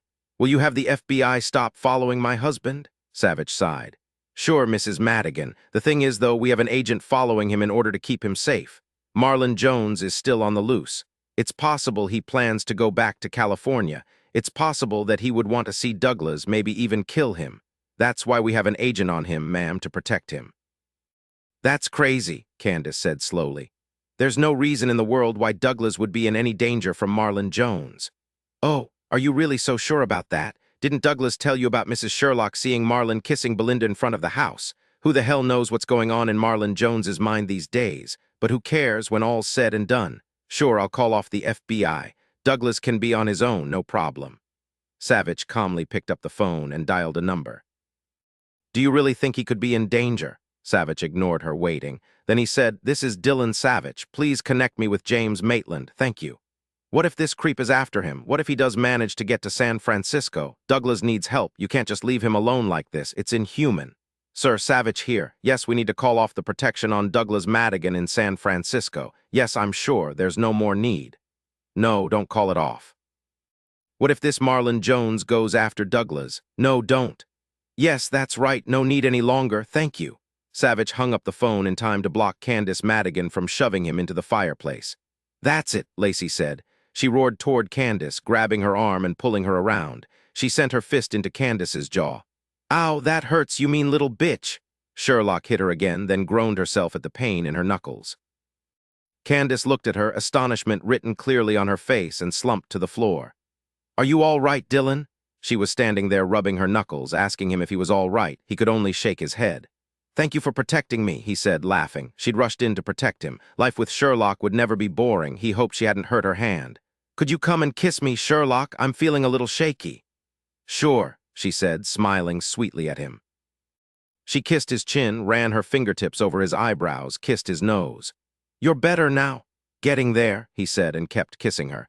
They stopped only when they heard Candace say from the floor, "If the two of you make out in front of me, I'm going to call the police. Then you'll both be arrested." Lacey began to laugh. She couldn't help it. Savich said, "Would you like a cup of coffee before you leave, Mrs. Madigan? What I want is for the FBI to protect my husband. But you flew all the way here to get us off him. Look, I know I haven't been really nice to either of you, but Douglas, he's different. He needs me. Please, if you truly believe he's in danger, protect him." Savich walked to the phone, dialed, then said, "Reinstate the surveillance on Douglas Madigan. Yes, that's right. Thank you." He hung up, then turned to Candace. "It's done." "Thank you," she said. "Really, thank you very much." Then she turned to Lacey. "As for you, you're nothing but trouble. You're going to bring trouble to this very nice man who doesn't know you at all. Stay away from Douglas." With that, she was gone. Savich stood there, looking toward the front door. "She is one strange woman," he said. "I guess she didn't want coffee. Did you really have surveillance on Douglas?" "Oh, yes." "Did you take it off, then put it back on?" "Nope, Douglas is a suspect. I want an eye kept on him. Hey, if it protects him as well, so be it." "She loves him," Lacey said. "She really truly loves him. The two of them deserve each other. I hope they live happily ever after. Now if you're ready for bed, I'll race you. She'd been so depressed, then she'd wanted to SR pot Candace, but now, looking at Dillon Savich, she felt relief pouring through her. Let's go. 32 Marlon Jones was still free on Thursday at noon. His photo was shown on TV special bulletins throughout the day and evening. Hundreds of sightings from Boca Raton to Anchorage had flooded in. Savich tried to work, tried to concentrate on the killings in South Dakota and Iowa, but it was tough. He called everyone together Thursday afternoon to announce that Hannah Paisley had been reassigned. He would let everyone know where she would be going when it was decided. No one was particularly sorry to see her go. As for Lacey, she felt as if a 100-pound weight had been lifted off her back. An hour later, there was a resolution to the nursing home murders in Florida. Savich, Ollie, and Sherlock were all hooting when they walked into the conference, giving everyone high fives. Savich, grinning from ear to ear, rubbing his hands, said, "Good news, great news. It turns out our murderer is an old man, Benjamin Potter from Cincinnati, who's been a magician for 30 years. He's a master of disguise, which all of you know. Also, he's never done a bad thing in his life. He easily entered the nursing homes as just another old person in need of round-the-clock attention. Sometimes he passed himself off as an old woman, other times an old man. Because he was in basic good health, no nurse ever saw him without his clothes on, important since he could have been play-acting an old woman. He never had difficulty escaping after each murder because he didn't. Nope, he always stayed on until a relative came to take him home to his family. He paid the relative $50 for this service." Savich turned to Ollie. Ollie said, "The cops found the relative in Atlanta." He denied knowing anything about the murders. He said only that the old man was a kick and it was easy money. He nodded to Lacey. "Benjamin Potter wouldn't have been caught after the 6th murder except that he happened to trip on a used syringe on his way out of the victim's room and suffered a heart attack. He died before he could tell anyone why he'd killed 6 old women." Ollie picked it up. "Yep, the relative is my part." He said he had no clue. "The old man always seemed happy and well-adjusted to him, so go figure." They all tried to figure it out, but no one could come up with anything that sounded like the perfect fit. Although Savich said that Maxine thought it just might be that the old man had always wanted to be an old woman and he was killing off his competition. "A real big one down," Savich said. "Everybody to the gym for celebrations." There was groaning from around the table. Lacey was still on a high when she went to the women's room in the middle of the afternoon, a redone men's room that looked it. When workmen had removed the urinals, they hadn't patched the wall tile very well. The big room was always dank and smelled like pine sol. Lacey was washing her hands when she looked up to see Hannah in the mirror, standing behind her. She didn't say anything, just looked at her reflection. "Your lover didn't want to take the chance I'll slap him with a sexual harassment complaint so he couldn't fire me. I thought you denied leaking my relationship to a murder victim to the press." "I did deny it." "Then how could Savich have fired you without proof?" "Oh, enough, Hannah. Say what you have to say and go about your business. You're really cute, you know that? Tell me, Sherlock, did you set your sights on Savich while you were still at Quantico?" "No. He'll use you, but he won't marry you." "Does he share everything with you? He loves that." "Hannah, it's none of your business what either of us does. Please let it go. Forget him. You know I'm irrelevant in all this. Even if I weren't here, Savich still wouldn't be going out with you." "Maybe, maybe not." "Goodbye, Hannah." Ollie was waiting outside for her. He said only, "I just didn't want her to shoot you."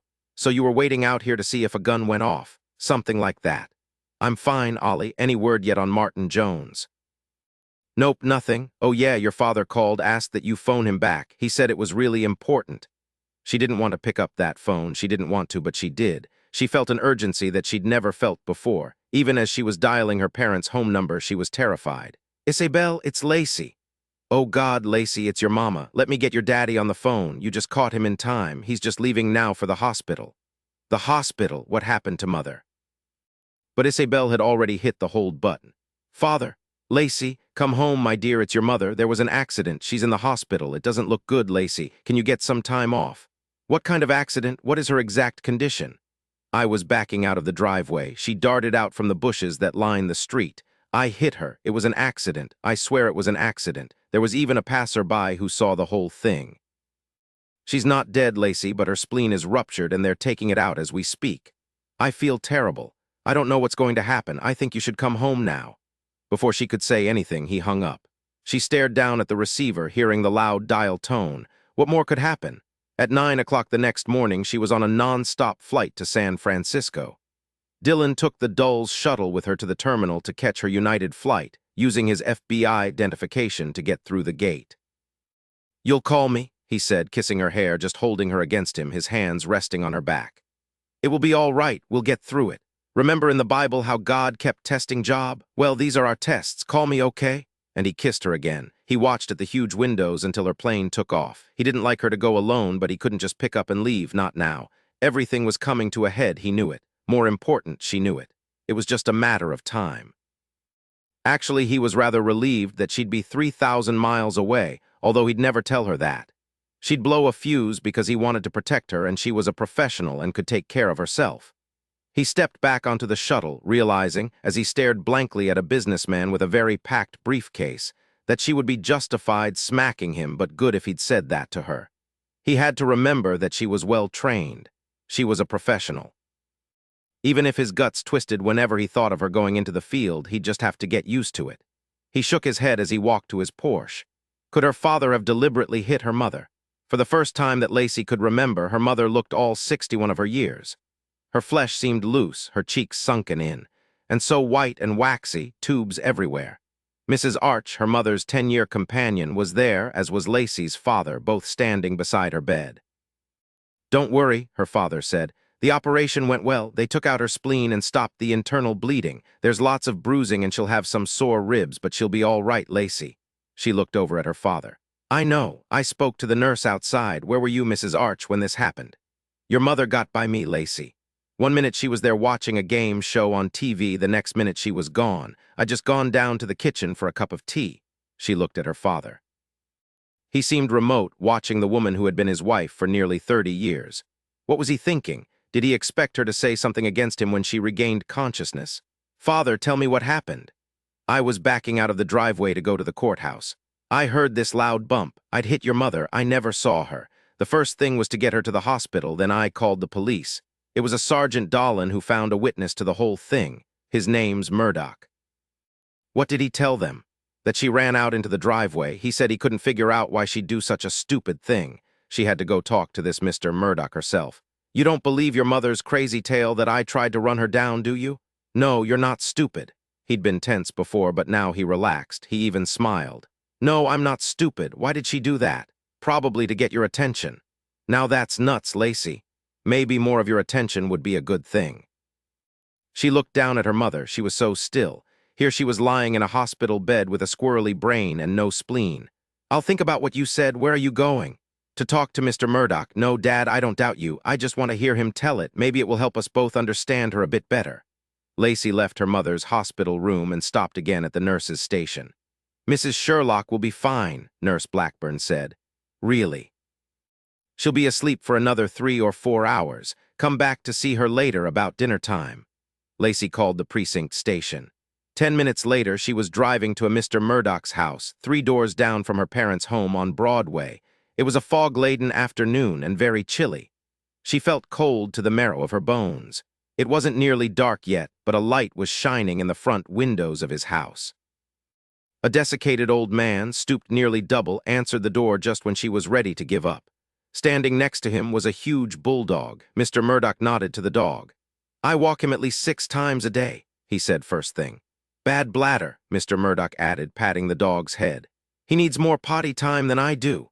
He didn't invite her in, not that she wanted to step into that dark hallway behind him that smelled too much like dog and dirty socks. "You saw an accident, Mr. Murdoch? A man in a car struck a woman."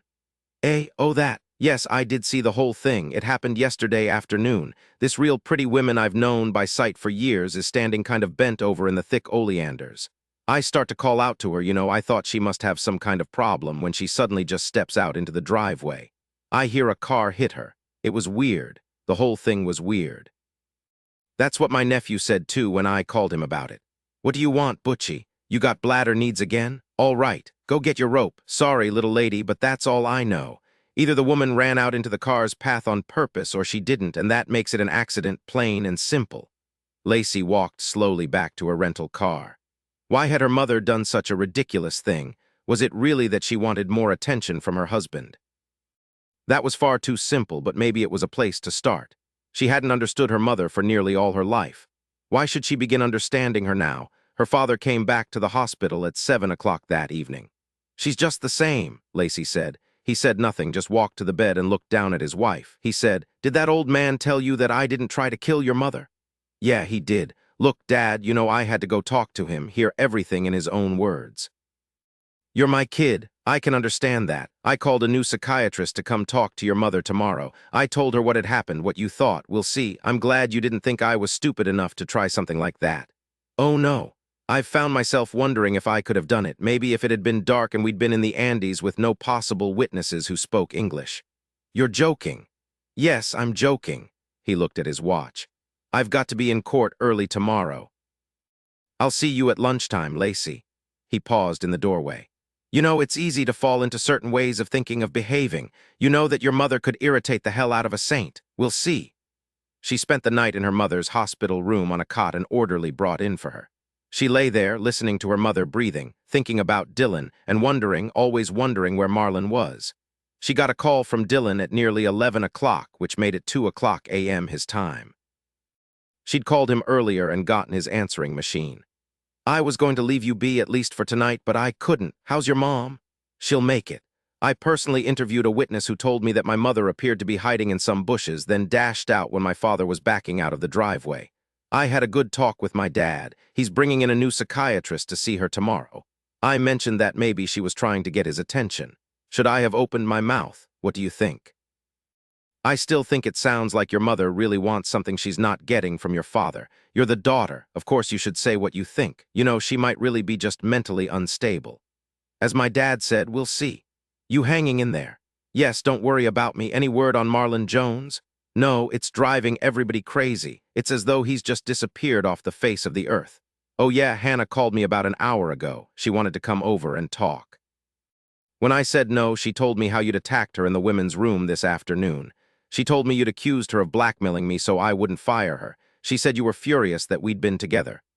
The last thing she needed in this crazy mix was Hannah. "I don't think so, Dillon, but that's a thought. Let me consider it. I don't know, she's pretty strong. It's possible she could take me down." He grunted. "Yeah, she probably could. Call me at the bureau tomorrow with an update. Sherlock." "Yes." "I miss you really badly. I had to go to the gym by myself. It used to be just fine. In fact, I used to like going by myself. But now all I could do was one lat pull down before I was looking around for you." At least she was smiling when she gently laid the phone in its cradle.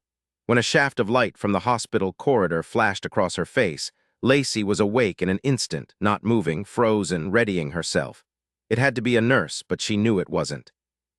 She smelled Douglas's distinctive cologne, a deep, musky scent that was noticeable.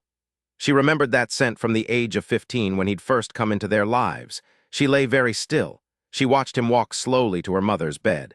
He stood there for the longest time in the dim light sent in through the window, staring down at her mother. She saw him lean down and kiss her mother. She heard him say quietly, "Evelyn, why did you do this stupid thing? He's a bastard, surely that he'll always be a bastard. What did you expect to prove by running out like that behind his car?" Her mother made no sound. Douglas lightly caressed her face with his cupped palm. Then he straightened and turned. He froze in his tracks, staring down at Lacey. "My God, Lacey, what are you doing here?" "I wanted to stay with my mother," she said, very slowly coming up onto her knees, her back against the wall. She was wearing one of her favorite Lance flannel nightgowns that came up high on her neck and covered her feet. "Didn't my father tell you I was staying with her?" "No, I guess not. What are you doing here, Douglas?" He shrugged. "I was naturally worried about her. I just wanted to make sure she was all right. I wanted to see her when I knew your father wouldn't be here. Visiting hours were over a long time ago. How did you get in?" "Not a problem. I know the nurse, Laurette. She let me in." "Seeing you is a surprise. I didn't know you'd come. That Marlon Jones jerk is still free. I didn't think you'd ever leave the hunt." "Why were you kissing my mother?" "I've known your mother for many years, Lacey. She's a good woman, almost like a mother to me." "That kiss didn't look at all filial." He ignored that, saying, "I don't want anything to happen to her, anything more, that is." "That's hard to believe, Douglas. You were kissing her like she was a lover." "No, Lacey, you're way off base." "Why are you looking toward the door?" "I'm waiting for Candace to burst in here. She always seems to show up when you're with me." "I left her sleeping. She isn't coming here." Then he laughed. "But she'll hate herself that she missed such an opportunity. Here you are in your nightgown in the same room with me. Yeah, she'd go wild." Well, I'm not up to anything wild tonight. Are you certain she's home asleep? God, I hope so. Lacey stood up, her nightgown like a red-patterned tent around her. There was sweet lace around the wrists and the neck. I think you should leave now, Douglas. I don't want her disturbed. I need to get some sleep. Oh yes, my father would never hurt her. She ran out behind his car on purpose. That makes no sense. She had to smile at that. It seemed to be everyone's litany recently. She closed the door after Douglas had left. She took a deep breath once she was in the blessed darkness again. She heard her mother's even breathing. She burrowed under the 3 hospital blankets. It still took her a long time to get warm. Why had Douglas spoken to her unconscious mother as if she were his lover? Or had she imagined it? Her head began to pound. She wanted nothing more at the moment than to go home to Dillon. 33I didn't run into the driveway. Your father saw me pruning some oleander bushes. He called out to me, told me he wanted to talk to me about something. When I walked onto the driveway, he gunned his BMW and deliberately ran into me. Lacey said very quietly, Mother, there was a witness. He's an old man who lives just down the block from you. He claims you were hiding, then ran out so that father could run into you. Old man Murdoch, her mother said, her voice deep with anger. Then she winced at the pain. That old liar. He wanted me to have an affair with him years ago after his poor wife died of breast cancer. I told him where to shove it, so this is his revenge, the malicious old moron. It's all right, Mom, just relax. That's better, breathe deeply. You can push that button if you want pain medication. How do you know what to do?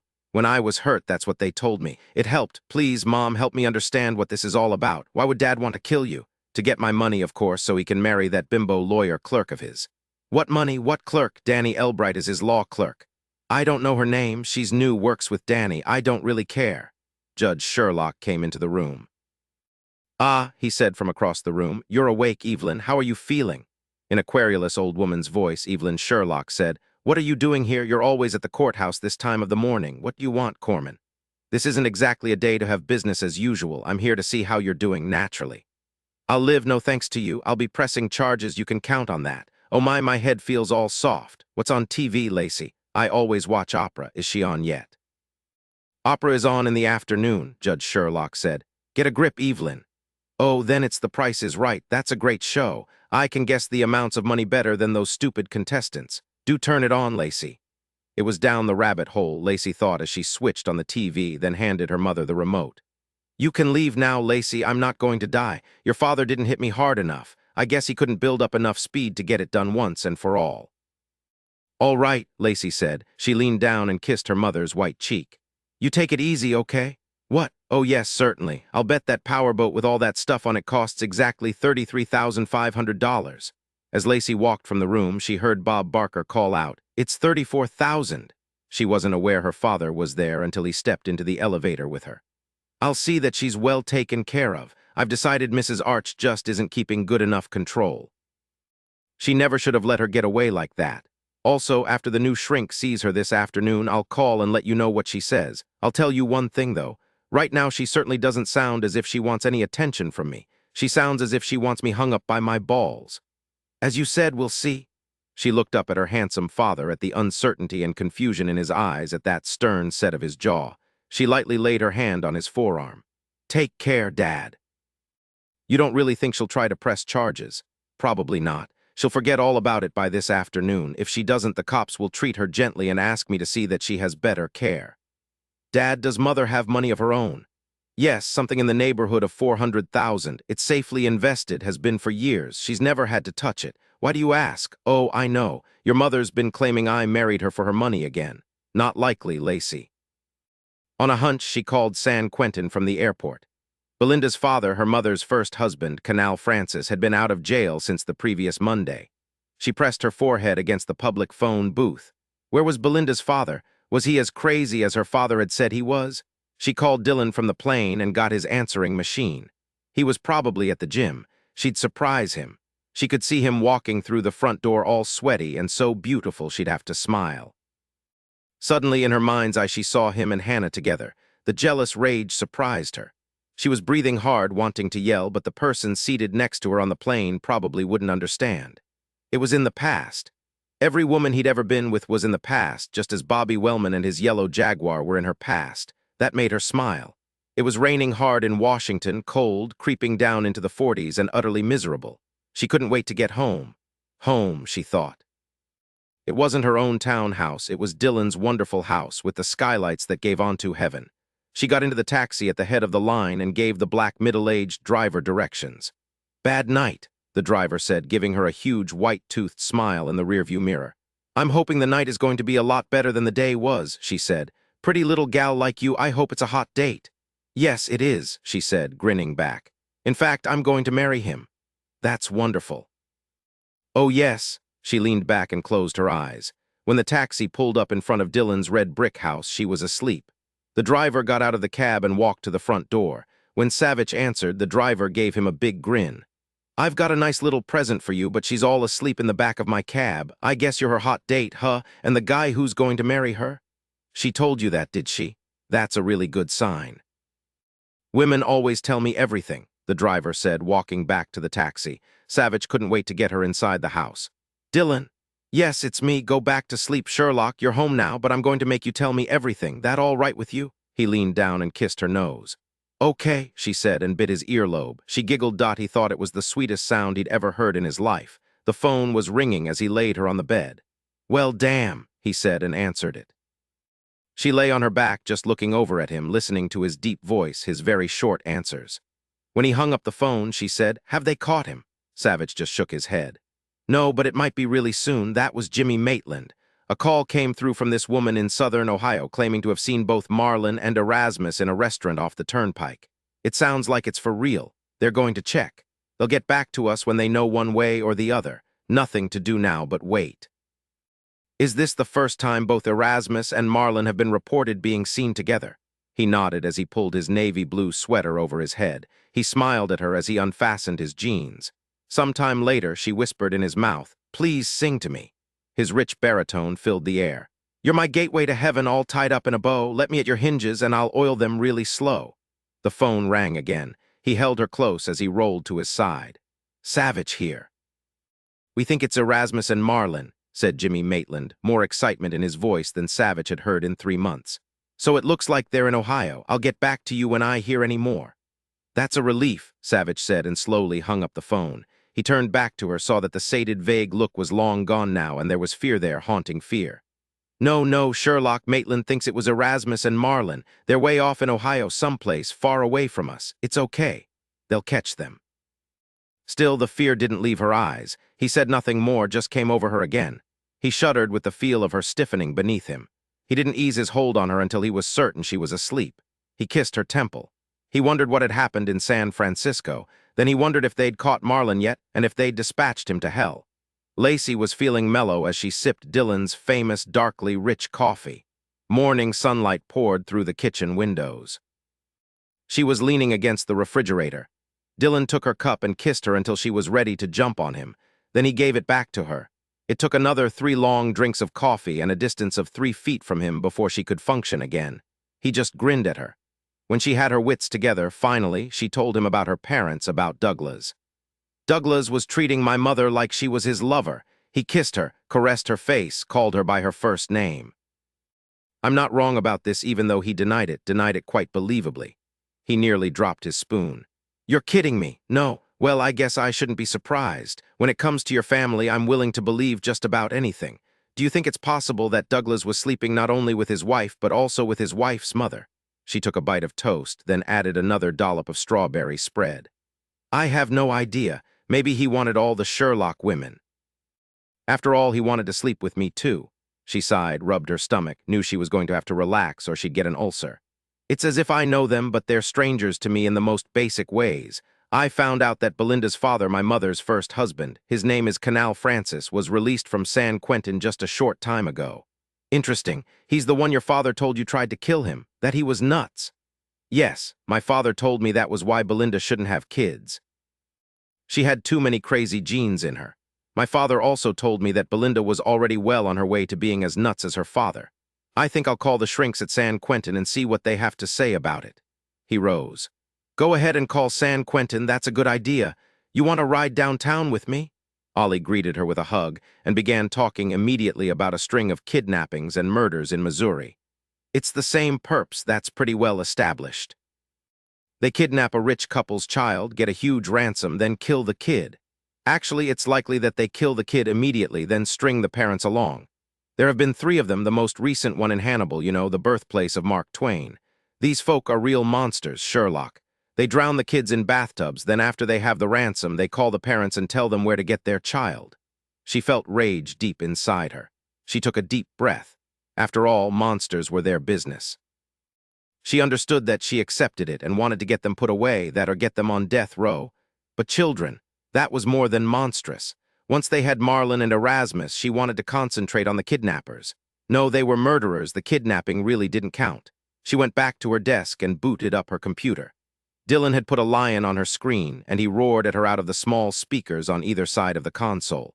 She heard 2 agents shouting at each other. She heard a woman laugh, saw a Coke can go flying past her desk, heard the agent shout his thanks.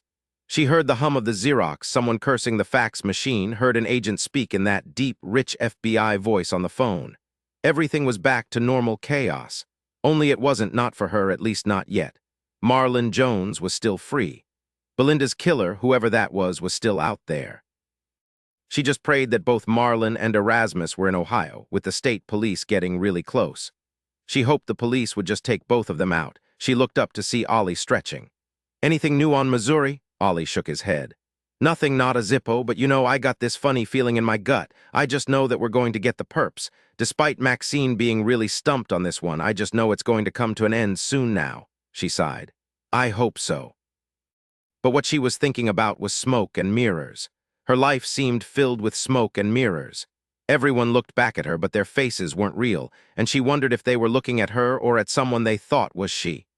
No one seemed as he really was, except for Dillon. "You haven't called Chico for a karate lesson," Dillon said as he revved up the engine of his 911 just after 6 o'clock that evening in the parking garage. "Tomorrow. I swear I'll call this madman of yours tomorrow. You'll like Chico. He's skinny as a lizard and can take out guys twice his size. It will be good training for you. Hey, can he take you out? Are you crazy? Naturally not." He gave her a fat smile. "Chico and I respect each other. You going to tromp me into the ground tonight? Sure, be my pleasure. Let's swing by your place and pack up some more things for you." Actually, he wanted all of her things at his house. He never wanted her to move back to her townhouse, but he held his tongue. It was too soon. But it was Lacey who swung by her own townhouse, Dillon having gotten a call on his cell phone. He dropped her off at home for her car, then headed back to headquarters. "An hour, no longer. There's this senator who wants to stick his nose into the kidnappings in Missouri. I've got to give an update." "What about Ollie?" "Maitland couldn't get hold of him. It's okay. I'll see you at the gym in an hour and a half tops. You be careful." He kissed her, patted her cheek, and watched her walk to her own car. He watched her lock the car doors, then wave at him. The night was seamless black, no stars showing, only a sliver of moon. It was cold. Lacey turned on the car heater and the radio to a country western station. She found herself humming to "Mama, don't let your babies grow up to be cowboys." She'd have to ask Dillon to sing that one to her. Her townhouse was dark. She frowned. She was certain she'd left on the foyer light that lit up the front door area. Well, maybe not. It seemed as though she'd been gone for much longer than a week. She supposed she might as well rent the place out, furnished. She'd have to call some realtors to see how much would be appropriate to ask. Why had Douglas been leaning over her mother, kissing her, talking to her as if she were his lover? She knew this was one question she'd never be able to ask her mother, and Douglas had denied it was true. She wondered if all families were as odd as hers. No, that just wasn't possible. Not all families had had a child murdered. She wasn't humming anymore when she slid the key into the deadbolt and turned it. She was wishing she were at the gym. She wished he were throwing her to the mat when she turned the lock and pushed the front door open. She felt for the foyer light, flipped it on. Nothing happened. No wonder. The miserable light bulb had burned out. It had been one of those suckers guaranteed for 7 years. She had replacement light bulbs in the kitchen. She walked through the arch into the living room and found the light switch. Nothing happened. Her breathing hitched. No, that was ridiculous. It had to be the circuit breaker, and that was in the utility closet off the kitchen with more of those 7-year guaranteed light bulbs. She walked slowly toward the kitchen, past the dining area, bumping into a chair she'd forgotten about, then felt the cool kitchen tile beneath her feet. She reached automatically for the light switch. Nothing happened. Of course, little light slipped in through the large kitchen window. A black night, that's what it was. Seldom was it so black. "Technology," she said, making her way across the kitchen. Miserable, unreliable technology. Yeah, ain't it a bitch? She was immobile with terror for a fraction of a second until she realized that she'd been trained not to freeze, that freezing could get you killed, and she whipped around, her fist aimed at the man's throat. But he was shorter than she was used to. Her fist glanced off his cheek. He grunted, then backhanded her, sending her against the kitchen counter. She felt pain surge through her chest. She was reaching for her cig even as she was falling. "Don't even think about doing something that's stupid," the man said. "It's real dark in here for you, but not for me. I've been used to the dark for a real long time. You just slide on down to the floor and don't move, or else I'll just have to blow off that head of yours and all that pretty red hair will get soaked with brains." He kicked the cig out of her hand. A sharp kick, a well-aimed kick, a trained kick. She still had her lady Coulte strapped to her ankle. She eased down, slowly, very slowly. A thief, a robber, maybe a rapist. At least he hadn't killed her yet. "Boy, turn on the lights." In the next moment, the house was flooded with light. She stared at the old man who stood a good 3 feet away from her, a carving knife held in his right hand. He was well-dressed, shaved, clean. He was short and thin, like the knife he was holding. He was Erasmus Jones. The boy came into her vision. It was Martin. They weren't in Ohio. They were both right there in her kitchen. 34 Hi, Marty, how's tricks? Dillon would miss her in another 40 minutes, maybe 35 minutes. He'd be worried. It would be an unspecified worry, but worry he would. He might wait another 5 minutes, then he'd come here. She looked from father to son. She smiled, praying that only she realized it was a smile filled with unspoken terror. "Hey, Trix is just fine, Marlon. How long have you and your dad been squatters in my house?" Erasmus Jones answered as he hunkered down to be at her eye level. 3 days now. That's how long it took us to get from Boston to here. We had to be real careful, you know." "I would imagine so. Lucky I wasn't here." "Oh no," Marlon said. "I wanted you to be here. I wanted you, Marty, but you'd gone. Were you with that cop?" "Savich is his name, right? You sleeping with him?" he said to his father. "He's a big fella, real big, lots of muscles, and he fights mean." "I bet he ain't as mean as your mama were," Erasmus said and poked the tip of the knife into the sole of Lacey's shoe. It was so sharp that it sliced through the sole and nicked her foot. She winced but kept quiet. "Mama was a bitch, Pa. I remember her." "She was a bitch, always cussing and back-talking you, always had a bottle in her hand, swigging it even while she was hitting me in the face." "Yep, Lucille were a mean one. She's dead now, did I tell you that?" Another rabbit hole, Lacey thought. 40 minutes Max Dillon would come over here in no more than 40 minutes now. Then what? He wouldn't be expecting trouble. There was no reason for him to. Erasmus and Marlon were supposed to be in Ohio, so he'd think she just needed help moving stuff. He'd be vulnerable. She wouldn't let them hurt him. No, she had her lady Coulte. She'd do something. She couldn't let anything happen to Dillon. "Ma's dead?" Marlon asked as he sat down on one of Lacey's kitchen chairs. "Yeah." His father was telling him this now. Marlon said, "No, you didn't tell me that, Pa. What happened?" "Nothing much. I just carved her up like that Thanksgiving turkey she didn't make me." "Oh, well, that's all right then. She deserved it." "She never was a good wife or mother." "Yeah, she was just like all those women who walked the walk for you, Marlon. That maze of yours, I sure do like that. You got that from that game we used to play in the desert." "Yes, Pa." "Well, we got this gal here now. Let's off her and then get out of here. There's no more food anyways." "No," Marlon said, and his voice was suddenly different, strong and determined, not like the deferential tone he'd used with his father since he'd come in. "Marty's going to walk the walk. She's got to be punished. She shot me in the belly. It hurt real bad. It still hurts. I got this ugly scar that's all puckered and red. It's her turn now." Erasmus said, "I want to just kill her here now. It ain't smart to hang around here." "I know. I got my maze all fixed up for her. She'll like it. She already knows the drill. Only this time when she hits the center, she'll have a big surprise. 30 minutes, no more. You fix up another warehouse, Marlon." "Hey, Marty, I fixed it up real good. You'll like it. I had lots of time, so it's really prime." "Why would I walk the walk when you get me there, Marlon? I know you'll be at the center waiting to kill me. I'd be a fool to go into your maze." "Well, you see, Marty, you'll do anything I ask you to. I got myself a little leverage here." "Dillon, no, not Dillon. Who?" "Let me go get my little sweet chops," Erasmus said and rose slowly. He stretched that skinny body of his. His legs were slightly bowed. He was wearing cowboy boots.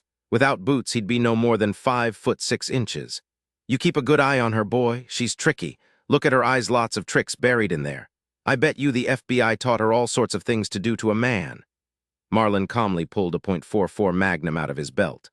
"I like this better than your FBI gun, Marty, although I'll take it with me as a souvenir." This baby will blow a foot-wide hole out of your back if I shoot you in the chest. I don't think you would survive that, Marty. He assumed a serious pose, rubbing his chin with his hand.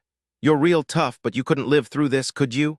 No, she said, studying his face, his eyes, trying to figure out what to do.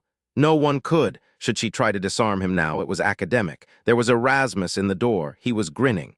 She gave me a mite of trouble, so I had to smash her head. He dragged in Hannah Paisley by the hair. She was wearing a charcoal gray running suit, running shoes on her feet. She was unconscious. You know her, don't you, gal? Don't lie to me, I can see it writ all over your face. Yes, she's a special agent. How did you get her? Easy as skinning a skunk. She was out running. I stole her fanny pack, saw she was with the FBI and took her down, nary a whimper from her. I'm real pleased you know her personal like. That's gotta make a difference. You don't want me to kill her now, do you? How did you know that I knew her? Out of 10,000 FBI agents, he had to get Hannah Paisley. No, it was too much of a coincidence. Oh, I was watching you come out of that huge, ugly Hoover building. There was this one standing there waving at you, but you didn't see her, you just kept walking. I knew I had the one I needed right then. Yep, she knew you. Hannah groaned. Lacey saw that her hands were lashed together behind her back and her ankles were tied tightly together. Don't hurt her. She didn't do anything to you. Marlon laughed. No, but I knew you wouldn't cooperate unless we got someone. Pa followed her. He figured she was FBI and he was right. Now, Marty, you ready to come to the warehouse with me and walk the walk? 20 minutes, no more than 20 damned minutes. There would be no way Dillon would find her if they left, no way at all. She looked around then. They had trashed the kitchen, the living room. He would come in and he would know that she was taken, but he wouldn't know where. For the first time, she smelled spoiled food, saw the dishes strewn over the counters and the table. There were a good dozen empty beer cans, some of them on the floor. Where is this warehouse, Marlon? Why do you care, Marty? It won't make any difference to you where you croak it. Sure it will, tell me. Oh yes, my name's Lacey, not Marty.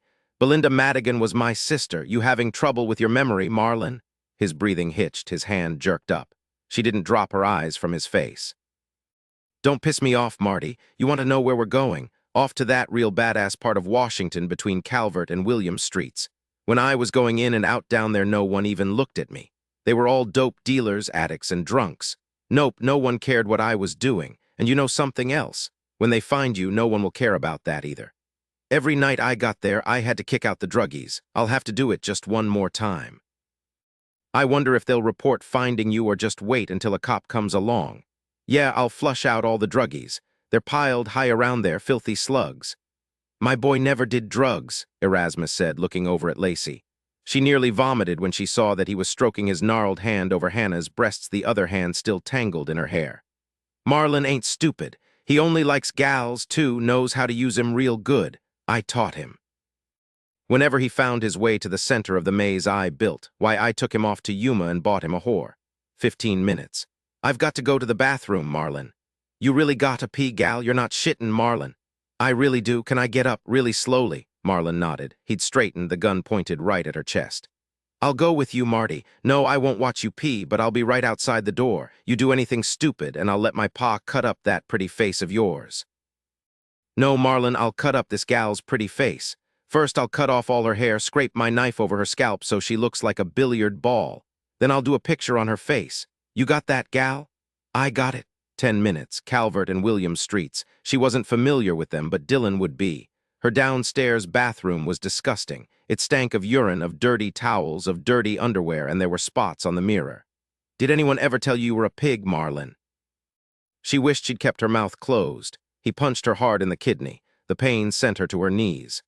I might be a pig, Marty, but you'll be dead. Not long now and you'll be dead and rotting, and my pa and I will be driving into Virginia.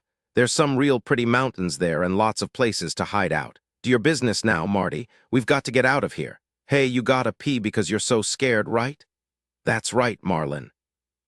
She closed the door on his grinning face, heard him lean against it, knew he was listening. She knew she didn't have much time. He banged on the door just as she flushed the toilet. That's long enough, Marty. When she walked out, he shoved her back in. He looked around. I'm not the pig, it's my pa. He never learned how to do things 'cause his ma never taught him anything, left him lying in his own shit when he was just a little tyke, made him lie in his own shit when he was older just to punish him. She wasn't nice, my grandma. She doesn't sound nice, Lacey said. Why'd you come here, Marlon? Why do you want to kill me? It's a really big risk you're taking. Why? He looked thoughtful for a long moment, but the gun never wavered from the center of her back. I just knew I had to take you out, he said finally. No one can beat me and get away with it. I thought and thought about how I could get out of the cage in Boston, and then that judge just handed me a golden key. Those idiot shrinks were a piece of cake. I acted all scared, even cried a little bit. Yes, it was all so easy. There was my pa sent me a message in prison, and I knew where he was waiting. All I had to do was get in Brainerd to the Glover Motel just at the western edge of town. There he was, had clothes for me, everything, a car with a full tank of gas. I knew then that I could get you, take you out, and then I'd be free. Actually, it was Pa who hit that FBI guy in Boston, nearly sent him off to hell where he belongs. I know, your pa used your driver's license. We got the license plate. Marlon wasn't expecting that. Well, I told Pa to be careful. He was sure he'd knock the FBI guy from here to next Sunday, but he didn't. He really got the plate, huh? No matter, everything's back on track now. I just wish that the FBI guy had gotten his. Hannah moaned from the kitchen. Now let me see if you tried to leave any message for that muscle boy you're sleeping with. She didn't move, barely breathed, and waited. He poked around a bit, then straightened. You're smart, Marty. You didn't try anything. That's good. Hannah moaned again. They heard Erasmus say something to her. They heard a sharp cry. The bastard, he'd hit her again. You'll come, won't you, Marty? You'll come to me at the center of the maze. My pa will kill her slow if you refuse. It sounds like he's already got started. You got the picture now, don't you? To die for Hannah Paisley, perhaps there was a dose of irony there. No, she'd die anyway. Lacey seriously doubted that Hannah would survive this either. But Lacey no choice, none at all. I'll come. 10 minutes. Let me see if Hannah's all right. A real buddy, is she? That's excellent. No shit from you then, Marty, or Pa will make her real sorry. Then it'll be my turn to make you even sorrier. No shit from me, Marlon. Ladies shouldn't say that word, Marty. She wanted to laugh, realized it was hysteria bubbling in her throat, and kept her mouth shut. When she walked into the kitchen, Hannah was sitting on the floor, her back against the wall. I'm sorry, Hannah, are you all right? Hannah's eyes weren't focused, but she was trying. She probably had a concussion. Sherlock, is that you? Yes. Where is this place? Who are these animals? Erasmus kicked her. Hannah didn't make a sound, but her body seemed to ripple with the shock of the pain. This is my place. These men are Marlon Jones and his father, Erasmus. She saw that Hannah realized the consequences in that single instant. She also knew that she was going to die. Both of them would die. Lacey saw her trying to loosen the knots on her wrists. Gentlemen, Hannah said, looking from one to the other. Can I have a glass of water? Then you'll probably have to go pee just like Marty here, Marlon said. Marty, her name is Sherlock. Marlon kicked Hannah just the way his father had. Shut your mouth. I hate women who haven't got the brains to keep their lips sewn together. I just might do that someday. Get myself a little sewing kit. I could use different colored thread for each woman. No water. Let's get out of here. Who knows who's going to show up? 5 minutes, but it didn't matter now. Lacey was bound and gagged, lying on her side in the backseat of her own car, a blanket thrown over her. Hannah was behind her in the storage space. One of them was driving a stolen car she'd seen briefly, a gray Honda Civic. Then she heard her Navajo revved up but didn't know which one of them was driving. She guessed they'd leave her Mazda at the warehouse. Lacey closed her eyes and prayed harder than she'd ever prayed in her life. If Marlon left her hands tied behind her, then there would be no way she could get to the lady Coulte strapped around her ankle. Savich stretched his back, then his hamstrings. He heard a woman's voice from the front of the gym and started to call out. But it wasn't Sherlock. It had been an hour and 20 minutes. In that instant, he knew something was very wrong. He called her house. No answer. He and Quinlan both had this gut thing. Neither of them ever ignored it. He immediately called Jimmy Maitland from his cell phone. It's dinner time, Savich. This better be good. There's no word about Marlon Jones, is there? No, none yet. Why? I haven't seen Sherlock in over an hour. She was supposed to meet me at the gym. She hasn't shown. I called her house. No answer. I know that Marlon and his father are here. I know it. I know they've got Sherlock. How do you know that? What's going on, Savich? My gut. You've never before mistrusted my gut, so don't mistrust it now. I'm out of here and on my way to her house. She was going there to get more stuff. We made a firm time date. She isn't here. Sherlock's always on time. Something's happened, and I just know it's Marlon and Erasmus. Put out an app on her car, Mazda, 4x4 Navajo, license Sher 123. Can you get a call out to everyone to look for her? You got it. Savich was at her house within 10 minutes. It was dark. Her car wasn't in the driveway. Jesus, he prayed he'd been wrong. Maybe she was at his place. Maybe she wanted to unpack her stuff before she came to the gym. No, she wouldn't do that. He went to the front door and tried the doorknob. It opened. He had his cig out as he poked the door fully open. He turned on the light switch. He saw the trashed living room.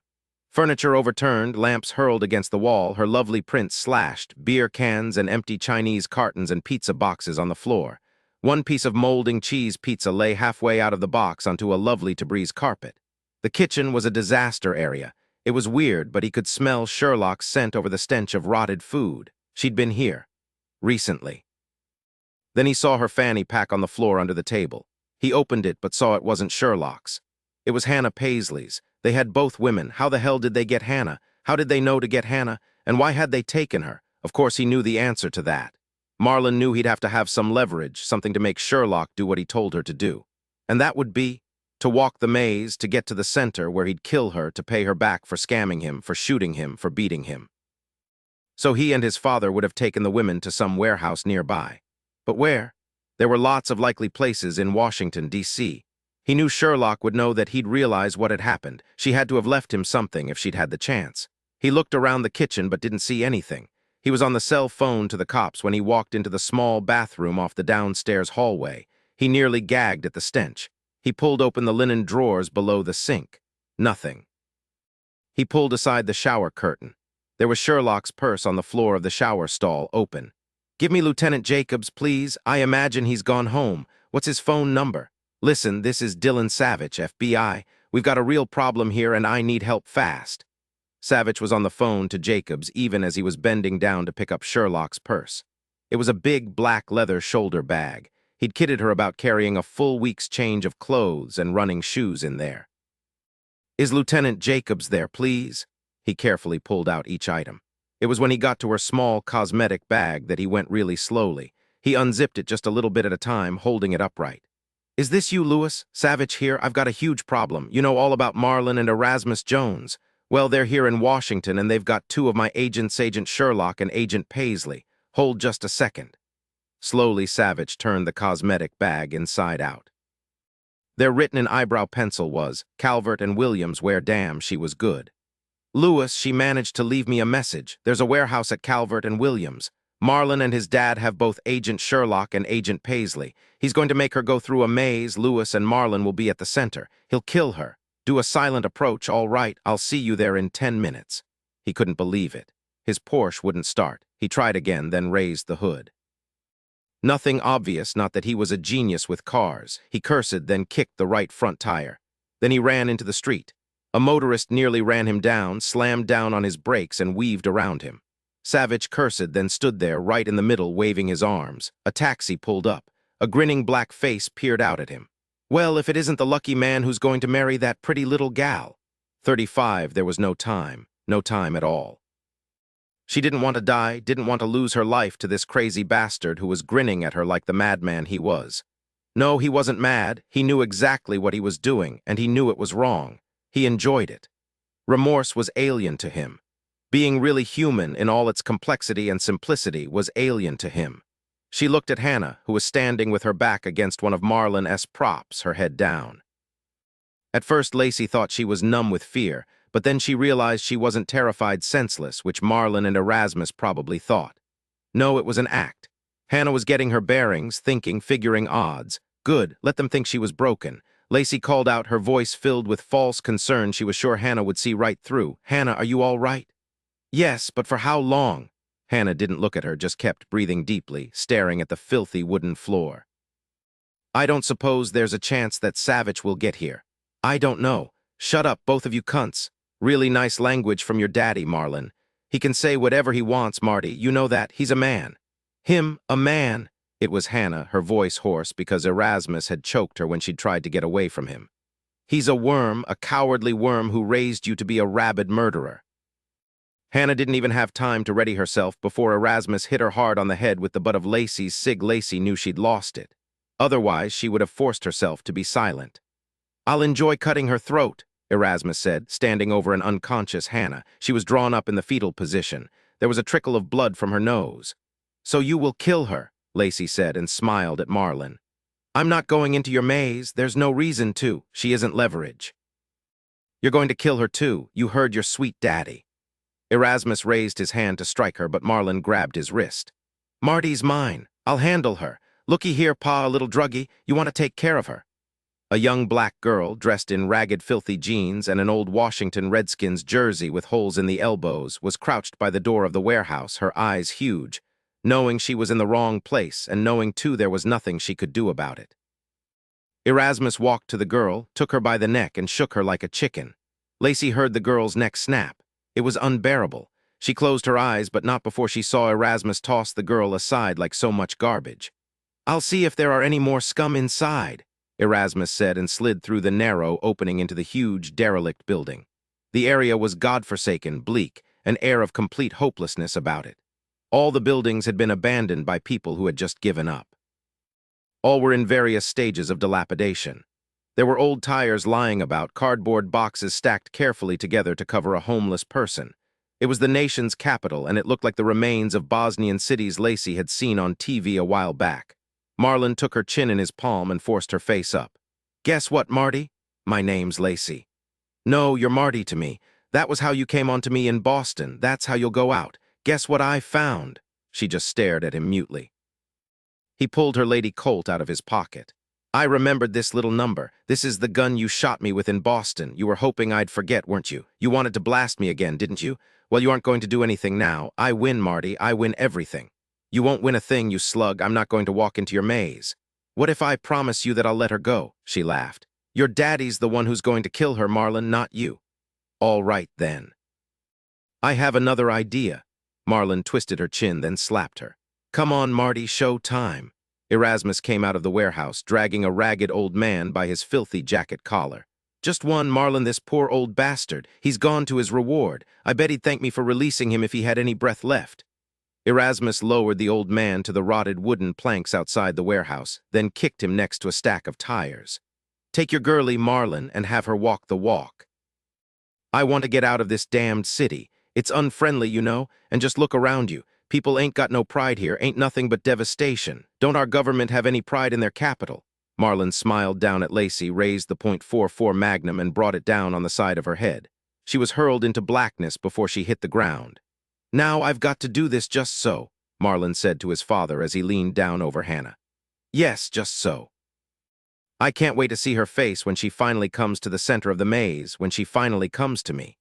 4 local police cars cruised in silently, all of them parked a good block from the warehouse. Men and women quietly emerged from the cars, Louis Jacobs bringing them to where Savich had just arrived in a taxi, a tall, middle-aged black man next to him. "Jimmy Maitland will be here soon, along with about 15 special agents," Savich said quietly. "Now, here's what we're going to do." Lacey awoke slowly, nausea thick in the back of her throat, her head pounding. She tried to raise her head just a bit, but the dizziness brought her down. She closed her eyes. Marlon had struck her with a gun over her left ear, the bastard. Harder this time than in Boston. He'd probably laughed when she was unconscious at his feet. She lay there silently, waiting, swallowing convulsively, praying that Dillon had found her message, but knowing in her gut that she had to depend on herself, not on some rescue. Where was Hannah? It was deathly silent in the huge, gloomy warehouse, except for the sound of an occasional scurrying rat. The air was thick and smelled faintly rotten, as if things had died here and just been left where they'd fallen. Her nausea increased. She swallowed, willing herself not to vomit. There was a small pool of light in front of her, thanks to Marlon. There was also a ball of string. Think, damn it, think. He had her gun, both her guns. She looked around very slowly, wondering if he or Erasmus could see her. There was nothing she could see to use as a weapon, nothing at all, except the string. She came up slowly onto her knees. She still felt lightheaded, but the dizziness was better, just a few more moments. At least he'd removed the ropes from her hands and feet. At least she was free. She heard Marlon's eerie voice coming from out of the darkness. "Hey, you're awake, good. It took you long enough, but my daddy said I was just too excited to be patient. Marty, listen to this." Hannah's scream ripped through the silence. "I've got her here, Marty, at the center of the maze. This was just a little demonstration. Don't panic on me. I just hurt her a little bit. She must have a real low threshold of pain to scream when I just jerked her arm up. Now, if you don't get here, she won't be quite whole really soon. You start moving now or I'll start cutting off her fingers, then her nose, then her toes. Hey, that rhymes. I'm good. Now I'll work up from there, Marty, and you'll get to hear her scream every time I take my knife to her. I won't cut her tongue out until last. You'll hear everything I do to her. 2, if she just gargles when I cut her, that wouldn't be any fun. She stood up, the string in her hand. I'm coming, Marlon. Don't hurt her, you promise. There was silence. She knew he was talking to Erasmus. Good, they were together. She didn't have to worry about Erasmus watching her from a different vantage point. She'll be fine as long as I know you're on your way. Move, Marty. That's right. I can see you now. But he couldn't, at least not all of the time, just at those intervals where he'd managed to place mirrors. She began wrapping the string around her hand. No, this wouldn't do it. She had to double the string and knot it every couple of inches. She redid it as she walked, clumsy at first, gaining in proficiency and speed as she tied it again and again. She was nearly to the beginning of the maze and the string would run out. She prayed she'd have enough. I'm coming, Marlon. Don't touch Hannah. I'm not hurting her now, Marty. Just keep walking toward my voice. That's right. You using the string, Marty. That's part of the game. You've got to use the string. I'm using the string. Good. You're a smart little bitch, aren't you? She drew a deep breath, then called out, Oh yes, Marlon, you fucking little bastard. I'm so smart I'm going to kill you. Count on it, and no one will miss you. Everyone will be glad you're in hell where you belong. She stepped into the maze. Don't you talk to my boy like that, gal, or I'll take a whack at you myself after he's through. She heard them talking but couldn't make out any words. Marlon said, I just told my daddy I was right. Yes, I was right all along. You have a dirty mouth. He heard that bad word you said. You deserve my kind of punishment. He laughed, a full, deep laugh, but there was something in it, something that sounded vaguely like fear. Was that really fear she heard? She'd heard him once, surely he hadn't forgotten that, but she couldn't imagine why he'd be even faintly afraid now. She was alone. She didn't have a weapon. Still, she had no other options. She decided to push. Remember how it felt to have a bullet in your gut, Marlon. Remember all those tubes and needles they stuck into you at the hospital. You even had one in your cock. You remember that? Remember how you just lay there whimpering, all gray in the face? You looked so pathetic. You looked like a beat-up little boy. I looked at you and I was really glad I'd shot you. I hoped you'd die, but you didn't. You'll die this time, Marlon. You're a crazy fucker, you know that. I'll pay you back for that, Marty. You little bastard, you couldn't pay back anything. You're a coward, Marlon, and you're afraid of me, aren't you? I can hear it in your voice. It's shaking. You're worthless, Marlon. You're nothing but a loser. No, he was heaving now. She could hear him heaving from rage. I'll kill you, Marty, and I'll enjoy every minute of it. You deserve to die more than any of the others. Let me take her out, boy. No, she's mine, and this one too. I want both of them. You know this other one cusses all the time. Yes, I want both of them. Just you wait and see how well I slice them up. You'll be proud of me, Pa. He was screaming and pleading with his father, both at the same time. He was really close to the edge. I'm the best slicer in the world, not you. I'm the best. Lacey walked very quietly, the knotted string wrapped around her hand. He'd built the maze very well. She hit 2 dead ends and had to retrace her steps. She called out, Marlon, it looks like you finally learned how to build a proper maze. I just hit the 2nd dead end. Too bad you're so fucking stupid that your daddy didn't teach you how to build a really good maze way back when you were young. It took you long enough to learn, didn't it, you pathetic little fucker? Damn you, bitch, shut up, don't you talk like that. I know you're doing it on purpose to make me mad, to try to make me lose control, but I won't. I know you don't talk like that all the time. Do you? Damn you, bitch, answer me. That's right, you little jerk. It's all just for you, Marlon, you miserable, stupid fuck. Damn you, shut up. His voice was trembling. She could imagine him nearly frothing at the mouth with rage. Good. Her voice rang out cold and calm. Why the tuck should I? I'll kill you now, Marty. I've got my magnum right here, all ready to go. You walk faster or Hannah's going to lose her pinky finger. I'm coming, Marlon. I told you I would. Unlike you, I keep my word. Only a coward would hurt her, and you've been swearing to me you aren't a coward, right? He was breathing really hard now.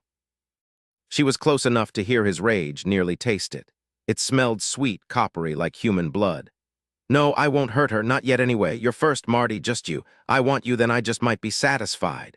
She walked into a narrow pool of light. She carefully held the string at her side.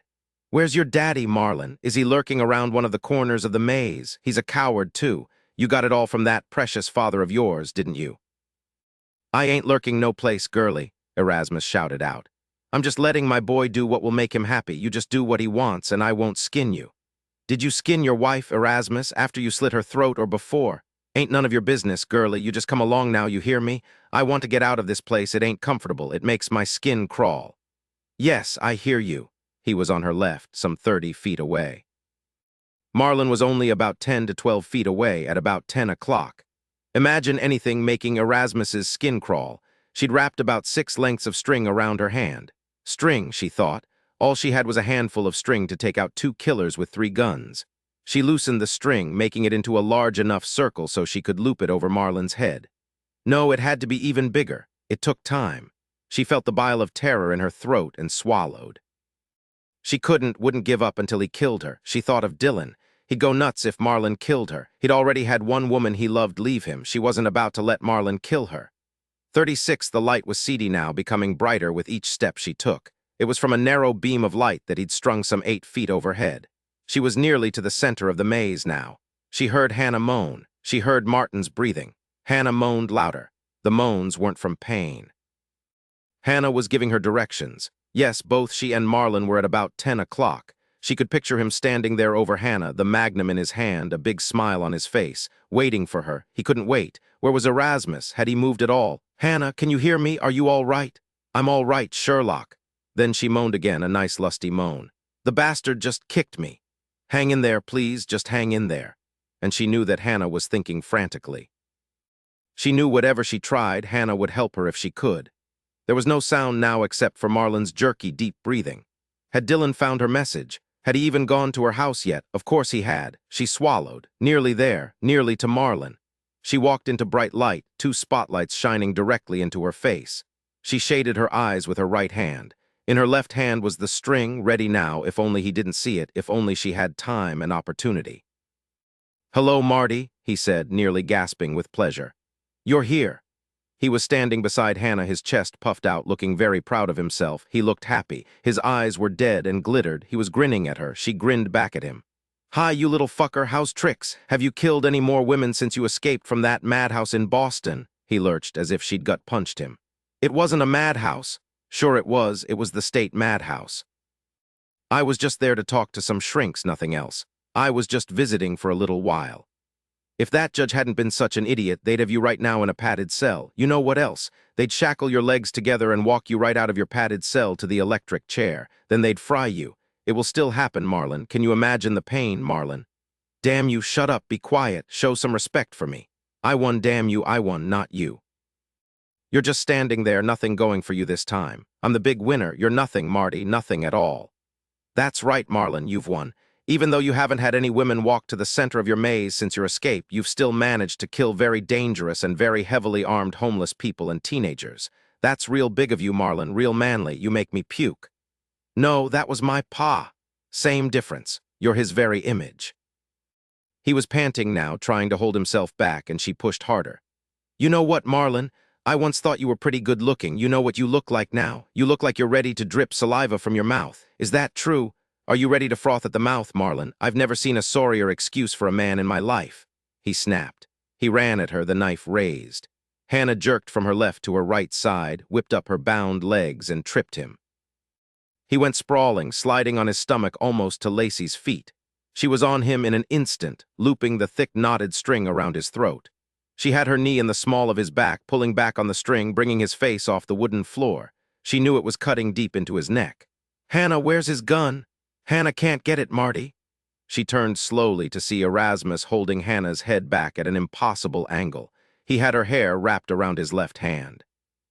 His right hand held a 12-inch hunting knife to her throat. "Let my boy go, Marty." "I will if you release Hannah now, Erasmus." He shook his head slowly. The knife point punched into Hannah's skin. A drop of blood welled up and trickled down to disappear into her running top. Lacey saw no fear on her face. What she saw was some kind of message in her eyes. "What? You release him real slow, Marty, or the knife goes all the way in." "The knife goes all the way in, Erasmus, and your sweet boy here is dead." She twisted the string. Marlon gurgled. His face was darkening. She jerked back his head so his daddy could see him. He thrashed with his arms and legs, but he couldn't dislodge her. Erasmus screamed, "You bitch, loosen the knot. You're choking him, he's turning blue." Suddenly, Hannah sent her elbow back with all her strength into Erasmus's stomach. He yelled, loosened his grip just a bit, just enough so Hannah could roll away from him and that hunting knife. There was a single shot, loud and hot in the heavy, silent air.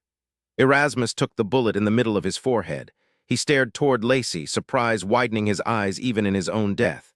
Slowly, so very slowly, he fell forward. Hannah rolled out of his way. He landed on his face. They heard his nose break, loud and obscene in the silence. Pa, damn you, you killed my pa. Marlon jerked back, grabbed Lacey's wrists, and pulled her over his head. She landed on her back, winded. Marlon was on her, sitting on her chest, leaning into her face, his knife right under her nose. I've got you now, bitch. You killed my pa, and now I'll kill you and then that other bitch. No, you won't cut me, Marlon. It's too late. The cops are here. One of them shot your pa. Marlon jerked up and brought down the knight. Sherlock, flat. She pressed as hard as she could into the floor, even as she heard the gun crack loud in her ears. It was a very hard shot to make without hitting her in the process. Marlon had been so close to her, they'd had to hold off until they got a better angle. She felt Marlon jerk over her. She knocked him off her, sending him onto his back. The bullet had hit him in the back of the neck. She rolled and came up on her elbows next to him. He was looking up at her. Tell me how you did it. I left him a message in my purse in the floor of the shower. I wrote it in eyebrow pencil on the inside of my makeup bag. She looked up. Dillon, keep everyone away. I've got to talk to him just for a moment.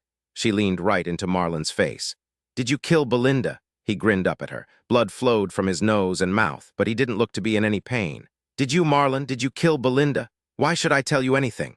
So I can judge which of you is the better man, Marlon, you or your daddy. I can't really know until you tell me about Belinda. Did you kill her? He looked away from her upward, but the ceiling was dark, impenetrable. What was he looking at? You want to know what she did, Marty? What did she do? She killed my kid. Oh yeah, she tried to tell me it was a miscarriage, but I know she killed the kid because she was scared it would be all crazy even before it was born. She told me about her pa being a loony. She told me she'd have to be nuts herself to have a kid that I fathered. That's why she killed my kid. She told me she wanted the kid. She didn't care if it was crazy, but then she went and she killed it. His eyes were vague and wide. She leaned close.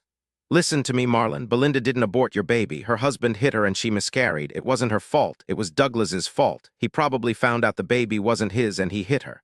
Oh God, I knew I should have killed that jerk. He couldn't father a kid, at least he hadn't been able to with her. Belinda told me he had this real low sperm count. You knew I was Belinda's sister, didn't you, Marlon? Not at first. I recognized you when you came to the hospital. Then I knew who you were. But how? You were just a teenager then, but we did have fun with you. I took Belinda to see my maze, made her promise she'd scream and groan and carry on, all for your benefit, to punish you for hiding in the trunk, for spying on us. You really pissed Belinda off. He closed his eyes and sucked in air. Blood trickled out of his mouth as he whispered. We drove to the warehouse and Belinda pulled you out of the trunk, told you that you'd been captured and you'd have to walk the walk with her. She told you she was going to die because of you, but she prayed that you'd survive.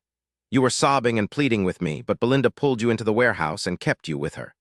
She screamed real good for you, then she even let me pretend to knife her when you got to the center of the maze, and you saw it all. You just collapsed then. Nobody touched you, you just fell over. Belinda got scared, but I told her you were just a nosy teenager and you'd get over it. When we got back to Belinda's house, you were still unconscious.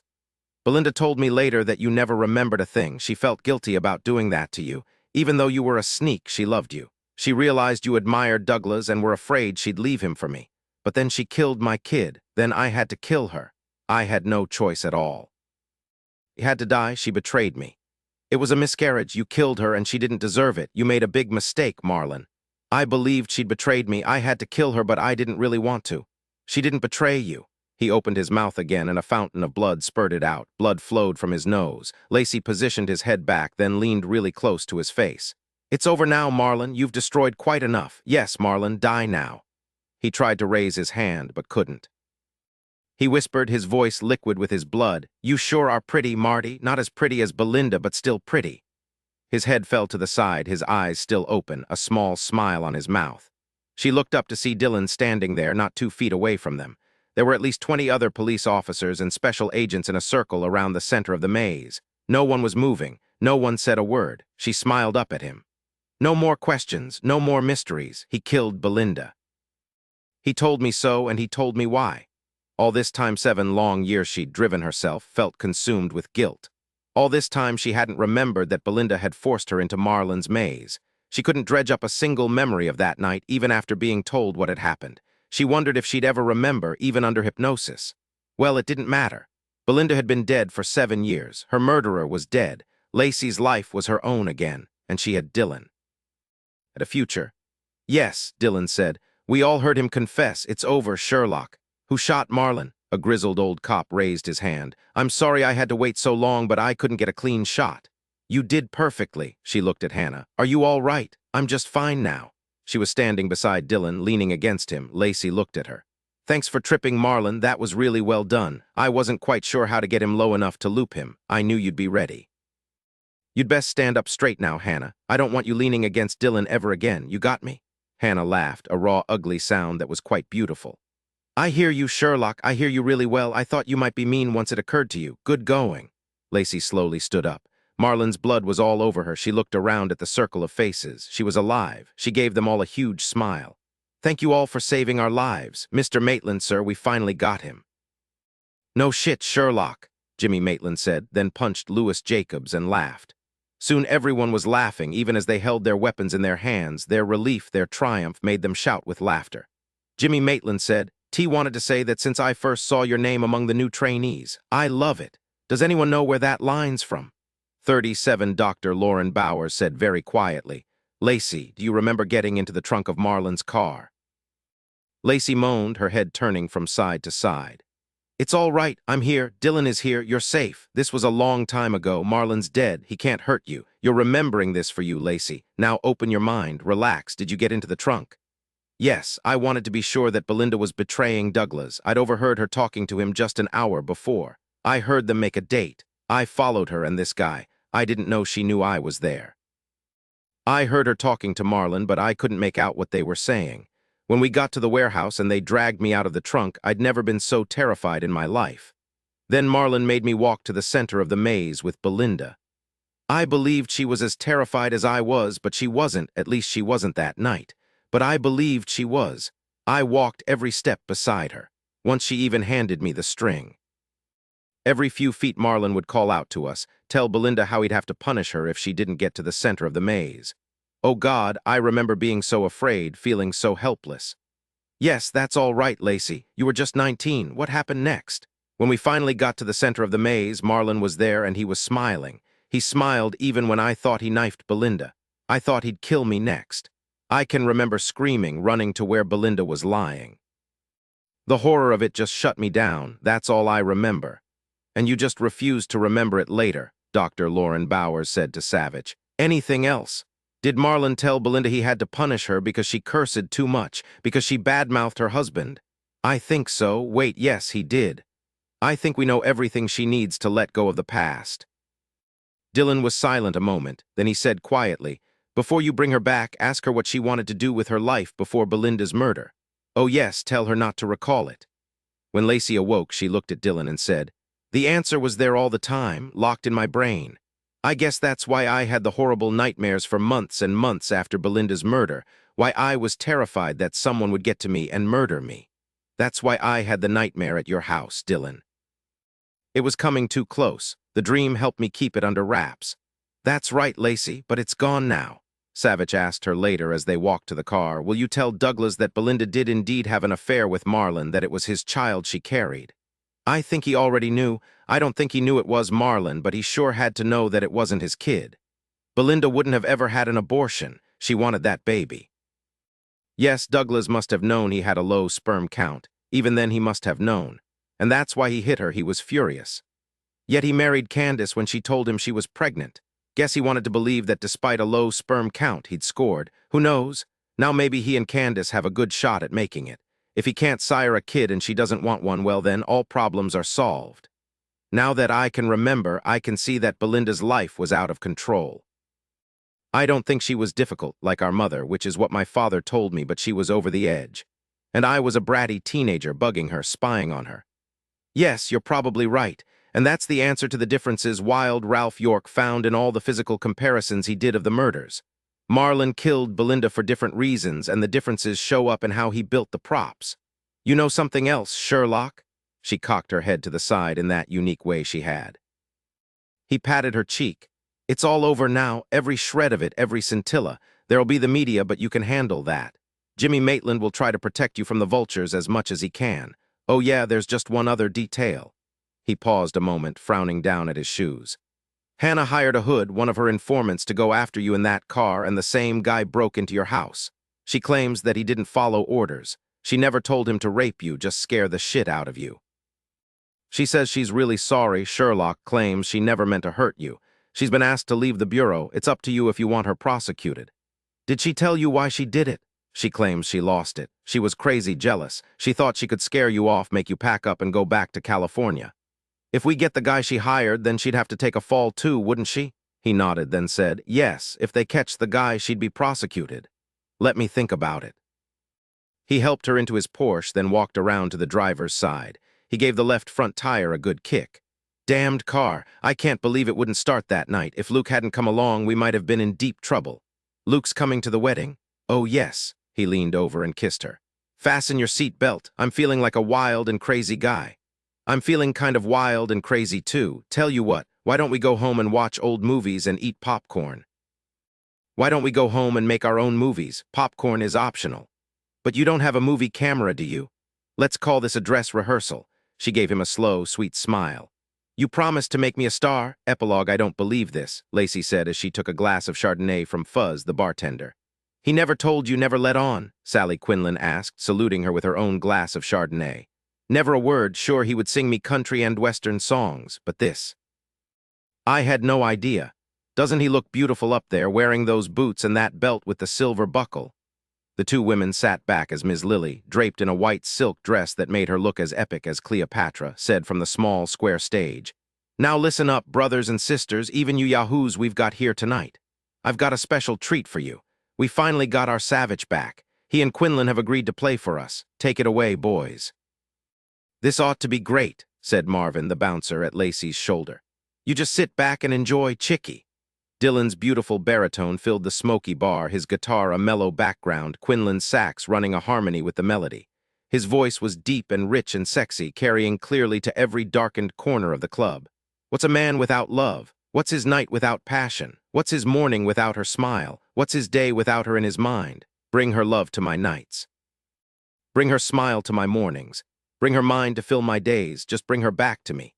What's a man without his mate? What's his life without her laughter? What's his soul without her joy? What's a man without his mate? Bring her love to my nights. Bring her smile to my mornings. Bring her joy to my days. Just bring her back to me.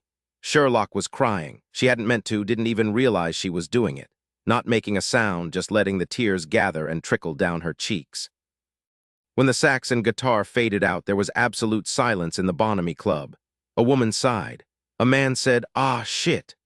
Then the applause came on, really soft and light at first, then gathering momentum. The women were clapping louder than the men. It's his cute butt, Sally, Ms. Lily said, leaning over to pat Lacey. Well, actually, it's both their cute butts. Now, little gal, when are you and my Savich going to get married?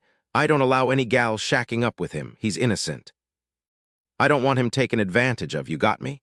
You'll get the invitation next week, Ms. Lily. Good. Just maybe Fuzz will bring another bottle of Chardonnay that has a real live cork, just like he did for Sally and Quinlan. Your Dillon's real talented, honey. You just let him sing to you and bring him down here once a week. It's good for my soul to hear him wail out his songs. Also, no crooks dare come near the club when the two super cops are playing here. Now he's looking at you and he's got that wicked smile on his face. Imagine an FBI agent who could smile at a woman like that. Just goes to show you, doesn't it? Well, I'm off to win myself some money in a little poker game. Don't tell my boys about it, will you? Their cop genes just might get scrambled, and we don't want them to feel like they're in any moral dilemma. Quinlan said from the stage, Savich here is going to get himself married just like I did. It's about time. Now we have this song for you that celebrates his short number of bachelor days left. It's called Love Surfin'. Moved myself to the bright blue sea. Knew the change would be good for me. Made enough money in the old rat race, sure to die if one kept my pace. Now I'm lying in the warm, soft sand, checking all the girls showing lots of tan. All these girls, what's a guy to do? I want them all, think I'll surf right through. Going love surfin', gonna love them all love surfin', heading for a fall love surfin', such a greedy man. Love surfin', getting all I can. Lacey was laughing so hard that when she threw her purse at him, it bounced off Quinlan instead. Ms. Lily was standing outside of her open office door. She yelled out, You taking your life in your hands, Savich, what with your chickie being an FBI agent? Savich was beaming at Lacey. He said into the mic, My sister wrote that one. I just came up with the music. I'll be speaking to your sister, Lacey called out. I heard you got an offer on your townhouse. Yes, a very good offer. It's a done deal. I'm here to stay now, Dillon. Good, let's get married on Friday. That would be nice, but I don't think we've got the time to pull it off. How about next month? I promised Ms. Lily that she'd get an invitation. Actually, I told her she'd get one next week. Also, my friend McDougal from the academy just got back from the desert. I want him to come. You mean a big wedding? All my family? Your family? Even Douglas and Candace? My God, even your mother and father and the BMW. A ton of people, all with fistfuls of rice. I guess we have to. You once told me that family was family and there was nothing you could do about it. You just made the best of it and went about your business. Hopefully Mom and Dad will try to act normal for the day. Hopefully Douglas won't start screaming at Candace and then go slave her over my mother. Oh yeah, there's Canal Francis, Belinda's father, my mother's first husband. He's called my mother. My father is livid. Families are grand. Any idea what's going to happen there? Not a clue, but it should be fun to see it played out. I don't think I'll invite him, though. My shot at trying to keep the peace. You know, Sally Quinlan said a big wedding was great sport. You don't want to? Well, hell, let's go for it. He kissed her nose, then her chin. We don't have to worry about the BMW. Dad just bought a Porsche, a fire engine red 911. He said even Mom on her worst days couldn't possibly think he'd want to hit her driving that beauty. He laughed then. He said her new shrink is making progress. He's even had sessions with her. Also, Mom's on some new medication. Families, ain't they great? She kissed his shoulder. Oh yeah, I've got another piece of good news for you. They caught the guys who were murdering those abducted kids in Missouri. Ollie's gut was right. It happened really fast. Turns out that it was 3 young males, all 21, who were reported to a local FBI agent by one of the girlfriends who was angry because her boyfriend kicked her out for another babe. He laughed. I just heard that they just caught up with the girlfriend. She'd skipped bail and took off for Mexico City with all the money. She laughed with him. I'll bet Ollie is pleased. Yep, but he wanted to be the one to make the arrest. Oh yeah, he added, raising his face just above hers. Your wedding present for me is arriving tomorrow. You took the day off to see your doc, so I set up the delivery. She grabbed his arms, hugged him, then shook him. What is it? Tell me, Dillon, what did you get me? I ain't talking, honey. You can just wait for now, but I sure want to hear something out of you when I come in tomorrow night. You won't even give me a hint. Not a single one. I want you to wallow in anticipation, Sherlock. She sighed, then punched his arm. All right, but I'll probably be too excited with all this anticipation to sleep. Would you sing me just one line? He blinked, then raised his head and sang, I don't know nothing better than a spur that's got its boot. All right, that's not enough. More. He kissed her ear, then her throat. I don't know nothing better than a barb that's got its wire. She laughed and snuggled closer. More. I don't know nothing better than a glass that's full of scotch. More. I don't know nothing better than a herd that's got its cow. And the last line. No, I don't know nothing better than a man who's got his mate. Oh, Dillon, that's the greatest. Goodness, you're easy. He kissed her mouth. No, my sister didn't write that one. I did. You like that? You're not putting me on, are you? You appreciate the finer points of my music. Oh, yes, she said. Oh, yes. I wrote it for you. She gave him a radiant smile. I just thought of another verse. An eyebrow went up. She sang in an easy Western twang. I don't know nothing better than a fetlock with its horse. A team, he said. We make a great team. What's a fetlock anyway? She just grinned up at him. He stroked his fingers over her soft skin. He began kissing her and didn't stop for a very long time. When he was finally on the edge of sleep, he wondered what she'd play for him first on the new Steinway grand piano that was being delivered tomorrow.